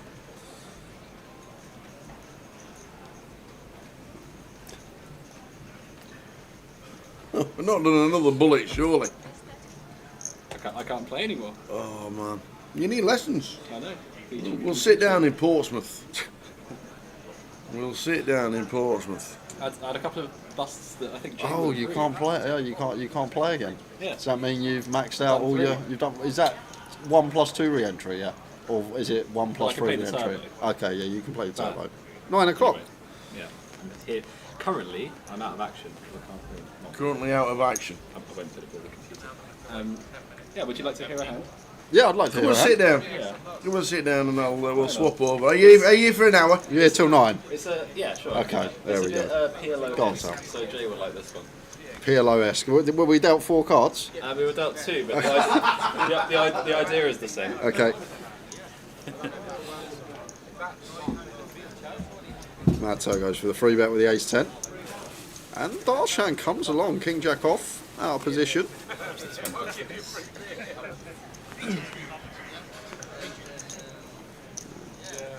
With the Mad Toe, he find the C bet and he is reaching. Going to take this pot. Go on then, Jack. Right, so third bullet, just sat down. Yep. Well, middle position opens. I have ace of spades 9 in the big blind of 32, 33 blinds. Okay, yep. Can 3-bet. It is allowed to 3-bet fold there. Yep. And it's probably good to do it like some amount of the time, but I think mostly just cool. Yep. Seems good.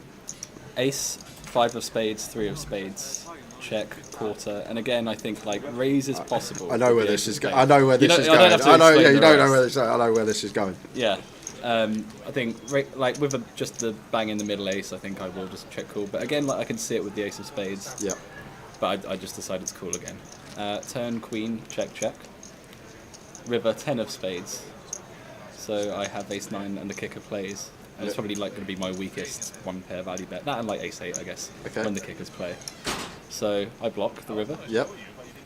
1300. I already 5100. approve. I know what's going. I already approve. I Yep. love these lines. So He raises to 6500. okay. I am now all in Yep. with the ace of spades. I approve of these lines. I overdo it in these lines too much in Hold'em because I'm so used to playing PLO. Yeah. But this is my type of line. But my logic was being that ace 6, ace 7, without even really having a kicker, doesn't even want to block when the flush completes, right? So like I'm already quite thin for one pair ace X value bets anyway. So I just think my best bluffs are going to be like ace of spades 9, ace of spades 8, and I'd have a bunch of flushes in the line. So. Yeah, I think it's good. Very nice. All in the call here. We've got Tim Chung with ace 10 and Simon with ace jack.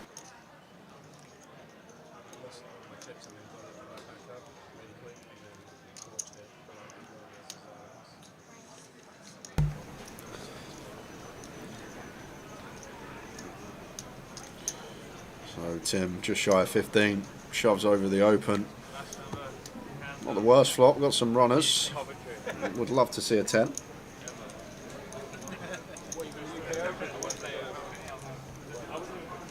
Well, there is one of those runners.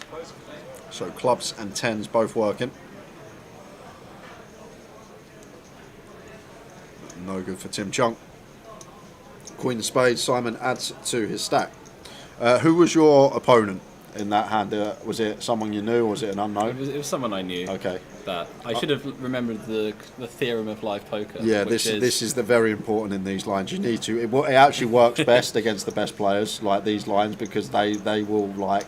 If you're unknown to a good player, they'll just assign you no bluffs at all. There is something to be said about my image when I've sat down on my third bullet with a beer in hand. Yeah, that and is then true. immediately bet 3-bet jam the river. That is probably the problem However, we've got there. I think it's good. I like the line if no one knows you and we're against someone that will be able to fold. Yeah. Like, but the problem is that maybe none of those things are true. Yeah, this So- is the problem. But here you are with us. You get to And join yeah, us for now an hour. I get to talk hands for another hour. Day one as well. Yeah, I don't think I've ever really been out for 3 this early.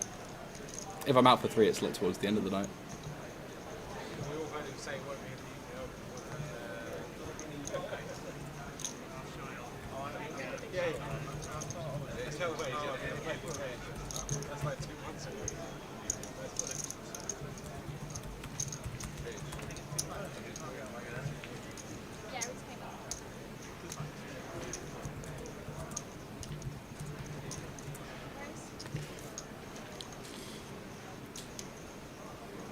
So what's that? Are you on number 4 now?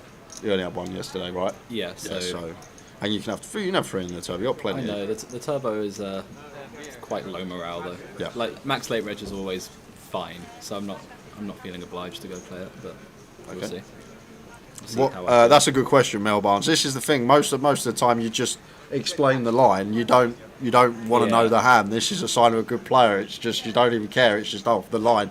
Yeah. You don't really care what they turn up with. I'm guessing they had a flush. No, Queen 10. Queen 10 yeah. with spade. No spade. No spade. So Queen 10, no spade. So I've been range called. Okay. So means my bluff's probably not ideal. Yeah, that is true. Queen 10, no spades. Your image isn't the best, Jack. I know. I've literally just seen that. That's all right.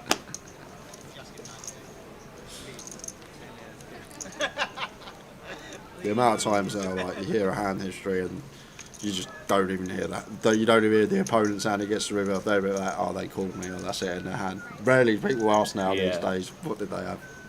But that does make a difference to see how they're playing. It's supposed to not be results orientated, right? But sometimes the results actually proves the thought process. So if someone calls you with their whole range, maybe you can infer that the bluff's not that great. So that's the time it's relevant. But anyway. I'd do it again. I do it too much. Like give anything. But this is why America's really good. I love playing over there because you sit down, no one knows you at your table. Oh yeah. You build your image, and then you get to spring. And the amount of lines I've forced through over there, and I'm just exactly. like, man, I've never get that one through. Exactly. Like, I feel like the players that go under the radar but have the capabilities do the best out there. But you don't want to be Rigby over there when everyone's seen you over the last 2 years play the WSOP main and just run it and run it and run it, like, because now you're just not getting it through as much. Yeah, you basically go, does the board not have a 3 or a 2 on it? And then I'll call you down with my entire range. Exactly that. And back to this hand, Simon went for a 3-bet here. Fairly small at 55 effective to start the hand, but Ryan comes along with a Jack-7 suited. Just folding his gut shot on the turn. You heard news about the Goliath? Sorry to say, I don't really keep up to date with the Well, Goliath. you'll be shocked at this news because me and Tao were shocked as well when Jim come in and told us. Okay. So the Goliath, the GUKPT main, the one that you won a couple of years ago, that runs the Goliath, has a £1 million guarantee on it. Christ above. Yeah, that was you know what? Credit where credit is due. That was mine and Tower's reaction as well. So nice one, Jim. There we go. So there's not just the UK Open coming up in 5 weeks' time. We also have a $1 million guarantee on the Goliath GUKPT this year. Wow, that's God, they might even keep me around for the Yeah, whole there thing. you go. That's all it was. We're just trying to keep you here. Give me and We don't Tao have some any breaks bullets I'll while we do in the it. Goliath. That's like me in for 24 in that thing if I have to stay around after the main. Ace King for Cal opens to 1200. Darshan in the small. Out of the way with the Queen 8. Where did that come from? I don't know. I was as shocked as you when I heard it. I was just gobsmacked.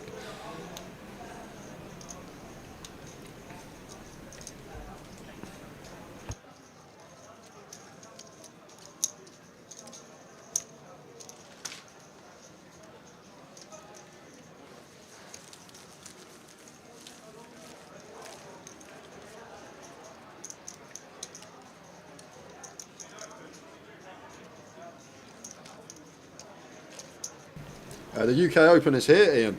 We will be back here in 5 weeks to kick off the UK Open. $1 million guarantee on the main event. We got the full schedule now as well, and it looks terrific. I'll show you the full schedule after this hand.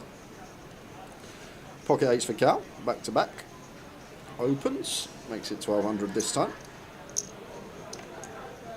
Simon's in with a 6-5 of diamonds in the cut-off, makes a call. This deep on a shorter handed table, absolutely fine with a 3-bet too. But I'm probably asking for a bit much. Oh, it seems okay. This is how I end up here after 3 bullets and not out there. So, to be fair, I like it as well, like 70 deep, throwing one in once in a while with these type of hands.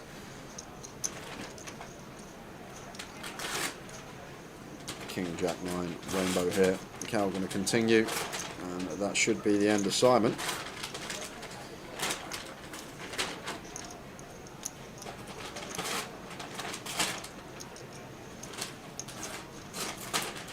Hope to see you here, Ian. And here's the full schedule. UK Open, there we are, part 1. Best thing to do is just screenshot, crop me and Jack out. Yeah, don't want our mugs in the way. So, first week we'll be covering Mystery Bounty, and then this is more up your street, Jack, probably. The eye roller, the 2K, the 1500 main. Does look good. That's why I'm so surprised as well, because the Goliath 1K isn't even a 1500. No, it's not. So they've properly juiced it. It's 1250, 1100 plus 150, yeah, so it's going to be on ask, but I have faith in Jim. All hail Many Jim. a time I've questioned him, and I've said I don't think this is going to work, and it's worked, so Jack 10 suited. Agitus. Shove him for 15 over Ryan's gun open there.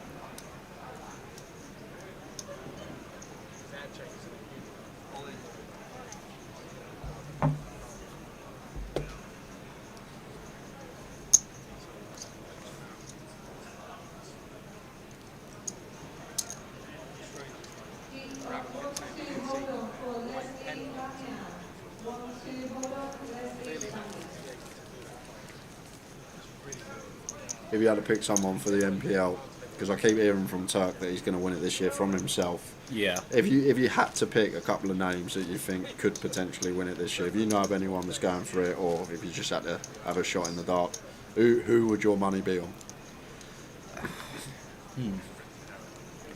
I mean, Tom Clack after a 2K win yesterday has to be up there. Yeah, that's a very good. Because I actually think he's shown he can grind a whole year of it last year when it was actually tougher to grind. And I actually think he ran quite bad last year, and now he's like started with a result. I actually agree. I think Tom Clack is probably like a borderline favourite for me right now. Okay. But that's obviously quite results oriented. But he's definitely like someone who's going to grind all of it, and especially now he's got one really good result on the board. It's going to be an easier job for him than others.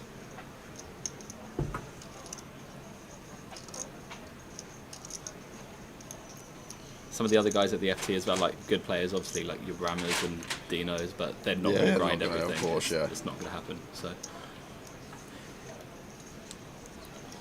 the cow with the ace-10 line on blind here, going to go for the complete raise. Ryan, I know, goes for complete call. Thought there were the big chips going in. Start the hand just shy of 50 effective.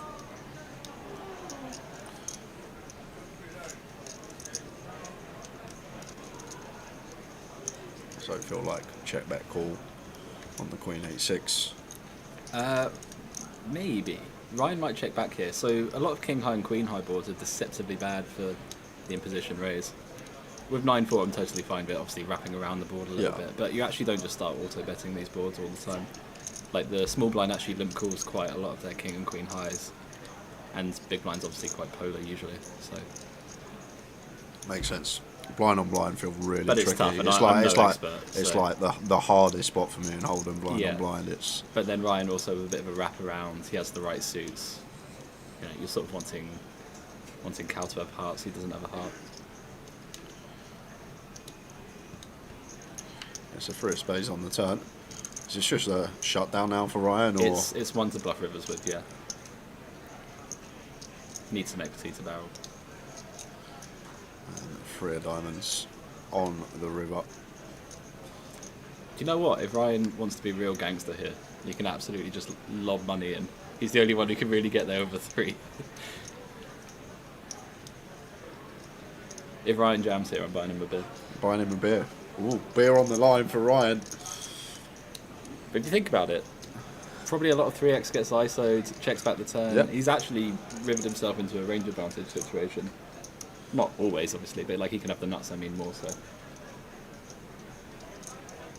Oh, I thought a pint was on the way when the Reds went on top of the stack. The sides for half, just a little bit more. Yeah, I'm not saying a jam is optimal or even good, but it would be something very interesting that I'd have enjoyed to see. You're right though, like Cal can never, well, he can have ace-3, that's about it, isn't it? And Cal is going to call with the ace-10 high, which is going to be good. So went for it as Ryan.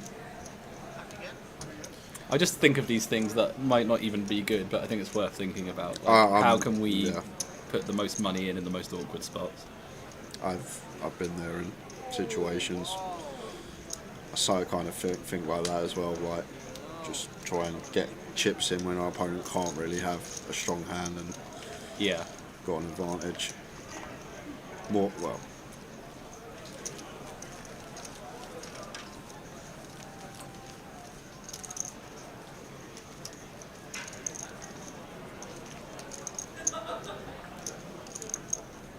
Dan was not playing this, no. He's more online focused these days. You're not allowed to call him Danny, Ian. Yeah. It's Jack's pet peeve. I remember when the Tower called I'm not bothered. You come in the chat that day. But I was just like, it doesn't bother me, but it's just not. Okay. It's just not what he goes by. Yeah.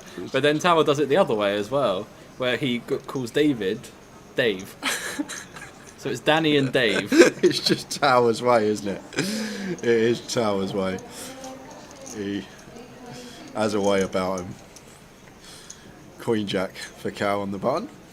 making it 2.5x 1500. Ryan in with a call with the King Jack in the small blind. That should bring Simon in.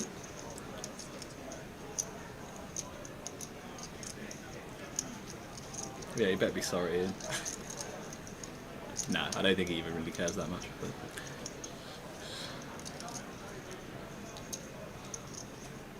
8-6-4, 2 spades. Simon flops best. Looking like he's going to lead from the big blind. Spicy. I think it's a bit less good versus button and small blind because their ranges are wider. Like you want to do it a bit more versus EP, but it is going to get through. Yes, it is. Nice from Simon. But there's just a bit too much interaction between the two players' ranges versus like an EP open. And then you have all these high cards that miss that board.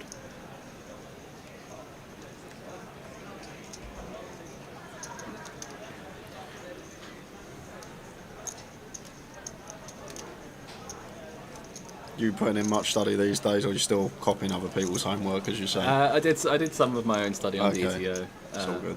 I was being a good boy to start the year. There Less you so go. now, as you can see, but I was studying quite a bit, getting back in there.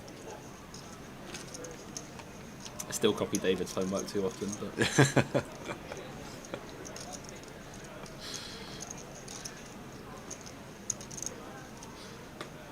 Jack 9 suited for Goliath. Shoves here for 19 in the hijack.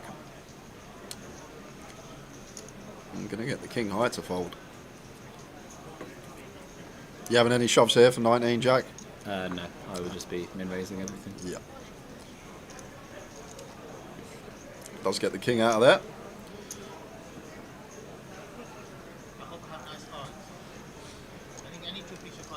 You can shove Jack 9 suited on the button for 20.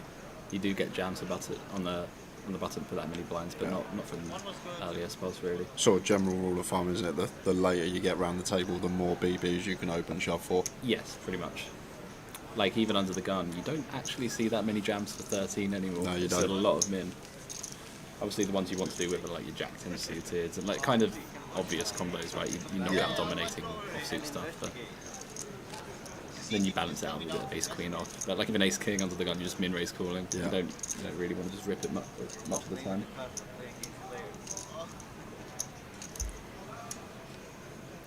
King 8 suited for Mark out of the way. Right, does the same.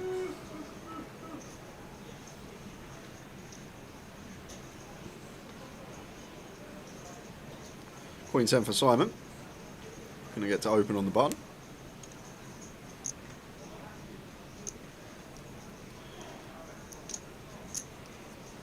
Can't see Darshan doing too much with the Queen 3.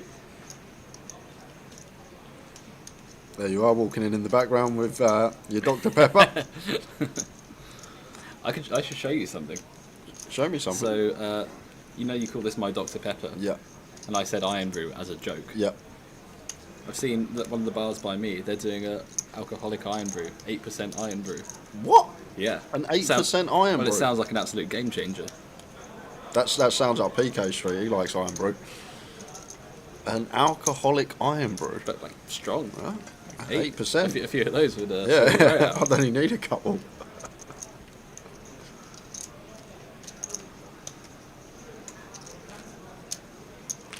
Where can you get that? At the pub 5 minutes round the corner from my house. Oh, in Portsmouth. How convenient! How excellent! Yes. We might be having a try next. I'm actually not. I'm not drinking January, so I okay. won't be. But I'll be there. I should just take over the Grosvenor page for the entire week. Just where it's at in Portsmouth. Come and join us. Yeah. We'll be somewhere. Someone was asking me earlier, it's like, Jack, when's the house party then? It's like dealing with a bunch of teenagers that are all trying to get through the door. Literally. Like, It is that. Everyone's making sure they're on an invite. Yeah, try to turn my house into Project X.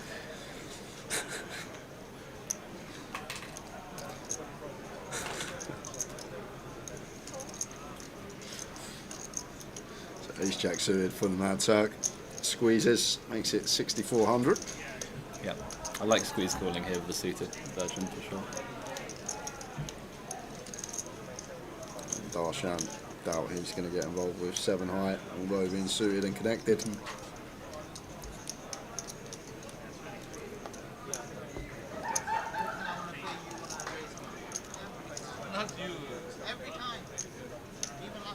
That will be the real test for me, though. Because I will come out with everyone in Portsmouth. Like Yeah. I can do it. Yeah, I can do it in Coventry, but can I do it on a windy night in Portsmouth when Jack Hardcastle's leading the party to wherever we're going? Yeah, it's scrapping people down Albert Road. Let's go. No, like next week's definitely the morale stop. Okay, yeah. I feel like it. Properly good crowd coming down from what I've heard. I have never been to Portsmouth either before, so it's going to be my first time there. New location for me. I almost feel like a city representative. Like I'm trying to make sure this stays on a calendar of sorts, whether it be 888 or GUKPT. I want it to be such a good week that they have to put it on. It becomes the new Blackpool. Yeah. Well, I'm surprised Blackpool's anywhere near as popular as it is. Well, to be fair, I remember playing Blackpool. I went there once when I was playing, and the vibe was just like a party atmosphere. Everyone was there from the start of the week, and even my first couple of years commentating was the same. It was like a vibe. Everyone was there from the start of the week. Everyone travelled up. It just seems like as the years have gone on, people now only come up for the main or when the high roller's on, and that obviously just means less people going out, less things to do with people. But that's what we need. We need another party stop because Blackpool has sort of fell off and the party stopped the last couple of years. Well, that was the thing for me. For as much of the reputation of a party city it had, I don't think I went anywhere but the casino for the entire week. A lot of people don't leave the casino, but if you actually go out on town one night, you can have some of the best nights, honestly. It depends on the people you're with as well. You want to see Riggy cutting some shapes in Mark Kelly's a few beers deep, trust me. Yeah, oh yeah, I could imagine. That's a sight to see. When you've got the likes of Riggy, Grimo, that sort of crowd, it can be a messy old night. Back to the action because we've got trip queens for Ryan here, and Mark with discipline laydown just lets the threes go on Queen Deuce once the Mad Turk bets into field for 2/3. Yeah, pretty good though versus that size, I think. You just have no visibility whatsoever. There aren't any turns for you. And Ryan trying to trap down versus Turk, which I think is also quite good. Club's turn. And you got to think as Turk, once Big Bet gets called here, like what's Ryan supposed to have that we beat? There's not really anything out there. He's going to have a lot of pocket pairs. Can still obviously have the strong Queen X. So my opinion would be once we've bet is to bet and then jam the river, because Ryan probably has a lot of underpairs to the Queen. Obviously wouldn't work here. But having an ace and a deuce in particular, blocking a set, having a high card, probably quite good.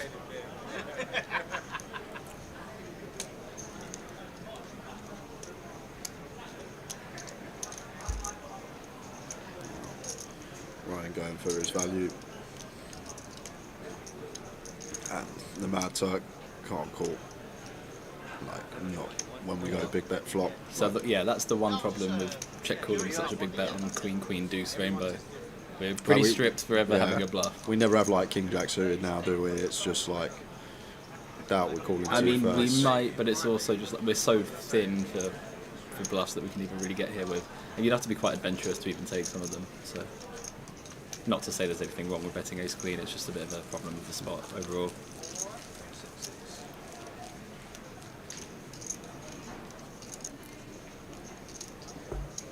What's planned for the turbo? Do you have any different strategy for the turbo against a normal comp, or is it just to try and get as many chips as possible? Well, you can't even get that many chips in the turbo. Does anything change though? Because I get asked this question a lot from our viewers, and I just usually say I play mid-stack independent of big blinds and mid-table, but is there anything you change from a normal flight to what you play in a turbo flight? Stylistically, not really.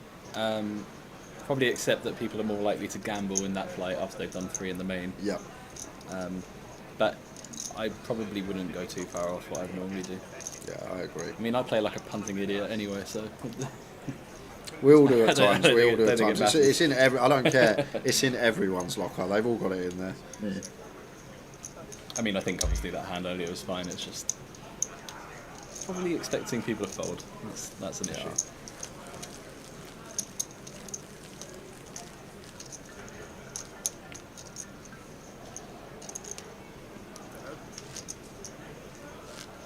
So we will do a giveaway this session, guys. We'll probably do it after 9 o'clock. Unless you want to do one with Tower, you're more than welcome if you want to do a Tower thinks or a Jack thinks. We'll see what Tower says when he comes back. We had a couple of good ones when I've been in them before, so. Are there any questions on the shortlist? We've had today world record for amount of hats stacked on top of someone's head. Okay. Depending on the hat, I imagine quite a lot. If it's like a cone hat.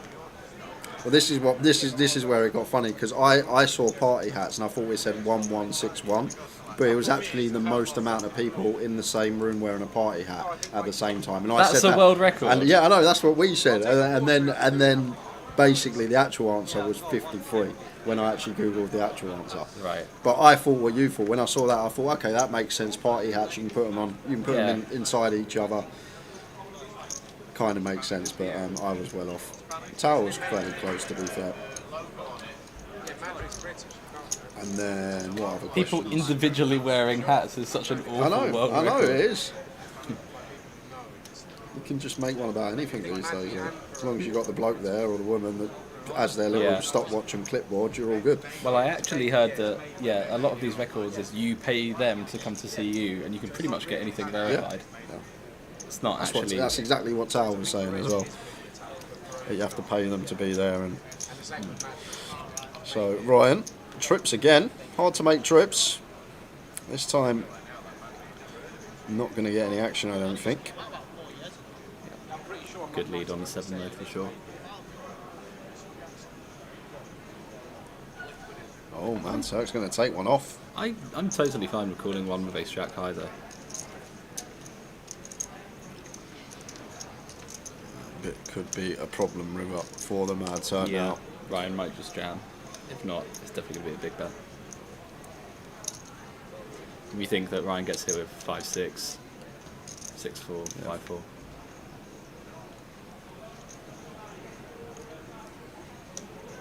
And we're saying on the turn that we have a 7, right? So we do want to polarize on the end. Yeah, There he goes. Spot on, Jack. The overbet shove from Ryan. Yeah. And Turk actually has a weirdly amazing catcher now. I think Cool is actually probably good. Yeah, I guess like the clubs are relevant because it's the Jack of clubs. Yeah. So I'm blocking all the 4, 5, 5, 6, 6, 4 type stuff. I think I would always play this versus Ryan, to be honest. I feel like I come in and I say things and they'd be wrong in every single hand, but I actually think. But I like it. I much prefer like not being results orientated and looking at the spot rather than the hands in question. Yeah. And now Dirk is going to let go of the ace jack. Good fold from him. Improved on the river. Managed to come to the correct decision. Would you like to do a Jack thinks? A Jack thinks? Yeah, in the 30 minutes. Yeah, there we go. baby. We got it set. I'll let you move over, Jack. Okay, cool. I'll be Shuffle back this. in Let me once again take my empty. Do you want me to take it? Sure. Here we go. Now grab my coat. How was it, mate? I'm not going to nick it. You wanted to try it. It's quite busy out there, you know. I know, I was 3 of them. We are back, Jack. You're still with us. Are you flicking in the turbo? Eventually. Oh, right, okay. But Well, I'm in you no don't rush. mean eventually. It's a turbo. I know. Do you not have to start at the beginning? I don't have to. Well, I know you don't have to, but are you not putting yourself at a little disadvantage? Not necessarily. No? I mean, I might just still even just max late reg tomorrow anyway. So. Well, we shall yeah. We shall see. If the turbo doesn't go according to plan. We'll see.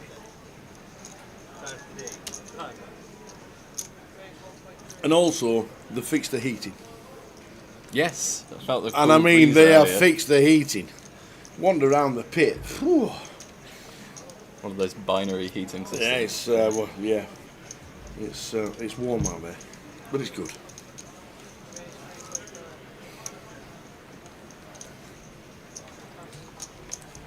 As we in for the first half an hour. Couple of cool hands. Yeah. Yeah. Including Planty with the straight flush draw. Ah, indeed. From a middle pin, the straight flush.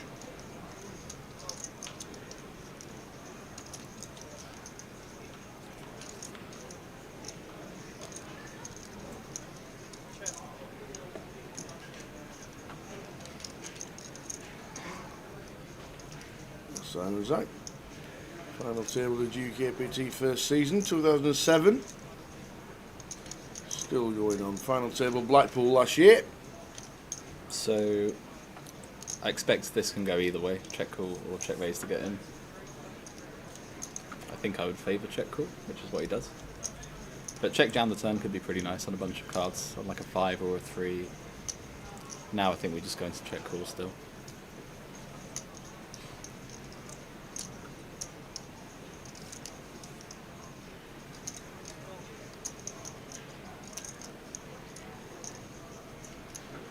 Ryan does check. Simon might follow. He has. Oh, delicious! So this is super interesting, right? Because the squeeze probably shouldn't have too many straights and you block the entire flush. So straight flush for Ryan Plant. I wonder if Plant's going to trap here.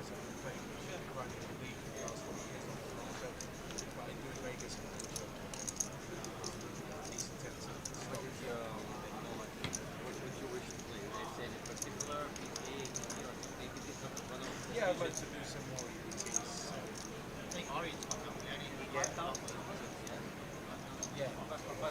Nope. All of it. Yeah, it's just going to get a fold. All of it, unfortunately, not going to get paid off Simon Zach.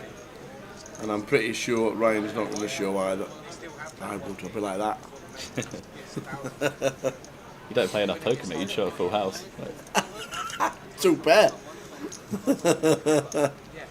Yeah, I wondered if Ryan was going to maybe like either check or block the river, trying to induce something, but he's got this exact combo. There's a jack with jam over it. The bare ace of hearts might even do something, blocking a flush. But he has just put it in himself. Can I have a count, please?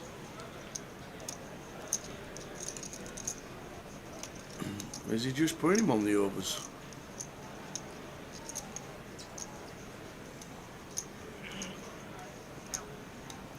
What's he beating? Yeah, it's going to have to be some super ambitious king-queen or something. It's cool. Oh, he's made the call, and he's going to see the bad news that there is a straight flush there. Yeah, you're not beating that. No. No.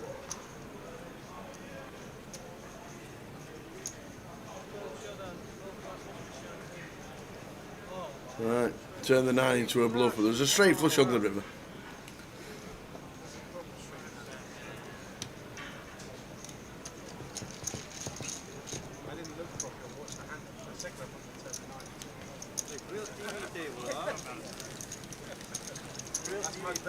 Nice to get a card hand like that, straight flush. Ryan Plant scooping in chips. Getting called by 4th pair. When you've got a straight flush. Yeah. Yeah. Obviously put him on the overs. The suited overs, suited connectors maybe. It was 5th pair, no? Yeah. 5th pair.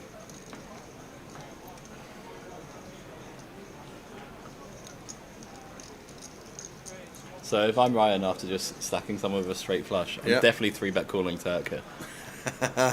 Going for the royal. You're going for the royal. We've already got 40%. You can't talk about it. Last time we were here, I think you raised my big one 7 times. Every time I had it. Every time I had it. You did.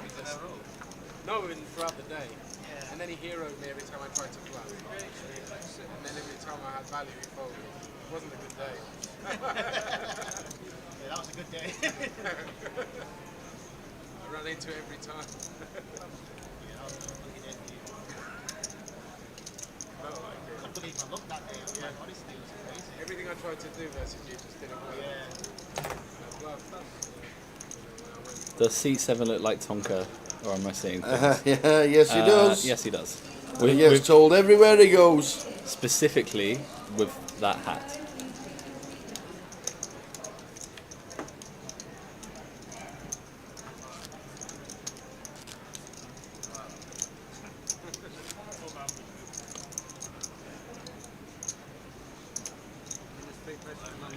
I'm feeling very parched. Are we back? Are you really? Back in 2 or 3 minutes. No worries, you'll okay? go and get yourself some refreshments. Okay. I've got water, I'm okay, thank you. I also need to go get some water.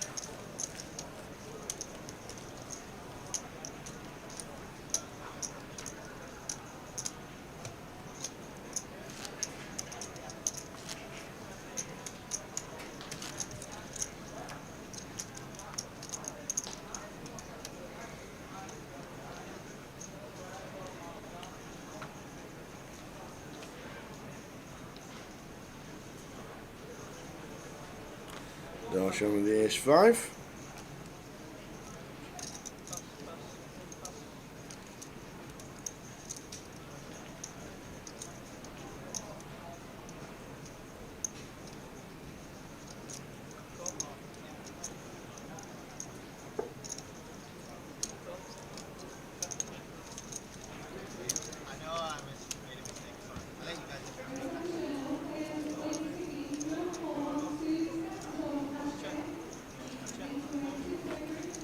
Jack, Queen, 7 flop. Check call from Mark. King on the turn. And Darshan with the aggression gets it through.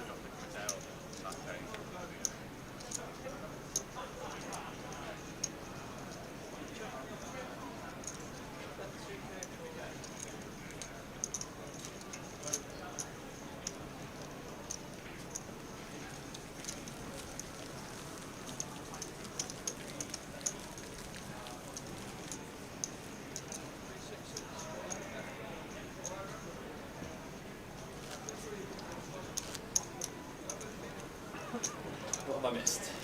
Absolutely nothing.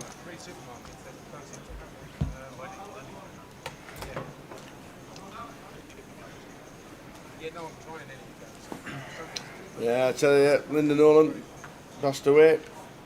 Passed away in Blackpool as well. She was in the Royal Infirmary in Blackpool. Was Linda? And she passed away. And Dennis Laws passed away as well.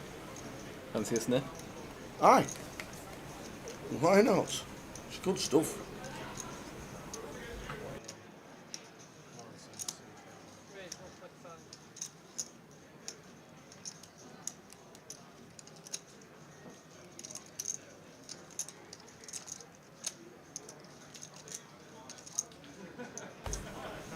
Yeah, she was in the Vic in Blackpool. She was indeed. Linda Nolan with the sisters right side.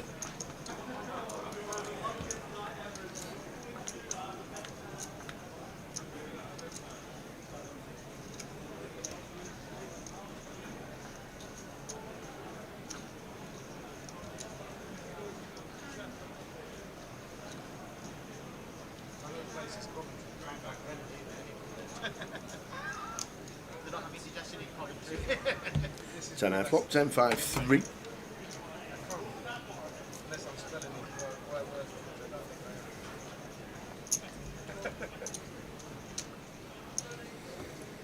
Check call from Mark after Turk betting out of the turn.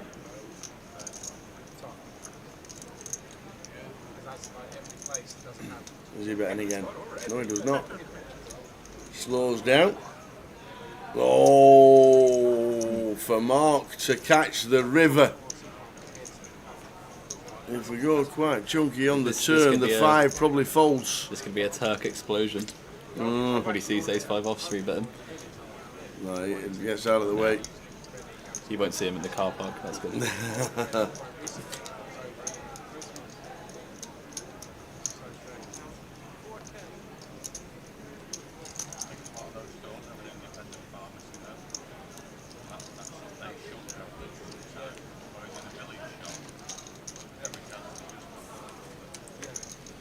£320,000 in the prize pool. 191 today. Brilliant numbers. 9 o'clock turbo to start shortly. Cash out satellites been going on. Plenty going on. Cash out satellite. Who got seats?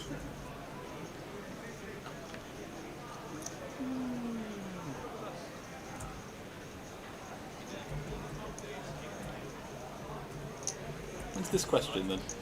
When would you like it? Now. Now? Oh, just in case you leave? In case I decide that I really want to play the turbo. Yes. Okay. We are going to the next giveaway straight after this, and just in case anything happens, we'll run you through the rules. This is Jack Thinks, so anything could happen. You know the rules, you know the regs, everybody out there. It's for 2 tickets, one for the £30-pounder the £30 UK Open step, and then the €15 Irish Open step. That's what they're for. Paper's ready. Pen's ready. Paper and pen for the man. So, one guess per account, please. You know the rules. I'm going to ask Jack a question. Jack's going to write it down with our newly found pen. He's going to write it down so we can see. He's not going to give any clues out. And whoever's closest to Jack's answer is going to win the tokens for the online steps. So, just got your tea. I'm glad you got your tea ready. Yep. That's Bit of iron brew. You know. So yeah, it's we'll get the question just about ready. Let's have a quick look on social.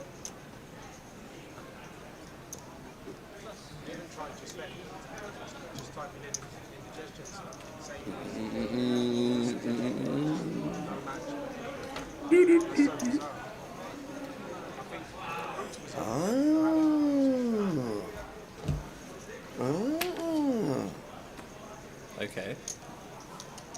Might change the price. Where are we next week? Is that the question?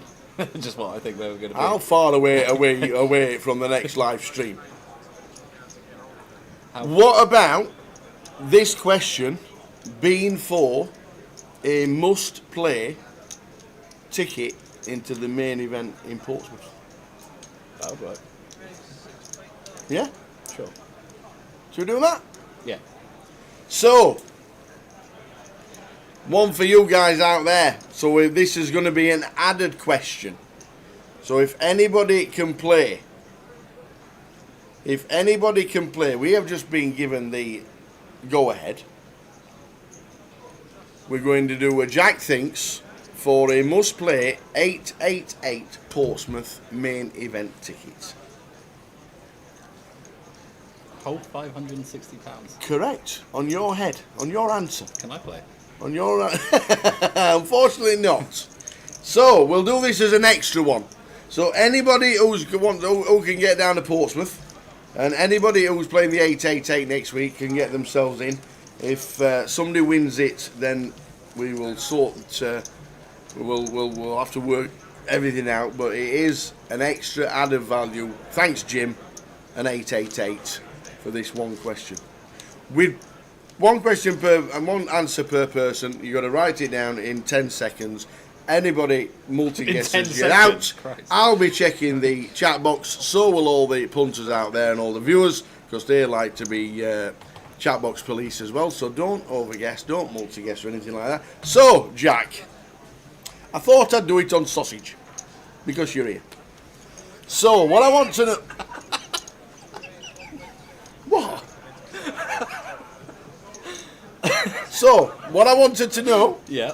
What I want to know is. What's the matter? Oh, God. What's the matter? Nothing. That was just a very normal question that people would ask. What is and how long in the Guinness Book of World Records is the longest sausage roll in feet?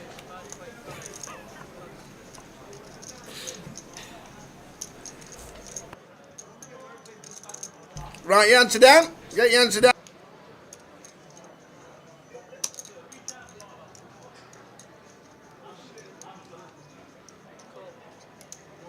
Don't just guess yet, because we'll get it there. Yeah. We've done it. We've done it. We are in. We've got Jack's answer down. We do it on sausage because Jack's here. And the question is, how long in feet is the longest sausage roll? Away you go. So there we go. You'll get your guesses in. This is for an 888 main event seat to Portsmouth. That's fantastic.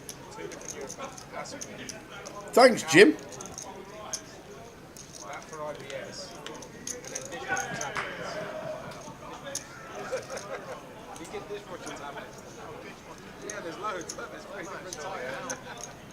So let's get checking this chat box.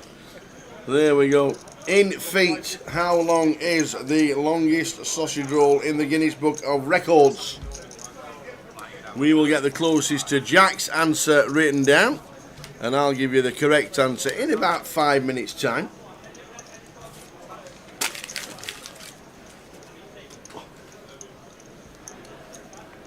Good luck. This is the biggest stab in the dark that I think I've ever. Absolutely, absolutely.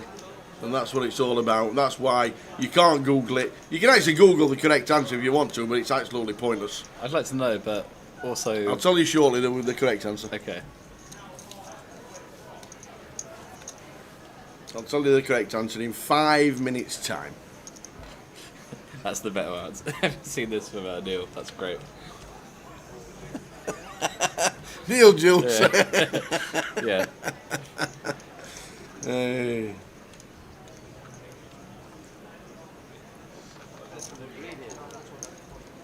Yeah, my sausage isn't quite the number I've written down for this.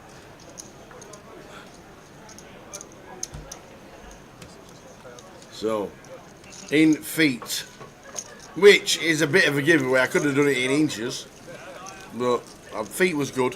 So you know it's long. Sure. So I just thought, how long in the Guinness Book of World Records is the longest sausage roll? And it's closest to Jack's answer, not the correct answer.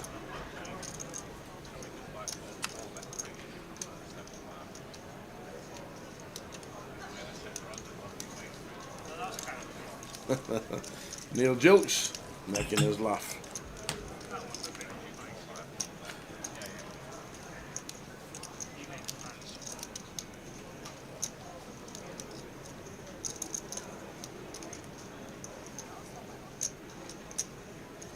The whole thing about feet threw me because I don't even think of feet. No, because I wrote a meters answer first and then had to change it.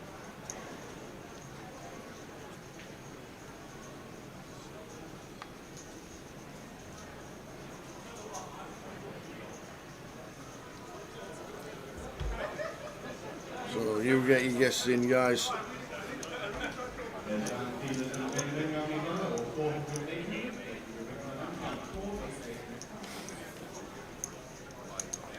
I've done about 8 bullets on this online site at the moment. Feels like this is actually a better way of getting in, says Phil Baker. Yeah, I see. A message to Mel. Yeah, if you're in Scotland, it's really easy to fly to Southampton. I'd like to point that out there. And it's cheapest. It's probably easier to get to the south coast than it is to get to some of the Midlands. Yeah. Yeah. Have you got an airport in Portsmouth? No, or is it Southampton? Southampton is about a 30 quid Uber to my house. Oh, well, there you go. So I don't even bother with the train anymore. Right. Like, because that's about 10 or 15. So there you go. So yeah, this is an extra one. This is for a ticket to Portsmouth, and Jim said it's non-transferable. If you're winning and can't make it, or that's just one of those things. It was an added value token worth £560 because Jack Hardcastle is with us in the chat before he plays the Turbo very soon. So the question was in feet, in the Guinness Book of World Records, how long is the longest sausage roll?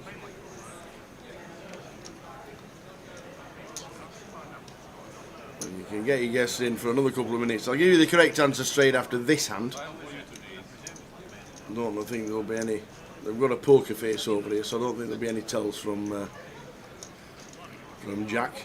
But you get your guesses in, and we'll give you the correct answer closest to Jack's answer very, very soon.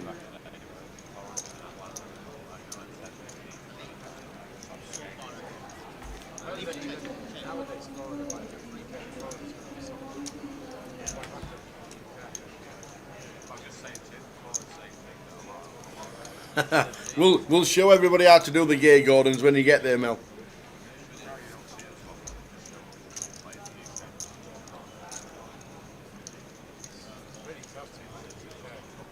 Turk is going to be absolutely furious here, by the way.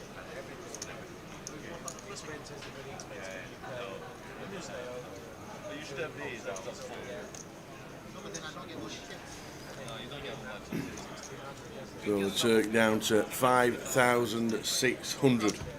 So we asked Jack What is the longest sausage roll that's in the Guinness Book of Records? The correct answer, in feet, Yeah. was set in South Africa in 2005 in June by a company called King Pie. True name, true story, true, it's a real name. And in feet, the longest sausage roll is 364 feet I'm well and off 6 inch. Yeah. I'm very far off that. 364 feet. I have no idea where they put a 100-metre sausage roll. But I have no so my question for this, is it like to scale, or is it just one tiny roll that goes all the... Like, That I didn't ask. No. But it was measured at 364 Did they just feet. like line up a bunch of them and just say we're done now? Like, So, that's the correct answer. What we need is your guys' guesses as close to Jack's answer as possible, and we'll be back with that answer in about a minute's time. 306. 364 This is the feet. problem for me with these world records. I'm like, why could they be bothered? Like, this is why I undershoot on the answers. And just a question, just relaying back from the giveaway that we're giving away. Obviously, we're giving away a massive prize of £560. Anybody that wins it, you can transfer it to somebody that will definitely play in Portsmouth. But if you transfer it and it doesn't get used, you lose it. But anybody who wins it will get the chance to transfer it if they're not playing themselves. But you need to know somebody that's playing Portsmouth. Just sell it to me. There you go. How easy is that? So, give yourselves 30 seconds. Give yourself 30 seconds and we will get the answers of the correct answers, and the anybody got close to the correct answer or anybody got close to Jack. We'll give 30 seconds. 100 metres? 111 metres. So Bolt It would take Usain Bolt 10 seconds to run a sausage roll. Run the largest sausage roll. It'll take Usain Bolt over 10 seconds to run the length of the largest sausage roll. Just think about that. That's mad. How long would it take him to eat it? That's what I want to know. 3 weeks. So, give yourself 30 seconds. Give yourself 30 seconds. Unbelievable.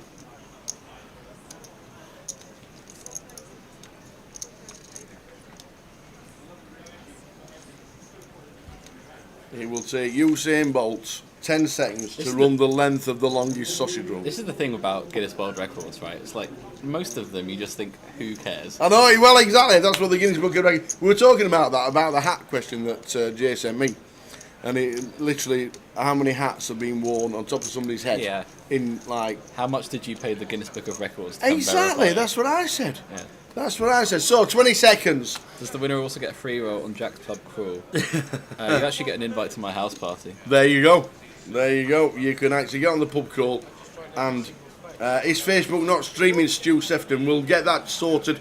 Facebook will have just dipped because of the 8-hour rule. So apologies for that, Stu. We'll get it back on Facebook within 10 seconds. But everybody's guest on YouTube and everybody's guest on Twitch. And we are just about to give away the answer. So give yourselves 10 seconds before we close the comp. And when we close the comp, we will give you the winner. And we will write it down and give you the winner. And we'll make sure that whoever wins it. It'd be great if I sent them in the wrong direction. It's actually, I thought, 4 miles. So, the comp is going to be closed as soon as I write it down, which is just about now. As you can see, the Bond's writing. 10 seconds to get your final guess in. 9, 8, 7, 6, 5, 4, 3, 2, 1. Competition's closed. No more guesses. Anybody guessing after it says comp is closed is not going to count. We are going to reveal the winner very shortly. And if anybody actually got close to the actual correct answer, it takes Usain Bolt 10 seconds to run the length of the largest sausage roll in the world. That is madness. That is absolute madness. 364 feet. So the comp is closed. The competition is close. So nothing's happening in this hand. This will be a set, this will be a bet, and obviously a fold. But no, Sinead's now gone up and down. I don't think it's a fold at all. Not now. Even on the flop. No? No. She has a backdoor flush draw, backdoor straight draw. I think she should 3-bet pre a lot as well, but definitely not folding. She can even raise the flop. She's definitely not folding the turn either. Not now. No. Raise versus this size also pretty good. You can do whatever you want really. Just like choose your own adventure. Just don't fold. I'd like a 3-bet pre. I'd like a check raise on the flop. I'd like a check raise on the turn. I'd like people to just play more aggressively everywhere. Showdown value with the queen, but Darshan is not going to not bet. Should be something half pot size-ish. And Sinead always calls. Was it tiny? Only 3,000. I mean, Sinead might even raise the third. value. Yeah, it's on third. Always calling. There's your 3,000. To see the set of sixes in the top. Yeah, you can't make a set and then put in like 1k, 2k, and 3k. So, as Jack was here, we did the question on sausage rolls. The longest ever recorded sausage roll was 364 feet. How did you come along with your answer, sir? Well, I got it wrong first of all because I did it in meters. So that's true. Then we had to scribble. Yeah, and then so I've actually got rid of one number and put another number after it to convert. Well, to be fair, your second number was closer. So my thinking was, it was going to be like a 2-scale sausage roll, not just a tiny roll. Yeah. All right. Okay. So I thought they were going to make it like quite big and quite chunky, and therefore not particularly long, because otherwise you'd have a sausage roll 100 feet high, which would be ridiculous. So you went for a 2-scale sausage roll of 50 feet. There you go, a little bit closer. 50 feet he went for. Or 15 metres if you prefer. 50 feet he went for, did Jack? You went for 50 feet. We got 45s, 46s, 43s, 53s, 54s, and then right at the death, Karen Willis on YouTube said 50 feet. Got it bang on, Pretty Karen. solid, pretty solid. That is for a token to play in Portsmouth. You're now going to have to send us... Portsmouth? Yes. 888 main event yeah, seat. they changed it. 550. Oh, as soon as you walked out the door, mate, we changed the rules. Now, the big money's coming out. 550 quid. So... I don't know what Jim's done today, but putting $1 million guarantee on that, putting a ticket on the Portsmouth main event. So, a 560 main event seat for Karen Willis, or it's transferable to somebody that is definitely playing I know Karen in as well, Portsmouth. so I'll give you 500 for it. You know Karen? Yeah. Do you know Karen? I've known her from Bristol way back in the day. Well, there you go, Karen. Yeah, you let us know if you're going to be playing. We need to know before you actually get to Portsmouth. The ticket will be there. If not, you can transfer it, but somebody does have to play Portsmouth. It won't get transferred to any other event. So well done, Karen, if you're obviously still watching. Karen Willis, 50 feet exactly. Well done on the longest sausage roll that Jack thought was 50 feet. Not the 364 that it actually was. Yeah, I got my dimensions wrong. That was the problem. So, well done, Karen. On YouTube. Yeah, Ben says I've already won a seat. I don't care. You think I'm going to go down there and do one bullet in the Pompey 888? So, well done, Karen. She give us the woohoo. So, there we go. If you're playing in Portsmouth, Karen, you'll just turn up and we will sort that out for you.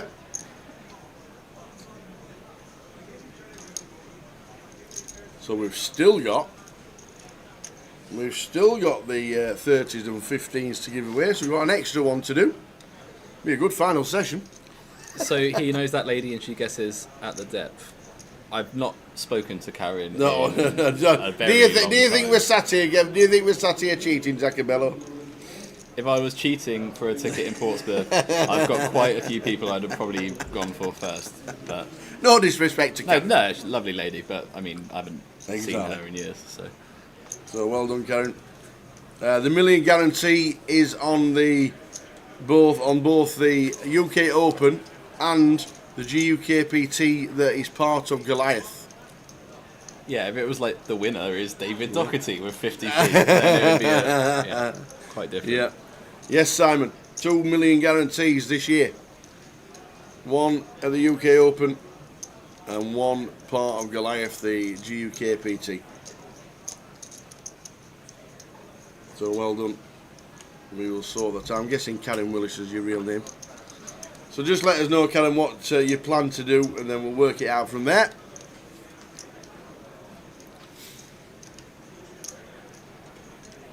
Also, I love the idea that I'd come in here and rig a draw, and it not be really obvious for like some people. Yeah, exactly. So what's your plan, young man? Are you staying with us? I guess I'll have to go play the turbo soon, but I don't want to. I might go Well, to if the you bar for a didn't, well, bit if and you, then play. if you didn't, well, that's it. Have a turn it into the Star of Prime Cup. Yeah, this is the problem. The Star of Priman Cup buy-in is Yeah. going up over time. Soon 5Ks are going to be the Star of Priman Cup. Yeah.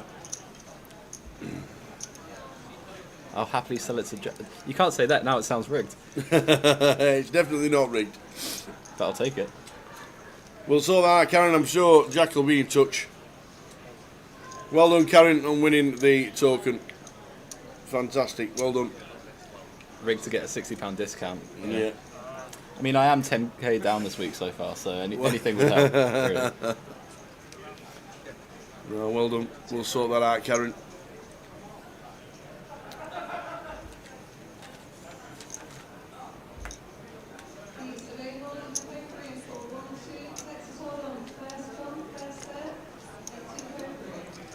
I want to know what their biggest pie was. What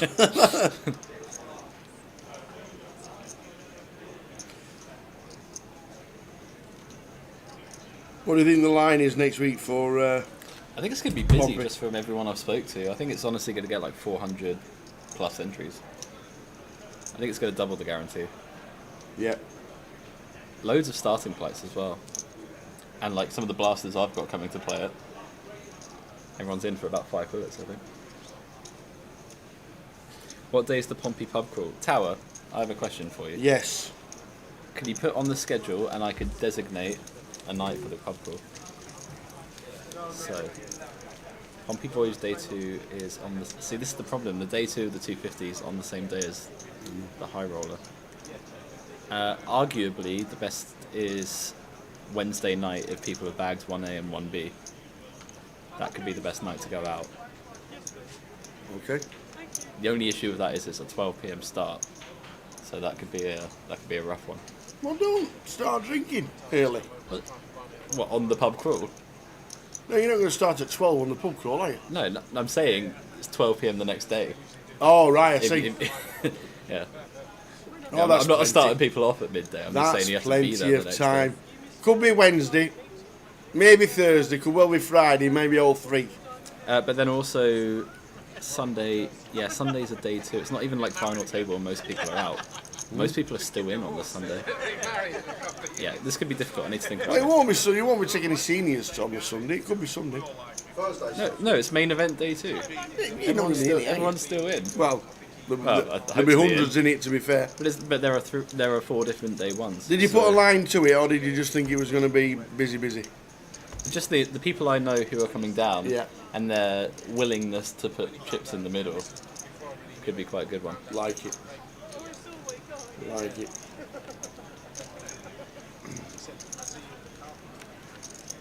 Yeah, I've got your name wrote down, Karen. It's in the chat, and we've sent your name off to Jim for giving us away the token. So thank you very much. The real answer to what day is the Pompey pub crawl is just any day I'm not in a comp still, and then whoever's available can come out.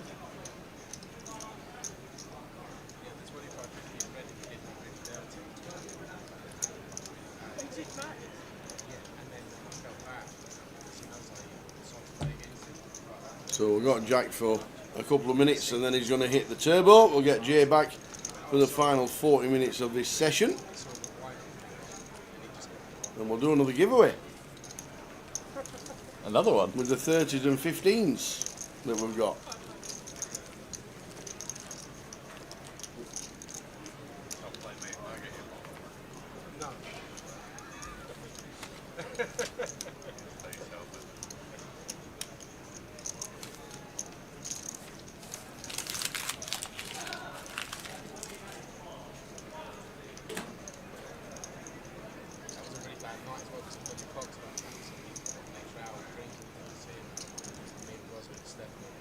Oh, I remember Is that Tom Hanks in Castaway from C9? Simon Zach. Yeah, here was bad as well. That was really bad. I think I'm outside. I'm like, you're at the wrong house. Oh yeah. Probably good that I don't get kidding. I could see you just waiting at the door as well, like up the road. Like, Few doors down. Come this way. Sure, no. It wasn't nobody brought a dog. Oh, nobody brought a dog. But that's why I stayed up, because I knew you wouldn't get the wrong house. Yeah. It was an Airbnb I'd never been to. There's no excuse. When you look at the Omaha, is the Omaha part of the UKPL?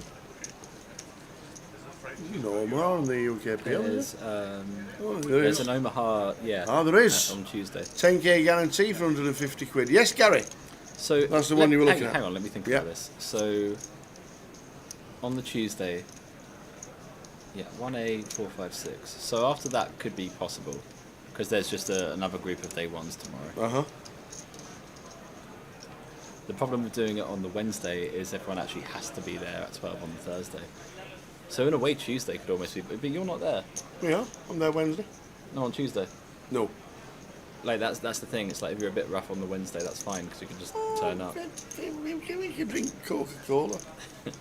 The Mad says, is he going to get all his chips in? Yes, he is. Ben will be there Tuesday as Tuesday a warm-up. Mate, we'll be going out every day. It doesn't matter. Exactly. I need to arrange it for everyone else. And he'll start on the train across there. Yeah. Ben telling me he'll drink at a stop with me is just... It's not any new information. So the Mad takes all in with aces. Does he get a double up through Mark with Queen 9? We're going to lose Jack after this. And then we'll get Jay back for the final 40 minutes. And we'll work out the Pompey Pub Crawl sometime during the day.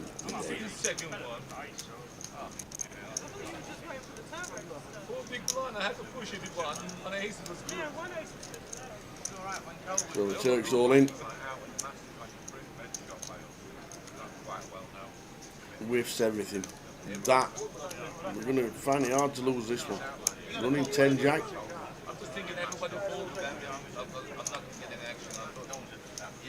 And that'll do it.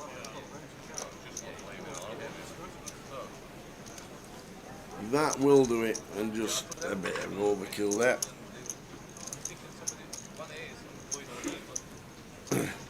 So thanks to Mr. Jack Hardcastle, he got himself part of the Jack Thinks, and we end up with a £560 token for Karen. Well done, Karen.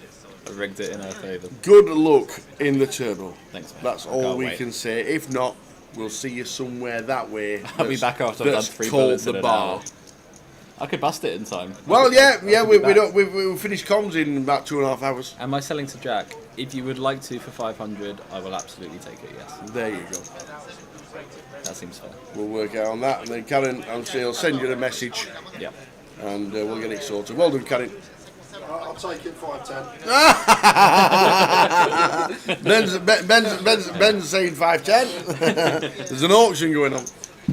Now, well done. Nice one, Jack. See you soon, but not too soon. Don't forget your coat this time. Oh, I did it again. Yep. We think you busted really quick again. Well, then Tao's going to try it on. So Jack's jumping into the turbo. He'll be down in Portsmouth next week for the 888.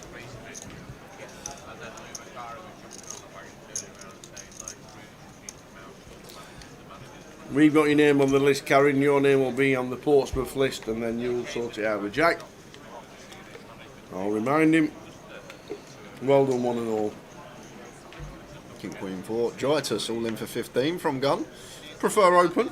Going to get it through. Got to get a giveaway as well, guys. Already asked Tower 2 question stage. Do you want a third one, or do you want to give me another one? Actually, just done a question for Jack. I'll leave it with you.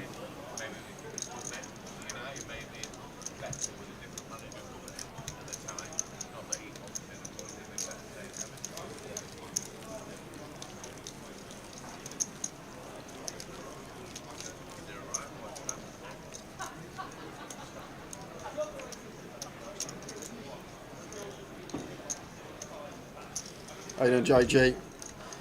The 10-7 of clubs double gutter and flush draw. I didn't realise I was double gutted. Schoolboy error, but he also bet 80% pot. Okay, so sizing was actually wrong on the thing as well, unless I calculated wrong, which has happened before. So, but just didn't realise the old double gut shot.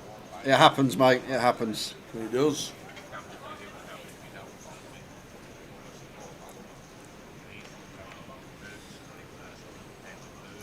Bad timing for the Mad Turk. 10 bigs all in with the 7s. Simon will definitely call it. Sinead might do. Yeah, an ounce's call as well. It might be a raise, Tower. Was that raise to 10? Maybe to 15. Oh no, she has called, okay. I thought, oh yeah, Turk's all in for 8. I thought there was a couple of few red chips to try and ISO and get heads up with the Mad Turk. And now over to Simon with the pocket 8s. I'm interested to know if Sinead would call this off if Simon did ISO. He's not got the hand that I think will ISO. But if he did, I wonder what Sinead will be doing with the ace queen suited here. So potential treble up for the Mad Turk if he can find a 7. Yeah, needs to get super lucky.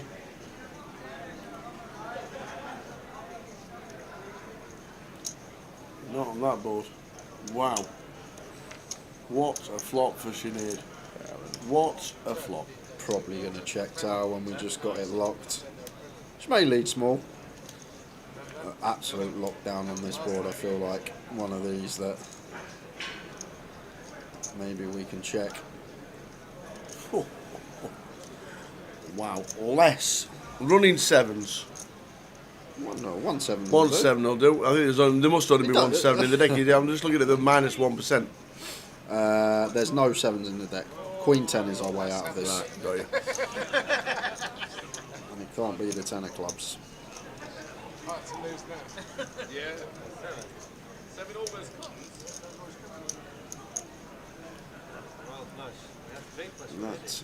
That will do it.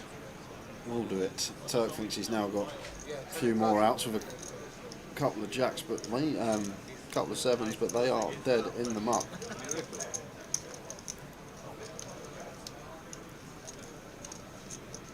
Only thing sometimes with the dead cards. Yeah. We know that the Mad Turk is out the door before he knows.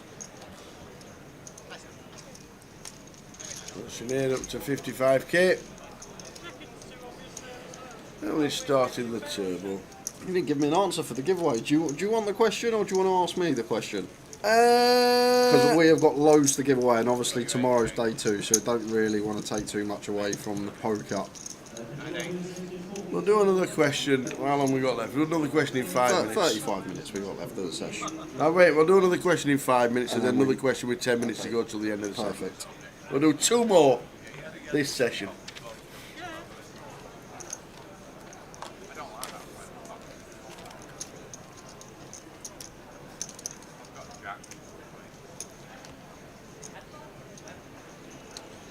Is in the turbo, let's have a look. Just 27.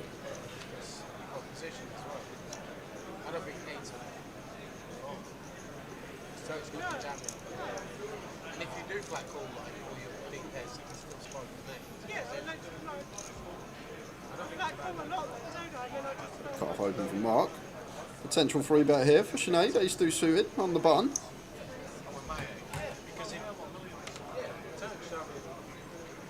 Takes it.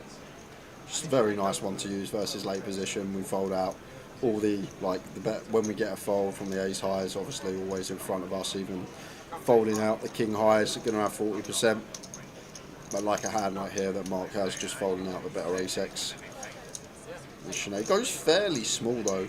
Only thing here is size. When we are this deep with Mark, probably wanted to go just north of 3x's open. And over to Cal with a jack 10 suited here. In the big blind, is he thinking about the whole cold 4-bet? We are deep, 60 effective. Have some of this from Cal, he's going to find it. 4-bets the jack 10 of diamonds. After a cut-off open and a button 3-bet. I'm not sure if Cole reads into Sinead's sizing here. because she's gone really small, when she's as deep as she is with Mark, maybe what that could be from Cal, maybe he's just picked up on something and finds a combo to find the cold 4-bet.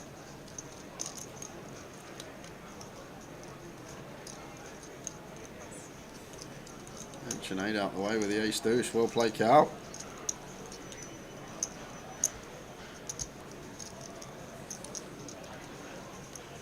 Do you know what you're doing for the 1500 ticket yet? We do not, Mel. But it will happen. It will. Tara will text you. It's today.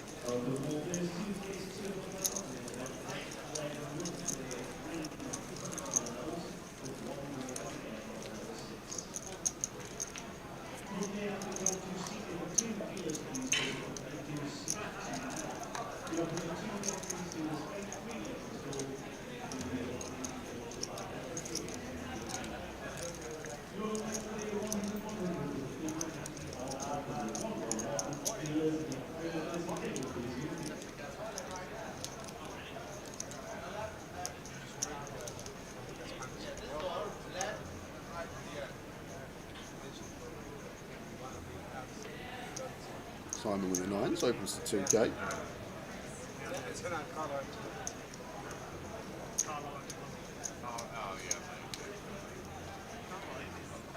Over to Ryan. Just going to fold the 10-4 off, raise and take for Simon.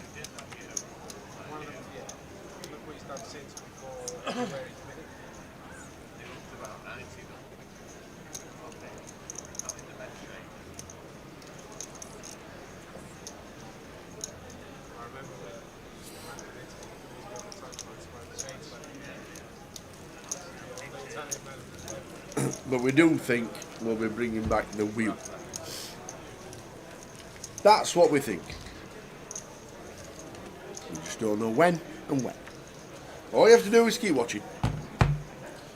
That's all we say. 30 minutes on the clock. 30 minutes of the session. Take us to the final break of the day and then back with just 1 hour. So we're going to get a giveaway in after this hand, and then we will do the final giveaway, final session. The will be coming back. Phil was the winner, wasn't he? The first one, the first UK Open.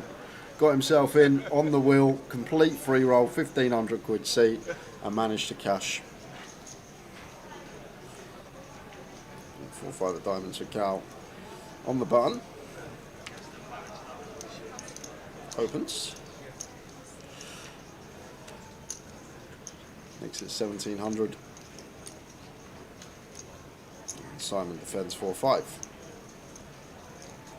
Although they both have the same hand, Cal will win this pot. Just gets the C-bet, the ace high board, and that will be that.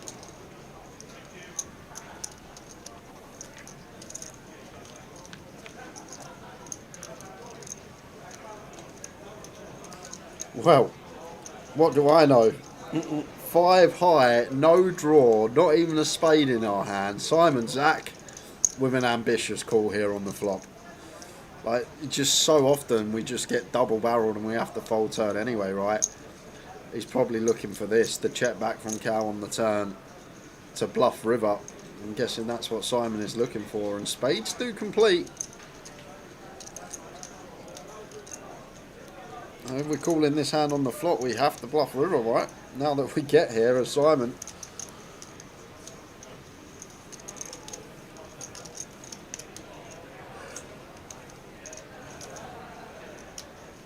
That will be the end of the hand. So I said Cal will be winning this pot. How I was wrong. Somehow Simon has found a way. Floats the 5 high out of position.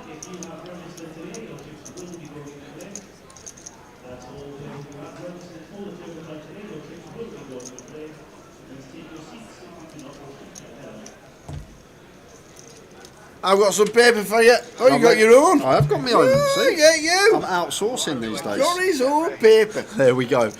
Giveaway time, guys. I have 2 step satellite seats to give away. One for the UK Open, one for the Irish Open. A 30 and a €15. quick rundown of the rules. You should know as you've just done it with Tower and Jack, but Yes. Tower is going to ask me a question. I'll write down on this piece of paper my answer. Closest to my answer is going to win the giveaway. Indeed. One guess per account. Any multiple guesses, you will be disqualified. And please do not guess until we say go. What you got, Tower, for me? Your favourite sandwich? My favourite sandwich? The Chick-fil-A chicken sandwich. Ooh, that's nice. I usually get nuggets from there, but okay. I've never actually had the Chick-fil-A sandwich. I always get nuggets and the waffle fries. But carry on.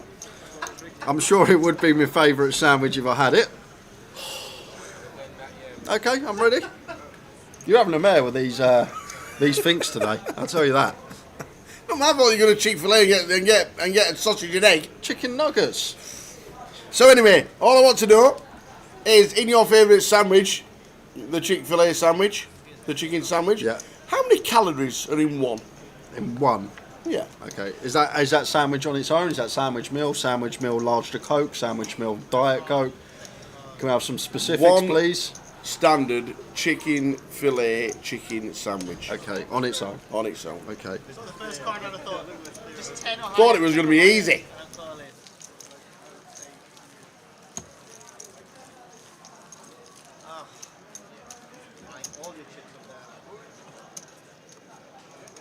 Have you done? I'm done. He's done. So in a standard chicken fillet chicken sandwich, which should be his favourite sandwich because that's all he goes on about, how many calories are in one of them? The sauce is what I go on about. Ah, there you go. Off you go, ladies and gentlemen. We'll give you the answer.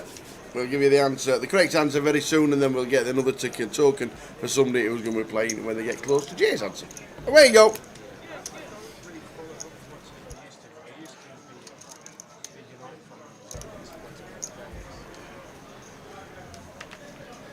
Giants here with the sevens. Shoves for 18 here. Open shoves. Feel like as Giants here, going to play a lot better as just an open with the sevens. 18 big seems slightly too much to be open sending. We are going to get a look from Simon here.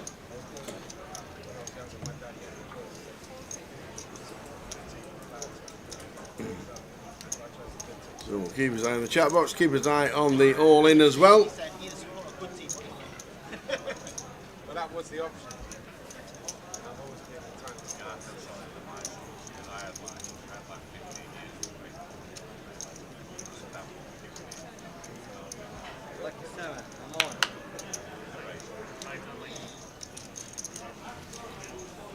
So Simon calling with the ace jack. Off we go to the all-in of Giants with the sevens, 2, 4, 5 flop. Looking good. Additional outs for Simon. A nice clean turn. So just fading aces, jacks and threes. A big old double. There's a 4, so deuce. Doubles to 30. So get your guess in. How many calories are there in a Chick-fil-A chicken sandwich? The chicken sandwich from Chick-fil-A.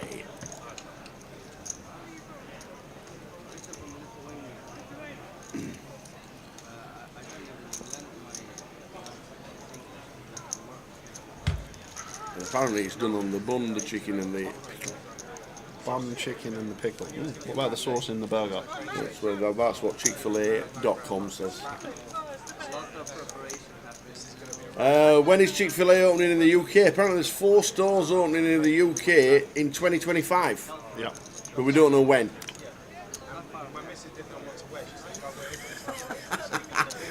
Ben's put 62,875. I misheard the question. On what grounds? On what grounds? I misheard the question.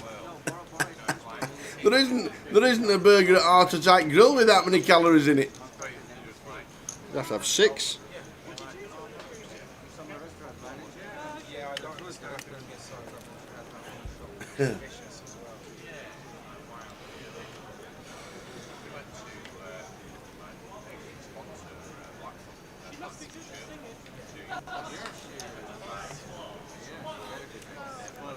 ace-10 for Mark here in the small blind. Can go either way, facing this button open. Both have merit. He's going to take the aggressive route and try and take this down now.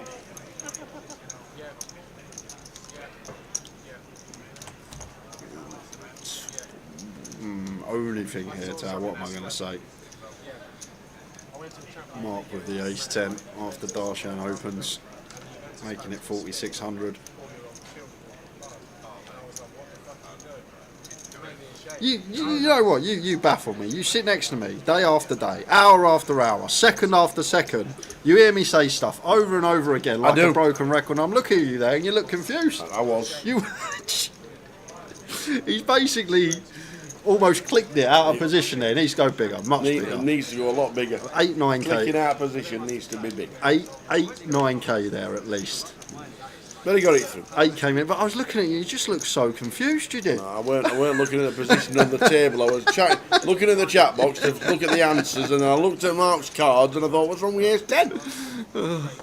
You look like the person at school when the teacher's asking questions and they're about to ask someone and they're going around the room trying to catch eye contact with a student. And you sat there like, don't ask me, please don't ask me. I forgot my revision, sir. I forgot my revision.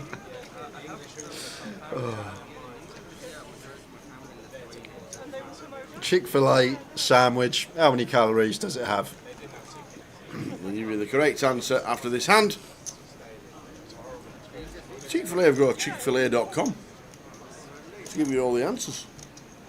It's actually come off the Chick-fil-A rating. I love it. Yeah, you don't have to Google it. You can just Chick-fil-A it. Chick-fil-A have a website. What, that huge franchise in America have a website? No, they have a nutrition franchise. They have a nutrition website. Same with McDonald's. Same with Burger King. Same with Domino's. Same with any food place. Same with Subway. Mackies don't do that. They don't tell you the nutrition value of a big Whopper. You seem shocked they got a website. One of the biggest fast food chains in America have got a website.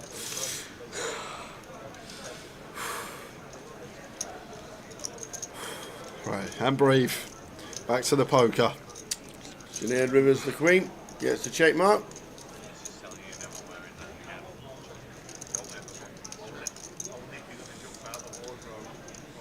I'm not going to be getting any action. Bronchitis here.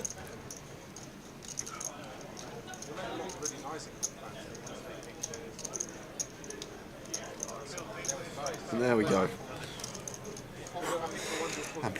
Why have you never had a Chick-fil-A chicken sandwich? Because I really like chicken nuggets from there, and believe it or not, because you only get the pots there about that big, it's hard to dip a whole chicken sandwich in there, isn't it? I like dipping the nuggets in, dipping the waffle fries in. That makes sense. It's all about the sauce. It is. So, the Chick-fil-A chicken sandwich, according to their own website, because they've got one, there is, per sandwich, 430 calories. Which is great, I thought. That is great. I'm going to be getting on the more sandwiches. 430 calories per Chick-fil-A chicken sandwich. But Jay's answer that's coming up in 1 minute is what you need to get closest to.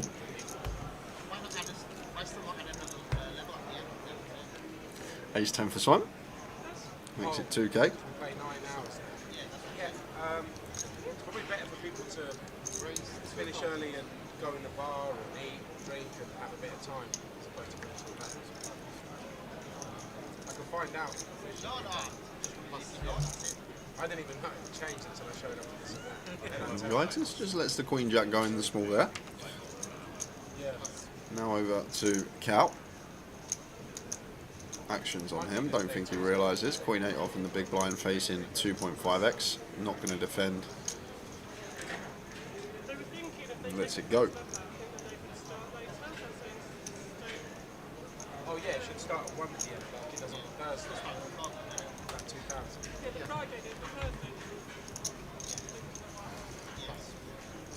So one more hand before the comp is closed. Yeah, when I flipped on the stream yesterday, Jack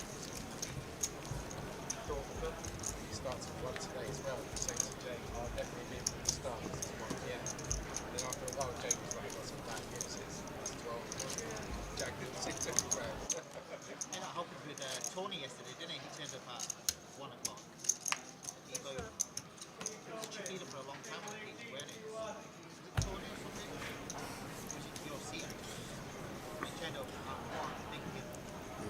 the King 10 of clubs. I'd like to see an open from Hijack. Open he does. It's at 2k. I didn't even notice that. I was on an outer table. Yeah, they said on the streets you turn up at 1 o'clock. Ryan with the defender with the King Jack offsuit. Heads up to the flop. Oh, the nice older gentleman. Yeah, he's really nice. Ace, Queen flop. I think he was the guy. Can go for one big here as mark if we want, but decides to check back. He does turn the flush draw here on the 5 of clubs turn. I'm going to be very wary of this check back as Ryan here, especially the check back so quickly. Like I feel like theoretically King Jack does call once here, but the snap check back from Mark on the flop, I would be a bit worried about that as Ryan. He's still going to call, take the theory line. He's actually right. 9 of diamonds on the river. Goes check, check. So 20 seconds to get your final guess in. How many calories has a Chick-fil-A chicken sandwich? 430 is the correct answer. But Jay's answer is the one you need to get closest to. You got 10 seconds and we close the comp. 9, 5, 4, 3, 2, 1. Competition is now closed. Dave 84, the final guess. 245 from Rackshit. And Hayden Morgan just coming in with 354. So, we will, if anything happens on this hand, we'll come straight back to it. But other than that, we'll get rid of this comp, because we might just stick one more in for the end of this session. Come on in. We've got 10 minutes till break. We're not squeezing one more, right? Are we not? No, we're do not. One straight away after the break. We'll wait. All right. We'll wait until after break till we do the next hole. Yes, sir.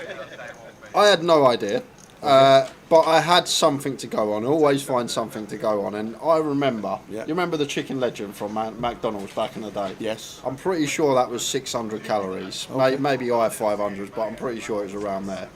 And in America, everything's 50% bigger. You go to a restaurant, 50% bigger portion. You go here, 50% bigger drink. They're large Cokes this big out there. Don't ever buy extra large. There's no point. The popcorn at the cinema, you can't watch the film. You have to put it on the floor. That's how big everything is over there. So I went with Chicken Legend plus 50%, and then I added a little bit on because I don't like doing a whole number, because then we get too many ties some of the time. But no one would have got that anyway, because it was 910. 910, that's a lot of calories in one sandwich. That is quite a lot, but that's all I had to go on. That was my logic. You won't be eating many of them in a day if you didn't do any exercise. It was my logic. That's how I got there. And the winner, yes, who guessed 910.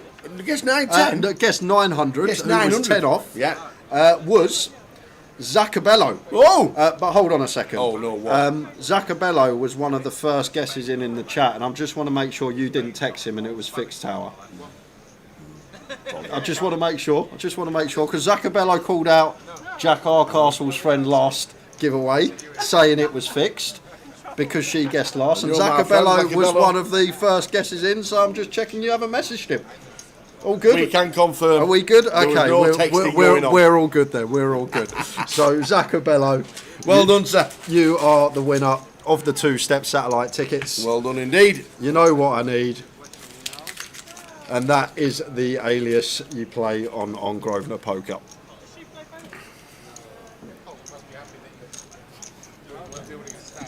Wind. Well done, Zacabello. Congrats. Might have to empty that one tonight.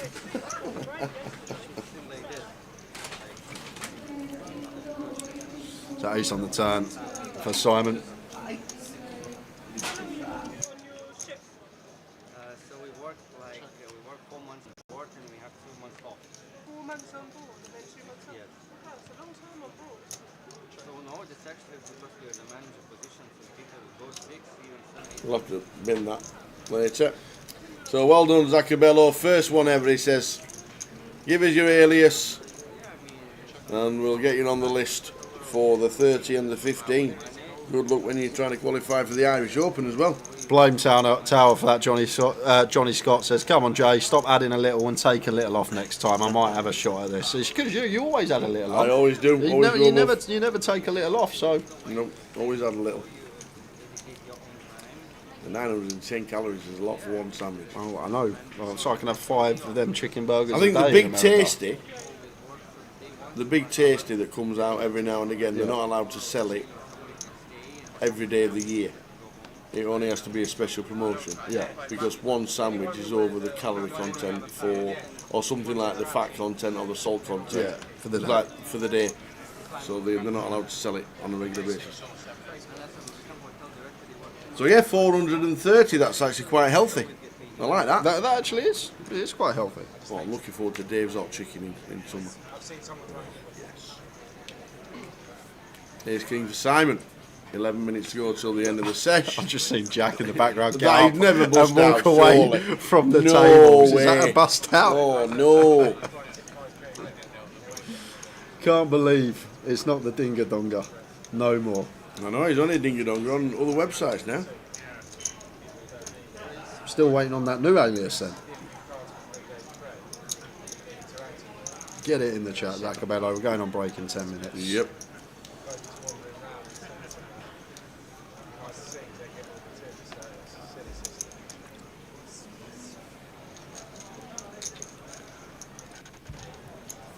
And we got a corker next session, guys. Oh, yeah. Tommy Bingham, good mate of mine, Sam Goodman. Yep. Stato. Awesome. EPT chopper a couple of months ago. David Doherty, Irish Open champion a couple of years ago. Zheng Miao, Yes. probably one to watch this year. Come on the scene March of last year, only 19 years old, and absolutely smashed it up. So Zheng, David, going to be joined by Danny Toffel as well, Cyprian Burden.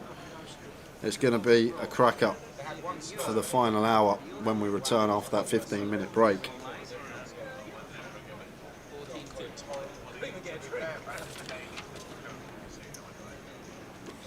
There we go.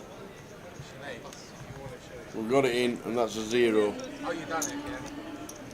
I have no idea what that even says or means. Bomhunter. Oh, maybe it's Bum Hunter, but BU5. That's probably what it's meant to be. As a poker player, it's hunting all the fish. Oh, okay. I could be wrong. It might be something completely different. Yeah. BU5N. With a capital M. 0. Yeah. NT. EUR. All done. The Dinga Donga was so much easier. It was. Yeah, only playing 9 levels day ones now. Yes. The 1-1 at the beginning has gone, so the blind levels for day 2 start exactly the same as they were for the previous years, but 9 levels.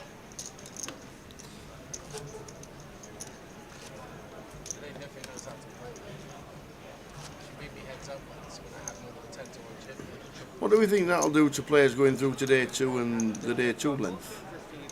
Nothing. Exactly the same. The only thing is we're going to be only small percentage-wise, like down. Like for example, we're more likely to have more players coming back day 3 just because we're not level behind because we've started a level early, but we're 1 hour behind. Yeah. So there's an hour less time for players to bust by the time we're at the start of day 3. If that makes sense. So shouldn't really change anything. Tower just.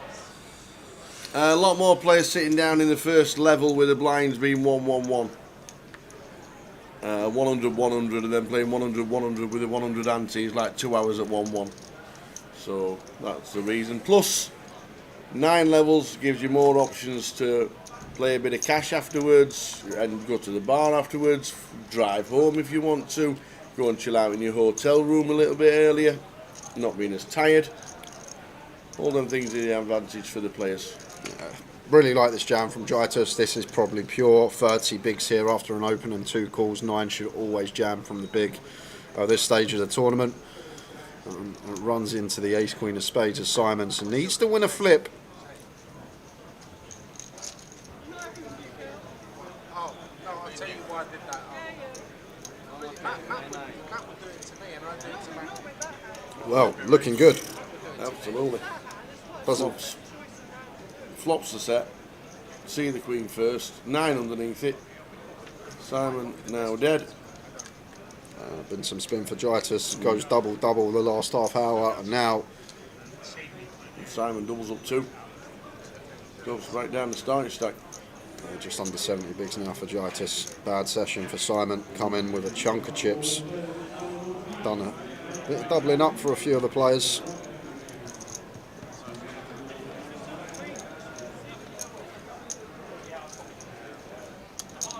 Gary's on mute. Why only 1 hour left? Maybe. Did you restart Facebook? Maybe he's like 20 seconds behind. Yeah, it could be. Could be. Hello, Gary. We're not playing the 1-1 at the beginning of the tournament. 9 levels of play. Blinds will be the same, coming back to day 2 as always. Gives you more chance to have a little bit of a social. Get yourself home if you want to. Get to bed early if you want to. Play a bit of cash if you want to. All different options with an hour extra. Do you know what, guys? When we finish level 9 and we set it out to when you get the chip counts at the end of the night, what I'll do, guys, is I'll stay on for an hour and we'll just chat, me and you. How's that? I'll just sit here with you guys and we'll just sit here for an hour talking about PLO comps. Then you've got to listen to all the bad beats he's been getting at Hill Street recently. Yeah. Absolutely. Ryan from Gun opens, makes it 1600. Johnny Scott says, Jay, have you thought of anything Scottish to do in Scotland when you come to the Glasgow leg in March?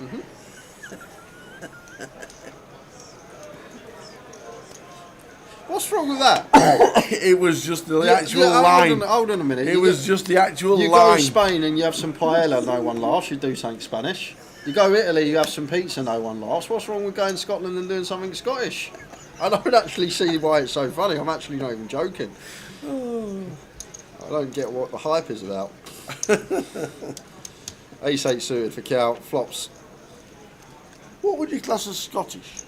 Like island flinging? No, like bagpipes and kilts and stuff like that. You're not going to walk around in a kilt? Well, I mean, like... We'll do that. We'll do that. I tell you what, we'll get a GoPro. We'll get a GoPro and a video camera. All right. Something other than dressing up in Scottish What attire. about eating an haggis roll? Yeah, like that's something Scottish. Like eating haggis roll or walking to the Edinburgh Castle or something. Yeah, something. From Glasgow. It's about a 4-hour walk. Just you know.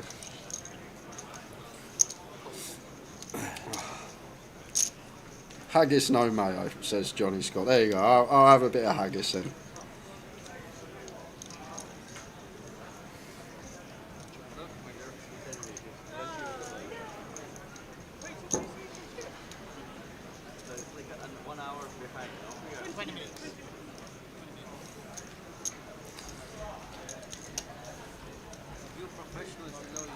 $7.5K for Ryan, goes for some value with his top pair, and he should be getting it, even facing 3/4 pot.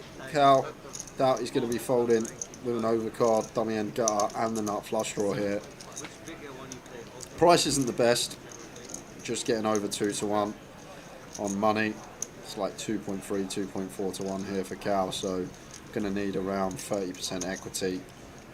But we're kind of close with just one card to come, and out of position as well, so actually the more I think about this and spot, I may actually see Cal just let this one go, and there you go. Just seems like we're just missing the cut for price and being out of position, not dictating action on river.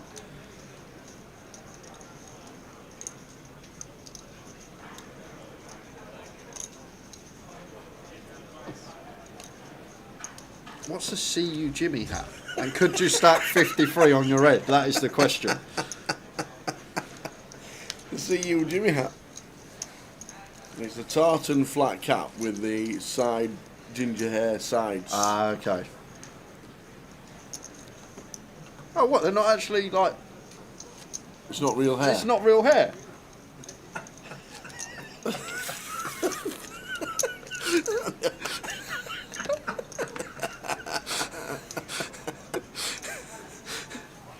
What? So they're basically wearing a hat with a bit of wig, like a wig, and it's a wig with a hat on it. Yeah. I actually just thought a lot of Scottish people were ginger. I honestly thought that was just like up north you get more gingers. It's like that's. You thought it was real hair? Yeah, I honestly. Everybody thought had long ginger hair. Yeah. The Russ Abbott special, exactly.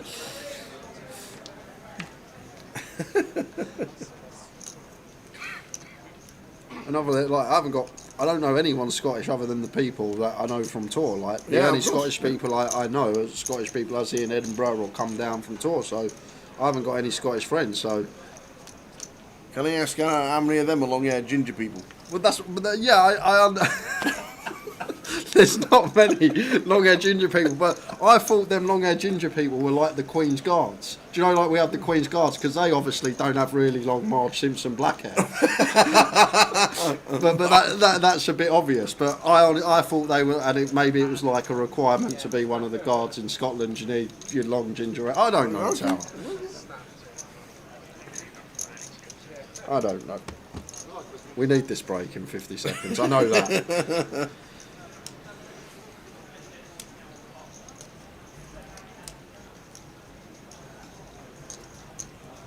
Sorry, the King's Guards. I forgot. It's the King now, isn't it? Oh, hey, you're up on the news, yeah, aren't you? I'm well up on the news. So the last stand of the session and a 15-minute break on its way. Been a lot of fun. Thanks to Jack. He's jumped in. He might have jumped back out again. He might be back in. Who knows what's happening with Jack Hardcastle. But this is the last stand of the session, and we're back in 15 minutes after this with the final hour of the day. 2 more giveaways to do in that time. We are going to see a flop on the last hand of the sesh. Simon's coming along with the old nut low.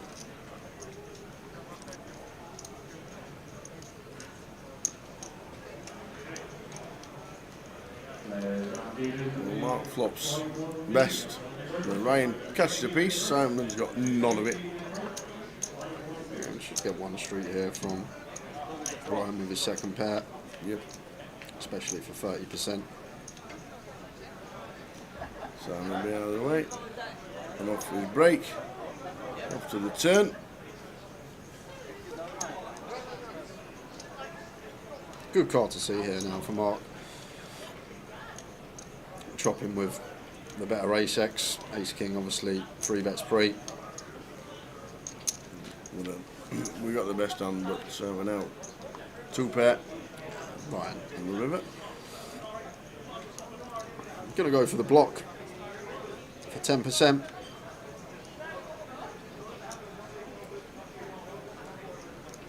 Mark's just going to pay.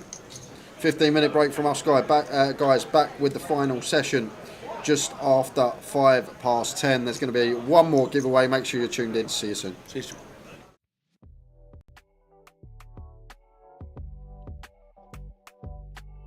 Blind rankings. Come on, man. What on earth is blind rankings? Nice and simple, Tal. So both of us, we have picked 5 previous champions that we've encountered over the years on the live stream. Yeah. Of these 5 names, you've got to rank them 1 to 5. So the best player being 1, the worst player being 5. But the catch is, I can give you any one of those 5 players in any order, and the first one I give you, you've got to give them a rank. So you might get to 1, 2, 3, 4, and we get to number 5, and for example, I say the best player in the world, and you've got to put them 5th. So that's the catch here, Tower. But we're both going to do it. We'll see how we get on. Would you like to go first? No, I'll let you go first because I'm a bit worried about this. Okay. I'm a little bit worried about this. Go on then. Right. So I'm going to give you a name. Yeah, any name. So my first player for you. In blind rankings is Ludo Gaelic. Ludo. Right, I'm going to go Ludo at number 2. Number 2? Ooh. I hope I'm on this and I'm number 1. Ludo, number 2. Right then, go on then. Give me a name. Oh, what? I'm not doing my 5 straight off the bat? We're doing all 5? Yeah. Okay, oh wow. Yeah. I thought we were doing 1 each. You wouldn't remember who you picked if we go back to me. That's true. That's the thing. That's true. Now then, Blind ranking number 2, Calogero Morial. See, this is where it gets hard because I'm going to go with Cal at number 4. Number 4? Poor old Cal. 3rd on the list. Ooh. Rob Boone. Rob Boone. I'm going to go... Sorry, Booney, I love you, and I love you on the stream, and I love watching you. Love you off the tables, but I've got to go for Mr. Boone as number 5. What are you doing to me, Tal? I love Rob. What are you doing to me? One of the most consistent players in GUKPT. He cashed in the first ever event, you know. 2007. Number 5. Well, I texted him. Oh, next. Oh, Rick Trigg. Rick Trigg. I'm going to have to put him at number 3. And I'm just going to have to pray that you've gone for someone that's very good at poker as your last pick, Tower. Oh no, it's going to be Ali Malou. I can see PK laughing. It's going to be Ali Malou, isn't it? No. Number 5 on the list is me. Oh, no, it's not. No, it's not. So, the last pick is Matt Davenport. Well, Matt's top of the shop then. There we go. Fits in nicely, but it's a difficult game because that probably wouldn't have been my order. I don't think. I don't think that would have been my order, but I'm happy with it. Okay. And I've got my chance to get my own back. So I'm just going to navigate to my list, Tower. Yeah. Can I have a pen? I'm bound to forget what number I picked somebody at. Right. Are you ready? Right, go on then. Blind rankings. Blind rankings. First ready. player I have for you. Right, straight in. Grand final champion many years ago, Mr. Kev Allen. Oh, Mr. Consistent. Been years grand final champ. Ooh, I'm gonna go Kev Allen. I'm going middle of the pack. I'm going number 3. Number 3. Good number shout. 3 because I reckon, even though he's been good, and there might just be a couple that I think might just be a little bit. No, yeah, number 3, Kev Allen. I like that. Second choice, yeah, Mr. Bousfield, John Bousey, Mr. Consistent as well. Where are you going to put Mr. Bousfield? Oh, he's got to go up. He's got to go above Kev, hasn't he? He has to. He's got to go above. I'm going to have to put Bousey at number 2. Bousey, number 2. I'm going to have to put Bousey at number 2. Bousey at number 2. He's just done it for years. Okay. I like it. I like 2. I like 2. This is how the game goes. I like 2. Next one. Yeah. Jack Hardcastle. Oh, Jack. So we got Kev Allen at 3. Yeah. We got Bousey at 2. Oh, where are we going to throw Jack? Oh, gold. Is going to have to be. Well, we don't see him too much now, so my feeling is that Jack, because he's not been on the scene for a couple of years, he's going down to number 4. Going down to number 4. He's going down to number 4. Is Mr. Jack Hardcastle. Okay. Yeah. There we go. Next one I got for you. Yeah. Playing today in the high roller. Playing today. Tom Middleton. Oh. He can't be fine. So you got 2 options. You can either put Midi at number 1 or you can put him at number 5. Jesus. Has he won a GUKPT? He has, hasn't he? He's won a GUKPT. Is he? Right. Oh, no. EPT champion, right, Midi? I know he is, but we're talking GUKPT mainly. And I know he's a great egg. He's a really good egg. I'm going to have to put, and don't listen, I'm sticking Midi at 5. So, Tower. Because I think, oh no. It's gone. I'm putting, even though he's an EPT champion, he's a GUKPT winner, I've got to be thinking consistency in Midi. He's got to be number 5. Well, you're going to be happy with it. Yes. Because the last name on my list, Mr. Sam Grafton. Oh! I so wanted you to put Midi at the top, Tower. I so wanted you to put him up there, but Sam Grafton. One of the best there is. One of the most. Oh, he's won a grand final. He's been great. I love him in the chat box, love him in the comms, and he's won it millions over line. Sam Grafton, number 1. What a great choice. Good shout. So I'm just going to recall Tower's list. So he's got Sam Grafton at number 1, John Bousfield at number 2, Kev Allen at number 3, Jack Hardcastle at number 4, and Tom Middleton, bottom of the shop, at number 5. So rankings in order there for Tower. Sorry, Tom. Is that it? Is that it for blind rankings? We need to do more of this. I enjoyed that. That was good. Thank you very much. Blind rankings.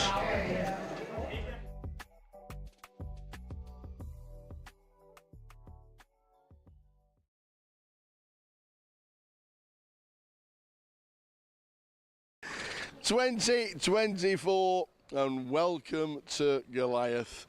Yet again, Coventry is the venue, and this place every year just gets busier and busier and busier regarding the best event and the biggest event outside of Las Vegas. We absolutely love it. We can't wait for this week to happen.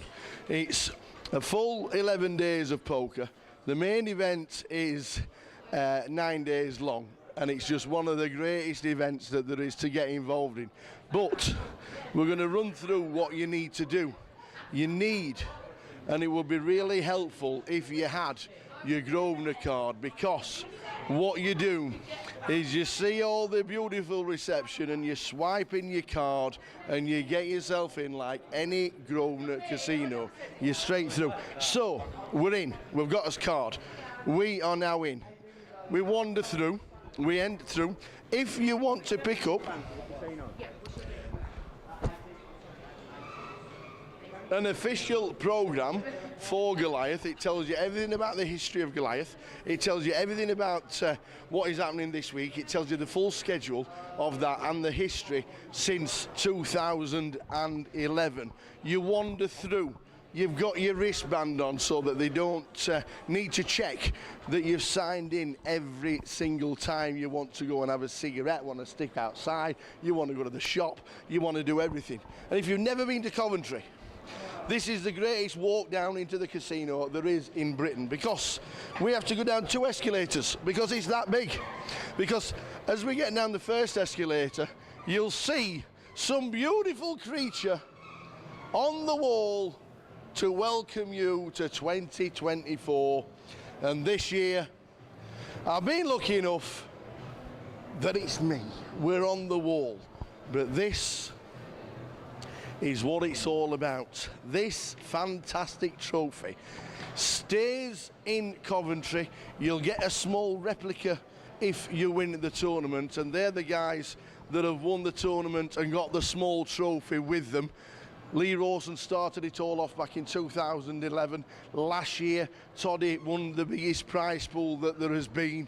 It was a superb event, and that trophy stays in Coventry, but you do take a replica home with you, plus a substantial amount of money, as Alex Todd last year took home chunks. So the second escalator, you come down, and as we see, first time in Goliath, how good does this look? It's an amazing casino. It is spectacularly big. There are spaces everywhere. We'll nip to the bar very shortly, just past. One of the main things that you find if you don't know where you are, and there are a lot of people that have turned up for the first time, we know, as brand new members of Grosvenor Casinos playing the Goliath for the first time. So this is your destination of where it will be. The halls to the left, the registration desk to the right. We'll show you each of those very shortly, but we are just quickly going to nip to the bar. Not that we ever frequent the bar too often, but a lot of players do. And as they do, what you'll end up with walking down, and what you'll end up with at the bar, is you'll find former champions. And here he is. Kyle, hello, sir. How has it been since we lifted that trophy a couple of years ago? It's been okay. It's been all right, has it? Yeah. You've had a couple of coffees this morning. Yeah, let's call it. We'll call it a coffee. Congratulations on your win. It was fantastic to be there when you lifted that trophy. Yeah. And we'll leave you to your coffee. But, Thank you very much, sir. You're a superstar as always, and we always love the shirts. The best thing about Kyle Jeffrey is you'll always find a shirt that will surprise everybody, let me tell you. So, you've been to the bar, as Kyle Jeffrey's been there since about last Thursday. We'll wander down. Let's have a wander, because what you need to do now is you need to register for an event, and you need to go to the registration desk. In your normal casinos, you've got your cashier's desk. At Goliath, it's all separate. You've got your cash desk over there if you want to play some cash. If you want to register for the cash tables which are in there, they are bustling. There's always cash tables running 24/7 during Goliath. We are a 24/7 casino, and there's always one cash table running for as long as it runs, and they get busier and busier during the day. But most importantly, the registration desk, we've got Matty on the left, we've got Dina on the right. As always, there's never a queue, there's never not a queue. If you travel around the world, you will, in busy places, find a queue. It's an unfortunate thing when you bust out, you do have to pre-reg, but these guys are as quick can be. Literally, tell them what you want to play, get yourself in. Matty's always smiling at you, and if you want to bring him anything, his favourite is a Krispy Kreme. Get him in. You have to look after the staff, because the staff are the most important things. Look, it's like a tuck shop over there. It is, it's like a tuck shop. But as we know, the queues are an unfortunate part of it. We do have to queue up every now and again. It is one of those things. But once you've got yourself bought in, once you've got yourself past this queue and got yourself back into Goliath, if you bust out, we've got tournament after tournament, and normally...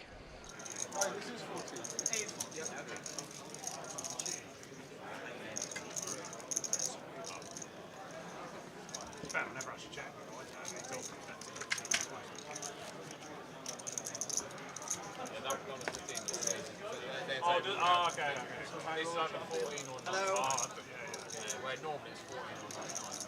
This table's got a bit tougher than my previous table.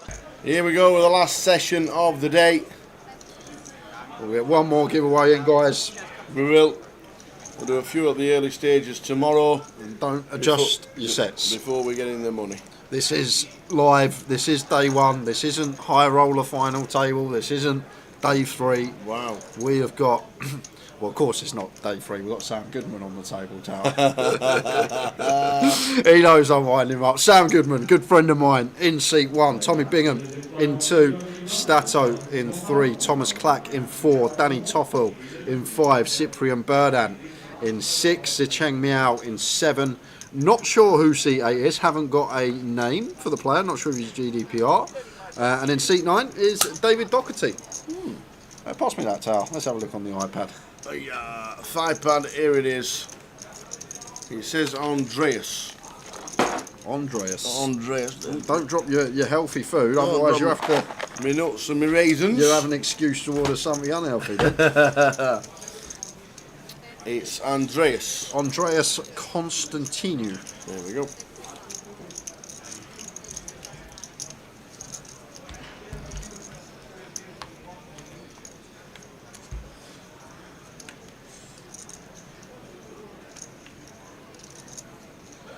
So we'll let people get tuned back in.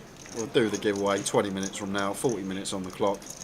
We'll make it quick, 10 minutes or so, and then we can concentrate on the last 30 minutes of the day. Oh, be easy. Not seen Danny Toffel in a long time.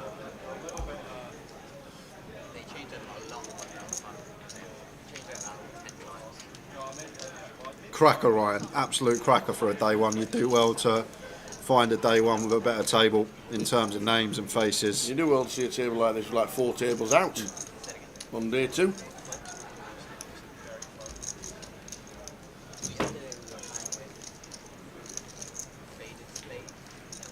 Open from Zicheng from the small blind, bottom of range. Decides to bump it up as the big stack.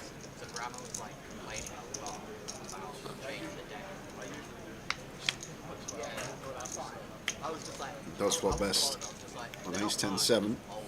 They're just always like attacked by me.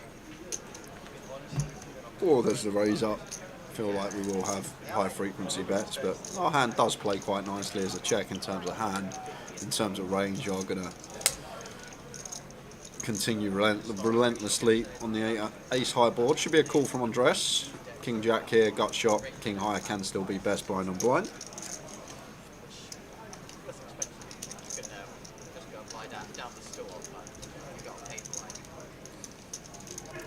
Against quarter pot tower, have to continue here as Andreas. Wow, this, no, please don't fold here. Wow, that is snug. I know he's correct, I know he's up against a 10, but we're getting 5-1 in position, blind on blind, gut shot to the nuts, and a hand that can still be the best in terms of high card. That is snug lay down tower, to say the least. Even you're calling once there with I your am gut calling shot. once. Yep. Then I have to decide what to do when I'm facing a bet. Yeah, I'm definitely calling once then.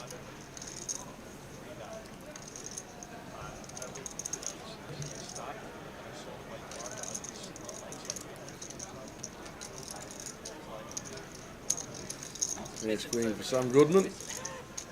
Opening off a 19. But I misinterpreted it as well. I was like, oh well, he's got a queen, so he's going to super white, and then I realised that. He's having off here for Zheng, not one we take at this stage. I feel like getting after it too much. Like at final table, more inclined to take this as big stack with ICM. Could be a combo we use, offsuit ace-x on the bottom, but at this stage of the tournament, just got to go into the mark facing this gun opening range, and Dave Doherty with the king-queen in the big blind here. Quite an interesting one. It's just going to defend.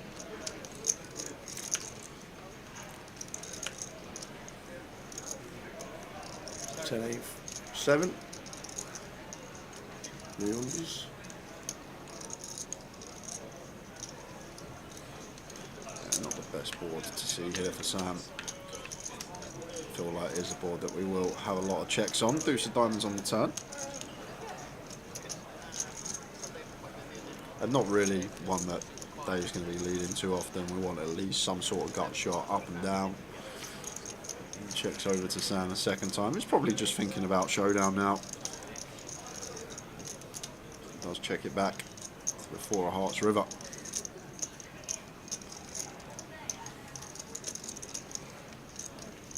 Still beat some stuff as Dave, some like King Jack perhaps, some Queen Jack that didn't elect to delay. Ace Queen suited, going to be good for Sam. Check back. So the final level of the day. Cyprian chip leader, just checking me out. 120 big, Stato doing well. All got chunks to be fair.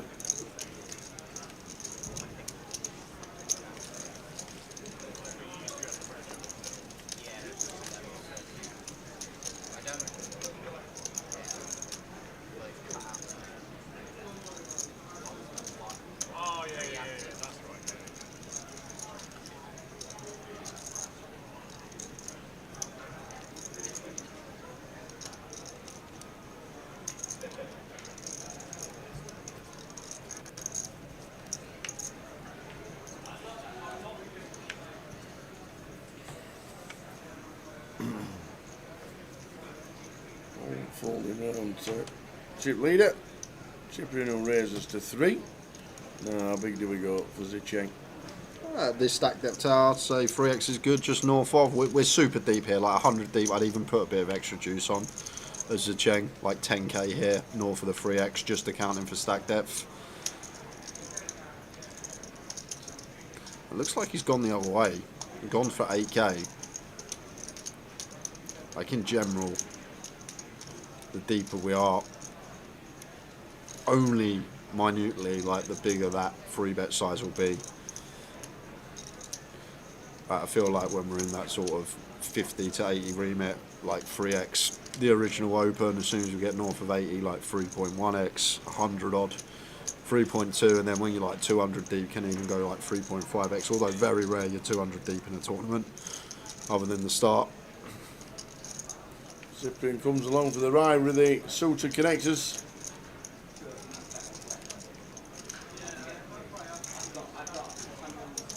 A jack eye flop, jack 4-2.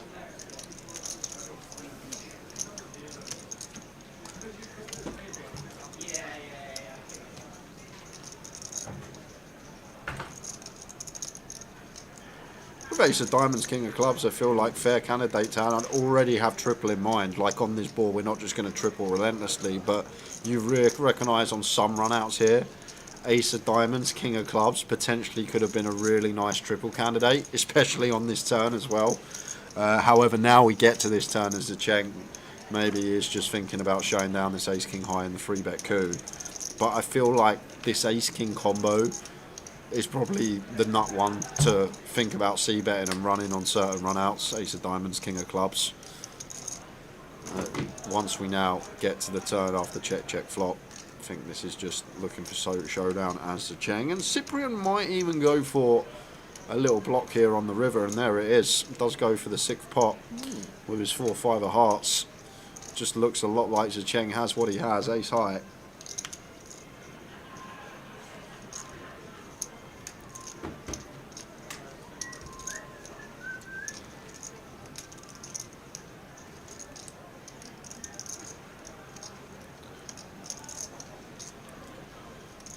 It's awkward for Zecheng because we get this price tag. We only need to be right 12.5% of the time. We need to be right here. We're getting 7-1. We need to be right 12.5% of the time. So I feel like we just have to flick it in, and he does flick it in and pay. Like more often than not, yeah, we're just going to get shown like 5, 6s, 7, 8 suited, stuff like this. But for that 12.5% of the time that we're right, and somehow Cyprian does find a bluff, I feel the same as a Cheng. That needs to be paid for that particular sizing. Yes, indeed he did. Had a good day so far, 110 bigs.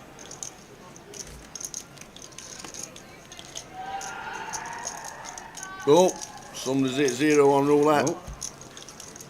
I can tell.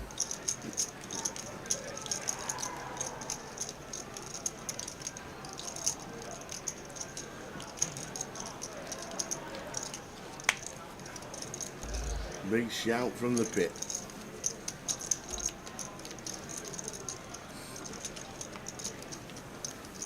Last level of the day, blinds 500, 1000. Live stream finishing just after 11 PM. Back tomorrow from 12:20 with day 2.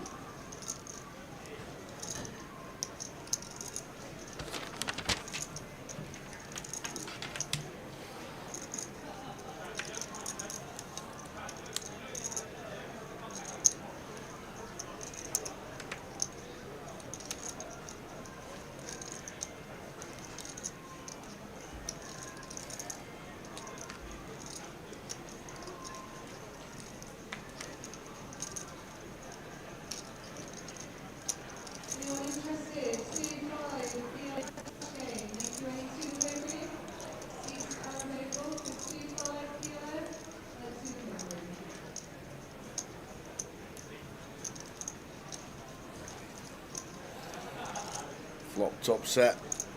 The redraws for Cyprian with the King Jack gutter ball for the 10.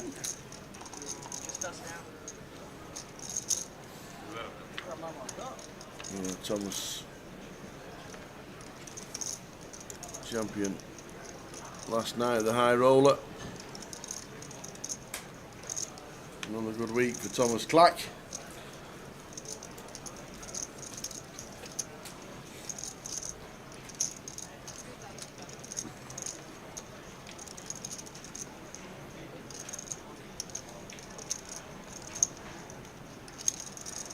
Any bet will be good.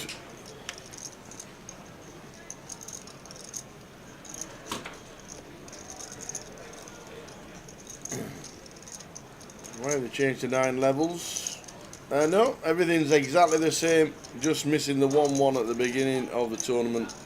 Start the day at 1-1-1 and work all the way through. Last level is always 500, 1000. Start of day 2 is 600, 600, 1200.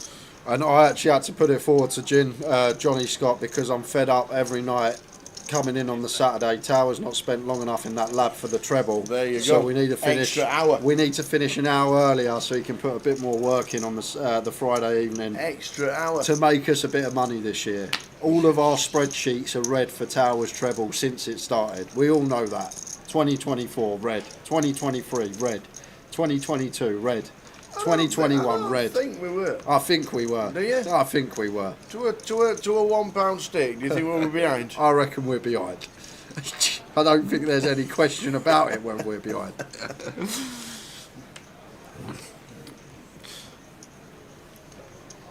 A Viking Fire Festival. Sounds interesting. We're going to try and get everyone in the green this year for Towers treble. Yes, we are. He's got an extra hour every Friday.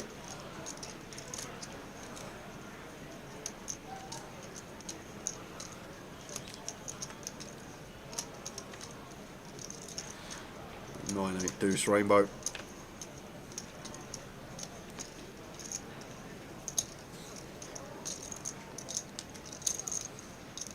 Clubs on the turn. Cyprian still best.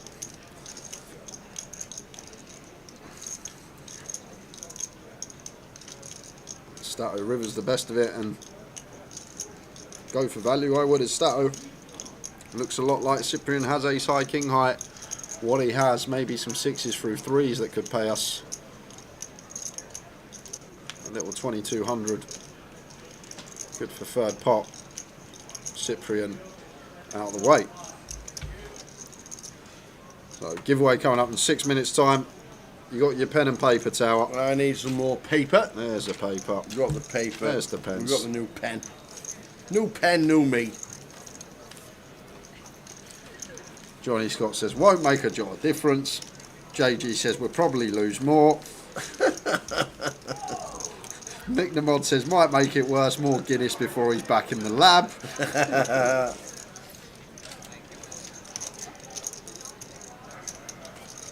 Whoa, Mr. Go, Mr. Go.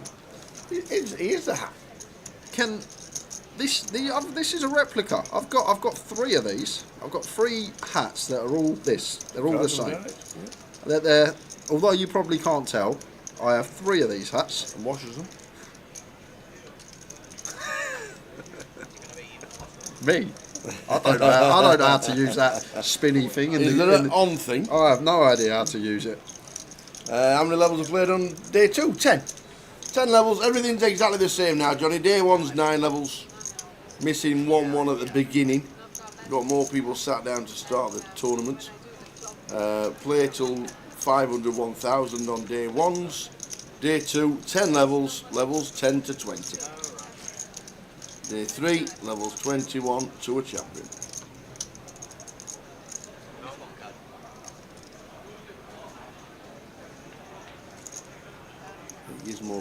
It gives people more time to socialise, more people if they want to play cash, an extra hour play cash, if they want to jump in and get themselves home early, that's what they can do. Everything's a positive. It's up to the players what they want to do, and they've got more time to do it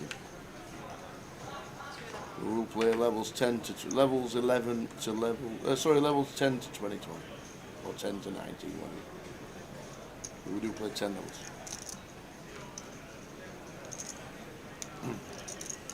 Ace Jack for Thomas here in the big blind. Feel like always calls at this stack depth against +1, especially Cyprian covering stack. Yep, you're right, Kev. Should be slightly increased percentage. Only small. Be less than 5%. Yeah, only making it through for day 2s. The only thing we don't lose a level out the structure. Obviously, we lose the first level 100, no one cares about that. But the only thing we lose is time. We lose 1 hour of time to potentially knock more people out. So it's not really going to make much of a difference. Only a tiny difference. Is Jack out again? No way. He can't be out again. No. He's only got 1 bullet left before day 2 tomorrow. No.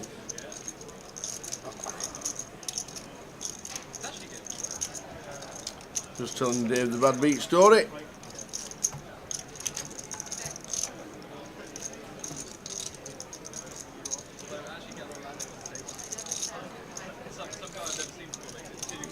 Cyprian unloading the barrels here. And Tom Clack just gets the check call comfortably. Is Cyprian going to triple this off? No, not the river that he will triple off on. Not dislodging Ace XM now. But he is going to go for the triple. I guess Tom will have some 5-6, some 6x of hearts. But you feel like all the 4x and deuce x just fold turn.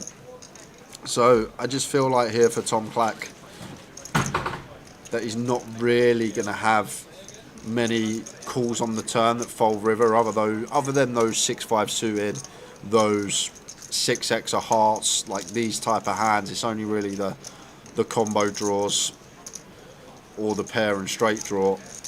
But then he does defend any ace from the big blind. Got countless combos of that in there.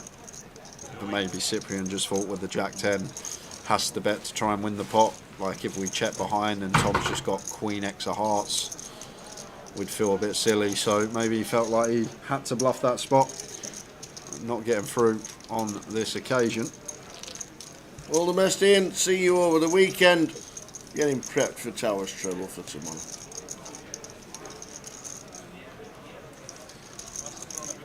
I'm just going to quickly, I'll be 20 seconds because that clock's been paused for 5 minutes, so I have no idea whereabouts we are in terms of time.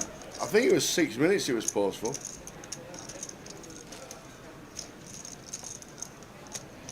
I think it'll catch up and drop itself. I think it has to.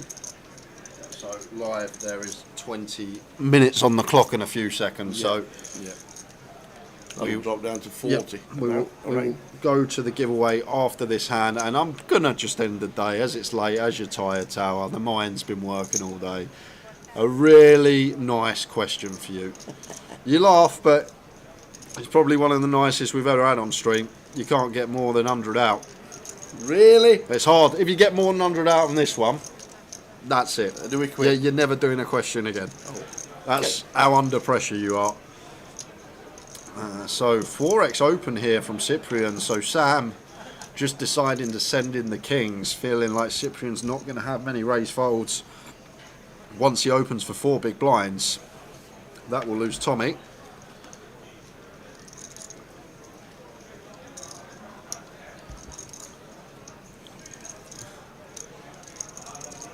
Cyprian going to call. He is going to raise call off 20 from gun, and he is absolutely locoed. How's he going to get out of this one? Well, he is not. Going to need to find the running queen. That will dead it on the turn. Sam doubles. Sam with a nice healthy double up, but raising king queen to 4 bigs and calling off the 20 big jam. Optimistic. But as that happens, yes, it is time for the final giveaway of the day. I have a satellite step seat to the $1 million guarantee UK Open. I also have a satellite step seat to the Irish Open, and you're going to win both. There's one for the Irish, one for the UK. They both go to one person. Quick rundown of the rules. I'm going to ask Tower a question. Yep. He will write his answer down on that piece of paper. Closest to Tower's answer is going to win themselves both them seats. I have no pen. You get 1 guess per account. Any multiple guesses you will be disqualified, so please only guess once. We do monitor this. And do not guess until Tower is told. Until Tower writes his answer down and you are told to get your answers in the chat. Pen ready. So Tower. Yes, young man. A nice easy question Love for it. you. Thanks. Football. 6. National sport. Yeah. All I would like to know. Yeah. In football history, what is the biggest winning margin ever? So if someone wins 100-0, that's 100. If someone wins 70-25, that's 45. What I would like to know, the biggest winning margin in football ever. Not the correct score, just Not the winning correct margin. score, just the margin. Right.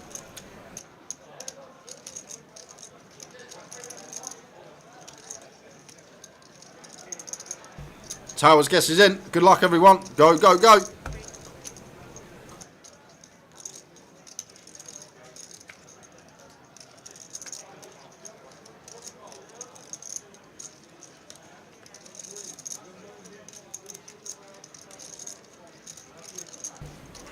Here we go. What's the biggest margin? So you didn't need to... Did they win to 0?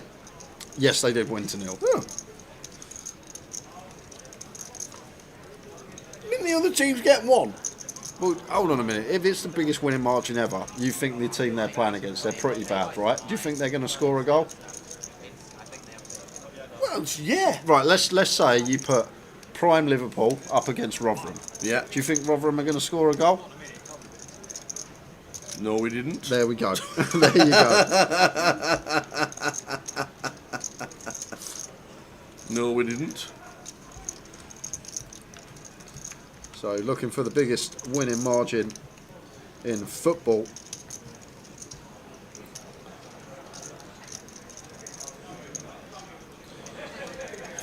I'm going to jump back 2 things because Cyprian here flops bottom 2 pair with the 6-4, goes for the check call. That should lose Andreas from the hand.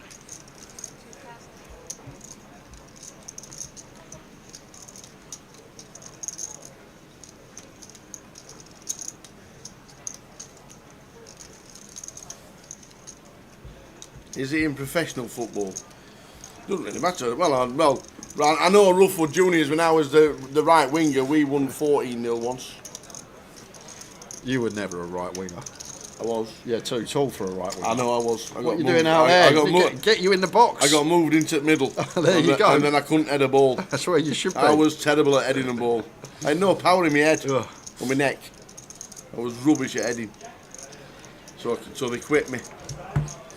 I'm not sure if that's including ladies. I just googled biggest ever football win, and that's what come up. So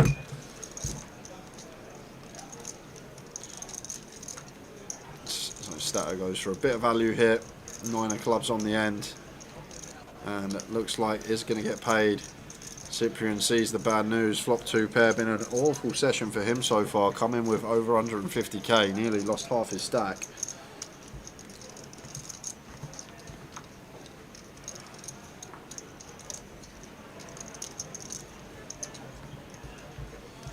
So we'll do one more hand and then I will give the correct answer. And first time today, we can head out for an outer table. We got some outer table action. Excellent. And that's Bav Catry. Oh, good old Bav. Nice seeing him back at the tables. Took a bit of time out. So ace queen for Bav. Ken with the ace king. And that's a good start for Ken. Top pair. With the jack. So Jack would now chop. Queen to win it outright for Bav, but it's 8 of clubs on the river. So Bav Catry. Good to see him back at the tables. Eliminated.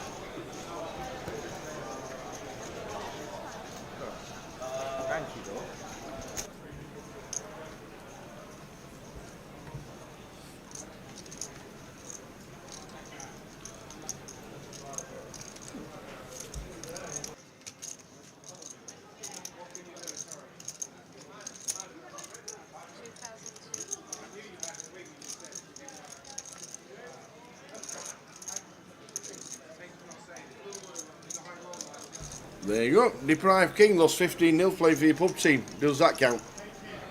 I don't think so. Tommy, King Jack suited, has to shove over the open for 8. Going to run into it.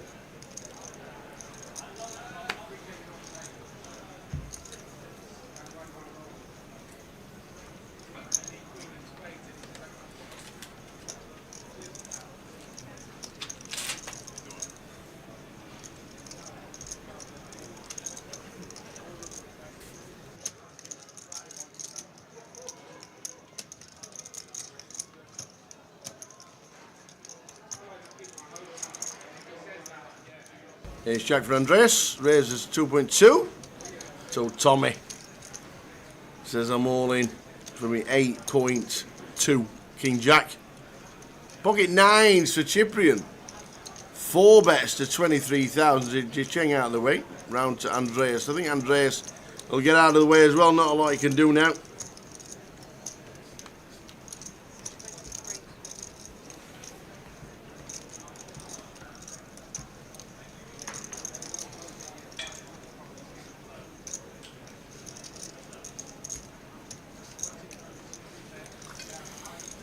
Can't see Andreas making the call. I know that Tommy's all in, it's pretty short, but so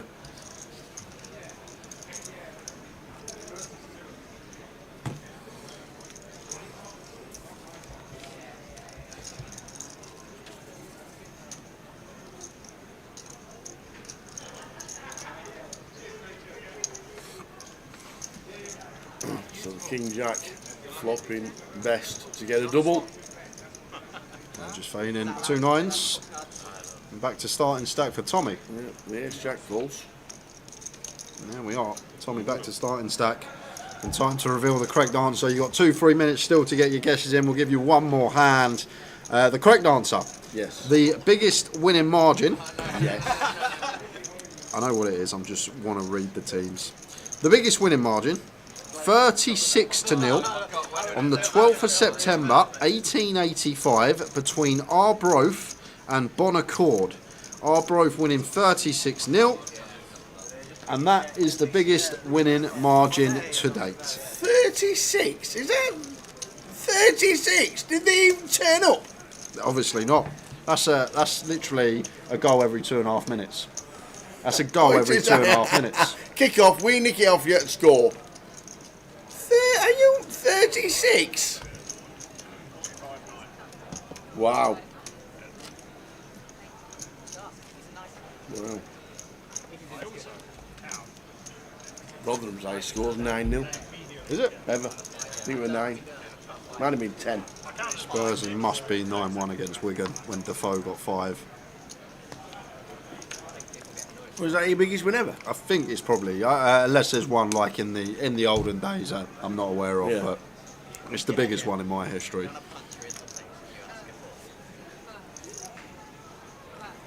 $149 That would have been impressive. That's 2 goals a minute.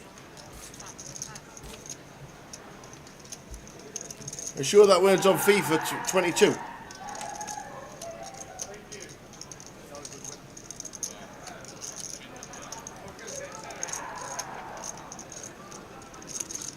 That is between AS Adema and Soamri. It was an association match played on October 31st, 2002. 2 teams in Tasmania, Madagascar. What's an association match? What does that mean? Does that count as football? We're a football association, aren't we? The FA, that's what it stands for. Spurs won 13-2 a decade ago, or decades ago. But 9-1 in his era. 9-1, that's what I was thinking. So I'll give you my answer in about 30 seconds time. And then that'll be it until tomorrow. Preston North End won 36-0 against Hyde, but Hyde have never been a league club, so that don't count.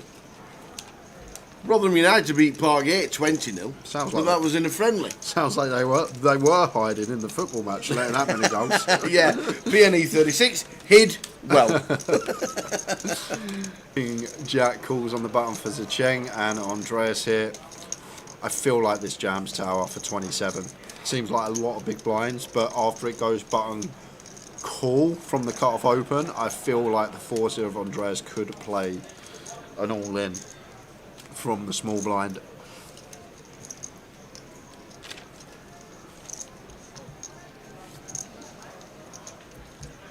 This is the great thing about this game. Even if Google's wrong and I'm wrong, it doesn't matter because someone's going to be right guessing Tower's answer. When did Australia beat American Samoa? That was years ago. That was, I actually remember. Really? That must have been early 2000s, maybe late 90s. Wow. So I wonder if that's a league match then. Maybe. It was in the 1800s. Bon Accord against Arbroath.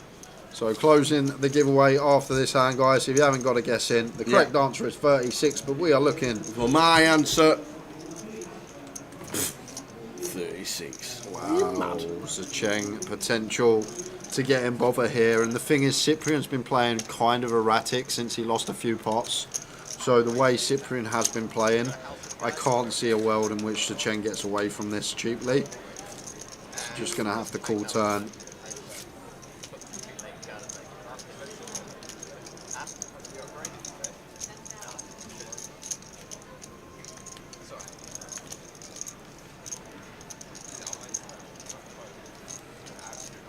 It's going to be a big old pot at this stage of the day.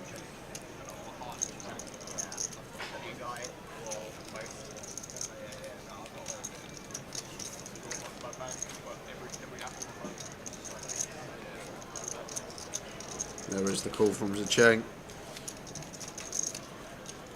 After the turn, off to the river.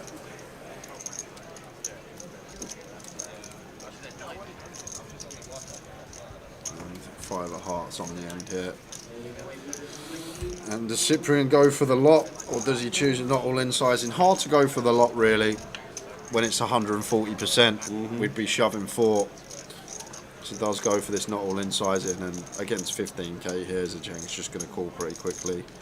Can never fold here, so there is a world as well where Cyprian can have some King 10, he can have some King 8 suited, King 6 suited, perhaps some value that we beat for this size. I don't see how Zheng folds here, Tower. I think it would be a mistake to let this one go over the long run. He might actually be thinking against his size of raising. That may be why he's in the tank. I was expecting just a 1 chip and hand over, but against this particular size, he may be thinking about setting Cyprian all in here.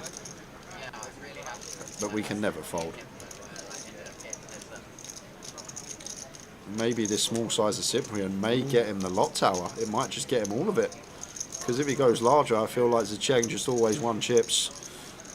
But against this particular size, less than 40% pot, Zheng might be thinking about a value jam.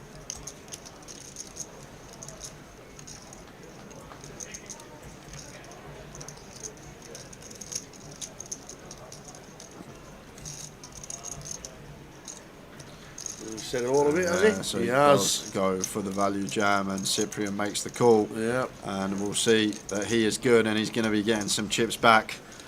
So Zheng back down to 36. Was in the tank thinking about going for some thin value, but value cuts himself against the King Queen. Big pot for Cyprian, 146,000. I guess if Cyprian just snaps King Queen, then I guess we do get calls from King 10, King 8 suited, King 6 suited as well. So I feel like that size from Cyprian actually got him the full double. I feel like if he goes 20k or more, perhaps Zheng just makes the call. But we're closing the comp, guys. We've got 5 seconds. 5? Wow. 4, 3, 2. You're going to give you 5 seconds. 5 seconds. 5 seconds. Competition is now closed.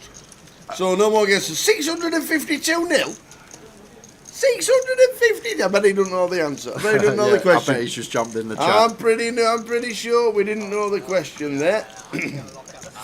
So JG says, would you jam there, Jay? Potentially. Against that size, I understand what Zheng's thinking. And the other thing, in-game, is completely different. Zheng's been sat at the table.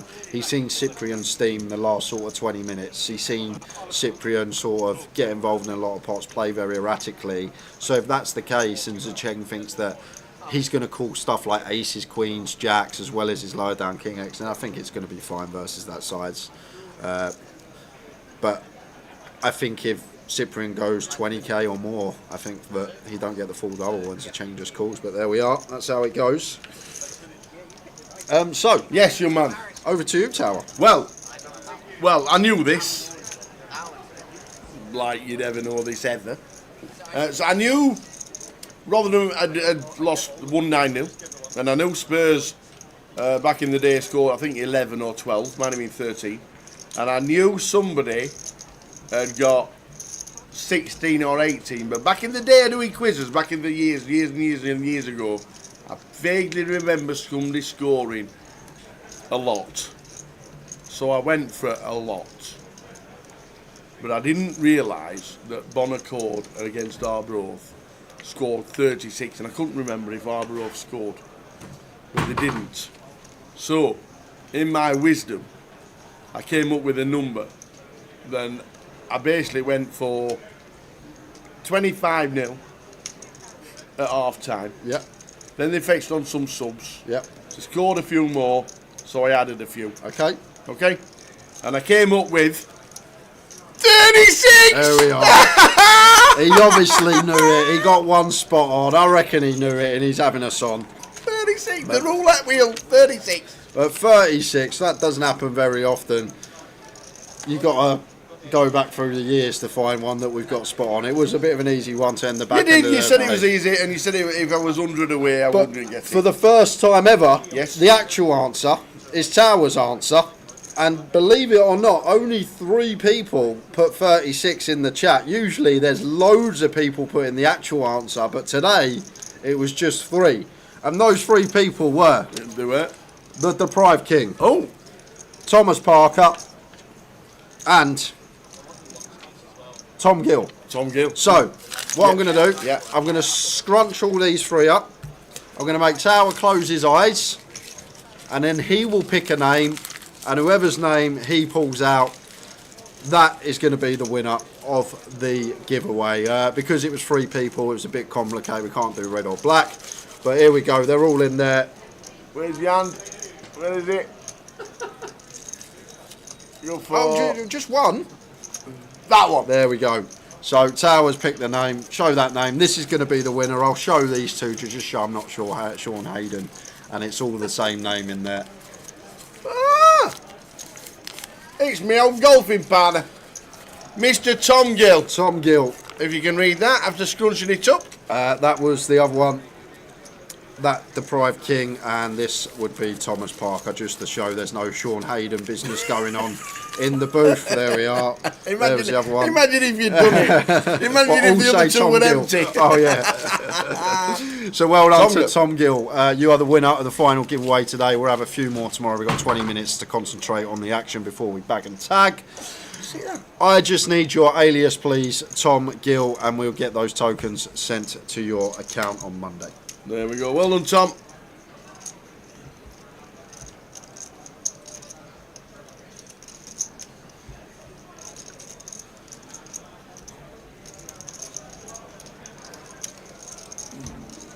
Queen 9 of clubs here. It's top pair and the flush draw for Cyprian. Andreas continued the 4s on the flop. Going to go for a second barrel here. Going to get some bad news, and Cyprian makes the call.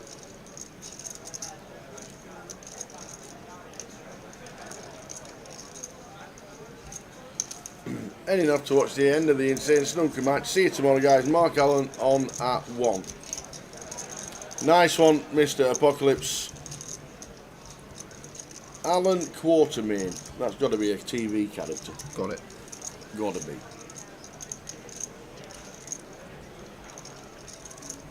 Now Cyprian just sets Andreas in here. Was expecting just a check call when we got the flush draw to go alongside top pair. But Cyprian happy to run it here and now. Some turn, God. I was surprised that Andreas actually barreled this turn here.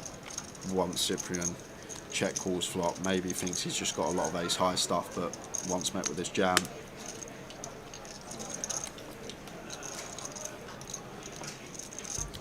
I think we know now that 4's never going to be good, and even if they are good, like Cyprian's going to have some sort of Jack 10 of clubs, 10 8 of clubs, something with a lot of outs against our hand. And then the times we're behind, we need to find a 2 out, a good 4, just shy of 10%.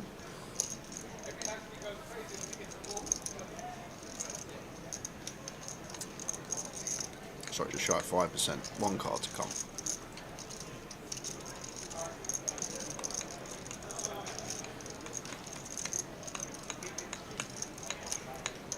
But he's going to run it with the 4s, and he's going to see he is drawing 2 or 2 out of here. Andreas, non-believer. Rocket 4s, man. Cyprian, king on the river, scoops them back in up to near 180,000. Yes, what a roller coaster session for Cyprian. Coming in with 150, was down to 70, back up to 176. That's got to feel good.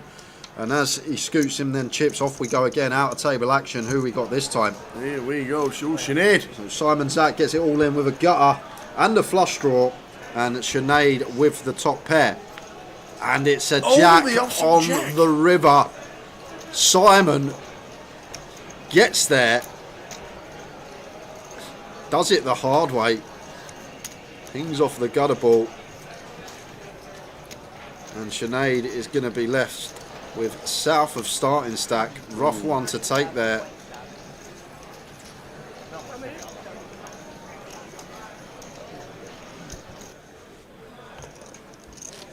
Simon's back up to 100,000 and Sinead, after all the counting, is left with 15,000.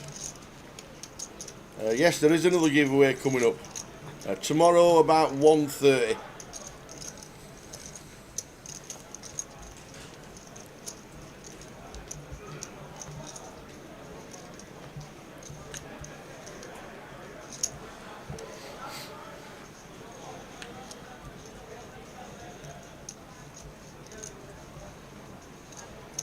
The same day Bonaccord lost to Arbroath, the other Aberdeen team, Aberdeen Rovers, lost 35-0 to Dundee. That's some scoring. Anybody have the overs?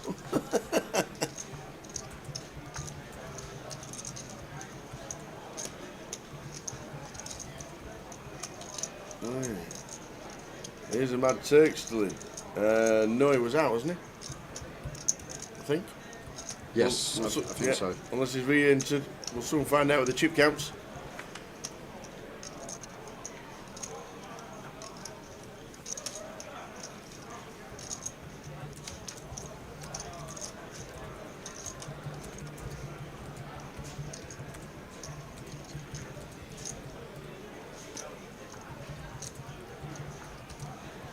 So 15 minutes of the day to finish.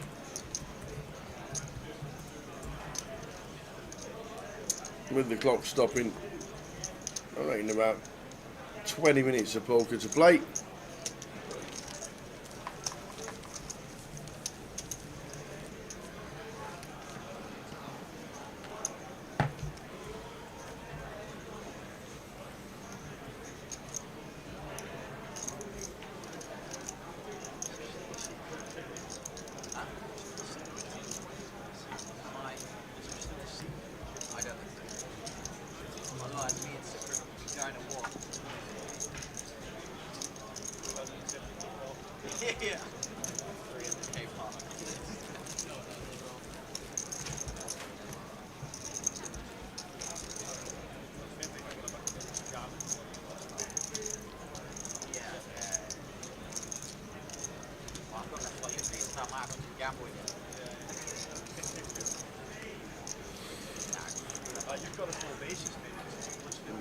For Danny off this stack depth, not one that wants to open from gun specifically. Lets it go.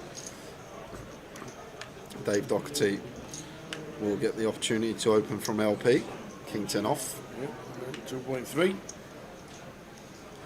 And has to be a shove here for Tommy.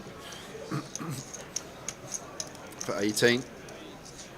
I feel like ace queen suited 3-bet calls facing hijack. I feel like ace jack suited just misses the cut as the top end that wants the 3-bet call for 18.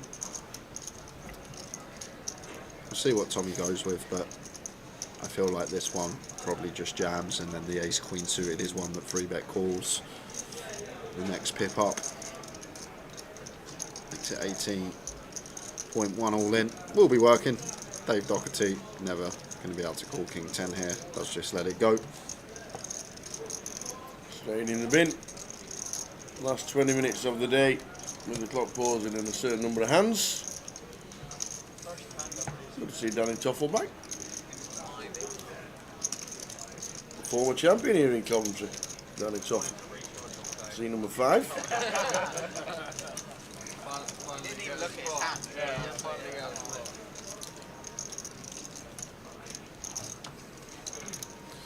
The good thing is, Richie Burner, tomorrow is a new year for the Towers treble and the Saturday sports betting. Yes. And it can't go any worse than the previous years. That is the main thing. When the bar's low, you've always got something to look forward to. We've done it in the last couple of years. This year, we're getting it all back plus more. We are. I'm up for it. I'm ready. Ace Queen suited for Cyprian, opens to 2100. Sam going to call the 8-9 of spades here in the hijack. 4-3 of clubs for Tom. Should be out of the way as Thomas Clack may just be manipulating the clock so he doesn't have to pay another big blind. Knows the clock's going to be paused very soon. So that's why he is having a little think up here. Won't ever be calling 4-3 of clubs, just a bit of clock manipulation. Knows that we're going to draw for a number of hands in either a hand or two's time.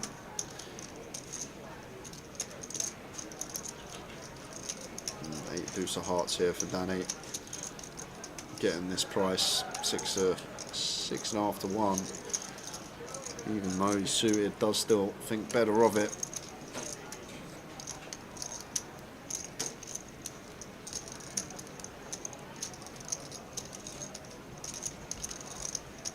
How you doing, Fu Man? Fu Man in house. You joined us for the last 15 minutes of the day, sir.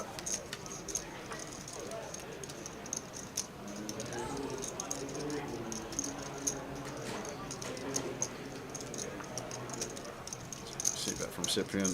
Should be hand over. I think against half, Sam's not going to float this one. We've just not really got the stack depth at 40 effective to pull out the float. If we were as deep as Cyprian, yeah, by all means could have some ideas about taking one off with 3 to straight, 3 to flush, but at 40 into the muck.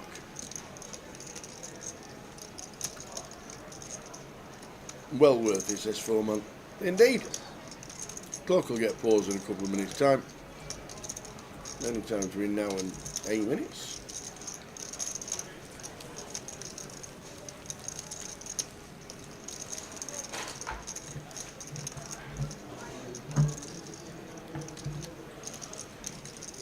How many entries so far, Tower? Where's your line at this moment in time?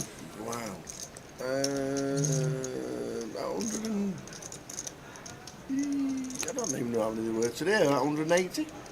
Total. How many we got total entries right now, if you had all the flights together?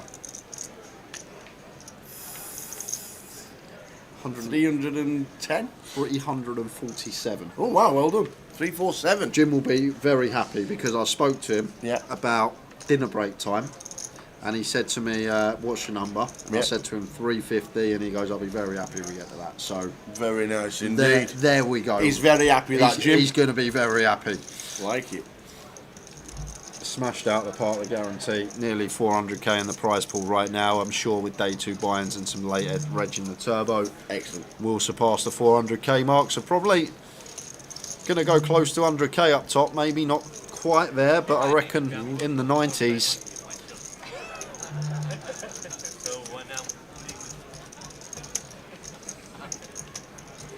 We know Jack's playing in for day 2. Yes, we do. Poor Castle, he's in for 7 bullets. I know, and he said that on stream. He said that on stream. You can get in the bin now. The chances here, it's a bit thingy sticky out in the middle. Potentially. What's the chances? Slim? Yeah, very slim. There you go. I might start having little side bets with you. I could make a killing sat here. Fiver says you can't get it in. Yeah, no, my like you're turning to prime LeBron. No, he's got worse. As soon as there's a bit of money on the line, the pressure comes up, he's got worse. Missed it by a foot. King Jack for David. If you don't know what we're talking about, guys, we've got a little pop-up bin about 2 foot from us, and Tower's been trying to throw stuff in it for the last 2 days, and so far he's succeeded once. King 6 suited. Tom Clack here. That bounced off both bars. Is he thinking about getting fruity? Lets it go. So it should be 3, 4 or 5, I think, with 8 minutes on the clock. Just pausing now. Yep. How many is he going to be?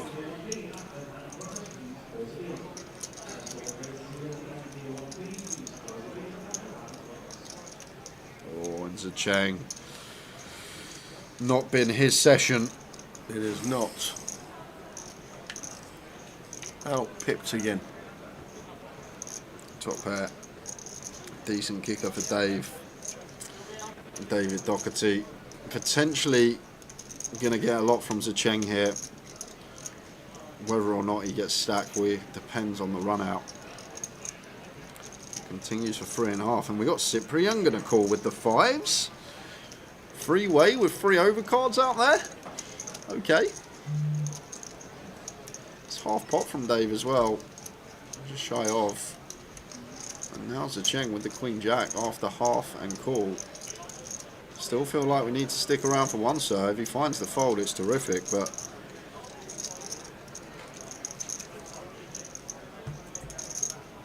there's the call.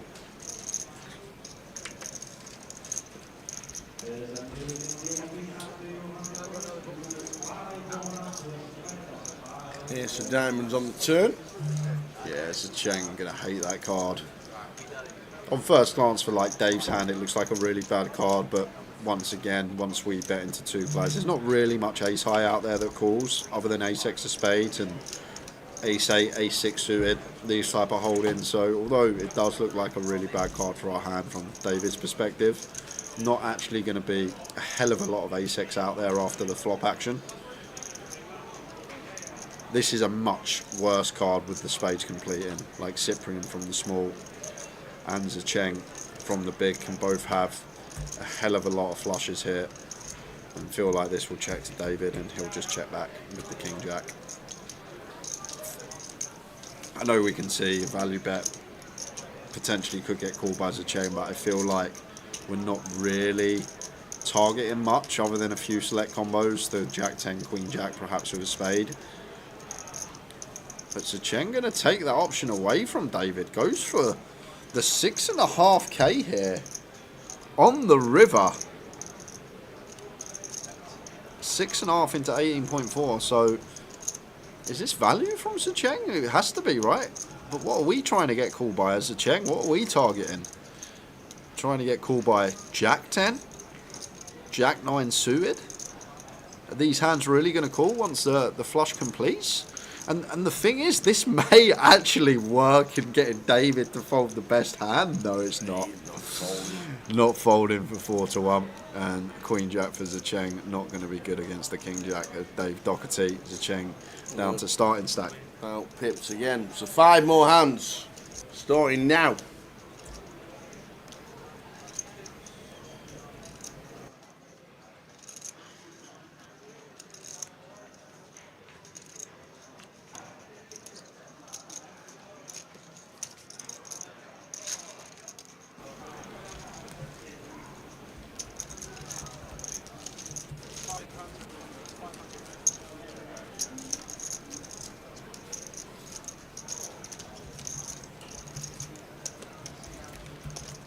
So 1 of 5.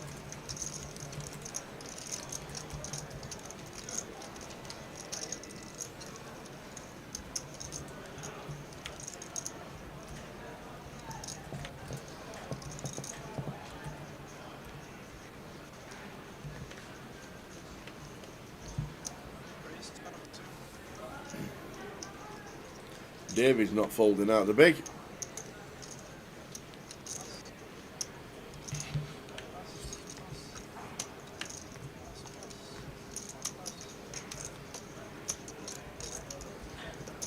How big do we make it? Just 3x.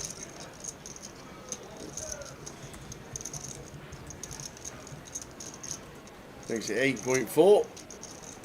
Sized up well. Just going to be out of here, Sam. As always, general rule of thumb that I say to you guys, these offsuit broadways, King Queen, Ace Jack, King Jack, Ace 10 off. When we open these hands from early position and we get free bet, just best avenue to take is just to fold them. Shouldn't really be getting involved. And there's the fold from Sam. So 1 of 5 done. 2 of 5 on its way.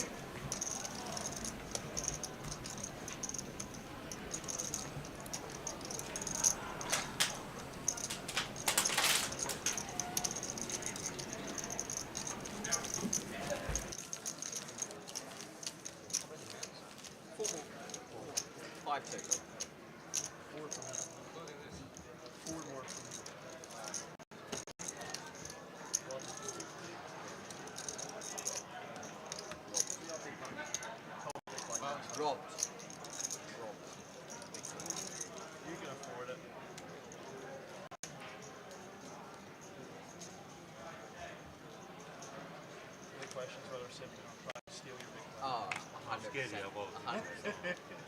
He says this, but he can't help it. Trying to steal my big play. You don't have to play with you, just send table there, but on the final table, that's it.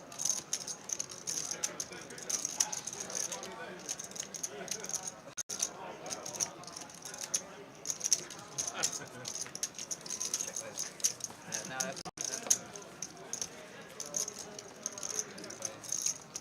also be very impressive from like a seat out to be able to see the card. Can't even see the person.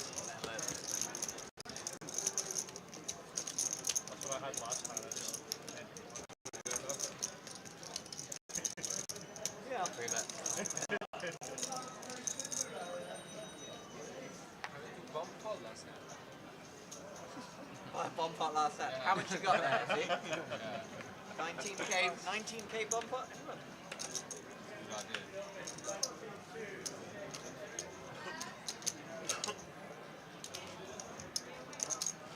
Tomorrow is it re-entry before the day? Before the day. There's not another level, right? Nah, not anymore. They used to. Not for a while.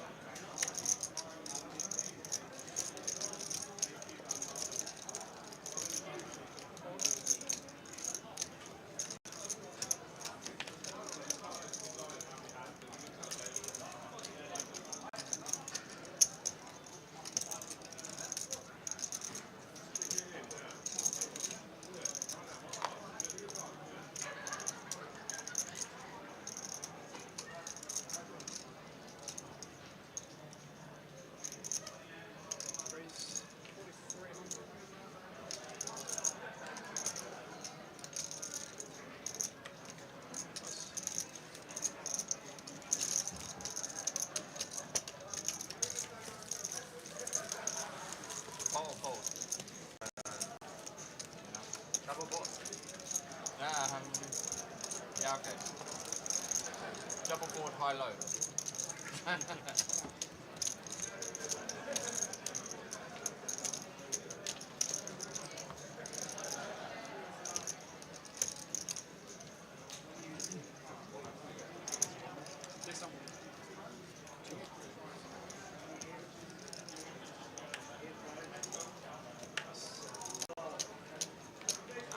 Very clean as well. It is. That's not free. See, don't bust. Mess it up. I have the free race to back tomorrow on the same stack. Whatever I do.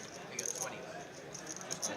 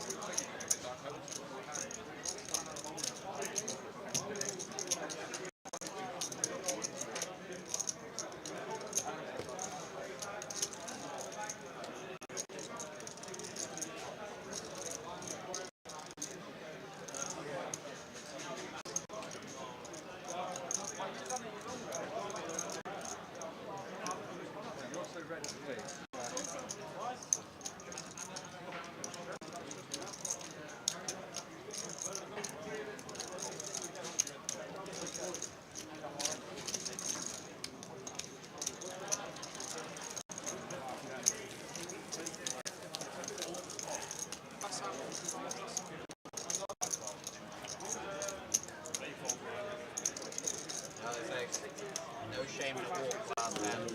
No shame.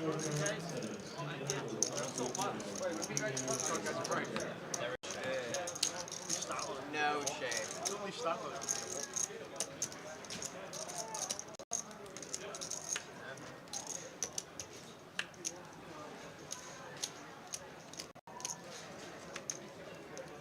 Raise 2,000 plus.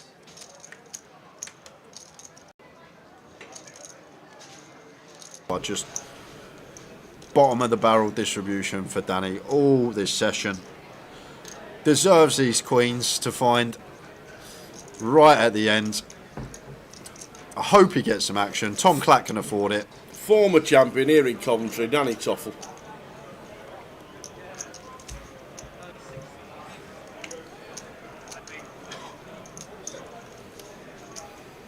Last stand of the day. Tom Clack says, in they go, snap fold, well done Danny. That'll do it, got a few. 3 bet from Tom Clack to 7.2. And that is it. And Thomas Clack, champion yesterday, chip leader. Chris Brammer on the high roller table as well. Third yesterday, right? Was Top Chris? 2 in the chips. RS, is that Ravi? It's Ravi, isn't it? Ravi cooking up a storm. But the problem is, the only it's problem. Not. No, it's no, not Ravi. No. Is it Ravi? Other Ravi. Other Ravi. Luton Ravi. Luton Ravi. Luton Ravi. There we go. Where's Ravi Chef from? Ravi Chef is from Bedfordshire. You got out of that one. Which is what, Luton? Luton's in Bedfordshire. Wow, so everybody's bagged up. Plenty going through. 64 going through out of the 195. Why does he not just buy into day twos? Every time he always has between 20 and 30k, sometimes less than 20k. Bousey, yet again, bags up near a starting stack, and I guarantee you, when we're reading out the money list tomorrow, who's cashed, he will be there. He'll find a way, he always does. So 64 making it through, give you the full numbers, over 100 making through to day 2. Will it make a difference with the 9 levels on the starting days to when we cash? We'll only find out tomorrow. It won't be a big difference, we know that. El Chiquino, great comment. How is Cyprian Burdan not on the list when he had 170k last hand of the day, just now on our featured table? I think we may have missed him off the top. I think that's what's happened. Too many chips? Too many chips. I think Cyprian might actually be chip leader. Great shout, El Chiquino. El Chiquino, great name. Indeed.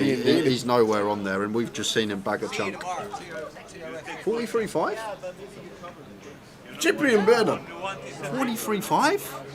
Yeah, chunks. I reckon there's a 1 in front of that, and it's maybe wrote down wrong on the bag. Right. Because we saw him double up through Zacheng win 150k pot not long ago, and he hasn't given any back since. So. Second list on the right hand side, 5 names down. Cyprian Burdan, 43.5. That's wrong. We know that. But whatever's been read on the bag, it is. But doesn't really matter what's written on the bag. You could write 47,228,000. Kev's just gone back and checked for us. He had 144k last hand, so he's obviously Missed the one one. off. The one's been missed off. The one's been missed off, but it's also what's in your bag and what you open. The bags don't get tampered with. The bags are still in the bags for tomorrow. So 64 plus everything else. The plus day 1-8 plus the turbo that's going on plus day 2 buying is to be about 140 runners tomorrow coming to start day 2. Look forward to it. And there, it's the time. Well, what time we're starting tomorrow at 12:20 for day 2. Come and join us. It'll be a cracking day, more to give away, and it's going to be another corker. Catch you then tomorrow till 12:20. Good night. Not yet, no. Not yet. How much? 156 minutes? 156 minutes.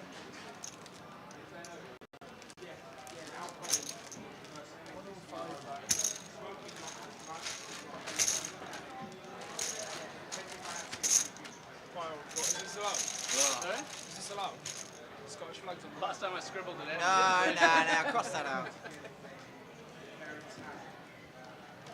105.9. That it. Just wait, you see the size of the one that appears when I'm lifting the trophy. Oh.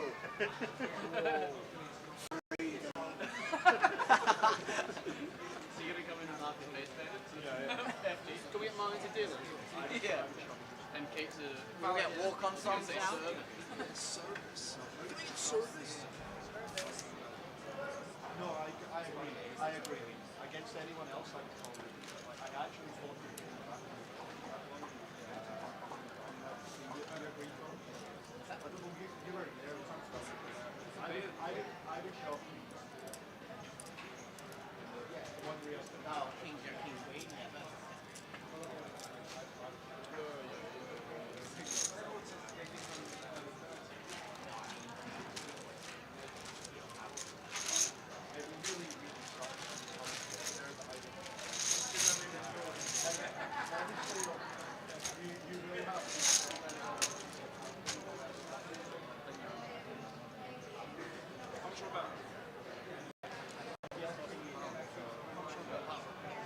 That it's done. Wait, it's done or it's not done? No, of course it's not done. Yeah, that's what I'm saying. How do you do it? You do it back to front? I can do it like a 30 seconds. How did you lose a pound? How did you lose a pound? I said, I'm betting. Of course you finished. It was like 100. It was like 1 to 100.